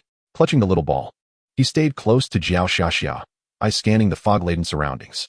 Mere sight was insufficient. It's getting closer, Li Yin noted, fixating on a particular direction. It is coming. From his backpack, he retrieved a long blade, gripping the hilt as familiarity washed over him. With practiced finesse, he swung the blade, circling around, relishing the sensation it brought. While channeling his physical energy into the weapon, a tremendous force surged through the blade, humming and vibrating as if it were on the verge of shattering from the energy it contained. Yet, Li Yin was lost in the ecstasy of wielding the weapon's might. The swift momentum of the blade sliced through the surrounding fog, and with power at its zenith, Li Yin delivered a decisive strike. One slash. A fierce gust of blade energy erupted from the tip, cleaving the fog and creating a stunning line of separation. With a resounding crash, Li Yan's blade shattered. Having unleashed that technique, the weapon could no longer withstand the strain and broke apart. A howl of agony emanated from the direction Li Yan had struck, a sound filled with torment, swiftly followed by the heavy thud of something falling to the ground. The bald man gazed at Li Yan in astonishment. That strike had originated from him. Zhao Xiaxia and Yi Qimeng, still behind, had not witnessed Li Yan's action but had distinctly heard the agonizing cry. Terrified, the two clung to one another, while the timid pet embraced its companion. Taking a deep breath, Li Yan felt as though he had transcended into another realm. Fully immersed in his blade work, maximizing its potential, he felt capable of tearing through anything. Chapter 50. Halfway through the journey. Let us see if that creature is dead. Li Yan, unaware of their inner turmoil, strode purposefully towards the site of his earlier strike. The bald man followed suit, and Zhao Xiaxia and Yi Qimeng dared not lag behind. Navigating through the broken brush and thick fog, the group approached the fearsome beast. A creature nearly 4 meters in length lay motionless on the ground, its body and neck marked by deep gashes, the harbingers of its demise. Its mouth bore 2 exceptionally sharp fangs, and its trunk resembled that of an elephant, yet it possessed a pointed snout. A peculiar animal. One Li Yan had never encountered before. The little dog approached to sniff, uncertain if it had indeed confirmed the beast's death, and promptly sank its teeth into its neck. The creature twitched as if returning to life, but only for a moment. Its breath had completely ceased. The little dog released its grip, licking the blood from its gums before returning to Li Yan's side. I thought you had evolved past that skill, Li Yan remarked, stroking the little dog. Ding. Congratulations. Your pet has absorbed its qualities and residual bloodline. Ding. Your pet has gained a certain enhancement. Fierce Tooth Beast, Elite Level 2 Star. Level 6, Bloodline, Armored. Skills, none. Living habits, solitary. Description, a herbivorous beast known for its defensive prowess. It occasionally consumes meat. Wow. Big brother, you're incredible. An Elite Level 2 Star beast was just slain by your pet in one bite. Zhao Xiaxiao exclaimed in astonishment. Li Yan, Yi Qimeng, and the bald man all turned to look at her. Li Yan was surprised only because he had encountered another fellow townsman. Yi Qimeng shared a similar sentiment. Did I say something wrong? Zhao Xiaxiao retreated, fearful. You're an outsider? The bald man inquired. What outsider? Zhao Xiaxiao was taken aback, unable to comprehend. What he means is, you are not from this world. Li Yan elucidated. Indeed. Zhao Xiaxiao nodded. Then we are fellow townsfolk. Neither I nor that big shop belong to this world. Yi Qimeng exclaimed, seizing Zhao Xiaxiao's hand in jubilation. His words inadvertently exposed Li Yan. The bald man turned in shock, casting a questioning glance at Li Yan. Li Yan, speechless, neither confirmed nor denied it, choosing silence instead. Internally, he felt a chill at having encountered these two townsfolk. Having undergone the trials of human nature, he understood that in this world, devoid of legal constraints, anything was possible. Acts of murder and pillaging were not uncommon. I advise you not to speak of this to outsiders. Otherwise, you may find yourselves unaware of how you met your demise. The bald man warned. He then approached the beast's carcass, drawing his knife to begin the dissection. Why? Zhao Xiaxia queried, puzzled, having never faced danger. She did not grasp his meaning. You need not know why. Only understand that if your origins are discovered by those with ill intentions, the consequences could be fatal. The bald man stated bluntly. Yet, Zhao Xiaxia remained none the wiser. Let us go, Li Yan said as the bald man retrieved the heart from the corpse. With the prize in hand, the bald man did not linger, falling in step behind Li Yan. Yi Qimeng stealthily stowed the massive carcass into his backpack, giving a victorious gesture to the little ball afterward. Big shot. Why didn't you reply to my messages? Did you come specifically to find me? You must have seen my message. That day, you must have sensed I was in danger, which is why you sprang into action and defeated them without a trace, right? You were so impressive that day. It's a pity I didn't see it. Otherwise, I would have definitely given you a thumbs up. Yi Qimeng chattered incessantly, utterly oblivious to the ominous expression darkening Li Yan's countenance. Even Zhao Xiaxia felt that her sister's incessant prattle was futile. Pursuing someone in this manner would yield no results. The one embroiled in the situation remained blind to the truth, while the observer held clarity. Li Yan's reluctance was apparent to everyone but Yi Qimeng, who continued her incessant narration. If you persist, I cannot guarantee that I won't cast you aside. Li Yan finally snapped, unable to endure any longer. Yi Qimeng stood frozen, her mind momentarily blank, until the silhouettes of the trio began to fade from view, prompting her to hastily follow. How petty. What have I done to offend him? She pondered. Little ball, why are all men so petty? I merely wish to express my gratitude. Why does he treat me this way? I shall ignore him. Let us not pay him any mind. Little Ball clutched her ears and burrowed deeper into her embrace, listening to her sister's constant rambling. Zhao Xiaxia couldn't help but chuckle inwardly. After a brief moment of amusement, she joined Yi Qiming, aware that as fellow females, she understood Yi Qiming's current predicament. Observing the two women whispering, Bald Brother sauntered over to Li Yan, maintaining a respectful distance. Brother, did you teach yourself that skill? It's astonishing. He had surmised that Li Yan was formidable, but he had not anticipated just how powerful he truly was. A 2-star elite beast, effortlessly subdued. Not at all, Li Yan replied curtly. Sensing Li Yan's disinterest, Bald Brother wisely refrained from pressing further, recognizing it as a matter of privacy. In this fog, finding our way out is no simple task, especially with ferocious beasts lurking, Li Yan remarked. Indeed, yet there are traces to follow, Bald Brother replied. Approaching a tree laden with gnarled branches. Do you see this tree?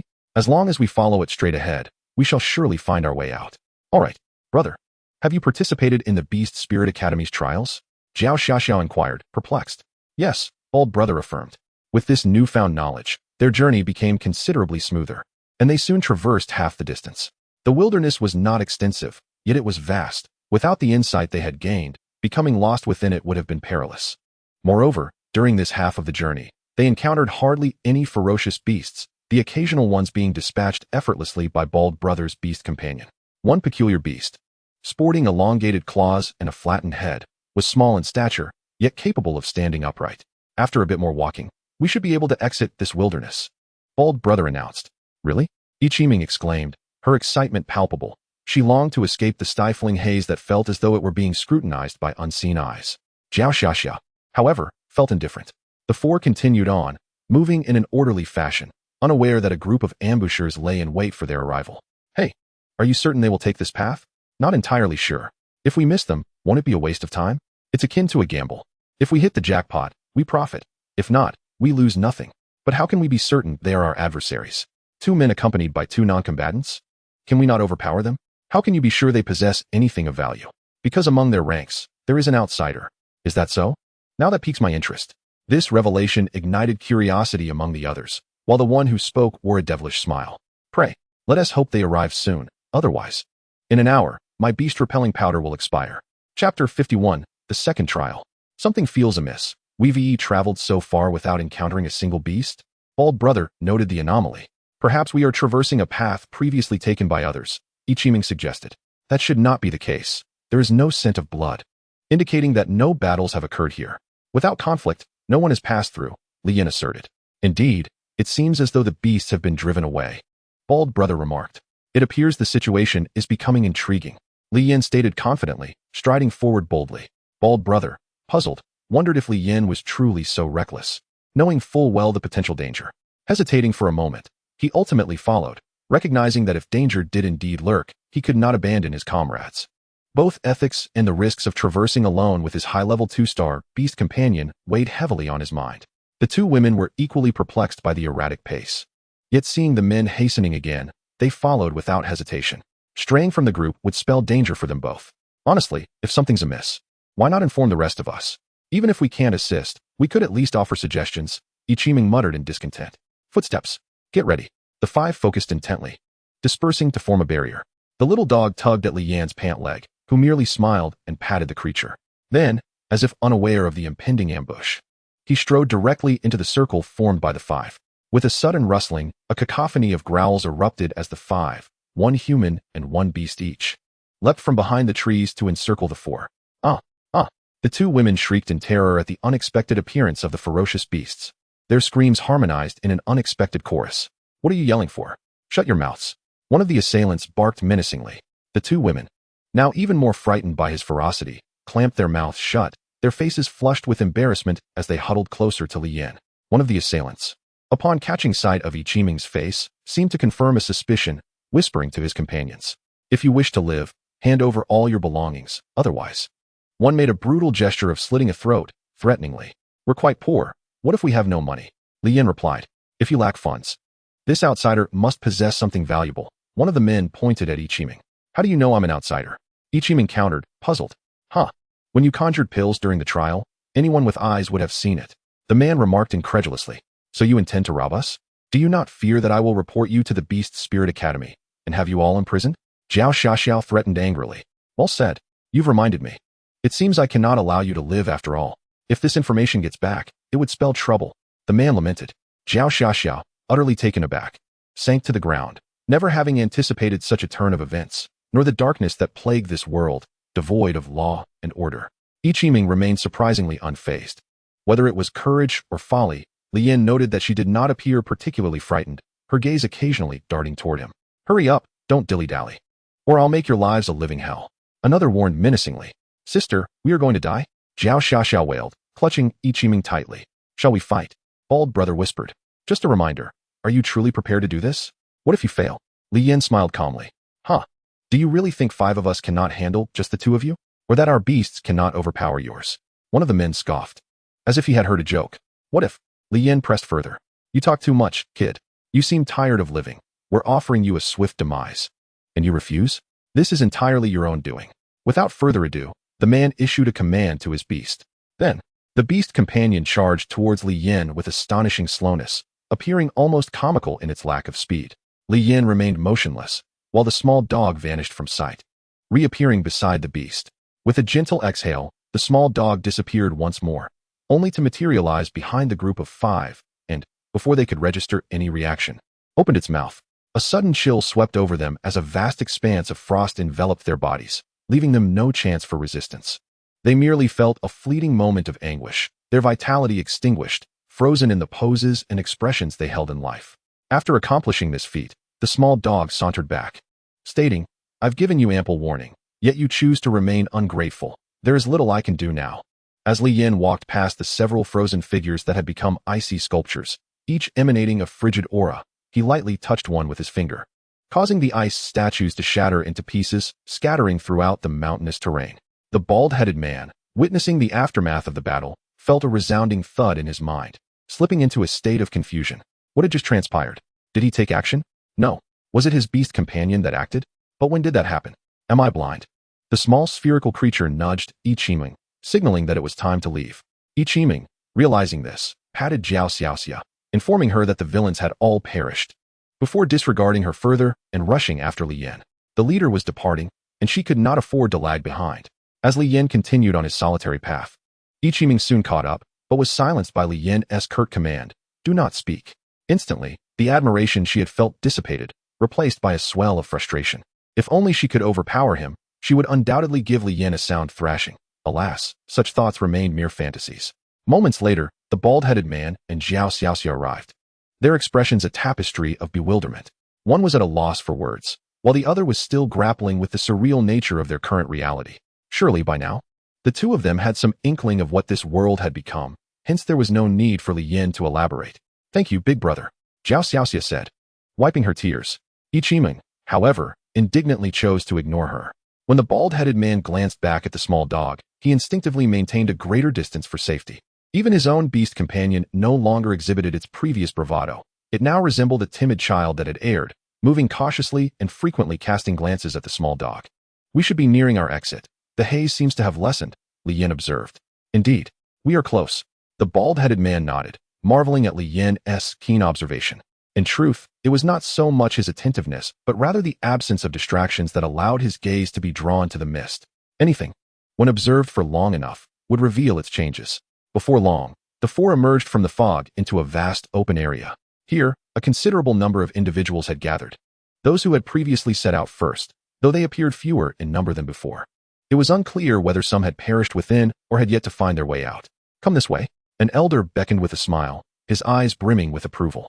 Those who successfully navigated the second challenge stood together, their faces radiating joy. Yet, within their gazes, a flicker of disdain emerged. Reflecting their belief that the trials were far too easy, Li Yin surveyed the surroundings, noting that the previously vanished students from the Beast Spirit Academy were now present, serving as protectors encircling the successful participants. Beyond them, his gaze fell upon the seemingly endless forest behind, prompting a question in his mind. Where was the academy? His attention then shifted to the students, where a spectral gate began to materialize. Flanking this ethereal doorway stood 2 sentinels, clad in darker, more ornate attire, appearing more distinguished than the students. Sister, look over there. There's a tea house. Zhao Xiaoxia pointed at a 2-story structure nearby. That should be a pavilion. The bald-headed man remarked after glancing at it. And over there is a curious pile of stones. Ichiming gestured toward a chaotic assemblage of rocks. Li Yin remained speechless, struggling to comprehend the thoughts of the girls. The assessment does not seem as challenging as anticipated, one who had breezed through the trials remarked. Haha. If you had experienced last year's evaluations, you would not hold such a view, someone nearby scoffed. Oh, why is that? I won't even mention the success rate. Just know that in last year's wild forest, over half of the participants perished. It was only due to the high mortality rate in previous years that this year's ferocity of the beasts was reduced, allowing you to pass so effortlessly. Last year, elite beasts roamed freely, and the competition was fierce. A knowledgeable individual elaborated. Is it truly that difficult? While they spoke of simplicity, the reality was far from it. Even facing higher-tier beasts, their ordinary companions struggled immensely, requiring teamwork to succeed. That's enough. Let us proceed to the next phase, the elder side. Understood. The Beast Spirit Academy students responded, stepping forward before the remaining participants, who numbered around 150, a reduction of about a quarter. Follow me. Subsequently, under the guidance of the student, they found themselves before the previously observed ethereal gate, which was guarded. Step inside, the student instructed. The individuals in the front hesitated, as the unseen often exposes the most vulnerable aspects of humanity, stirring fears of the unknown. After a moment of hesitation, urged by the studentess' warning, they ventured inside. With one leading the way, others followed suit, each disappearing into the spectral doorway. Ichiming grasped Zhao Xiaoxia's hand in trepidation, and Zhao Xiaoxia mirrored her fear. This time, it's a personal battle. Whether we succeed now depends solely on our individual prowess. The luck plays a part as well, the bald-headed man suddenly remarked. Just as Li Yin was about to inquire further, others had already entered. With no recourse, Li Yin glanced at the small dog, stroking the back of its neck before stepping through. Soon, everyone had entered, marking the completion of the student's task. They bowed respectfully to the two sentinels and the elder, then took their leave. Let us return to the academy and await their arrival. Indeed, the two summoned two birds resembling cranes from their storage rings, spreading their wings and leaping into the air, soaring towards the depths of the mountains. However, they did not fly far before vanishing into the sky, causing the two sentinels below to remain unfazed. Where's this? Li Yin surveyed his surroundings, feeling an uncanny familiarity. Dense woods and known pathways. This place resembled where he first arrived. Have I returned to the point of my descent? Li Yin pondered, perplexed and still unaware of the nature of this situation. Though this world might be an illusion, its purpose remained elusive.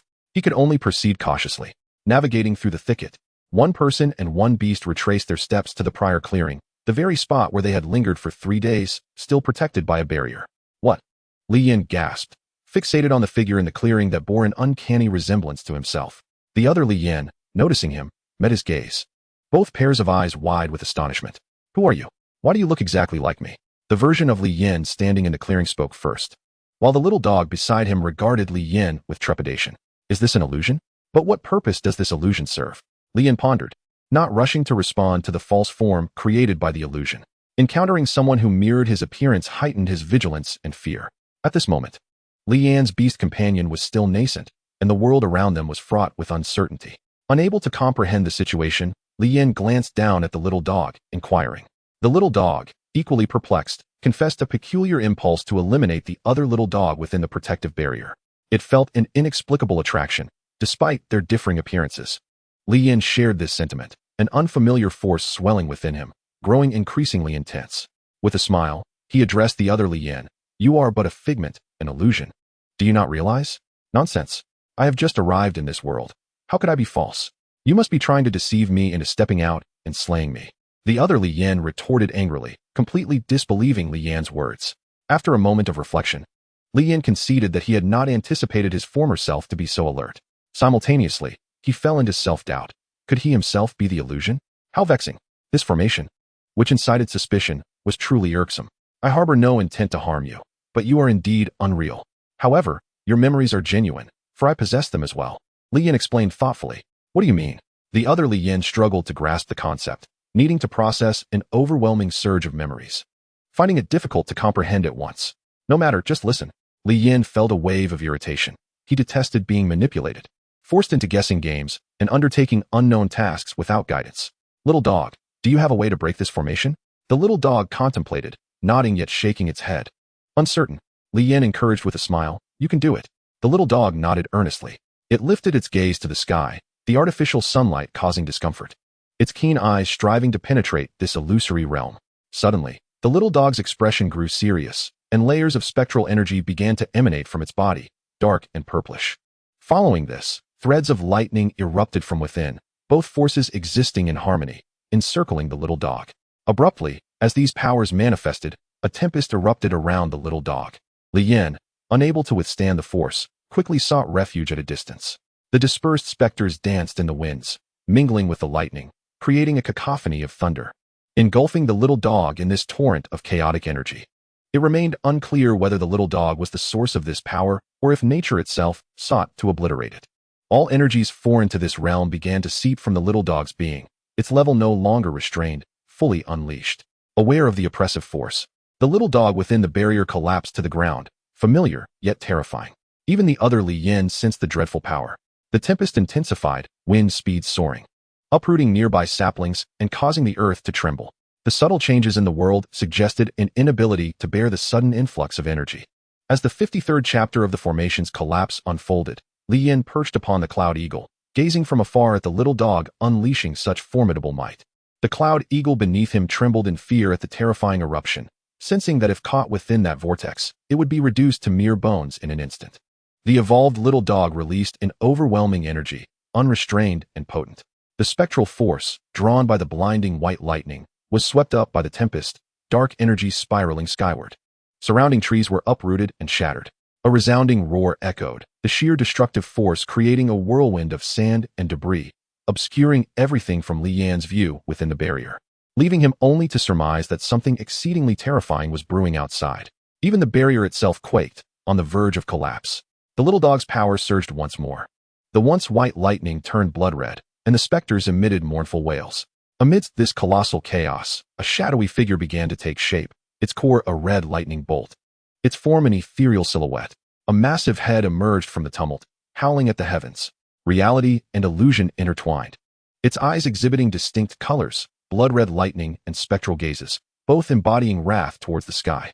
The colossal head extended upwards, revealing the visage of the little dog, albeit in an exaggerated, illusory form, its eyes replaced by these two extreme forces.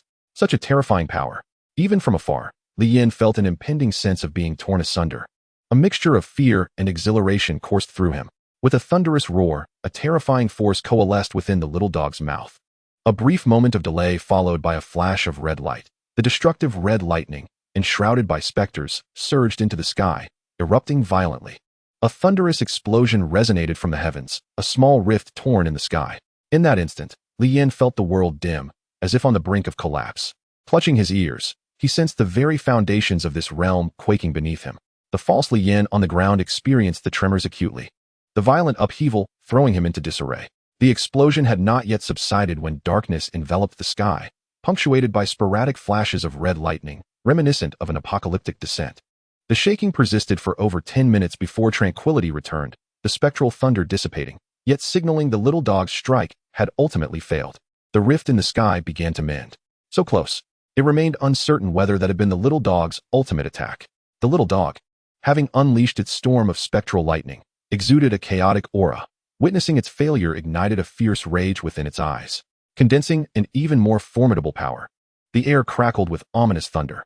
With a ferocious roar, it surged towards the sky once more. This attack was evidently more potent than the last, tearing a gaping hole in the heavens. The frequency of the world's quakes escalated, trees buckled under the strain, and fissures appeared in the earth. Was success imminent? Alas! Contrary to expectations, the little dog faltered once again. The tear in the sky healed anew, and the earth's cracks began to close. Outside the formation, two guards were thrown into disarray. Could it be? The formation is on the brink of collapse. We must alert the Grand Master and Vice President of the Academy. All right. You keep watch while I hurry there and back. With that, one mounted a cloud crane, soaring into the sky, though its speed paled in comparison to the previous elders. Li Yin muttered, "This is as chaotic as a butcher's blade." At this rate, the little dog's efforts would be in vain. Its strength was just shy of sufficient. After contemplating for a moment, Li Yan's mind turned to Xiao Dai. The instant she appeared, the Cloud Eagle instinctively recoiled in fear. A mere fraction of a difference. Worlds apart. Summoning Xiao Dai, he swiftly explained the situation. Xiao Dai nodded obediently and then soared towards the little dog. Li Yin felt a twinge of concern. Being of the same golden tier, she hoped the little one would be unharmed. Shortly thereafter, Xiao Dai reached 100 meters away from the little dog. Her tiny hands dancing gracefully, her body shimmering with a kaleidoscope of colors, while the star power on her hands flickered incessantly. With a flick of her wrist, the star power shot forth and exploded above the little dog's head, showering it with radiant star sparks, enveloping it in a celestial glow. In an instant, the little dog felt an overwhelming surge of strength coursing through its body. Yet, the spectacle was far from over. An ethereal figure emerged behind Xiao Dai, resembling her, yet towering in size, comparable to the little dog. Then, Xiao Dai's form began to fade, transforming into a brilliant white light that surged toward the little dog. The spectral figure unfurled its wings, sparkling with starlight, and pounced onto the little dog, merging with it. Roar! The little dog let out a euphoric howl. The shimmering wings of the spirit and the cascading starry points filled the little dog with comfort and exhilaration. The energy within it began to surge uncontrollably, yearning for release, with the heavens above becoming its prime target. Roar! The little dog howled to the sky, its tumultuous energy swirling chaotically, its body crackling with thunder. Within hundreds of meters, not a single object remained. Trees were uprooted and soared into the sky. Li Yin observed as the crimson lightning within the little dog flickered and boomed, as if struggling to contain its immense power. In the next moment, the little dog opened its mouth wide, a deep red glow flashing through, and a ghostly beam erupted forth. The crimson lightning coiled around the spectral form like a serpent. An inexhaustible energy surged skyward, colliding with the heavens. In a heartbeat, the sky shattered. It was utterly torn apart. The unending power ripped through the atmosphere, transforming into colossal hands that forcefully widened the rift in the sky.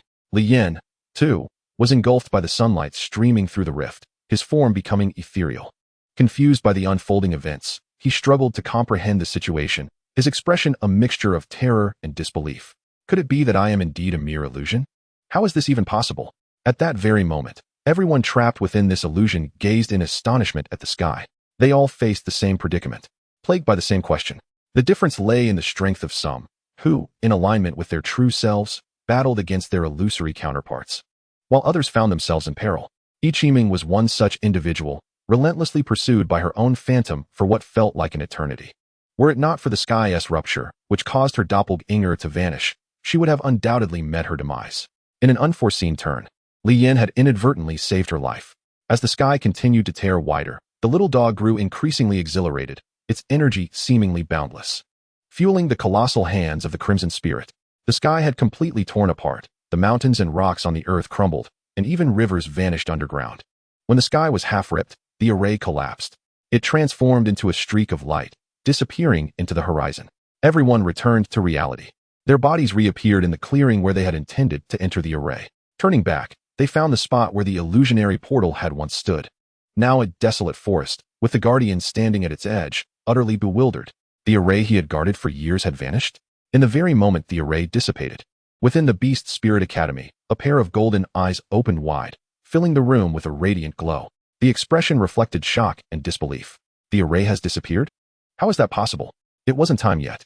Chapter 54. The journey begins. What has transpired? How did I emerge? Did I fail? What the heck is this?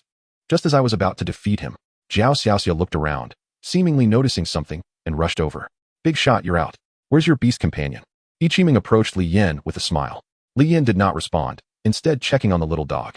Given the urgency of the situation, he had directly stored the little dog, Xiao Dai, and Yuning within his contract bracelet. Fortunately, the little dog had returned to its normal state, albeit looking slightly weak. Likely a consequence of overexertion from its abilities. Li Yin retrieved some restorative potions from his backpack and tossed them to the little dog, offering consolation. He then glanced at Xiao Dai, who appeared to be leisurely adjusting her wings, seemingly unscathed. Humph. Noticing Li Yan's indifference, Ichiming huffed and turned away. Just in time to see Jiao Xiaoxia approaching with a delighted expression, followed closely by the bald-headed brother. He indeed passed. Naturally. Considering his incredible strength and the formidable prowess of his beast companion, it was expected. If a ranking were to be established this time, he would undoubtedly be first. The bald-headed brother observed Li Yin from afar, contemplating. The four of them reunited, with the two girls embracing each other. Having just arrived in this other world, encountering familiar faces, the two naturally became fast friends, chattering away incessantly. Li Yin snapped back to attention, noticing the bald-headed brother waiting nearby, as if he had something to say. It seems this examination did not go smoothly. There were issues. I wonder how they will handle it. The bald-headed brother remarked. Are you referring to passing or the matter of re-examination? Li Yin inquired. Well, what do you think? The bald-headed brother replied. I'm not sure, but we will know soon enough. The bald-headed brother followed Li Yan's gaze, spotting a group of students riding cloud cranes and giant rock birds approaching from afar.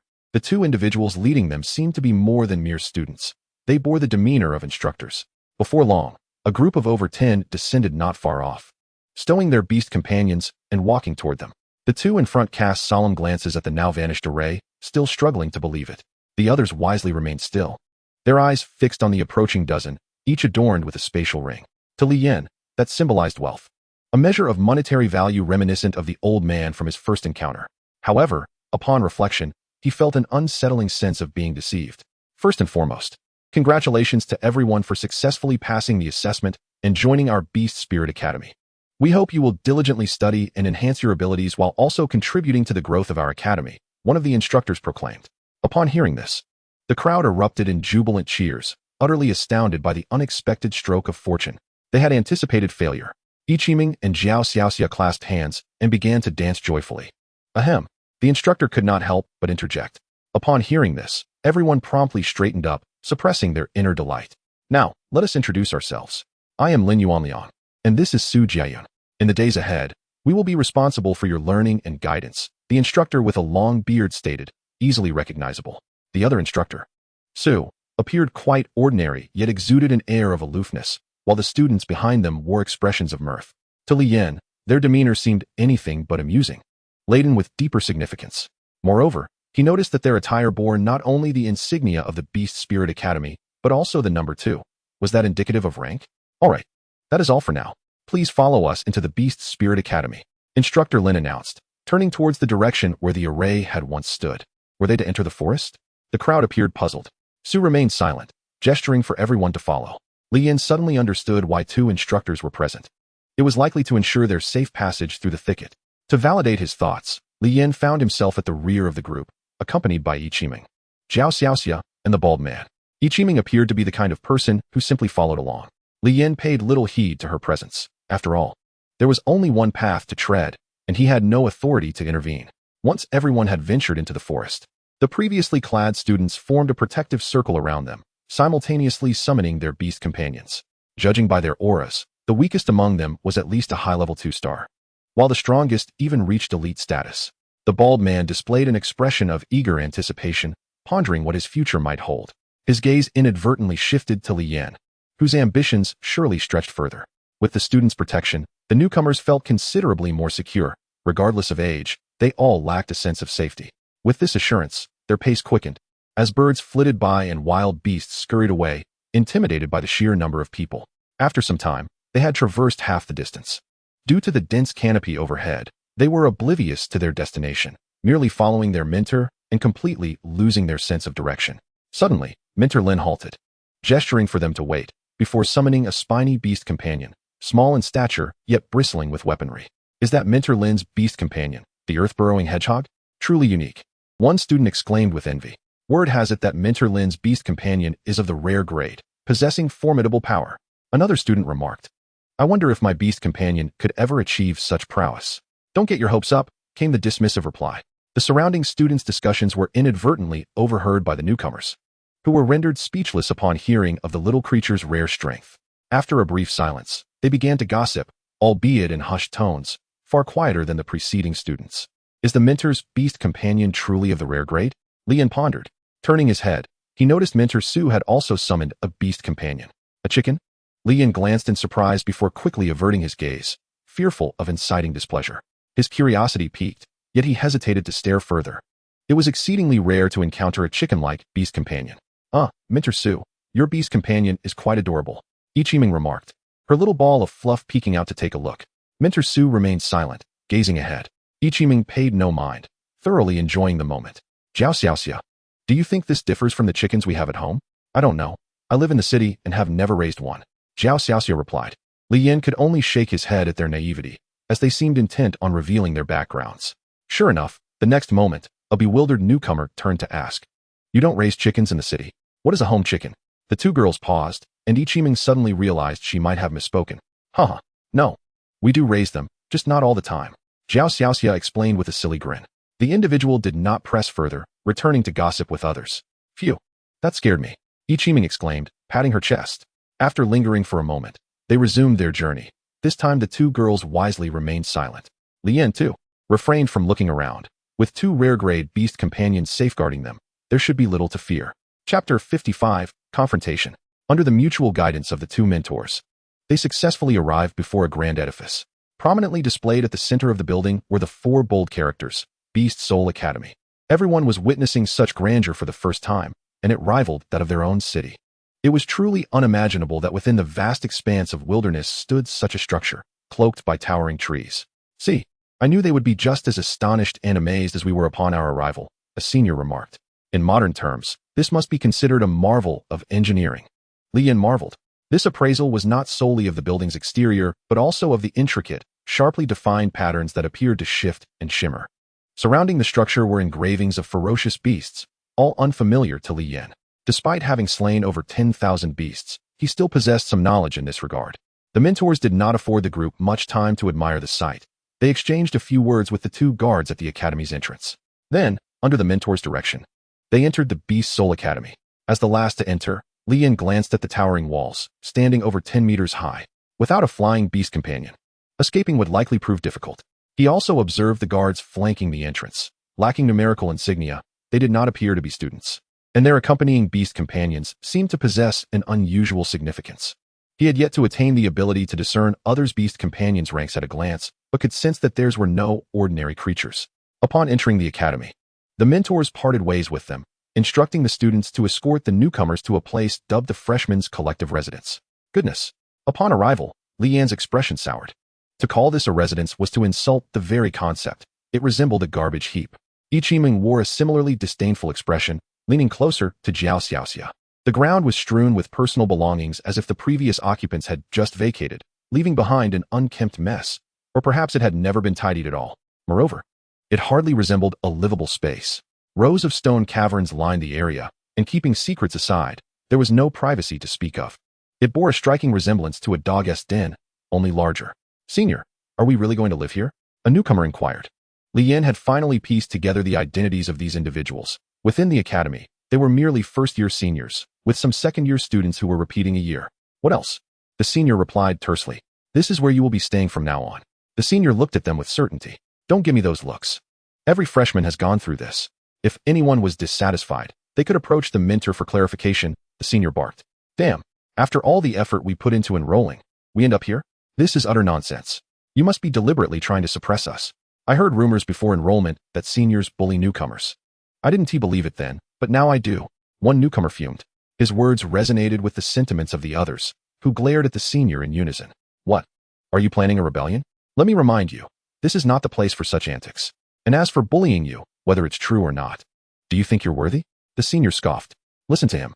He is openly bullying us. We cannot tolerate such humiliation. With that, tensions escalated between the two factions.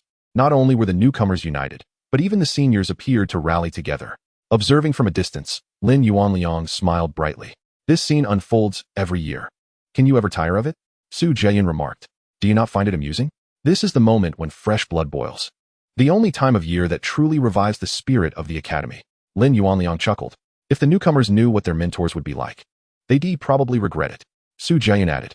How could that be? I am one of the most popular mentors. Lin Yuanliang boasted. Su Jian chose not to respond. Suddenly noticing that within the two opposing groups, a few individuals stood apart, neither participating nor distancing themselves. While similar situations have occurred in previous years, it was rare to witness such a blatant spectacle of onlookers. However, he chuckled derisively, noting that when the flames of conflict spread, even the most indecisive would not escape the fate of being consumed. Unity in times of peril was paramount. Without it, there would be no refuge in the future. Clearly, Lien was still unaware that he had already been reprimanded by his mentor. What brings you two out here? And why are you so close to me? Boss, your words are quite distant. Aren't we friends? Ichiming replied with a shameless smile. Lien shot her an exasperated glance. You still owe me some evolution points. Don't forget. Understood. Ichiming cast a forlorn look at Lien, feeling a surge of frustration. What a bothersome fellow. Aren't we joining in? Baldy approached, appearing quite at ease, having firmly latched onto Lian's proverbial leg. You do as you wish. I'll observe. Lien preferred his solitude, finding it more convenient for his endeavors. Then I shall observe as well. Baldy clearly was not one to relinquish easily. The standoff continued, with words growing increasingly foul. Yet none dared to take the lead. After all, the wisdom that the first bird gets shot was known even to children. The senior students, though few, were formidable. Yet they hesitated to act hastily. Should chaos erupt on the battlefield resulting in death, it would spell disaster. Although mentors maintained a somewhat lenient stance on such matters. If a life were truly lost, it would lead to complications. The newcomers, individually weak and lacking unity, though numerous, each harbored their own intentions.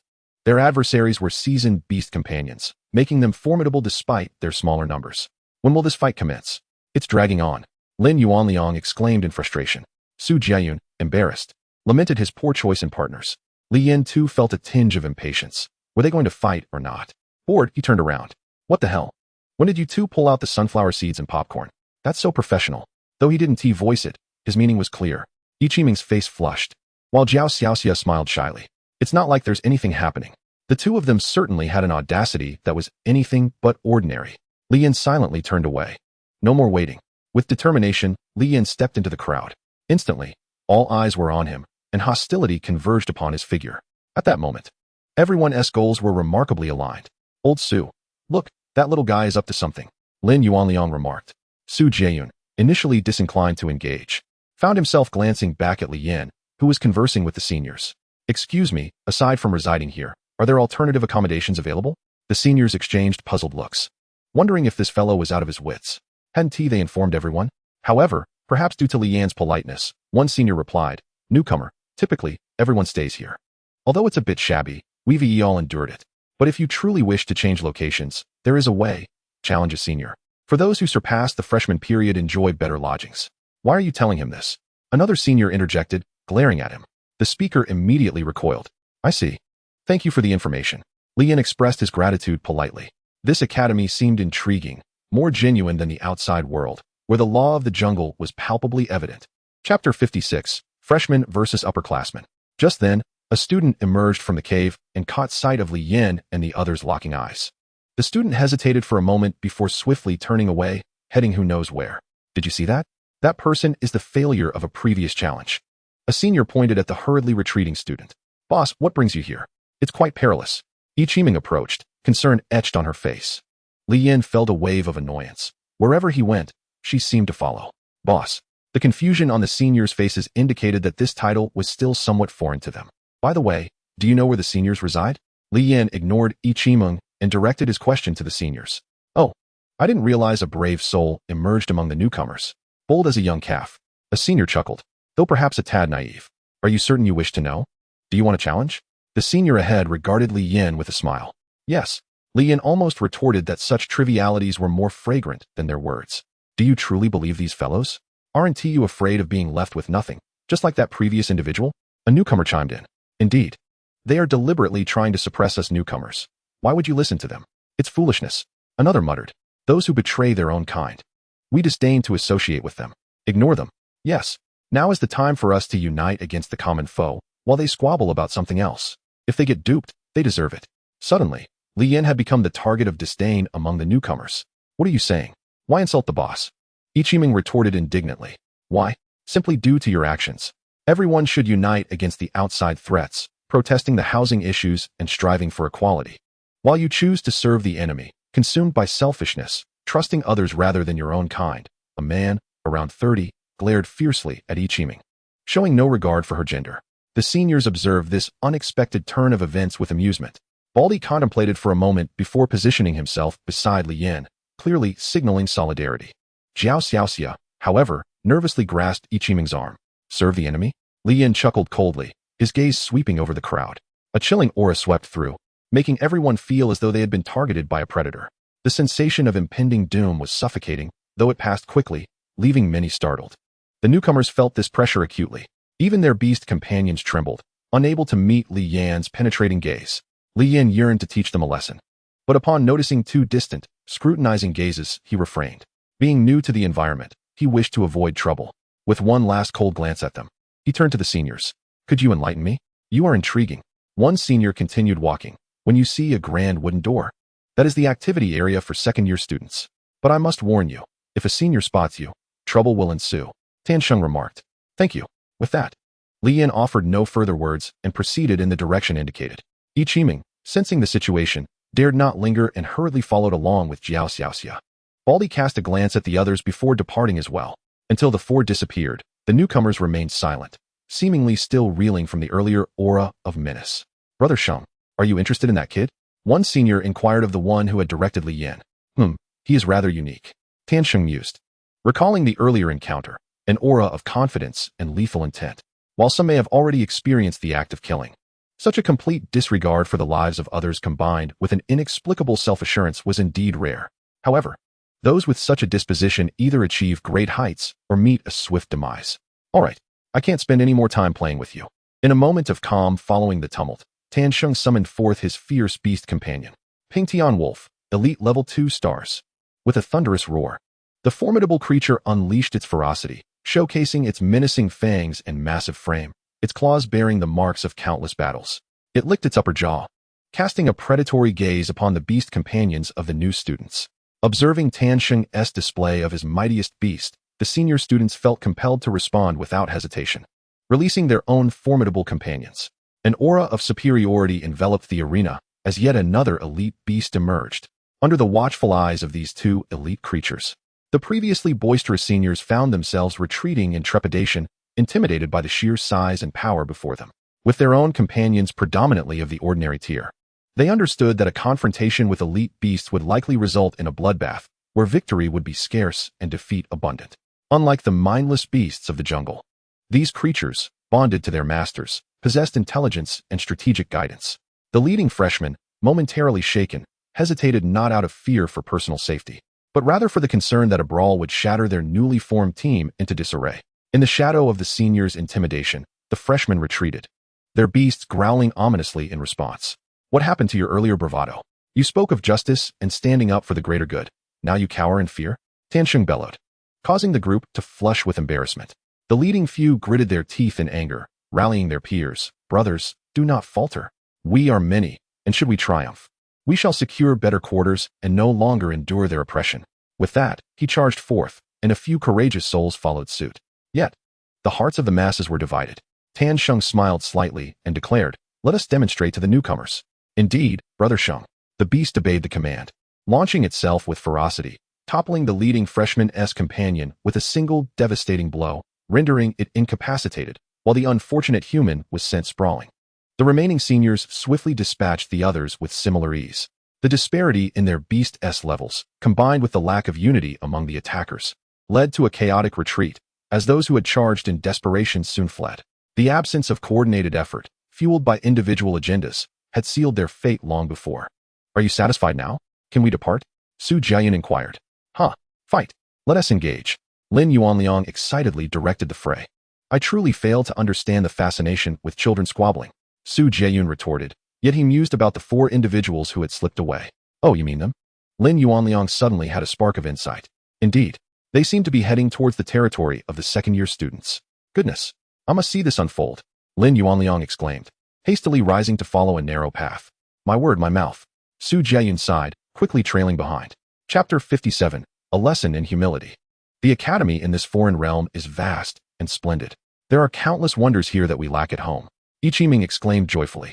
That beast model over there is truly remarkable. It does not appear to be made of ordinary stone, but rather glimmers with gold, Jiao Xiaxia added, her excitement palpable. And over there, it resembles a dining hall, with a fragrant aroma wafting through the air, alongside what seems to be a bookstore, and a large area beyond that, whose purpose remains a mystery. As the two engaged in their carefree chatter, Li Yin appeared somewhat immune to their exuberance. He continued forward, undistracted, with a singular objective, to find suitable lodgings and familiarize himself with the layout and life of this academy. As students, they needed to comprehend their daily responsibilities and seamlessly integrate into this world. Otherwise, their occasional quips drew curious glances from the locals. That must be it. The bald-headed fellow pointed toward a distant grand red door. Upon entering, Li Yin noticed the inscription proclaiming, "Entrance permitted only to second-year students." The door swung wide open, and the words merely served as guidance. Li Yin cast a fleeting glance and strode confidently inside. Upon entering through the grand portal, Li Yin observed an increase in the number of individuals present. Outside the red door, they had encountered few, and those they did meet seemed preoccupied with their own affairs. Inside, however, Every person donned the same attire as the senior students outside, accompanied by their own beasts. They regarded the newcomers with curious eyes, their casual clothing starkly contrasting with the uniformity expected in this realm. Two individuals brushed past without a word, seemingly in haste to depart. This place is indeed spacious, yet it lacks the bustling population of our modern schools. Zhao Xiaxia remarked. Is this not sufficient? How many students do you have? The bald-headed fellow inquired. At the very least, several thousand, Zhao Xiaxia pondered. So many? He replied, astonished. That is considered few. She clarified. This is due to our 9-year compulsory education, which is entirely different from this world, where self-sufficiency and personal struggle reign, unlike the support provided by family and the state in our society. This realm has yet to reach such a level, Li Yin explained. Ah, I see. Zhao Xiaxia nodded in understanding, while the bald-headed fellow remained deep in thought, contemplating the meaning of 9-year compulsory education. Hey, what are you doing? Why aren't you wearing the standardized attire of our Beast Soul Academy? A second-year senior called out to Li Yin as they crossed paths. Li Yin, facing the senior directly, felt compelled to respond. We are the newcomers this year, he stated. Newcomers? What brings you here? Did your mentor not inform you that entry is restricted to second-year students? The senior queried. Our mentor did not mention it, but we were told that if we could defeat the upperclassmen, we might secure better accommodations. Li Yin replied calmly. What? The senior momentarily faltered in comprehension. Ah, I see. You wish to avoid living in that wretched hole, correct? He continued, recalling his own struggles. However, I advise you to reconsider. We all endured this phase, and within a month or so, you will grow accustomed to it. Not at all. Our purpose here is to challenge the likes of you upperclassmen. Ichiming interjected on Li Yan's behalf, casting a glance at him as if to affirm her statement. Li Yan, speechless, chose not to elaborate further. Really? Have your beasts reached the advanced tier? The senior asked, astonished. Yes. No. Zhao Xiaxia faltered, the trio responding in unison, with one voice lacking confidence. To the girl who has not reached the advanced level, I advise you to return. Our minimum standard here is advanced 1 star, with some even reaching elite status. The senior remarked. Zhao Xiaxia's self-esteem plummeted, and the seed of retreat began to sprout within her. Xiaxia, do not worry. We have our great ally. We are all friends now. Our ally is kind and will not abandon us. Rest assured. Ichiming comforted her. Li Yin shot her a glare, but Ichiming, displaying a newfound wisdom, cleverly evaded his piercing gaze. The bald-headed fellow smirked internally at the exchange. Very well, then. Allow me to guide you. The senior offered warmly. Thank you. The bald-headed fellow expressed gratitude on behalf of the group, with someone leading the way. Li Yin relished the leisurely pace as they arrived at a structure built of stone and wood, featuring 2 levels and over 200 rooms. The surroundings were not particularly opulent, merely average. However, when compared to that wretched hole, it felt like a paradise. The uppermost level was the residence of our strongest peers from last year and previous years, while those below, albeit comprising some senior students, possessed only modest abilities, ranking as high as 2 stars or lower. Wokyu explained. So, does that mean the upper tier is inhabited by senior students of 3 stars or above? Zhao Xiaxiao exclaimed loudly. Not entirely. A handful of them are elite level, Wokyu mused with admiration. Oh, by the way, our esteemed brother Tansheng has also come to your freshman area to meet you. You must have seen him by now. Wokyu expressed with reverence. Is he really that strong? Old brother inquired. Indeed. Among our cohort, he should rank within the top 3, though we have yet to engage in a true contest. So we cannot ascertain his exact strength. However, his beast pet evolved to the elite level quite early on. Wokyu stated. How do I challenge him? Li Yin interjected. Are you truly certain you want to challenge him? Such battles, once commenced, can be exceedingly perilous, and even if one side's beast pet perishes in combat, the school's mentors will not intervene, Wokyu cautioned. Hey, is this the new friend you've made, Wokyu? Or perhaps a group of friends without proper attire? I'm not trying to be harsh, but your standards seem to be slipping. You're associating with just anyone. It's quite embarrassing for our second year. A brazen and arrogant voice rang out from the other side. Upon hearing this, Wokyu turned, greeted by a face he detested immensely. Sun Shota, and his lackeys. He whispered quickly. He harbors grudges and is quite petty, and his strength is utterly fearsome within our grade. Wokyu murmured. Digu, my apologies. We shall take our leave now. Wokyu forced a smile, gesturing for the 4 to depart swiftly. Yet, they appeared oblivious, causing Wokyu to blink anxiously. It seems your friends are not inclined to leave just yet.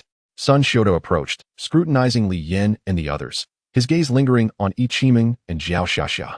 A little lowly? Not to my taste. Sun Shota leered at Ichiming's form and flowing hair, her enchanting visage captivating his restless heart. What a beautiful woman.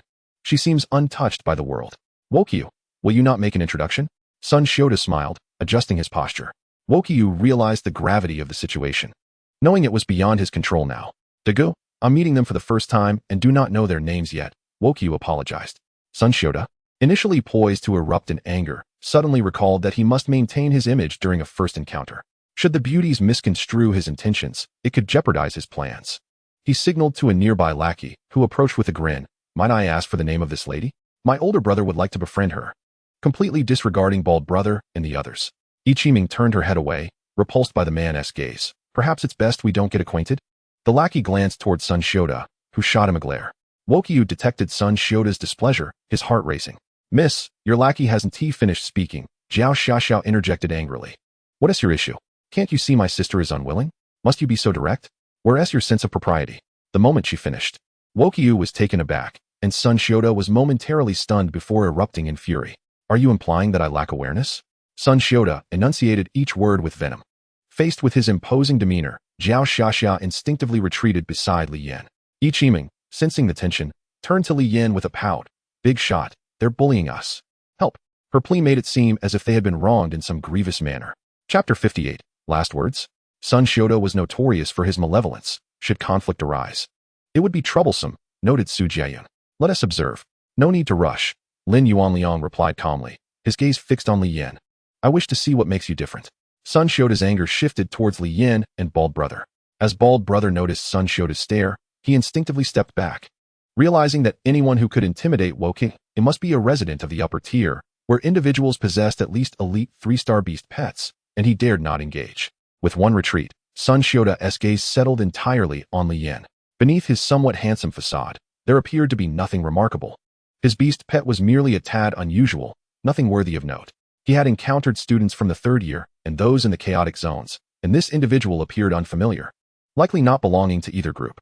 Since neither was the case, it implied he was among the fresh recruits the academy had recently sought, which he had vaguely heard about. Are you a newly arrived student? Sun Shota inquired, still cautious despite his arrogance. You reside on the upper tier. Li Yan countered, pointing upwards. You have yet to respond to my brother's inquiry, and you dare to retort? Bald Brother's beast pet promptly obstructed him, exuding an unmasked aura of elite 2 stars. This action validated Sun Shota's hypothesis. The new students are quite audacious, daring to frolic in our 2nd-year territory without a shred of respect. Such a lack of decorum. Sun Shota laughed, his mirth laced with malice. Dagu, they mean no disrespect. Please don't take offense. Wokyu hurriedly interjected, yet another lackey pulled him away. Knowing he could not unleash his beast pet without exacerbating the situation with Sun Shota. Your actions mirror your name. You lack what you claim. Li Yan retorted. What did you say? Sun Shota bellowed in anger. Are you merely venting your frustrations over your failed pursuits on me? Why be so hypocritical? Li Yan continued. Sun Shota summoned his beast pet, a thunder python. Ichiming gasped, hiding behind Li Yan, terrified of serpents. A massive python, several meters long, crackled with intermittent flashes of white light, hissing ominously. The sight of it sent shivers down Li Yan's spine, its slick, oily body almost provoking a reaction. This is the end. Wokyu lamented, unsure of how to proceed. Should a fight ensue, if Sun Shota were to get serious, they might not make it out. Su Jiayan noted. Let us wait a moment. I suspect that lad has a trump card. Lin Yuanliang remarked, his gaze unwavering on Li Yan, remaining composed amidst the tempest. He likely possessed something unknown to the rest. Since you are of this year's cohort, I shall challenge you, as you are already quite bothersome. Li Yan declared, meeting Sun Shota's gaze directly. What? That's impossible. Wokyu gasped, fully aware of the kind of person Sun Shota was. Should a newcomer confront him, it would surely lead to dire consequences. Are you seeking death? Sun Shota clenched his fists in fury, his beast pet poised for attack. Big brother, perfect. Take him down in the arena. The mentors 1T intervene, but if discovered here, you'll face punishment. As Sun Shota suddenly came to a realization, a smile graced his lips. Since the new student is so lacking in courtesy, I shall take it upon myself to instruct him alongside the mentors. I accept your challenge. Shall we engage here? Li Yan remarked, already impatient, having spotted the serpent for 3 minutes now. His companion chuckled, recognizing the newcomer's ignorance of protocol. Unaware of the peril that awaited him. There is a designated arena for such escalated challenges. Follow us. With a sense of resignation, Li Yan complied. Oh no. What have I done? Wichio lamented, regretting bringing them along. If anything were to go awry, he would be in quite the predicament. No, I must follow to ensure their safety. Big brother won't come to harm, will he? That enormous serpent looks terrifying. Even my beast companion dares not meet its gaze. Jiao Xiaoxiao expressed her concern. Fear not. Our esteemed elder is quite formidable. Just watch. Yi Qiming reassured her, brimming with confidence in Li Yan. Let us proceed. What is the hurry? Lin Yuanliang inquired. No, I merely wish to observe without pretense. He added. Haha, I see you are worried. Su Jian laughed. However, it has been quite some time since such a challenge has occurred. I wonder if that lad is a fool or possesses genuine skill. The group arrived at a vast arena constructed of robust stone, expansive and open, with a large circular platform at its center, designated for duels. Encircling the platform stood 4 totems, each intricately carved with fierce beasts and adorned with vibrant colors, which Li Yin could not recognize. This locale was ideally situated in the heart of the second-year students' area, seemingly a common ground for sparring. Lin Minter, Su Minter, you both have come to support our elder. Haven't you? Yi Qiming cheerfully addressed Su Jiayun and Lin Yuanliang. Support? So confident are we? We are merely passing by. Lin Yuanliang replied with a smile. Wichio. Encountering Su Jiayun and Lin Yuanliang for the first time, although aware of their status as mentors, had never met them before. Mentors, please intervene. If he faces Sun Xiuda, it could end badly. Wichio exclaimed, as if he had found a glimmer of hope. Did you not see they have already taken to the stage? Once on the platform, there is little we can do to stop them. Su Jiayun stated. Wichio slumped to the ground, despairing. In truth, you need not fret so. While you have been in a tizzy, those up on the platform show not a hint of concern. Best to enjoy the spectacle. Lin Yuanliang advised. Wichio, however, was lost in self-reproach, unable to heed his words. Lin Yuanliang glanced at the trio of companions, noting their apparent lack of worry. Young man, if you were to kneel before me, bow your head, express some flattering sentiments, and utter a few daddies, I might consider sparing you. What say you? Sun Xiuda sneered, the great serpent coiling its body, fixating on his head. Is there anything else you wish to say? Li Yin inquired. Sun Xiuda paused, taken aback. Do you believe this insufficient? Do you crave a harsher punishment? I did not expect such awareness from you. I assumed you were a tough one. Yet you are merely tough-talking. Sun Xiuda laughed heartily, his voice loud enough for Yi Qiming to hear, hoping to humiliate Li Yin in front of her. Alas, his scheme fell flat, for Yi Qiming remained untouched by his taunts, gazing on with eager anticipation, though for what, one could only wonder. I believe you have misunderstood. This is my farewell message to you. Li Yan's murderous intent surged forth, directed at Sun Xiuda. Chapter 59, The Arena Battle. The two adversaries on the platform faced off, drawing an increasingly captivated audience. Students seldom seen within the academy had gathered for this rare encounter. Who is that across from us? He isn't wearing the Beast Soul Academy's attire, is he? Could he be from the Chaos Domain? They scrutinized him, finding his face unfamiliar. That is our elder teaching the newcomer a lesson. The latter is disrespectful and unaware of the academy's rules. Thus our elder seeks to impart a lesson in decorum. One of the younger companions boasted. Who doesn't know the character of your elder? Rules? Does he understand them? A female voice scoffed. Who? The young man, on the verge of anger, swallowed his retort upon seeing the speaker. Mentors Su and Lin, what brings you here? Shu Yisun inquired sweetly. Yisun, how could you bear to leave your quarters? Lin Yuanliang replied with a smile. Indeed. Has your beast companion successfully evolved? Su Jiayun remarked, his gaze warm upon the 18-year-old. Her complexion rosy and skin flawless, her alluring figure enchanting countless admirers. You are becoming ever more breathtaking. Yes, the evolution went smoothly, Shu Yisun said, a slight smile gracing her lips. I wonder who that person on the platform is, and how did he end up facing off against that despicable fellow? Shu Yisun pondered aloud. A newcomer. Lin Yuanliang replied, still uncertain of the lad's name. A newcomer? How could a new student stand against a second year? Could it be due to their shared residence? Shu Yisun speculated. Yes. You know how unsavory that place can be, Su Jiayun remarked. It seems that rule remains unchanged. Shu Yisun recalled a past she wished to forget. The referee has yet to arrive. Perhaps, Minter, you could step in? I sense both contestants are quite eager. Lin Yuanliang suggested with a smile. Me? Su Jiayun was taken aback. Indeed, you are known for your integrity and fairness. A perfect fit. Lin Yuanliang praised. Su Jiayun chuckled inwardly, thinking, you merely wish to linger in the presence of this beauty. Very well, I shall step in. Su Jiayun decided, realizing that waiting indefinitely was futile. Those occupied with evolving their beast companions were few and far between. Li Yin, having grown impatient, could endure no longer. It had been over 10 minutes, and the great serpent before him had hissed menacingly more than once. Even Sun Xiuda, like a hunter, regarded him as prey, biding his time to strike. Unbeknownst to them, Li Yin harbored the same thoughts, His blade shimmered with overlapping shadows, its momentum building to a peak, awaiting the moment to unleash its fury. Apologies for the delay. Su Jian smiled.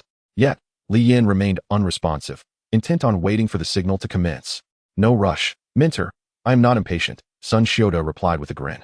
Su Jiyun observed Li Yin, who exuded an aura of lethal intent, poised for action. Experiencing this intensity up close, Su Jian felt the distinct essence of murderous resolve. Though he had yet to taste blood, the lethal intent surged forth, singular in its purpose, to eliminate the opponent. An intriguing individual. At that moment, Su Jian found himself curious about Li Yin. Despite the beast's impending assault, why did he emanate such a palpable aura of death? The rules of escalating challenges dictated that life and death were at stake, yet it was best to avoid taking lives, for each person's existence was valuable. One must always leave room for future encounters. Surely both of you understand this principle. Su Jian spoke earnestly. Yet, Li Yin remained indifferent. Sun Xiuda, while courteous in his reply, was well known for his duplicitous nature, speaking sweetly while plotting behind closed doors. Very well, let us commence, Su Jian declared. No sooner had he spoken than a glimmer of cold light flashed, slicing through the air with a whoosh. Instantly, Li Yin felt a surge of danger. His beast companion materialized beside him, and in a burst of speed, the fiery chick outpaced the icy light, its wings flapping fiercely to disperse the encroaching blade aura. The remaining blade aura, imbued with Li Yan's fury and murderous intent, suddenly pierced through the air, arriving before Sun Xiuda, who was ensnared by the large serpent. The serpent seemed to sense the impending danger and noticed the lethal flash of the blade, yet it was already too late to evade. Hiss! Sun Xiuda remained blissfully unaware of the imminent peril, his face still adorned with a smile. Buzz! In an instant, the human head was severed. Li Yan's sword strike aimed directly at the opponent's neck, and had the serpent remained still, its head would have undoubtedly met the same fate. Alas! The serpent's body was cleaved in two, falling to the ground, yet it did not perish, while Sun Xiuda's head, swayed by the serpent's movement, followed suit. With a splatter, blood gushed uncontrollably from the neck. The onlookers were stunned.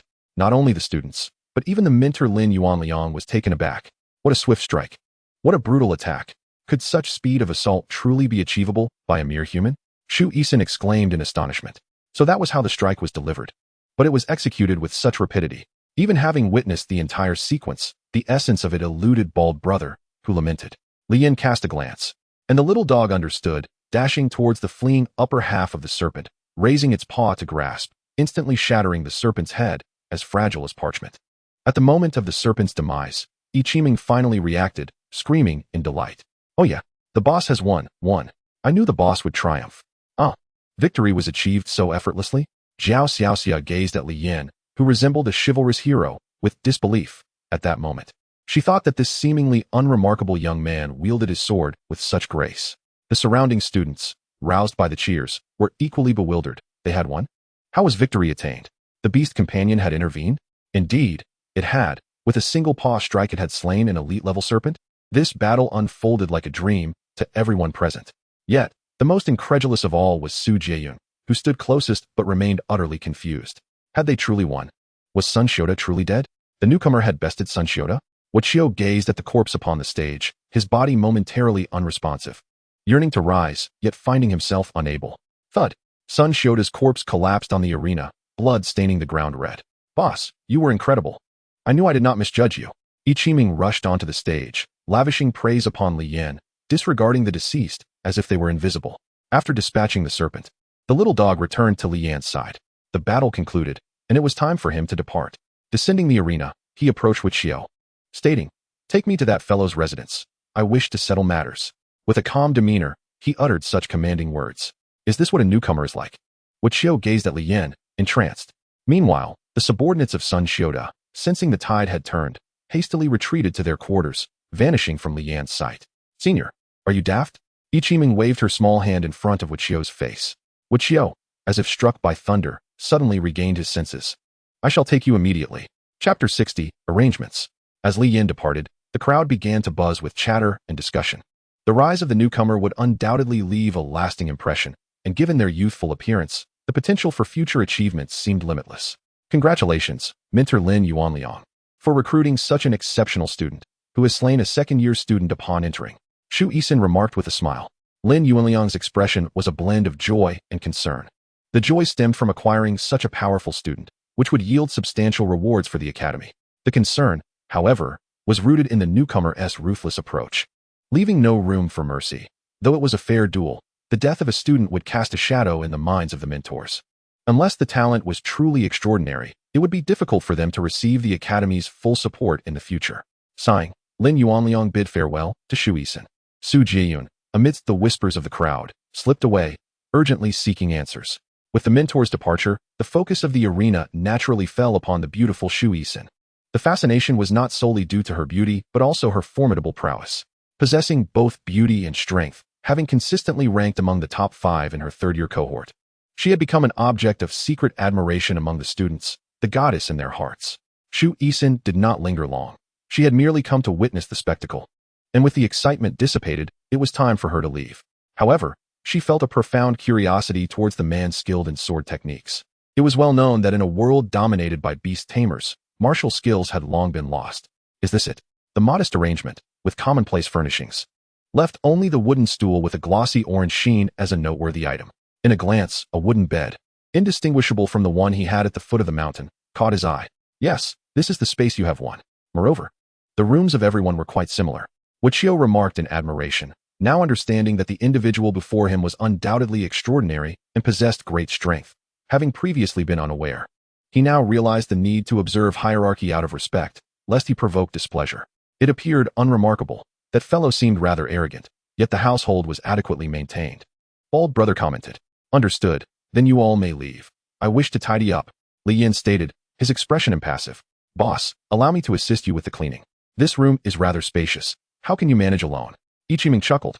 Zhao Xiaoxia wanted to say the room seemed barely 50 square meters at most. No need. I can manage on my own. Li Yin declined. Boss, there is no need to be polite. That would be too distanced. I shall assist you at once. With that, Ichiming began tidying up, while the little dog dutifully helped.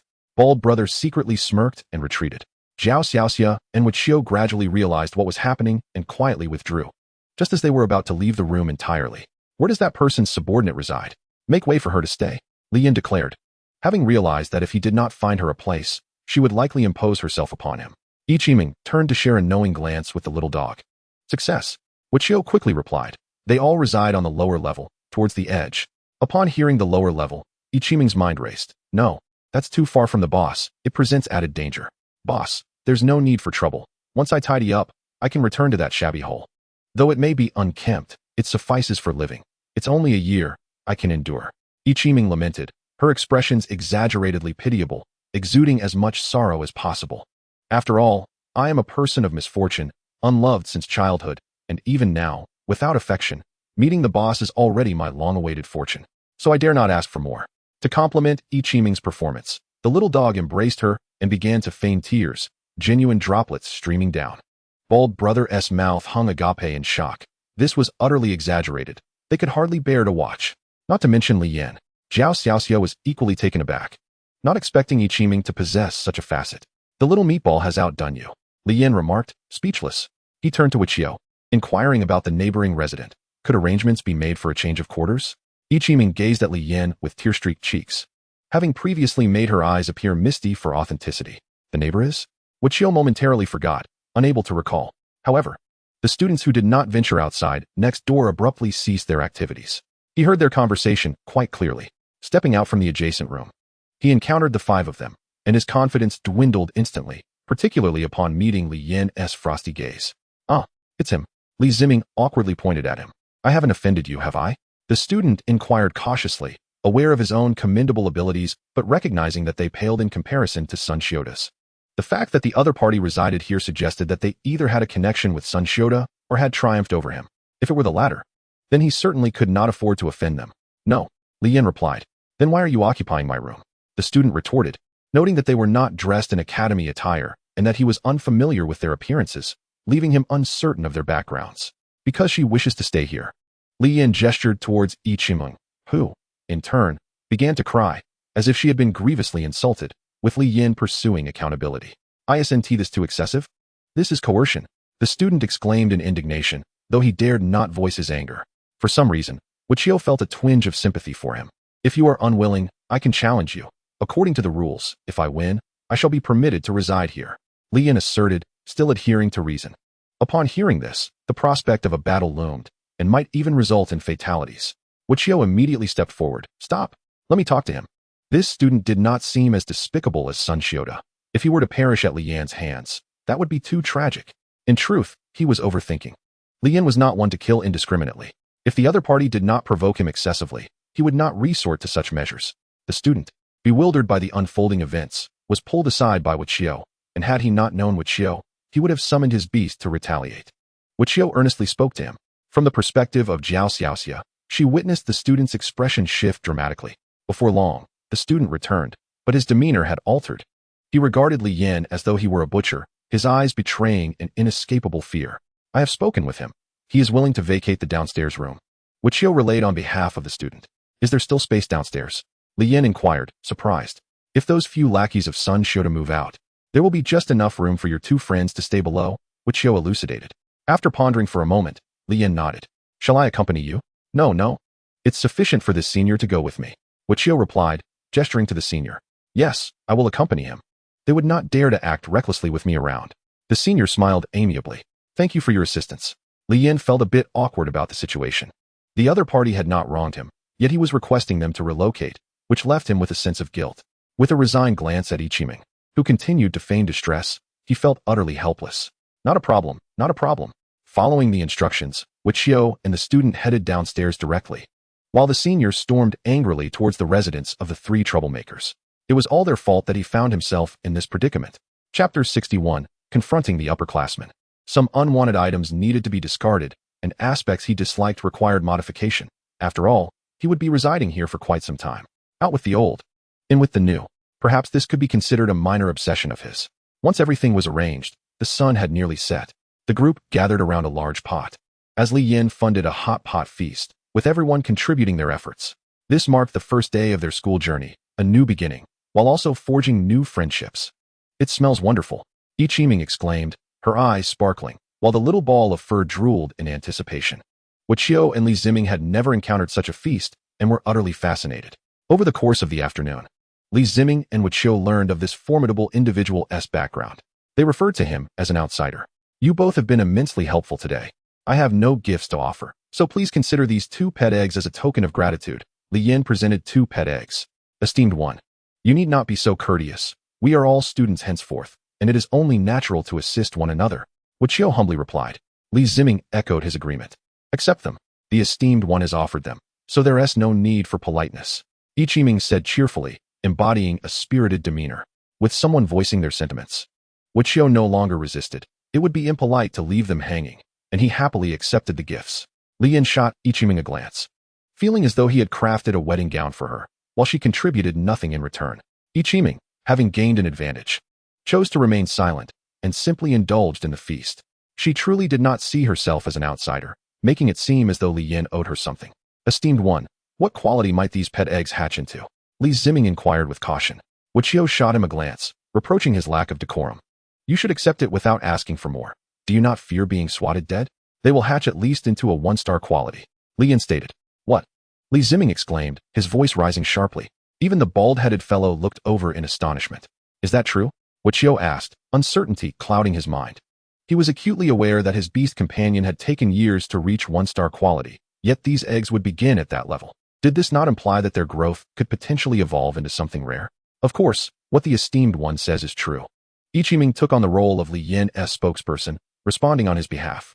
Upon receiving confirmation, the joy in their eyes was palpable, especially for Li Ziming, who felt as though he had struck gold. If possible, he wished he could relocate several more times. The gathering did not last long, concluding amidst their laughter and merriment. However, one glutton remained until the end. Even after everyone departed, she and the little ball of fur continued to feast. That was Ichiming and her furry companion. Li Yan reclined on his prepared bed, and after tidying up, the room appeared clean and orderly, feeling significantly more spacious. This was primarily due to his discarding nearly all unnecessary items, retaining only a bed and essential utensils. Gazing at the ceiling, he reflected on Wuqiu's words regarding the academy. Firstly, students wishing to thrive within the academy must undertake tasks, which can be found in the affairs office of each grade. Completing these tasks yields rewards and contribution points. Secondly, Students aiming to enhance their Beast Companion's abilities can attend weekly lectures by mentors, monthly lectures by grand mentors, and presentations during annual summaries by the vice president. Thirdly, the surrounding areas of the Academy's back mountain are prepared for student training, teeming with ferocious beasts, countless medicinal herbs, and abundant resources. Fourthly, aside from graduation or task requirements, students are forbidden from leaving the Academy. Fifthly, every 3 months, there is a ranking battle for students of the same grade, where anyone can enroll. Opponents are selected via a lottery, and victories are determined through one-on-one matches. The rewards for first-year rankings include 10 qualification pills for first place, 5 for second, 2 for third, and 1 for the top 10. For second-year students, first place receives 30 pills, 15 for second, 10 for third, and 3 for the top 10. For third-year students, first place gains 70 pills, 35 for second, 20 for third, and 8 for the top 10. Lastly, the Turbulent region is a power outside the jurisdiction of the Beast Soul Academy, initially formed by rebels and those resigned to their fate. After years of evolution, it has now become a formidable force capable of challenging the Academy, boasting a large population and formidable combat strength. If encountered, avoidance is advised. 7th, each month there is a grade advancement examination, open for all to participate, as long as one possesses the requisite strength to pass. They may elevate their grade level and receive monthly spiritual materials to enhance their Beast Companion's abilities. 8th, fighting within the Academy is strictly prohibited. Those who violate this rule will face confinement for minor offenses, while grave transgressors may find themselves cast into the chaotic graveyard. 9th, the conditions for graduation require the completion of hundreds of Academy tasks, with Beast Companions reaching at least elite status, and the student must be in their 3rd year. 10th, upon attaining a rare level of strength, one may apply to remain at the Academy or become an instructor, or venture forth to carve out their own path to greatness. In summary, it appears to be significantly superior to modern educational institutions. For students, there is no compulsion to attend classes. Growth is a matter of personal initiative, reliant solely on self-discipline. Go home, little pup. The little dog nodded obediently. Summoning Xiao Bai and Xiao He, Li Yin promptly drifted into slumber. The following day, whispers filled the air. Have you heard? The second-year student Sun Shota was murdered, and by a newcomer, no less. What? Is that true? Of course, I was present yesterday. I witnessed a flash of blade, and then his head fell to the ground. A blade? Can Beast Companions wield weapons? How could beasts possibly use weapons? It must have been a person. You mean he single-handedly took down an elite Beast Companion? How is that conceivable? Tan Sheng strolled past the conversing students, their words echoing in his ears, his mind not as tranquil as his facade suggested. Brother Sheng, do you think it was that person from yesterday? A student inquired.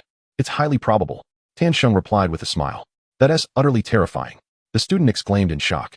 Thus, we must never underestimate others, otherwise, our arrogance could lead to our demise. Tan Sheng cautioned. Indeed, Brother Sheng. Upon returning to his quarters, he stood by the path, gazing at Sun Shota's former room. He never anticipated such a swift change of ownership. After a brief inspection of the room, he departed once more. An inexplicable sense of urgency enveloped him, rendering sleep elusive, despite having toiled through the previous night. Meanwhile, the newcomers, having heeded the older students' guidance, displayed markedly improved behavior today. Each diligently tended to their own little patch of land, including the 3 who had descended from the second year. However, these 3 appeared to be rather unwelcome. The newcomers cast disdainful glances at the demoted upperclassmen. After cleaning up the mess, the newcomers encircled the 3 older students.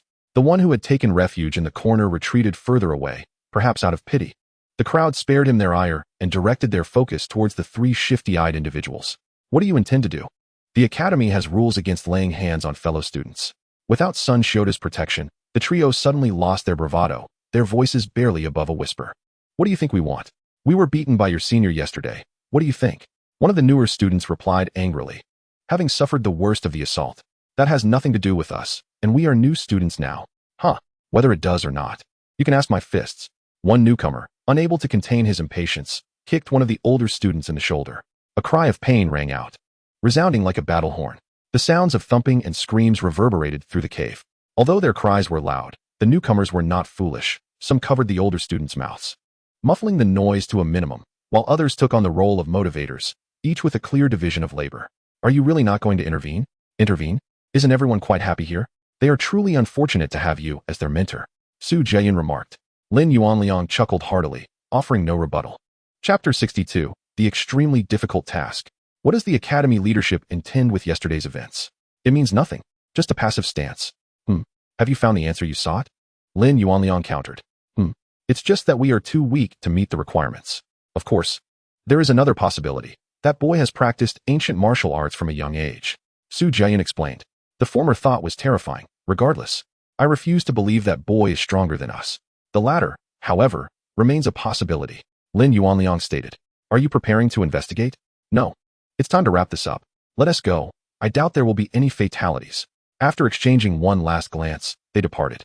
Once they left, a pair of eyes peered out from the corner of a cave, fixated on the direction of their exit. After observing the departing figures of the irate newcomers, he too made his exit. Boss, where are we headed today? Yi Qiming inquired curiously. I am going to the affairs hall. As for you, I do not know. Li Yin replied coldly. It seemed as though this woman had been waiting for him all night. Upon stepping outside, he found her at the door, silently following him. To ease any potential awkwardness, she had even brought along the other two. Then we shall go too, Yi Qiming said cheerfully. Indeed. Both Jiao Xiaoxia and the bald man chimed in unison. Li Yin had no grounds to object. They first collected their student uniforms and then headed towards the affairs hall. In a short span of time, he followed the route indicated by Wichio and arrived at the affairs hall. At this moment, it was neither too early nor too late. A considerable number of second-year students had gathered, each searching for tasks that suited them. The arrival of the four did not attract any attention. Typically, students seldom encountered one another, all busy pursuing their tasks, making it quite normal for them to be unfamiliar with one another.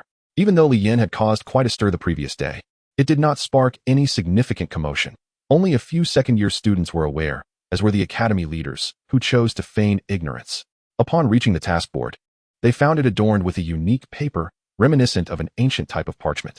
However, it was arranged like a banner, with distinct sections categorized by levels: ordinary, general, difficult, extremely difficult, and super difficult. The ordinary tasks were suitable for those with approximately elite 1-star strength. General tasks required around 3-star strength and suggested a team of 4 or more. Difficult tasks necessitated a minimum strength of elite-level beasts or individuals. Recommended for elite-level beast companions in groups of 4 or more and remained perilous. The extremely difficult tasks were vague, with varying requirements. The super difficult tasks warned against engaging without rare-level beast companions. Boss, what type of task should we undertake? Yi Qiming asked curiously. Ordinary task. Eliminate 100 wild wolves and collect 100 wolf hearts to submit to the affairs hall for rewards. Ordinary task. Hunt 1 elite 1-star earth bear, rewarding 3 contribution points. General task. Hunt 30 elite 3-star beasts, awarding 10 contribution points. Difficult task. Gather medicinal materials, specifically 10 spirit mushrooms, rewarding 10 spiritual materials and 1 piece of armor. Difficult task. Hunt the elite beast, the spotted leopard, rewarding 30 contribution points.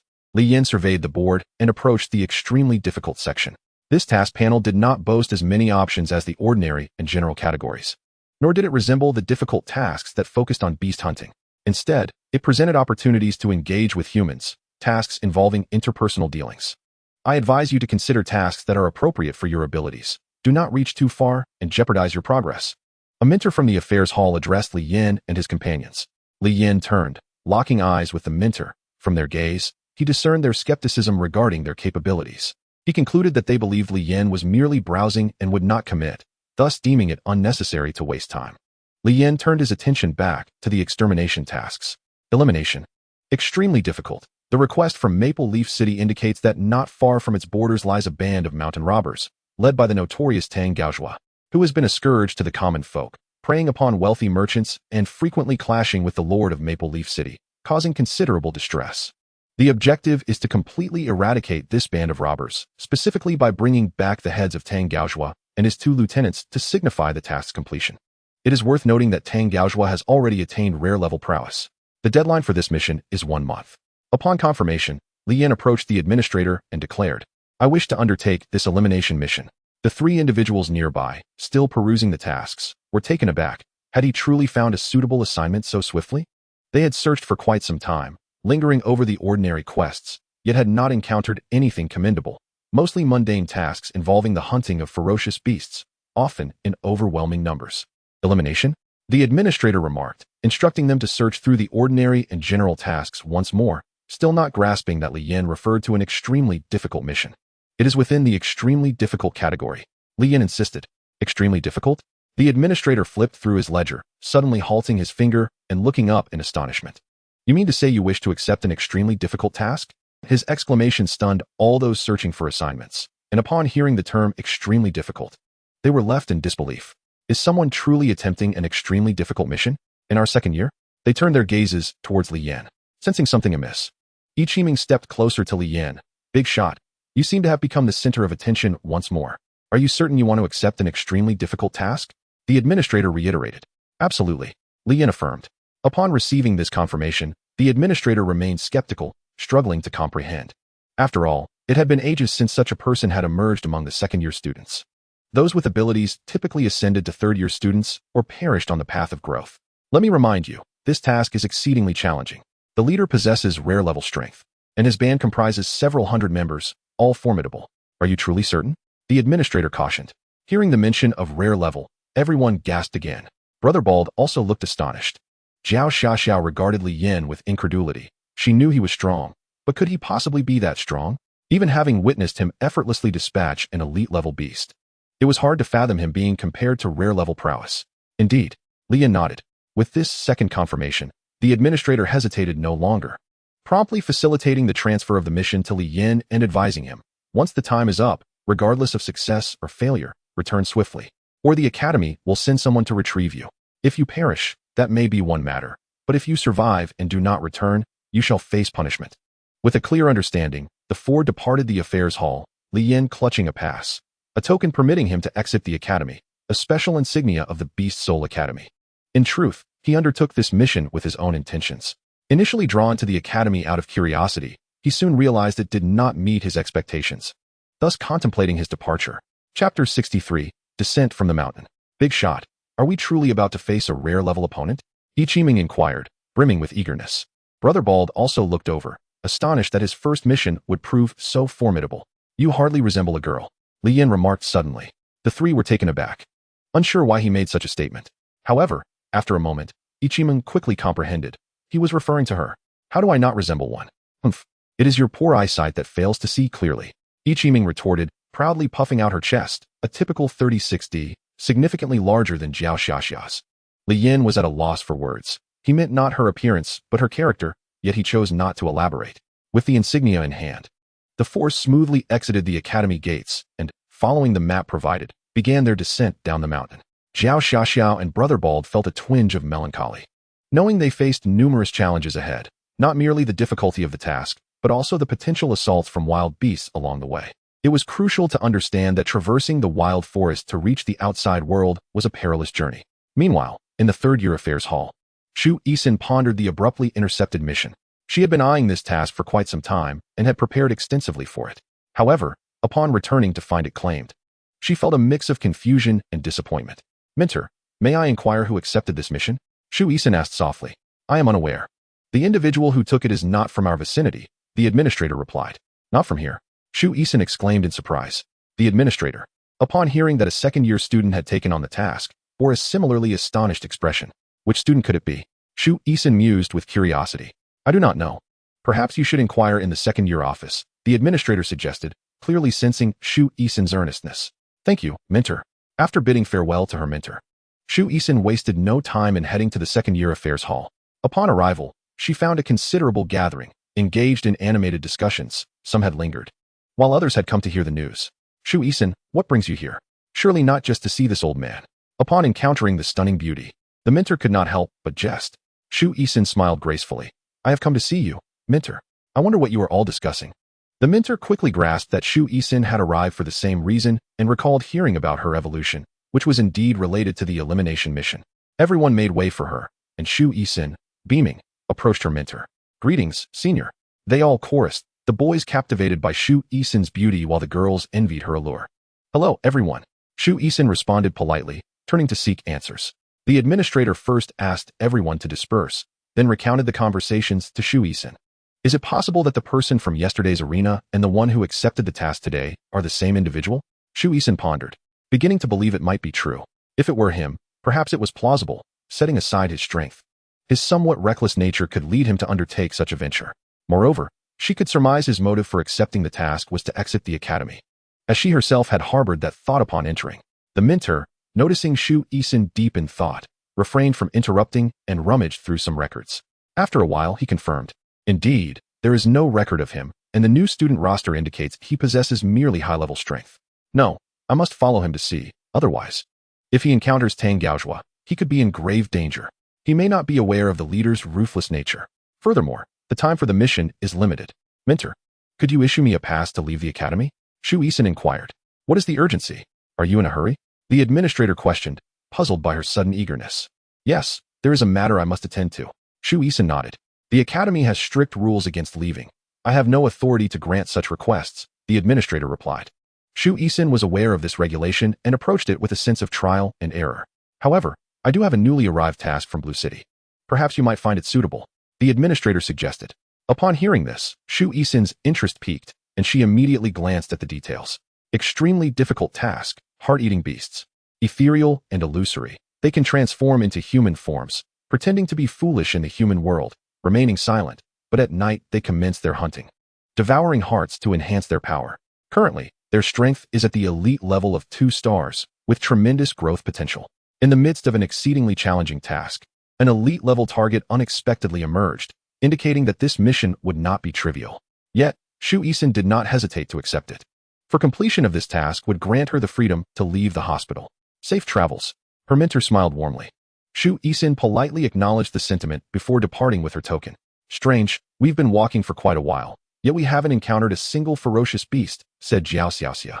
Indeed, it seemed that the tranquility had caused Bald Brother to overlook this concern. Without the deterrent of the little dog, those beasts would hardly remain so subdued. Of course, Li Yin chose not to voice this matter. Boss, do you have confidence in accomplishing this task? Ichiming inquired nonchalantly. No, Li Yin replied succinctly. Indeed, it appeared he lacked confidence as well, which inexplicably comforted Bald Brother. Yet, he was also conflicted. He wished to resolve this task swiftly. Yet he did not want to fall too far behind Li Yin. Then should we still proceed? Perhaps we could explore elsewhere and return later, claiming the mission failed. Ichiming suggested timidly. Carefree as ever. Li Yin glanced at her, pondering that should danger arise, she would likely provide little assistance. I am genuinely curious how you have survived thus far. Li Yan's remark garnered unanimous agreement from the remaining 2. To be honest, I am unsure myself. I have miraculously evaded death several times at the hands of ferocious beasts, often by sheer coincidence. Ichiming replied with a cheerful giggle. Engaging in further conversation seemed likely to diminish Li Yan's intelligence. As laughter faded, the journey became monotonous. However, their pace quickened significantly. After approximately 2 hours, they exited the wild forest and arrived at the location where they had previously conducted their assessments. With a swift glance, they continued their descent towards Beast Soul Town, hoping to arrive before nightfall. Are you looking for accommodations? A friendly woman greeted the 4 with a smile. The Beast Soul Town of the following day was indeed vastly different from before. As darkness fell, the streets were nearly deserted, unlike the previous bustling crowds. How much? Li Yin inquired. 50 copper coins per person, responded the woman with an amiable smile. Li Yin's expression turned frosty, with so few patrons. She still expected them to pay, especially since he had only 200 copper coins. Paying her would leave him with nothing. That's exorbitant. Li Yin declared as he prepared to leave. Wait, young man. Don't be in such a rush. You can negotiate the price. I am not so unreasonable. The woman, noticing that the 4 were led by the handsome man, directed her words towards Li Yin. 20 copper coins, Li Yin stated calmly. All right, since you're handsome, your word is final. The woman replied with a commercial smile, not counter-offering, understanding that simply having customers was fortunate. Damn it, that feels like I overpaid. Yet, she was quite honest, so it wasn't a loss. Li Yin offered numerous rooms, and the 4 settled in side by side, without any excessive demands. Chapter 64. The Unknown Watcher. Is this the place? Indeed, my lord. This is where our people transmitted their signal before their demise. Beast Soul Town, within the jurisdiction of the Beast Soul Academy, and yet the presence of the Earth Beast law enforcement exists here. Why would it manifest? The figure cloaked in black was shrouded in mystery, his voice low and gravelly. Based on the information left behind, it appeared they had captured something intriguing, and it was precisely because of that entity that they had met their end. But was it related to the law enforcement and the Beast Soul Academy? Currently, it seemed plausible, as very few entities could bring about their demise here. Let us proceed to the Earth Beast law enforcement for confirmation. Yes. A gray mist enveloped the cloaked figure, consuming him before he vanished. At a tavern in Beast Soul Town, in order to make haste, Li Yin and his companions awoke early, hastily consuming a meal before stepping outside. Upon entering the street, they observed people rushing towards another direction. occasionally mentioning something about the law enforcement. It seems something has happened at the Earth Beast law enforcement, Bald Brother remarked. Having gleaned the information from the brief exchanges of the locals, Li Yin, still pondering, suddenly recalled the situation thanks to his interjection. Boss, shall we go take a look? Ichiming inquired, her curiosity piqued, though she hesitated to state it outright. Then let us proceed. Li Yin noted that the other three appeared eager to join in. Hooray! Ichiming cheered joyfully, causing pedestrians to jump in surprise and mutter as they hurried away. Who are you cursing at? Ichiming shouted indignantly at a passerby who had insulted her, but the individual pretended not to hear and continued running. Come on, let us not delay. Li Yin led the way towards the Earth Beast law enforcement. As they approached the law enforcement, the crowd thickened, and there were few beast companions in sight, likely indicating that these were local merchants or individuals of some means. Typically, such people would hire thugs, as caring for beast companions is labor-intensive and yields limited results. Struggling through the throng, they finally reached a spot closer to the law enforcement, where they could barely see the collapsed four-story wooden structure. The upper two floors were crushed upon the lower two, as if subjected to immense gravity or a shattering attack. Furthermore, the frequency of such impacts must have been considerable. Ordinarily, they would have heard the commotion even from a distance. Yet, why was there not a single sound? Upon closer inspection, Zhao Xiaoxia spotted a corpse wedged in the corner of the second floor of the ruins. Look over there. Following her, they observed the body, which lay in a gruesome state, only half exposed, suggesting it had been torn apart. A crowd gathered, murmurs of shock and fear rippling through them. Yet no one dared to approach. Li Yin examined the scene for a moment, finding little of interest, just a dead body, with no clear reason for its demise. He decided to leave. Let us go. As he turned, a sudden, intangible sensation of being watched washed over him. He abruptly raised his gaze towards the direction of where he had previously stayed. A wisp of gray mist flickered atop a distant rooftop, suggesting someone had been present. An inexplicable sense of alarm surged within Li Yin. What's wrong, boss? Ichiming asked, noticing Li Yin had momentarily frozen. Oh, it's nothing. Let us go. Li Yin collected himself and moved away from the crowd, heading towards their mission target. To expedite their journey, they expended a significant amount of money to hire a carriage in town. Swiftly descending the mountain, Li Yin remained unnerved. That feeling could not be mistaken. Someone had indeed been there. Observing the four gradually moving farther away, disappearing around a corner, the cloaked figure smiled knowingly. My lord, if we eliminate the Earth Beast law enforcement, will we not attract greater enemies? Just a bunch of small fry. They wouldn't dare offend a rare-level powerhouse. They understand the grave consequences. Understood, my lord. Let us proceed. I believe I have identified the person we are searching for. There is no need to visit the Beast Soul Academy, the cloaked figure declared confidently. The subordinate, though somewhat confused, nodded in agreement and followed his gaze towards the direction where the four had vanished. On the carriage, during a lull, Ichiming glanced at the leaderboard, noting that the top position was still held by that individual with a rare-level 3-star beast companion. I truly wonder how he managed to evolve to such heights. If we were to compare him to the boss, who would be more formidable? Surely the one on the leaderboard is stronger, given his rank. But what about you, boss? What position do you hold on the leaderboard? Ichiming suddenly asked. Zhao Xiaoxia cast a curious glance, while Bald Brother remained oblivious to the truth. What ranking? Not on the list, said Li Yin. Ichiming and Zhao Xiaoxia felt a pang of disappointment, as they secretly hoped for Li Yin to make the cut, believing it would lend more security to their mission. Unbeknownst to them, Li Yin was indeed the one who held the top position. Before long, they arrived at an exceptionally wide imperial road, the very same path that Li Yin had taken when parting ways with Lin Yuxing. A familiar sensation washed over him. Could this be the same route he had traversed? At that time, he hadn't inquired where Lin Yuxing was headed, nor did he know where this grand thoroughfare would lead. Ichiming also recognized that this road was, in fact, the direction she had come from. It dawned on them that the place they were heading to was, in essence, the place they already occupied.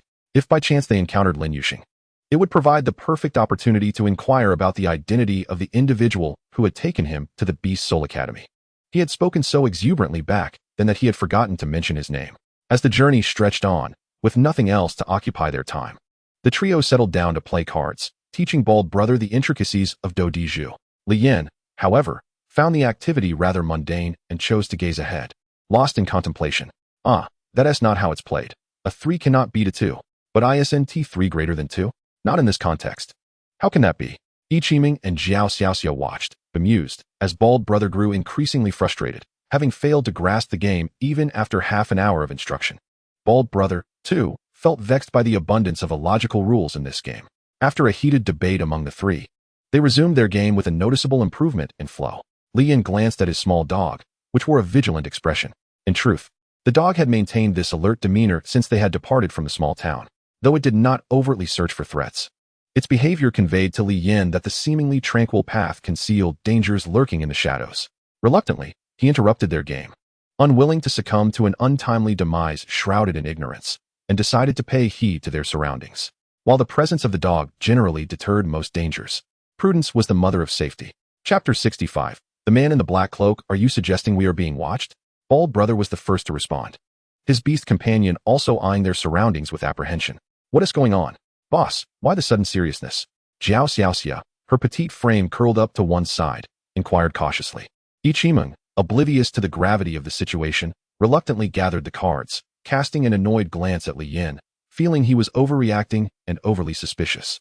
Yet soon, as the sky darkened and ominous clouds gathered, a chilling aura enveloped the air. They seem to have discovered us, my lord. Specifically, the one in front. The others pose no threat.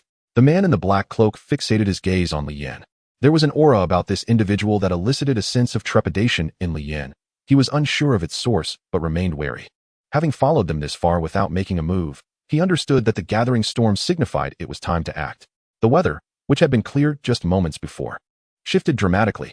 Ichimeng, begrudgingly, retrieved an umbrella to prepare for the impending rain. Jiao Xiaoxia also produced one, and then handed another to Bald Brother. He accepted it, gazing at them with envy, as they possessed items that required no concern for spatial constraints. Suddenly, the dog stood alert, and Li Yin instantly understood, rising to his feet. They're coming. Before the three could fully comprehend, two figures appeared, one in front and the other behind the carriage. Upon seeing the black-cloaked man ahead, Bald Brother dropped his umbrella, and his beast companion immediately assumed a battle-ready stance. The carriage came to a sudden halt, and the driver felt an ominous premonition. Who are you, and why are you blocking the road? The driver demanded. The black-cloaked man didn't even glance at him, instead turning his attention to Li Yin. You are quite remarkable. Your beast companion is equally intriguing. Bald Brother felt an immense pressure emanating from both the man in front and the one behind, who half covered his face with dark cloth. The latter's beast companion instilled a fear in Yuanshi Beast that was unprecedented, even in encounters with elite-level foes. Yuanshi Beast was frightened, an unusual reaction that had never occurred even in the presence of elite adversaries, implying that the opponent's beast companion was likely of a higher tier, perhaps even rare. The two girls huddled together in fear, casting anxious glances at the figures ahead. I don't recognize you, Li Yin declared. Indeed, you're unfamiliar, yet there's an oddly familiar essence about you. Would you not agree that we are destined to meet? The man in the black cloak replied with a grin that fell flat in Li Yin's ears. What is your intent? Surely you're not here merely for idle chit-chat, Li Yin retorted. The black-cloaked man paused, momentarily taken aback. Li Yin's composed demeanor and the absence of fear piqued his curiosity. Typically, one would expect fear in such a situation. Where did his confidence stem from? Initially, he had but one objective. Now, he found himself with two. Would you consider joining my dark sky pavilion? The shadow behind him blinked in surprise. What is he doing? While unsure of the significance, they sensed Li Yin would likely decline, given their furtive demeanor. Li Yin replied nonchalantly. It appears you cannot bear the light. Ah, rejection. Then I suppose you must die. The black-cloaked man sighed. Reasons? Li Yin demanded immediately. Reasons? The four individuals we encountered should be your handiwork, yes? The three behind you lack the strength to have accomplished it. The figure behind the carriage said with piercing eyes. The Earth Beast law enforcement? You eradicated them? Li Yin suddenly grasped the situation. He hadn't killed many, and since they were mostly in pairs, it was easy to recall. Haha. The black-cloaked man chuckled. The shadow behind the carriage shifted, and the beast companion beside him abruptly vanished, reappearing right in front of Bald Brother. Its primary target was clear: eliminate the strongest among the trio first. Despite its fear, Yuanshi Beast bravely stood in front of Bald Brother, brandishing its claws to create two streaks of tearing light as a shield. Yet, to the menacing creature that approached, this was akin to a feeble effort. The beast, resembling a wolf but boasting four elongated fangs and a 10-centimeter horn, was entirely black. It raised its claws, extending them toward Bald Brother's beast companion. With a sharp cry, the black shadow struck, sending the beast companion flying. Though their sizes were comparable, the disparity in strength was insurmountable. As the beast soared away, the scent of death loomed menacingly close. With only a meter separating him from the ferocious beast, Bald Brother stood vulnerable without his companion as protection. Meanwhile, the two girls had long since frozen in terror, paralyzed in place. Now, The only glimmer of hope rests solely upon Li Yan. He yearned to cry out, "Save me." Yet, he found himself unable to do so, for that ferocious beast was swifter than he. The next assault was already upon him. A dark aura emerged before his eyes. The beast opened its maw as if to expel something ominous. Baldy stood frozen, rendered powerless in that moment. After a brief accumulation of energy, a colossal force surged within the beast's mouth, aimed directly at Baldy. In fear, he shut his eyes, wishing to retain a semblance of composure in death. Alas, his wish remained unfulfilled. The beast remained in the throes of its breath, unable to launch its attack. After several agonizing seconds, Baldy felt no pain from death, rather, an intense chill emanated from the front. Trembling, he slowly opened his eyes, only to be astonished to see that the once ferocious beast was now ensnared in a layer of frost, which had halted its assault. Even its very life had come to a standstill. A familiar scene unfolded before him, and Baldy recalled a similar moment in the desolate forest. He had employed the same tactic. The overwhelming power re-emerged, leaving him dumbfounded. How could he be so formidable? How was this possible? Even in a daze, he recognized the urgency of the moment. Next time, fortune might not favor him so readily. Had he not possessed a beast companion, he would have perished in that very instant. A chilling voice cautioned him. Li Yan approached the frozen beast, and with a mere touch, it shattered into a cascade of ice crystals. Ichiming stared wide-eyed at Li Yan. As Li Yan turned to confront the figure in the black robe, he was startled to find the person had vanished. Li Yan quickly realized and signaled for the little dog to eliminate the foe behind them, but before they could act, the figure's lips bled black, and he collapsed, lifeless. Such swift reflexes, such decisive action. Throughout the encounter, he had failed to ascertain the true nature of the black-robed figure. Yet it was evident that fear of Li Yan coursed through him, compelling him not to strike. Still, one could sense that he was harboring some secret. Moreover, the figure's background was undoubtedly complex. His initial strike had been delivered by a rare-level creature. Though it lay dead now, the black-robed figure must have surpassed it in power. Otherwise, the little dog would not have let him escape. Surely, the adversary possessed unique methods to slip away unnoticed. He had not summoned his beast companion throughout the ordeal, which was what made Li Yan most apprehensive. Chapter 66. Am I beautiful? Having inadvertently offended a hidden enemy lurking in the shadows, Li Yan understood that his nights would no longer be peaceful. The thought of being perpetually under watch would render his rest unforgettable. He sighed softly. He did not attempt to scavenge from the lifeless body, fearing it might harbor tracking devices. After all, how else could they have located him so effortlessly? Of course, one must not dismiss the possibility of their extraordinary capabilities. The coachman, still in a daze, turned slowly, blinking at the somewhat melancholic Li Yan, unsure of what to say. Baldy was the first to react, rushing to his beast companion, which lay bloodied and weakened. That recent strike from the beast had nearly claimed its life. Had the beast not shifted its focus, it would have perished in that blow. Baldy wept, for it was the first time his beloved companion had suffered such grievous wounds. And he felt utterly helpless. He lacked medical knowledge and had no top-tier healing elixirs. A wave of despair and impotence washed over him. Tears fell silently from the eyes of the man. Li Yan cast a fleeting glance his way. He raised his hand and tossed a few hemostatic and healing pills to him. Baldy grasped them, as if they were a lifeline, and promptly fed them to his companion. "Big brother, what just happened?" Ichiming asked, her voice dazed. The little ball of fur in her arms seemed equally perplexed, unable to comprehend the situation. "Thank you, big brother, for saving us once again." Jiao Xia expressed her gratitude, tears still glistening in her eyes, as if she had been wronged. "First, do not call me big brother anymore. It is quite bothersome. Second, please use your brain in the future. Don't be like a computer that only knows how to boot up without saving progress." Li Yan replied to Ichiming. "How am I like a computer? I didn't lose my mind." Ichiming retorted, her anger flaring. "I was just scared. My brain temporarily shut down as a means of self-preservation, understand?" Seeing Li Yan fall silent, she chose not to press further, recognizing that she was not entirely in the right, especially since he had saved her life. "You've survived. Little Xiao, you're alive." Baldy embraced his beast companion, stroking it gently. "You should be gentle with it," Ichiming cautioned. Baldy understood and, with the help of the two girls, safely lifted his companion onto the cart. Though they had narrowly escaped death, the wounds were still severe. If they encountered danger again, he feared he would be of little assistance. Baldy gazed at Li Yan's departing figure, filled with immense gratitude. "Thank you, Li Yan, brother. No need for thanks. Everyone faces hardships. I merely lent you a hand." Li Yan replied. "Let us go, master." "All right." The coachman, regaining his senses, quickly took the reins and set off. They had already lingered too long, and it was time to hasten their pace.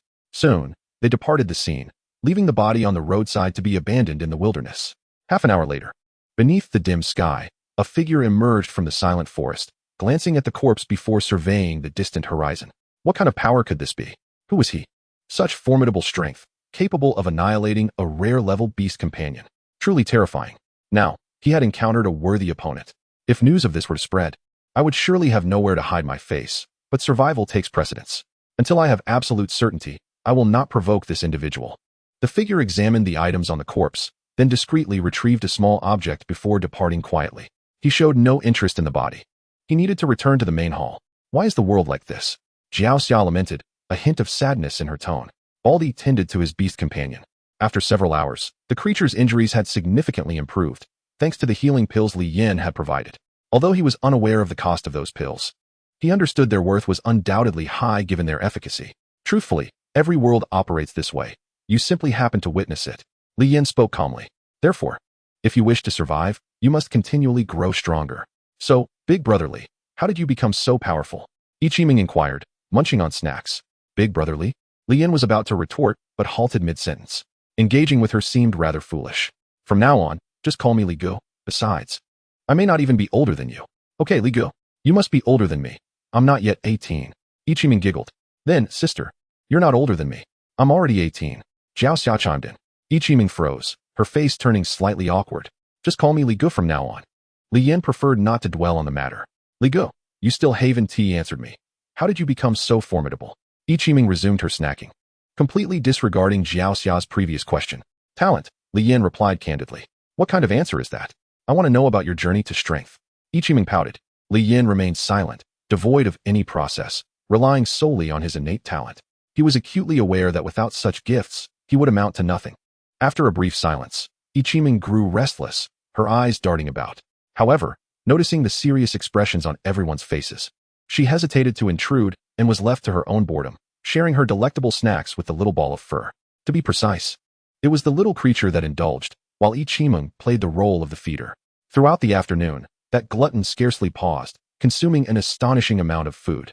Li Yin observed in astonishment, beginning to understand why Ichiming had lamented that she could no longer afford to sustain this little meatball. Its voracity was remarkable, yet curiously, its belly showed no signs of expansion, which was utterly perplexing. Master, how much further?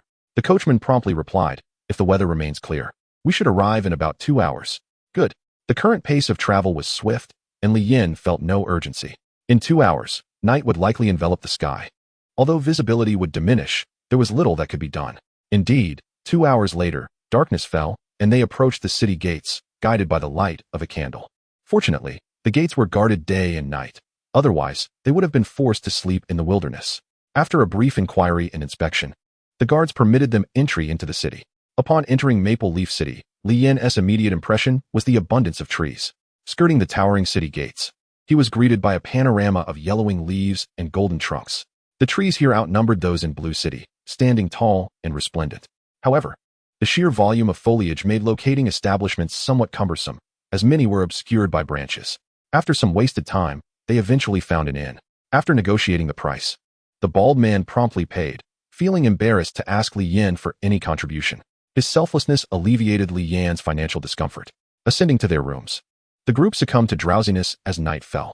A chill wind swept through Maple Leaf City, sending maple leaves swirling into the air. The entire town was suffused with the golden hue of fallen leaves, and the tranquil night, accompanied by the rustle of the breeze, lent the place an air of melancholic beauty.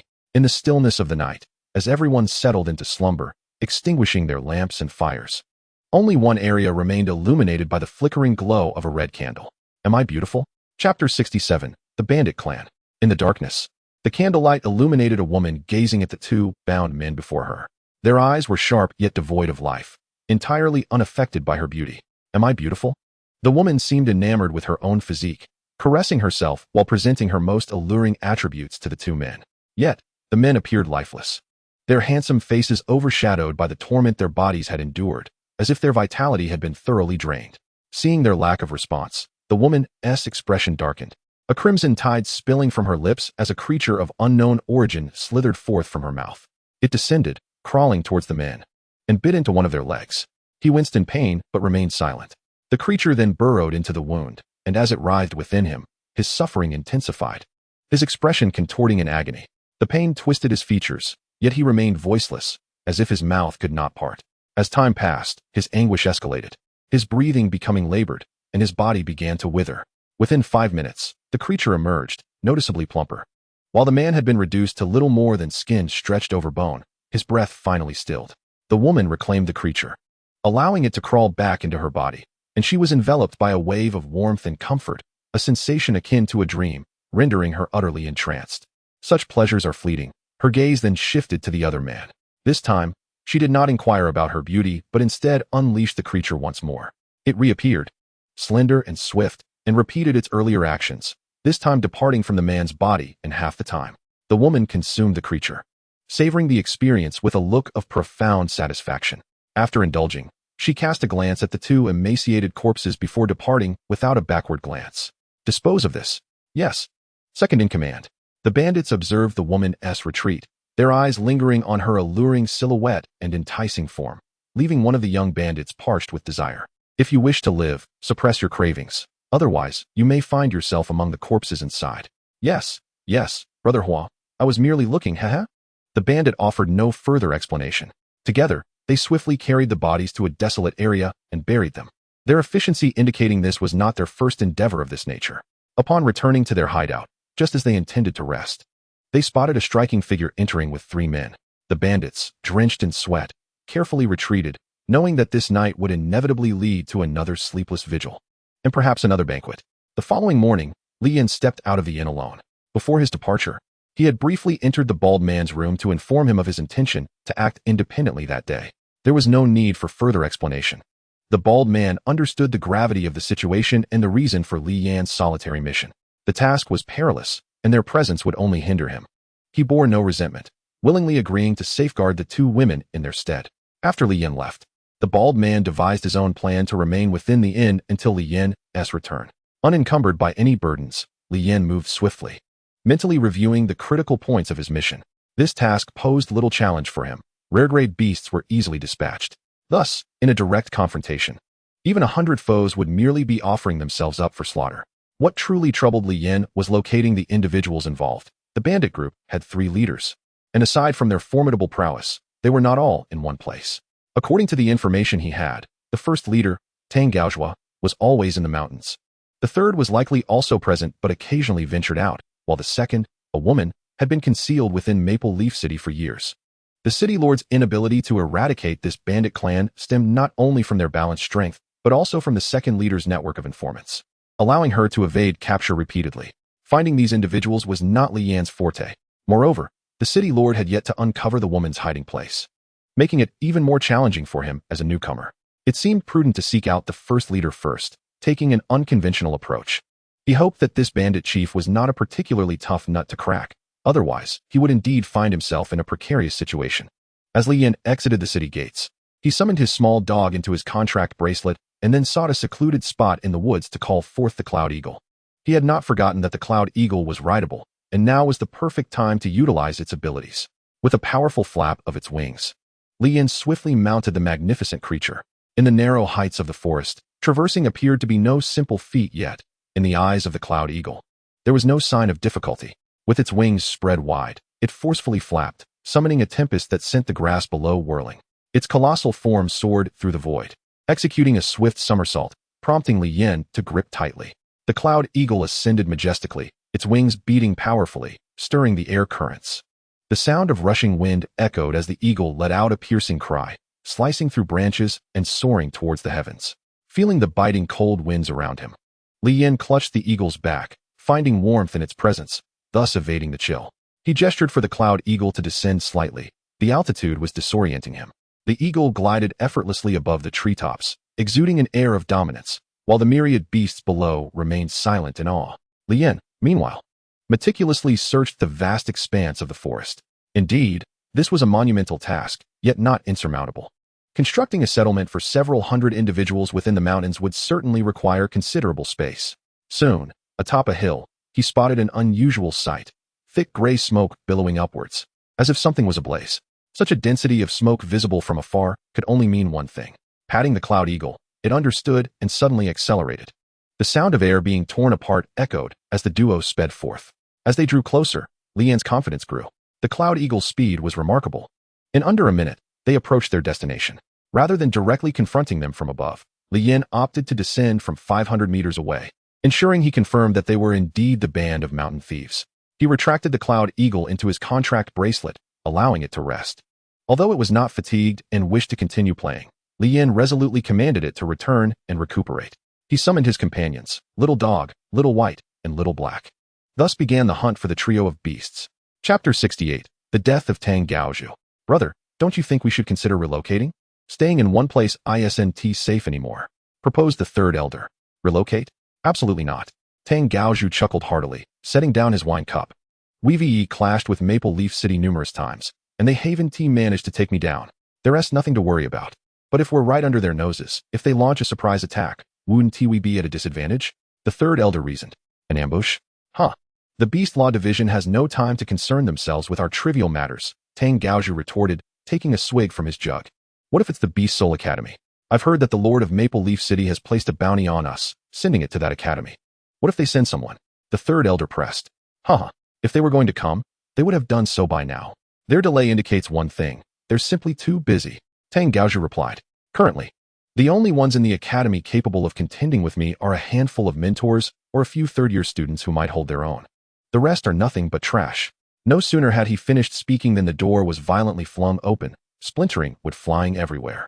Is that so? A lone figure, flanked by 4 beasts, stood at the threshold, casting a cold gaze towards Tang Gaozhu and his companion. The latter was rendered speechless by Li Yan's imposing presence. Fear gripping him. How did you get here? Someone come. If you had any sense, you'd realize my arrival signifies that your men are no longer outside. Li Yan replied. Tang Gaozhu, reeking of alcohol, rose with a thunderous shout. Who dares to enter here? State your name. Do you know the whereabouts of the second elder? Li Yan countered. With a furious crash, Tang Gaozhu smashed his jug against the ground, shards scattering and wine spilling forth. You're quite arrogant, boy. Come out and play. He bellowed, slightly intoxicated. A flash of light appeared, and a ferocious beast materialized before Li Yan. With a roar, the beast, a massive creature with blue mane, stretching 5 meters long, and eyes of the same hue, stood imposing, adorned with blue patterns on its paws. From a frontal view, it exuded an overwhelming aura. The creature, known as the Beast King, let out a fierce roar, but upon seeing Little Dog, Little White, and Little Black, it instantly lost its bravado, collapsing to the ground in terror, trembling uncontrollably. Roar! Little White growled furiously, ready to charge at the rare beast, had it not been for Li Yan's restraint. As a fellow king, its dignity was not to be trifled with. Get up. I didn't summon you here to rest. Stand up, Tang Gaozhu shouted in rage. But no matter how he yelled, the Beast King remained motionless. The invisible pressure of the Golden King was an overwhelming force it could not withstand. This is my final inquiry. Where's the second elder? Li Yan demanded coldly. The third elder, regaining his composure, stepped forward. I know. Don't kill me. I know where she is. With a swift kick, Tang Gaozhu sent the sycophantic third elder sprawling. Traitor! He spat. No sooner had he uttered the word than a shadow flitted by, revealing a cold corpse.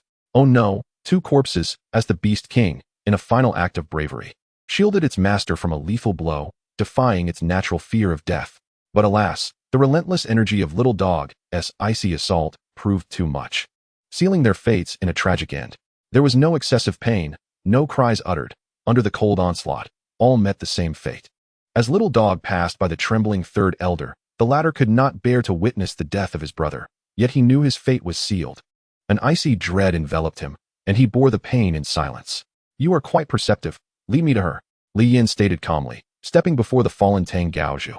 Collecting his head, the third elder emerged from the door, greeted by a scene of devastation. Corpses littered the ground, each a testament to a swift and merciless demise. None bore a trace of suffering. Their faces still held the expressions from their final moments, clearly unaware of their impending doom. Among the bodies, some lay intact. Others cleaved in two, while others had vanished altogether, reduced to mere ice shards. A chill emanated from the ground. The third elder trembled in fear. He was terrified at what manner of monster they had offended. As he walked, his mind raced for any chance of survival, yet he found himself at a loss. In the face of absolute power, victory seemed impossible. If I lead you to the second elder, will you spare me? He asked, not questioning why only the second elder was sought. Do you even possess the right to choose? Li Yan replied. The third elder understood then. He was doomed. This man intended to eradicate them all. He hesitated, fear of death gnawing at him. Yet if death was inevitable, What did it matter? I advise against any cunning schemes. You will have no opportunity to end your life in my presence. Should you show any inclination towards that, I assure you, you will regret being alive. Li Yan threatened. The third elder froze. He had underestimated Li Yan's ruthlessness and cruelty. A youth appearing no older than 20 possessed such a fierce disposition, truly terrifying. If I lead you to her, will you tell me where you came from? He inquired as they continued walking. As one approaches the end of life, their words often bear wisdom. Such is the case with Li Yan, who fulfilled this request. The third master appeared to surrender to his fate, obediently moving forward. Their pace was not swift, and after 2 hours, they finally emerged from the dense forest. The moment they reached the main road, Li Yan concealed Xiao Bai and Xiao He. Subsequently, they arrived at the city gates, where the guards, without a second thought, accepted their toll and allowed them entry into Maple Leaf City. The mountain bandit refrained from any underhanded tactics, yet Li Yan remained vigilant. He warned the little dog that should the bandit make a move, he would swiftly incapacitate him. The little dog possessed such prowess that any mere mortal would be easily subdued. Soon, Li Yan was led to a secluded area, not particularly crowded. The third master approached a courtyard door and knocked. "Who is there?" A youthful male voice inquired. "It's the third master." Upon hearing this, the door was promptly opened, revealing a few alert men dressed in servant attire, their sharp gazes scrutinizing the third master and the distant figure of Li Yan. "Third master, who is this behind you?" one of them asked. The third master offered no reply, instead turning to Li Yan and saying, "We've arrived." The servant seemed to grasp the situation, swiftly drawing a dagger from behind, intent on killing the third master. Yet, others were swifter. A chilling presence swept through, and the cold struck. In an instant, the men were engulfed, transforming into ice sculptures. Once again, the third master was left in utter astonishment. Too fast. It was truly astonishing. Why had he never had the chance to assist such an individual? Chapter 69, Resurrection. Li Yan strolled forward, bypassing the third master and entering the premises. He harbored no concern regarding the bandit's escape, for the little dog was ever watchful. The third master turned around, instinctively moving inside without needing further prompting from Li Yan. Upon reaching the entrance, he pushed the door open, releasing a fragrant bouquet that was quite delightful. "Who is this esteemed brother visiting us?" A melodious voice resonated, its sweetness enough to send shivers down one's spine. Even the third master, well aware of her identity, felt a wave of weakness wash over him. "Oh, third master, are you thinking of your sister? You've even brought a handsome man with you?" A woman of alluring grace appeared before Li Yan. In an instant, he acknowledged her beauty. Indeed, she was quite captivating. However, this beauty felt somewhat surreal, akin to watching a flawlessly filtered streamer on a screen. "He is here to kill you. Do not blame me. With his strength, even without my warning, he would eventually find you," the third master declared, stepping aside to await his demise. He had utterly resigned himself to his fate. There was no escaping this. The woman's demeanor shifted. Now serious as she regarded Li Yan, he did not linger on her enticing figure, instead directing his gaze toward the withered corpses behind her. It seemed she was equally ruthless. "Speak your final words," Li Yan commanded, stepping back. Strangely, as her expression changed, he sensed an inexplicable danger emanating from her, a peril rooted in her very being. "I shouldn't have offended you, should I? Why treat me so cruelly?" She replied calmly. "Tasks." Li Yan did not engage in moralistic discourse. The lifeless bodies behind her spoke volumes of her misdeeds. "A task?" The woman lowered her gaze, her hand slipping into the sleeve of her red robe, her expression tinged with sorrow. "Can you spare my life?" "Unthinkable," Li Yan replied coldly. "Very well. Then you may proceed." The woman despondently sank to the ground, relinquishing her struggle. "However, I hope you can leave my body intact." The third master was taken aback. This was not the sister he remembered. Usually, she exuded a soft, approachable demeanor, perpetually alluring, but in truth, she was a merciless individual, particularly towards men. Li Yan too was momentarily stunned, though only briefly. He was a merciless assassin.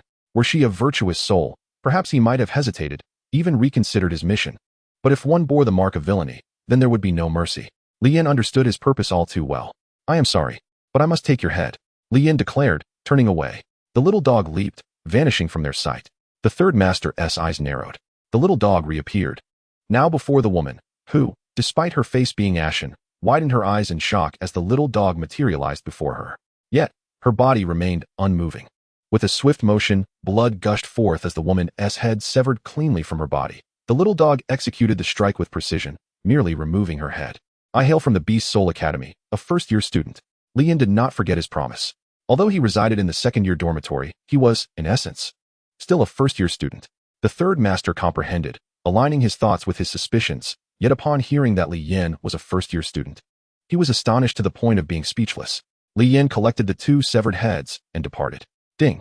Congratulations on completing the hidden achievement task, evaluating level. Ding. Evaluation successful. This task is classified as D-level difficulty. Reward: 30 evolution points. Level 6. Total evolution points: 37,077. Ding.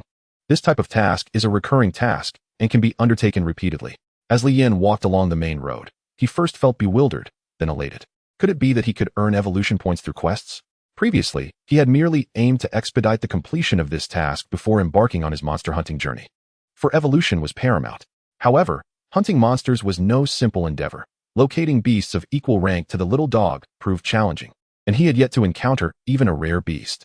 Yet now, with this sudden emergence of the task system, many of Li Yin's troubles had been alleviated. Opening a shortcut to evolution. With a heart full of excitement and anticipation, Li Yin returned to the inn they had previously occupied. He had no intention of cleaning up the aftermath. He was merely a passerby, and the responsibility of collecting the bodies fell to the authorities of this world. The blood seeping from the corpses stained the ground crimson, particularly the 2 headless bodies, their blood flowing uncontrollably. The bodies collapsed under their own weight, marring the floor. In all likelihood, these corpses would soon be rigid with death. However, a curious spectacle unfolded half an hour after Li Yin's departure. The fingers of the headless woman twitched, and soon, a vivid red worm emerged from her neck. The creature surveyed its surroundings, seemingly assuring itself of safety before crawling toward the corpse of the 3rd master, burrowing into his neck. Satisfied, it circled back to the other servants' bodies, its mandibles snapping as it penetrated their flesh. By the time the worm returned to the woman, it had grown several times larger. It glanced at the woman's corpse and re-entered through the same opening. Then, a miraculous event transpired. The woman began to convulse violently, her body rigid and uncoordinated. This convulsive episode persisted for over 10 minutes before she ceased shaking and gradually rose to her feet. Due to her body having grown somewhat rigid, her movements were slow, yet she managed to rise to her feet as desired. Subsequently, she gradually raised her hands. Crack, crack. Her arms, stiff as they were, emitted sporadic cracking sounds. As her hands ascended to the level of her neck, she performed an unsettling maneuver that delved into her very throat. Her arms moved like mechanical appendages, grasping at something within at an exaggerated angle. She persisted in this endeavor for an interminable duration, transitioning from chaotic flailing to slow, purposeful movements. It was as if she were crafting some hidden masterpiece, an artwork imperceptible to the untrained eye. She continued her work as time slipped away unnoticed, the air thick with the scent of blood in the courtyard. A curious passerby, drawn by the odor, approached to investigate. Upon witnessing the multitude of corpses strewn about, he let out a scream before collapsing in terror, his eyes wide with horror at the ghastly scene. "They are dead!" A shrill cry pierced the air, and he scrambled away in panic. He intended to alert the Lord's Manor. The woman within the courtyard seemed to sense that she had been discovered, her movements becoming increasingly frantic. She quickened her pace, though it remained sluggish. Fortunately, she was nearing completion. With a final flourish, her hands halted, and she slowly withdrew them. As her hands emerged, a grotesque sight manifested at her neck. A disheveled head emerged from within. Despite the neck being so slender, it was utterly implausible for such a head to fit within. Although the head protruded from the neck, there was not a trace of blood. The act of extraction continued, yet no one bore witness to this macabre spectacle. Chapter 70. Injustice. More than 20 minutes had elapsed since the civilianess scream. A cacophony of hurried footsteps approached from a distance, tinged with urgency and anxiety. Numerous figures clad in identical attire, armed with sharp blades, accompanied by robust beast companions, advanced. They were the guards of the Lord's Manor, the very protectors of Maple Leaf City. The beasts at their sides were their stalwart allies, frequently venturing into perilous territories and often clashing with nefarious individuals. With hooves measuring 1.5 meters in height and sporting long, sharp horns, these creatures wielded their horns as their most formidable weapons. Their hooves, accustomed to running, lacked sharp claws, thus rendering their horns their strongest armament, complemented by their sheer physicality. As the group arrived at the scene of the incident, they proceeded calmly, entering the courtyard, where the stench of blood was overpowering. They exhibited remarkable professionalism, carefully preserving the crime scene as they entered, with guards stationed at the entrance. Soon, the team divided tasks efficiently. The members inside, accompanied by their beasts, approached the first headless corpse. Some expressed confusion at the sight of the desiccated remains. Delving deeper, they reached the inner chamber, and a shiver coursed through their bodies. There stood a woman, smiling unnaturally at them. Her smile was disconcerting, Her mouth stretched in an exaggerated manner, rendering it nearly impossible to discern that she was indeed smiling. "Who are you?" the group asked, their expressions turning wary, while the beasts instinctively shielded them. The woman remained silent. Her only response the sound of skittering insects and the gurgling of hunger. "If you don't speak, we will." The guard's warning was abruptly cut short as he felt a sharp pain in his lower body. Not just him, but soon the others nearby felt the same agony, their faces contorting in distress. They wished to cry out, yet their throats felt constricted, as if something were lodged within. Moreover, it was not only the humans affected, the beasts writhed on the ground, convulsing in torment. Meanwhile, the woman maintained her eerie smile, seemingly incapable of any other action. She awaited, her gaze fixed upon them. The anguish of the group persisted. Outside, the city guards began to perceive something amiss and moved closer. But upon witnessing the painful expressions and physical transformations, they were taken aback, retreating in alarm. Yet, before they could fully comprehend the situation, several insects burrowed into their bodies. And soon they too succumbed to the same fate as the others, helplessly experiencing the deterioration of their bodily functions. Half an hour later, the eerie residence fell utterly silent, as multiple small insects crawled onto the woman, entering her mouth. Moments later, the sound of chewing emanated from within, followed by the woman's voice. "Men are truly heartless creatures. Thus, all of you should perish." Her speech flowed smoothly as she strolled out of the courtyard and into the outside world. At that moment, she appeared transformed, no longer rigid, her complexion even more radiant and pale, and her aura intensified. Without pausing, she silently departed from the street. However, before her exit, she dispatched a peeping voyeur. Had time permitted, she would have relished savoring the flavor of the intruder. Maple Leaf City, within the forest. Shu Isin furrowed her brow, gazing upon the hillside strewn with corpses. All dead. Who could have done this? She hastened through the bodies, making her way into the village, her eyes landing on Tang Gaojua's headless corpse. A sense of shock gripped her heart as an implausible suspicion emerged in her mind. She shook her head in denial, unwilling to accept it. How could a newly enrolled student possess such strength? Absolutely impossible. There must be another explanation. In a flurry, she left. She needed to return to the academy and await the individual responsible for the task, to ascertain whether it was truly him. Despite her disbelief, there lingered a sliver of hope. Moreover, if this hope proved true, then why would he join the Beast Soul Academy? What motives could he possibly harbor? She needed answers to it all. The next day, Li Yin stepped out of her room, only to find Yi Qiming waiting at the door. She appeared groggy, as though she had not fully awakened. Just as Li Yin intended to greet her, Yi Qiming raised her head first, and upon spotting Li Yin, her face contorted with rage. A volcano of frustration bubbled forth, ready to erupt. "Why didn't you tell me you were leaving yesterday?" Yi Qiming bellowed. "Why should I inform you?" Li Yin, unperturbed by her outburst, retorted. This very question rendered Yi Qiming speechless. For reasons unknown, she felt an overwhelming sense of grievance. Yesterday, she had been consumed with worry for him, anxious to the point of despair, yet he responded so callously. Moreover, she considered Li Yin a friend. Should not a friend be privy to even a simple notification? In that moment, tears of indignation streamed down Yi Qiming's face. She cried out, "Wah, wah, wah." Her tears flowed uncontrollably as she clutched a small ball, sobbing uncontrollably. In stark contrast, the small ball bore an expression of relief, as if it were pleased. The cries grew louder and increasingly sorrowful. An invisible weight of guilt pressed down upon Li Yin, leaving her at a loss. Why? What is happening? Why is she crying? Why is she so heartbroken? Have I offended her? The resounding cries soon attracted attention, with the first to emerge being the bald-headed man and Jiao Xiaoxia. Yet, upon their arrival, they offered no assistance. Rather, they gazed at Li Yin with sympathy and encouragement. Li Yin could only wonder, "Are you two hens?" Then, the female boss downstairs came upstairs, and upon seeing Yi Qiming sobbing pitifully, she was instantly filled with rage. "What on earth is wrong with you? How could you bully a girl in broad daylight? Moreover, after bullying her, you don't even apologize properly or comfort her. Just look at how heartbroken she is. Truly a heartless scoundrel." The boss scolded angrily, stepping in front of Yi Qiming to offer her solace. Li Yin was utterly bewildered. Not only was he wronged, but it seemed the woman spoke some uncomfortable truths. He wanted to explain, but seeing the female boss comforting the tearful Yi Qiming, he opted for silence. He had seen this scenario online before. The more one explained, the more chaotic it became, so silence was his only recourse. Nevertheless, despite his silence, the female boss was relentless. "What have you done to her? She's crying so sorrowfully, and you can't even give her a hug or comfort her. All you do is stand there and gawk. Why are all men like this? Don't think that just because you have a bit of charm, you can hurt our feelings. That's a crime." The bald man watching from the side was at a loss for what to do. The situation seemed to escalate further. How could it be a crime? Zhao Xiaoxiao looked at the female boss with admiration while also feeling sympathy for Li Yin. She hadn't expected such a side from the boss. Li Yin now felt more wrong than Doi. Faced with this situation, he was at a loss. He had done nothing wrong.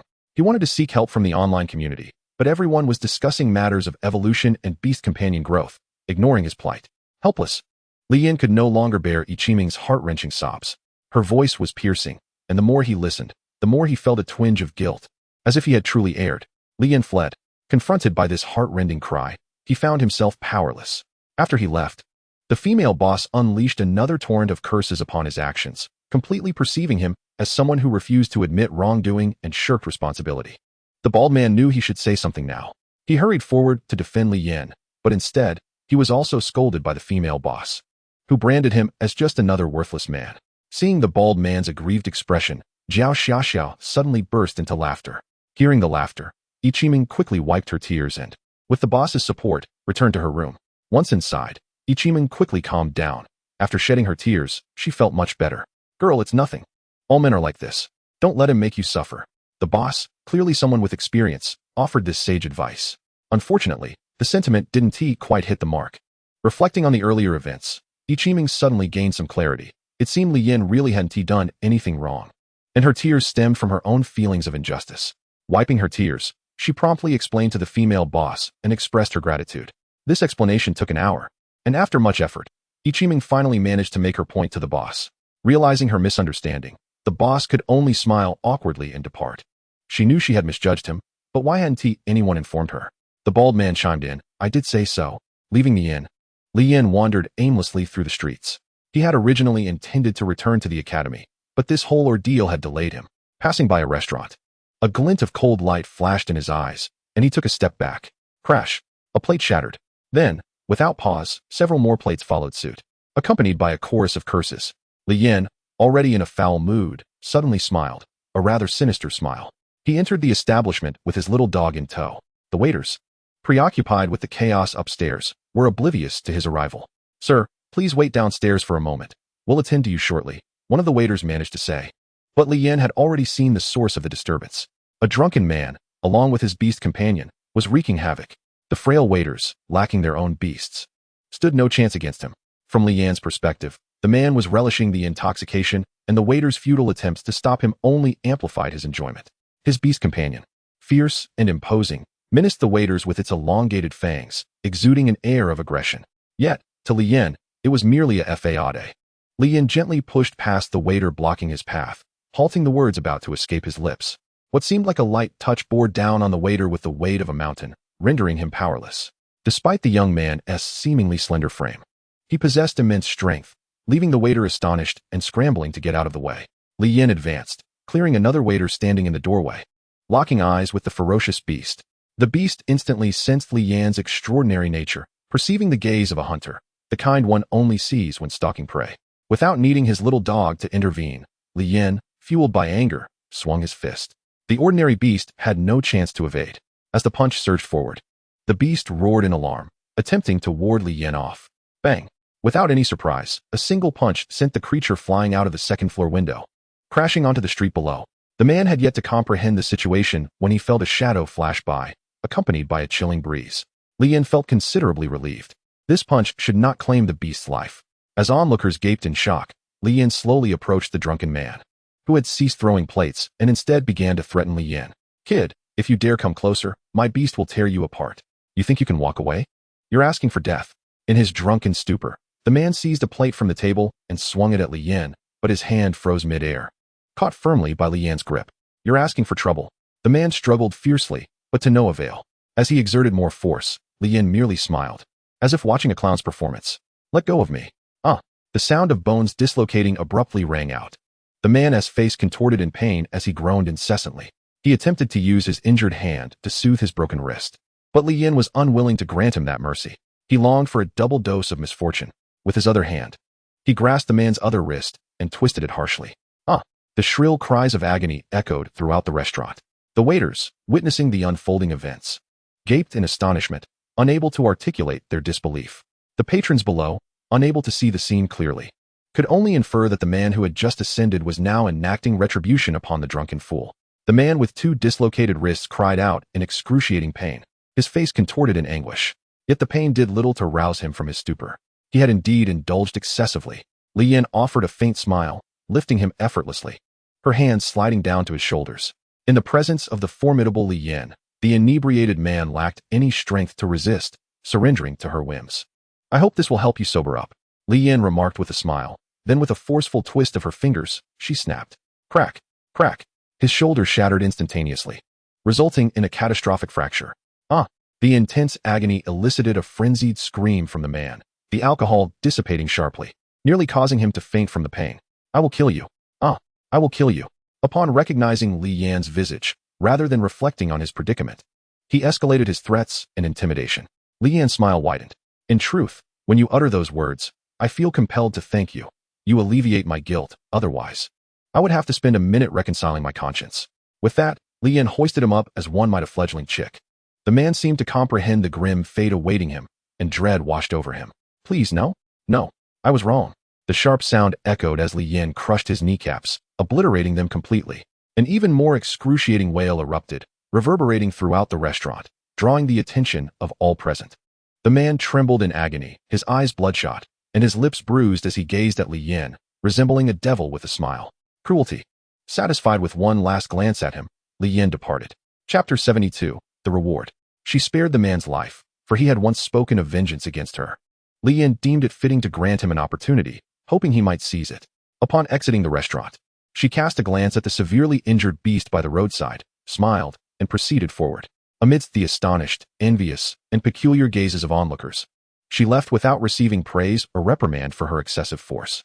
Indifferent, they remained as distant observers. This brief interlude lightened Li Yan's mood, liberating her from the previous weight of oppression. She strolled through the throngs of people with a smile, appreciating the customs and culture of this otherworldly realm. Yet, her interests lay elsewhere. A fleeting thought crossed her mind, and she smiled faintly, heading in a specific direction. Navigating through a series of streets, and after some inquiries, Li Yan arrived at the Lord's Manor of Maple Leaf City. Previously, she had surmised from the task details that the band of mountain bandits had long been at odds with this lord. If I were to eliminate his enemies, surely there would be a bounty. Although they had assigned the kill task to the Beast Soul Academy, there should still be additional rewards. Moreover, she found herself in dire financial straits, lacking even the most basic of coins. Unadorned and unrepentant, she stood before the opulent mansion. A few city guards were stationed at the entrance. They noticed Li Yan standing there, but, being in the midst of their duties, chose not to intervene. Various passers-by cast curious glances at Li Yan before moving on. After a moment of observation, Li Yan resolved to enter. As she approached, the city guards immediately took action, stepping forward to block her path. "Halt! What is your business here? This place is not for idlers." The small dog displayed a hint of aggression, but Li Yan promptly soothed it. "I merely wish to inquire if there is a reward for slaying the mountain bandits." The guards exchanged puzzled glances. Then one of them spoke up. "If it's an ordinary bandit, lacking in strength, you can take proof to the bounty office. There, you will receive your reward." "What qualifies as ordinary?" Li Yan inquired further.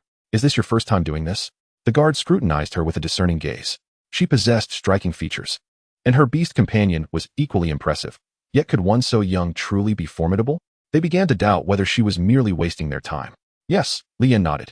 After deliberation, they asked, "Whom did you kill?" "The Tang family, led by Tang Gaozhu," Li Yan replied candidly. "Tang Gaozhu, the notorious bandit leader outside the city?" One of the guards exclaimed in disbelief after mumbling the name a few times. The others, recalling the infamous name that was a constant source of trouble for the Lord, stared at Li Yan with a mixture of suspicion, shock, and incredulity. "Is what you say true?" "Yes," Li Yan affirmed, puzzled by their exaggerated reaction. Seeing her nod, the guards remained skeptical. "Show us proof."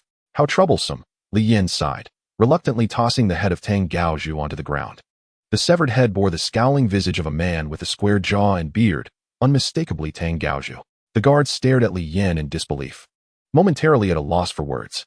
How could the proud and invincible Tang Gaozhu, who had terrorized Maple Leaf City for years, be slain by such a young individual? They were utterly bewildered. After a brief pause, one of them quickly dashed into the Lord's manor. Given the importance of the matter, it required the Lord's immediate attention. To avoid drawing unwanted gazes from passers-by, he swiftly concealed the severed head. Awaiting patiently, the city guards, upon realizing Li Yan's presence, shed their earlier nonchalance, and approached her with newfound respect. This was the privilege that strength conferred. Whether motivated by genuine admiration or practical considerations, they acted accordingly. Shortly after, the previously departed guard rushed back out, breathless, and announced, "The Lord requests your presence." The guards immediately parted to create a pathway, bowing respectfully. Lian followed him into the manor, traversing through the outer courtyard adorned with towering trees and fragrant flowers in the inner courtyard. She entered a grand hall where a middle-aged man sat. This was the designated area for receiving guests at the Lord's manor, and only a select few were granted an audience with the illustrious Yu Wenqing. Besides the esteemed Beast Law Department, only the strongest from the academy were typically welcomed. And today, an unknown youth had arrived. Lian maintained a calm demeanor, observing that the middle-aged man remained unchanged, addressing her directly. "You have already wasted much of my time. I hope you will refrain from further delays." Rising with a smile, the middle-aged man regarded Lian, studying her intently. She appeared to be around 20, her beast companion seemingly extraordinary. Though she appeared delicate, an undercurrent of danger surrounded her. He sensed a purposeful nature in her demeanor. Her strength was unknown, yet her unscathed appearance suggested that defeating Tang Gaozhu was no mere fluke. It must have been a genuine display of prowess. "I wonder what reward you seek." "We are always eager to support those who eliminate evil," the Lord smiled. "Isn't there a set price for the bounty? Do you simply provide any reward I request?" Lian countered. The Lord promptly discerned that Lian might genuinely be unaware of the bounty's specifics, not merely testing him. Intriguing. "The life of Tang Gaozhu is valued at 100,000 copper coins. Of course, we require proof of his death for reporting purposes. I shall provide the proof. And if further confirmation is needed, you may visit their lair to ascertain the truth. I do not ask for much. A mere 10,000 copper coins will suffice." Lian replied. The Lord pondered, struggling to grasp the youth's intentions. "Are you not here for the bounty? Yet, why do you not wish to claim it all? Moreover, you seem unconcerned. Moreover, would such a formidable individual ever find themselves in want of funds?" After a brief moment of hesitation, Yu Wenqing resolved to take a glance at the severed head of Tang Gaozhu. Although the city guards had already confirmed it, for the sake of assurance, he felt compelled to verify it himself. Lian, showing no signs of reluctance, promptly presented him with the 3 heads. Yu Wenqing had encountered that band of mountain bandits before. These were the 3 leaders. Witnessing their severed heads before him felt almost surreal. After years of rivalry, were they truly deceased?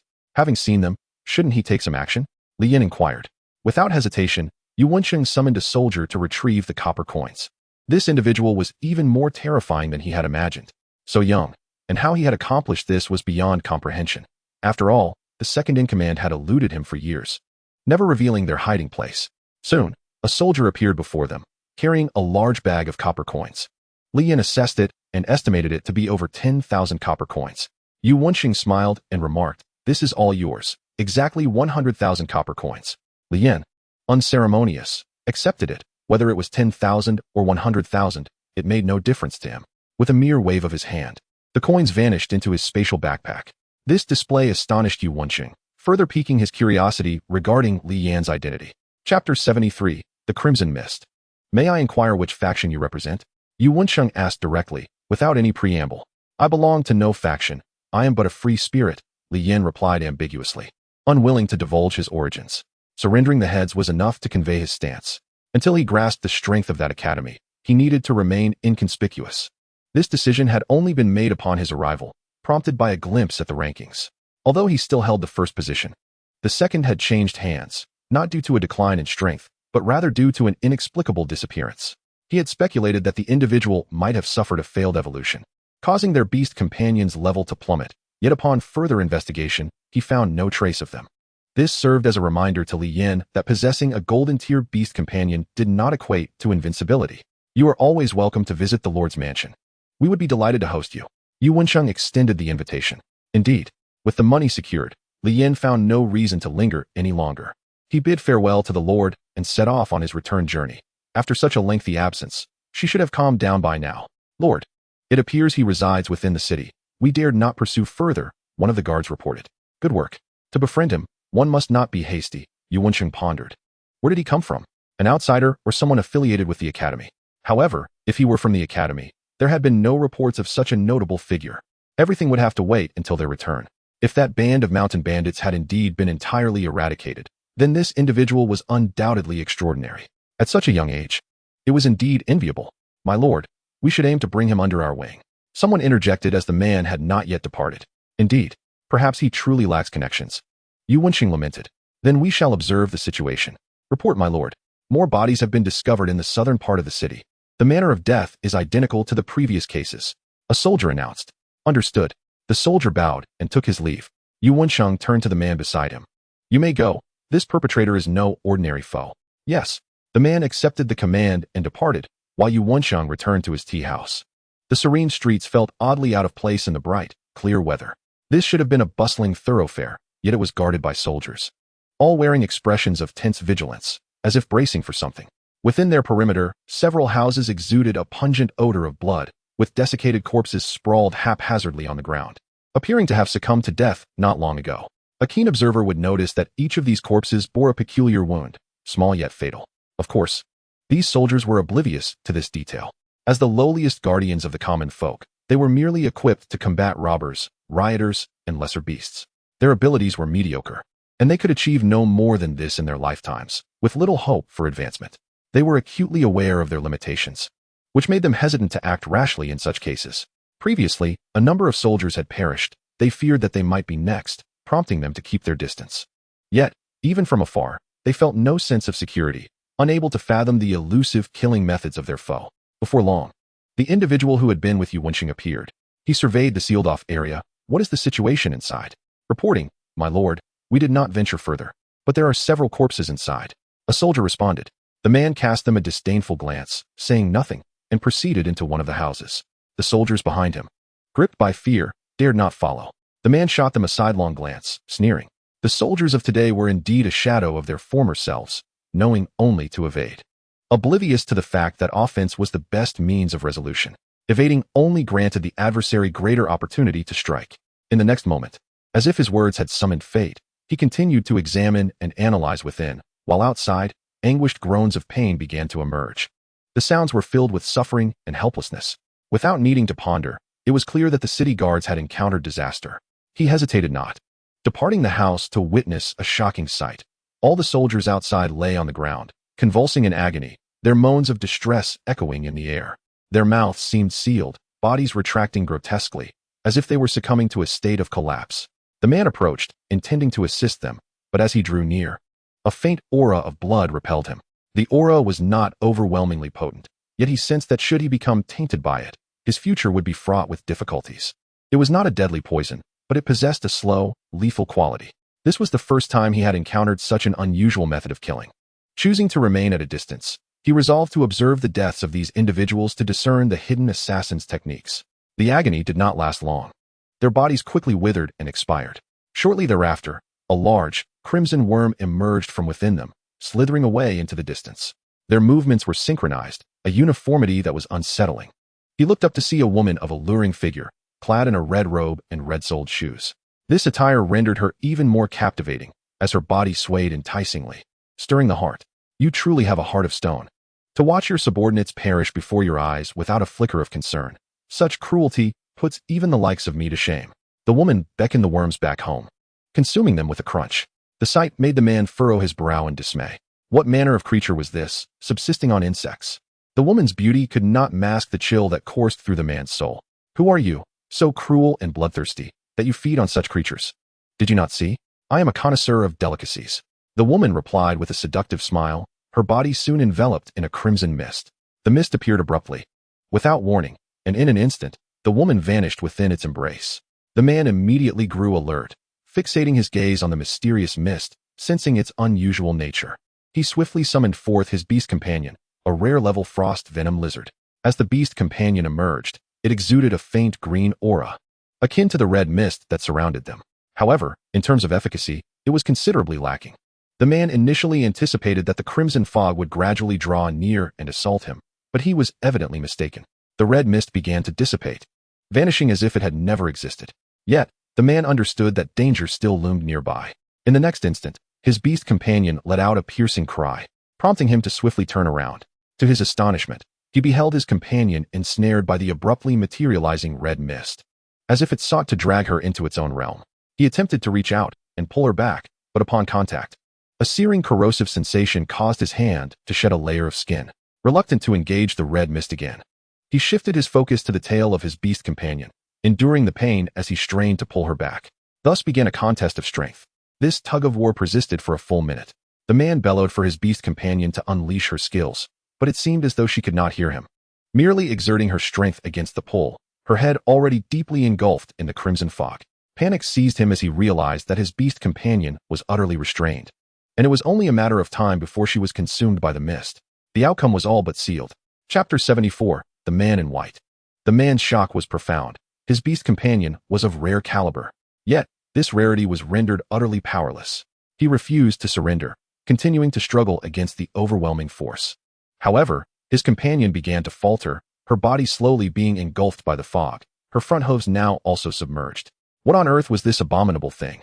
The unconventional offensive strategy and the inscrutable nature of the red mist led him to believe that what lay before him was no mere human. How intriguing to witness the presence of the red mist flowing insect in this place. A calm voice imbued with a sense of the martial world suddenly resonated. In response, it seemed as though a pair of eyes within the fog glanced towards a rooftop, as if to caution against meddling in affairs that did not concern him. Clad in flowing white garments and wielding a waist fan, the figure waved the fan to stir the faint warmth of the sun. The man, too pressed for time to look back, gritted his teeth and cried out for assistance, pleading for the figure to lend a hand. The lord of the city would not forget such kindness. The figure on the rooftop remained unmoved, casually fanning themselves. If you lack confidence, please convey to the city lord that he must come quickly. The man held on to a glimmer of hope, aware that those who appeared in such places were not to be trifled with. The figure in white paused, gently stating, "Abandon your beast companion, and you shall survive. If you persist, both of you shall perish." This truth was not lost on the man. Yet how could he simply relinquish a companion who had stood by him for so many years? Alas, such stubbornness would bring ruin. The figure in white sighed and departed. Their indifference was not born of fear or regard for the warning of the red mist, but rather an appreciation for the rarity of the red mist-flowing insect. A being rumored to possess the ability to resurrect, what formidable power might it wield upon maturation? With the departure of the figure in white, despair etched itself upon the man's face. As the crimson fog surged with renewed vigor, it began to engulf him and his beast companion. He clung to his companion until the very last moment, refusing to abandon her for his own escape. Perhaps this was an exceedingly foolish decision. Yet he resolved to follow through. Stubbornness was his guiding principle, and it was precisely this trait that had propelled him to such heights, even as it ultimately led to his demise. As both man and beast were consumed, the red mist churned as if savoring its meal, layers of crimson fog cascading over them. Minutes later, the fog began to thin, revealing the figure of a woman, now exuding a more ethereal purity and youthfulness. Her internal energy having swelled immensely, she licked her lips and gazed into the distance, astonished to discern the origins of the red mist-flowing insect. An astonishing revelation, for the identity of this creature had long since faded from memory. How curious that someone still held knowledge of it. What could their intentions be? Were they an ally or an adversary? Most likely the latter, he mused with a sardonic chuckle. After a half hour, Yuan Sheng arrived, his countenance grave and sorrowful. The sight of his fallen subordinates and the absence of his trusted aides enveloped him in an unprecedented sense of peril. A formidable and mysterious entity lurked within Maple Leaf City, powerful enough to jeopardize even his loyal companions. At a loss for how to proceed, he realized his strength was only marginally superior to that of his subordinates. "My lord, what shall we do?" The city guards inquired fearfully.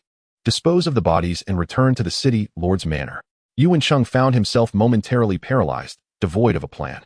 After they departed, a figure in white flitted past the corner, casting a glance at their retreating forms.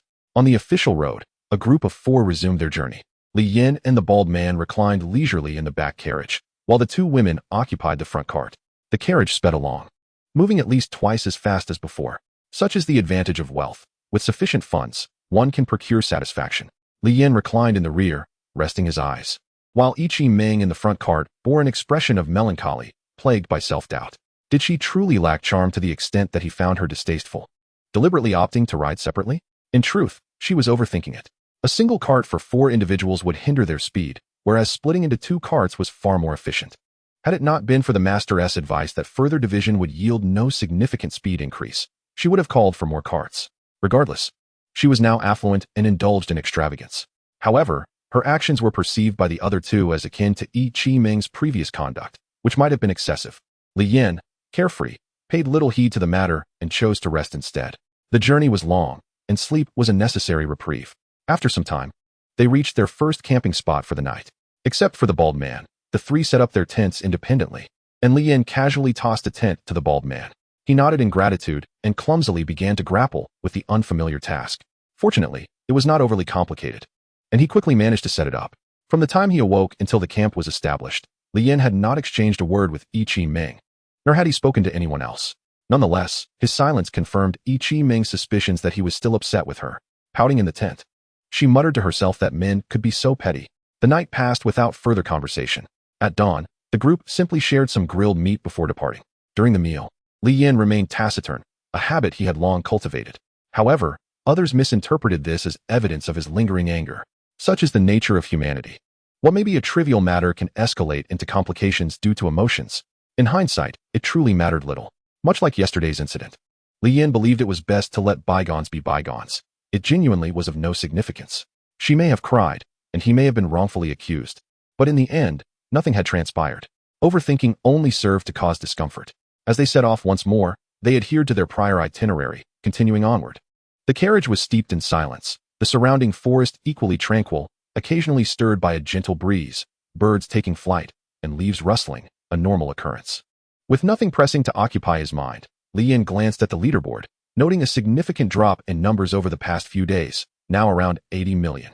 The fragility of human life becomes painfully evident in this perilous world, where existence is fraught with challenges. Yet, those who survive to this moment are not mere survivors. They have matured through the relentless trials of time. The innocence of youth has faded, replaced by a singular purpose, to live for the sake of living. At this pace, will we reach Blue City by nightfall? Li Yin inquired. Almost there. We should arrive before dark. The coachman replied. Big brother, why are you returning to Blue City? Do you miss home? Asked the young and innocent Zhao Xiaxia. Not quite. There is an old acquaintance I need to see, Li Yin responded. Is this acquaintance a young lady? Zhao Xiaxia teased with a sly smile. Ming, feeling a twinge of anxiety, was puzzled by her own emotions. No. Upon hearing Li Yan's answer, Ming felt a sense of relief wash over her, only to notice Zhao Xiaxia giggling beside her. It was clear the latter had posed the question to elicit a reaction from Ming. Chapter 75, The Forbidden Zone. Ming was still trying to comprehend why Zhao Xiaxia laughed. Her gaze was peculiar as it rested upon her. The playful antics of Zhao Xiaxia lightened the mood, allowing everyone to gradually return to their former selves, laying aside their earlier tensions. They shared a barbecue meal, even managing to grill on the cart, which further strengthened their bonds. The sight of them feasting heartily astonished the two coachmen, who had never before witnessed such unabashed indulgence. Li Yin, not one to be stingy, shared some of their provisions with the drivers. After a satisfying meal, the group fell into a deep slumber. Time slipped away unnoticed. As night descended, the coachman urged the horses onward with diligence, though they still had some distance to cover, perhaps less than an hour's journey. The journey continued peacefully until Li Yin succumbed to a tranquil sleep. However, his slumber was short-lived. When he awoke, he was greeted by a kaleidoscope of colors in the sky and a desolate landscape. The sun blazed fiercely upon the earth, and their carriage stood still, the occupants appearing eerily transformed in Li Yan's eyes.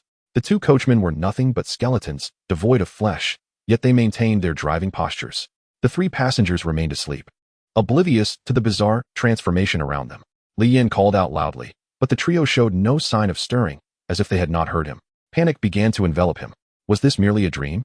He pinched himself, the sharp pain affirming his consciousness. This was no dream. What, then, was this reality? It transcended Li Yan's comprehension, leaving him bewildered and unsure of how to proceed.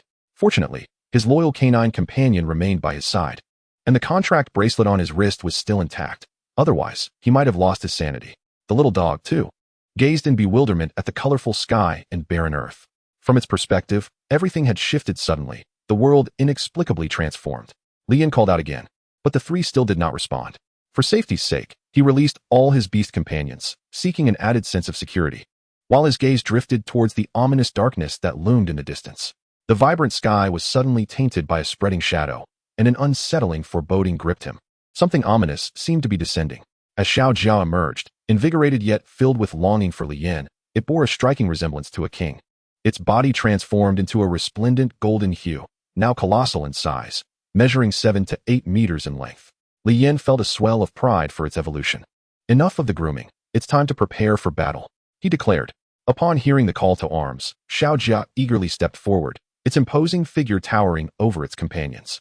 In contrast, Xiao Dai perched quietly on Li Yan's shoulder, playfully toying with his ear, her delicate fingers soft and gentle. As darkness encroached, it overwhelmed the landscape. The pressure became palpable, a haunting wail echoing from the depths of the shadows, sending chills down their spines. Monstrous beasts, colossal in size, emerged in overwhelming numbers, potentially exceeding 100 million. Li Yan's expression turned grave. The level of threat was unknown, yet he could not afford to remain passive. He reached down to stroke Xiao Dai, who understood his intent and gracefully took flight, her wings sparkling like stars. With a flick of her hand, she summoned a radiant burst of energy, creating a 50-meter barrier that illuminated the surroundings with a celestial glow. Inside this protective dome, Xiao Dai inscribed a binding seal, her energy surging forth like a tidal wave. She became a beacon of starlight, channeling countless cosmic forces into the ground, rendering the binding formation active. Any foe that approached would be ensnared. Having completed her task, Xiao Dai returned to Li Yan's side. The cloud eagle soared high above, using its massive frame to shield Li Yan from above, while Xiao Jia stood ready on one flank. The white tiger roared defiantly, exuding a regal aura, unafraid in the presence of 3 golden beasts. The black gorilla, brimming with excitement, pounded its chest, fixing its sharp gaze forward, while the little dog boldly faced the encroaching darkness, its golden 3-star aura radiating power. With everything in place, Li Yan felt a rush of exhilaration. The darkness loomed before him, momentarily pausing as it descended. In that instant, Li Yan discerned the true nature of these creatures. With large ears, diminutive heads, dark bodies, and 4-clawed limbs, they charged at him, eager to tear him apart. Li Yan felt an unexplainable resolve. There was no room for hesitation, only the urge to fight. Attack! He commanded, and the beasts surged forth. Xiao Dai released a burst of starlight, obliterating the beasts that attempted to breach their defenses. Xiao Jia unleashed its fury, causing the ground to erupt with spikes that impaled any approaching foe. The black gorilla transformed into a gigantic ape, its raw power overwhelming. One punch was all it took to reduce a beast to nothingness. The white tiger roared, shaking the earth itself, sending airborne beasts plummeting to their demise. The disparity in power was catastrophic. Those who dared to engage with them were doomed. The cloud eagle reveled in the slaughter, effortlessly dispatching foes as it soared through the air. The little dog, swift and relentless, faced no resistance as it struck down any beast that dared approach. Despite the staggering numbers of the monstrous horde, they were but cannon fodder in the face of absolute strength. As long as the beast companions exert their strength without restraint, Li Yan will remain unharmed. Should any ferocious beasts attempt to breach the defenses, they will be swiftly confined and subsequently dispatched by Xiao Dai. Empowered by the intertwining celestial energy, the beasts grow increasingly audacious and formidable as the battle rages on. The air is filled with wails and lamentations. Countless ferocious beasts meet their demise, yet they continue to charge forward, undeterred by the specter of death. This conflict is destined to be a protracted affair, but it will ultimately culminate in the failure of the beast's assault. The staggering disparity in levels renders them exceedingly vulnerable. Even if high-level ferocious beasts were to confront the rare and golden-grade entities, their efforts would be in vain, as this gap in levels cannot be bridged by mere numbers. Chapter 76. The Assault on the Forbidden Zone. The battle persists, and Li Yan is oblivious to how much time has elapsed or how many beasts he has slain. All he knows is that the notifications from his system remain incessant. Evolution points: 111, Sandalwood Treasure Chest, 111, Black Iron Treasure Chest, 111, Bronze Treasure Chest, 111. An overwhelming cascade of rewards continues to spring forth. Li Yan promptly opts for silence, directing his gaze toward the ominous throng of ferocious beasts. At this moment, he finds himself entirely enveloped by this onslaught, a sea of darkness above him. They stand upon a desolate land, devoid of any cover, with no retreat possible. The sheer number of beasts is staggering, and he cannot fathom how long the slaughter will continue. With no concerns for the rear, this question weighs heavily on his mind, compounded by his ignorance of how to extricate himself from this predicament. The carnage continues, and the pervasive darkness begins to wane. This is a promising sign. The primary beast companions display increasing valor in battle, and during this conflict, Xiaobai, Xiaohe, and Yuning activate their bonds, significantly enhancing their combat prowess. Although they have yet to attain the golden level, they have far surpassed the rare tier. Approximately an hour later, the darkness dissipates, and sunlight re-establishes its reign. Li Yan has managed to hold his ground against this wave of invasion. Through the might of his level advantage, he successfully repelled this assault, reaping substantial rewards. Over 100 million in level 2 evolution points, equivalent to more than one level 6 evolution point. However, when viewed in isolation, this battle seems almost futile and burdensome. Nevertheless, apart from these, there are also treasures worth over 100 million. Sandalwood, black iron, bronze, and 1 silver. Opening the sandalwood treasure chest. Ding. Empty. Empty. 111 ding. Congratulations, you have received 1 Beast Companion Experience Pill. Explanation. Increases a Beast Companion's experience by 1. Ding. Empty. Empty. Ding. Congratulations, you have received 1 Ordinary Level Pet Egg. Ding. 65 for 170,000. Congratulations, you have obtained 346 Ordinary Level Pet Eggs, 67 High Level Pet Eggs, 748 Beast Companion Experience Pills, 136 Aptitude Pills, and 670 Constitution Pills. Li Yin is at a loss for words. All he can think of is a single word. A scam.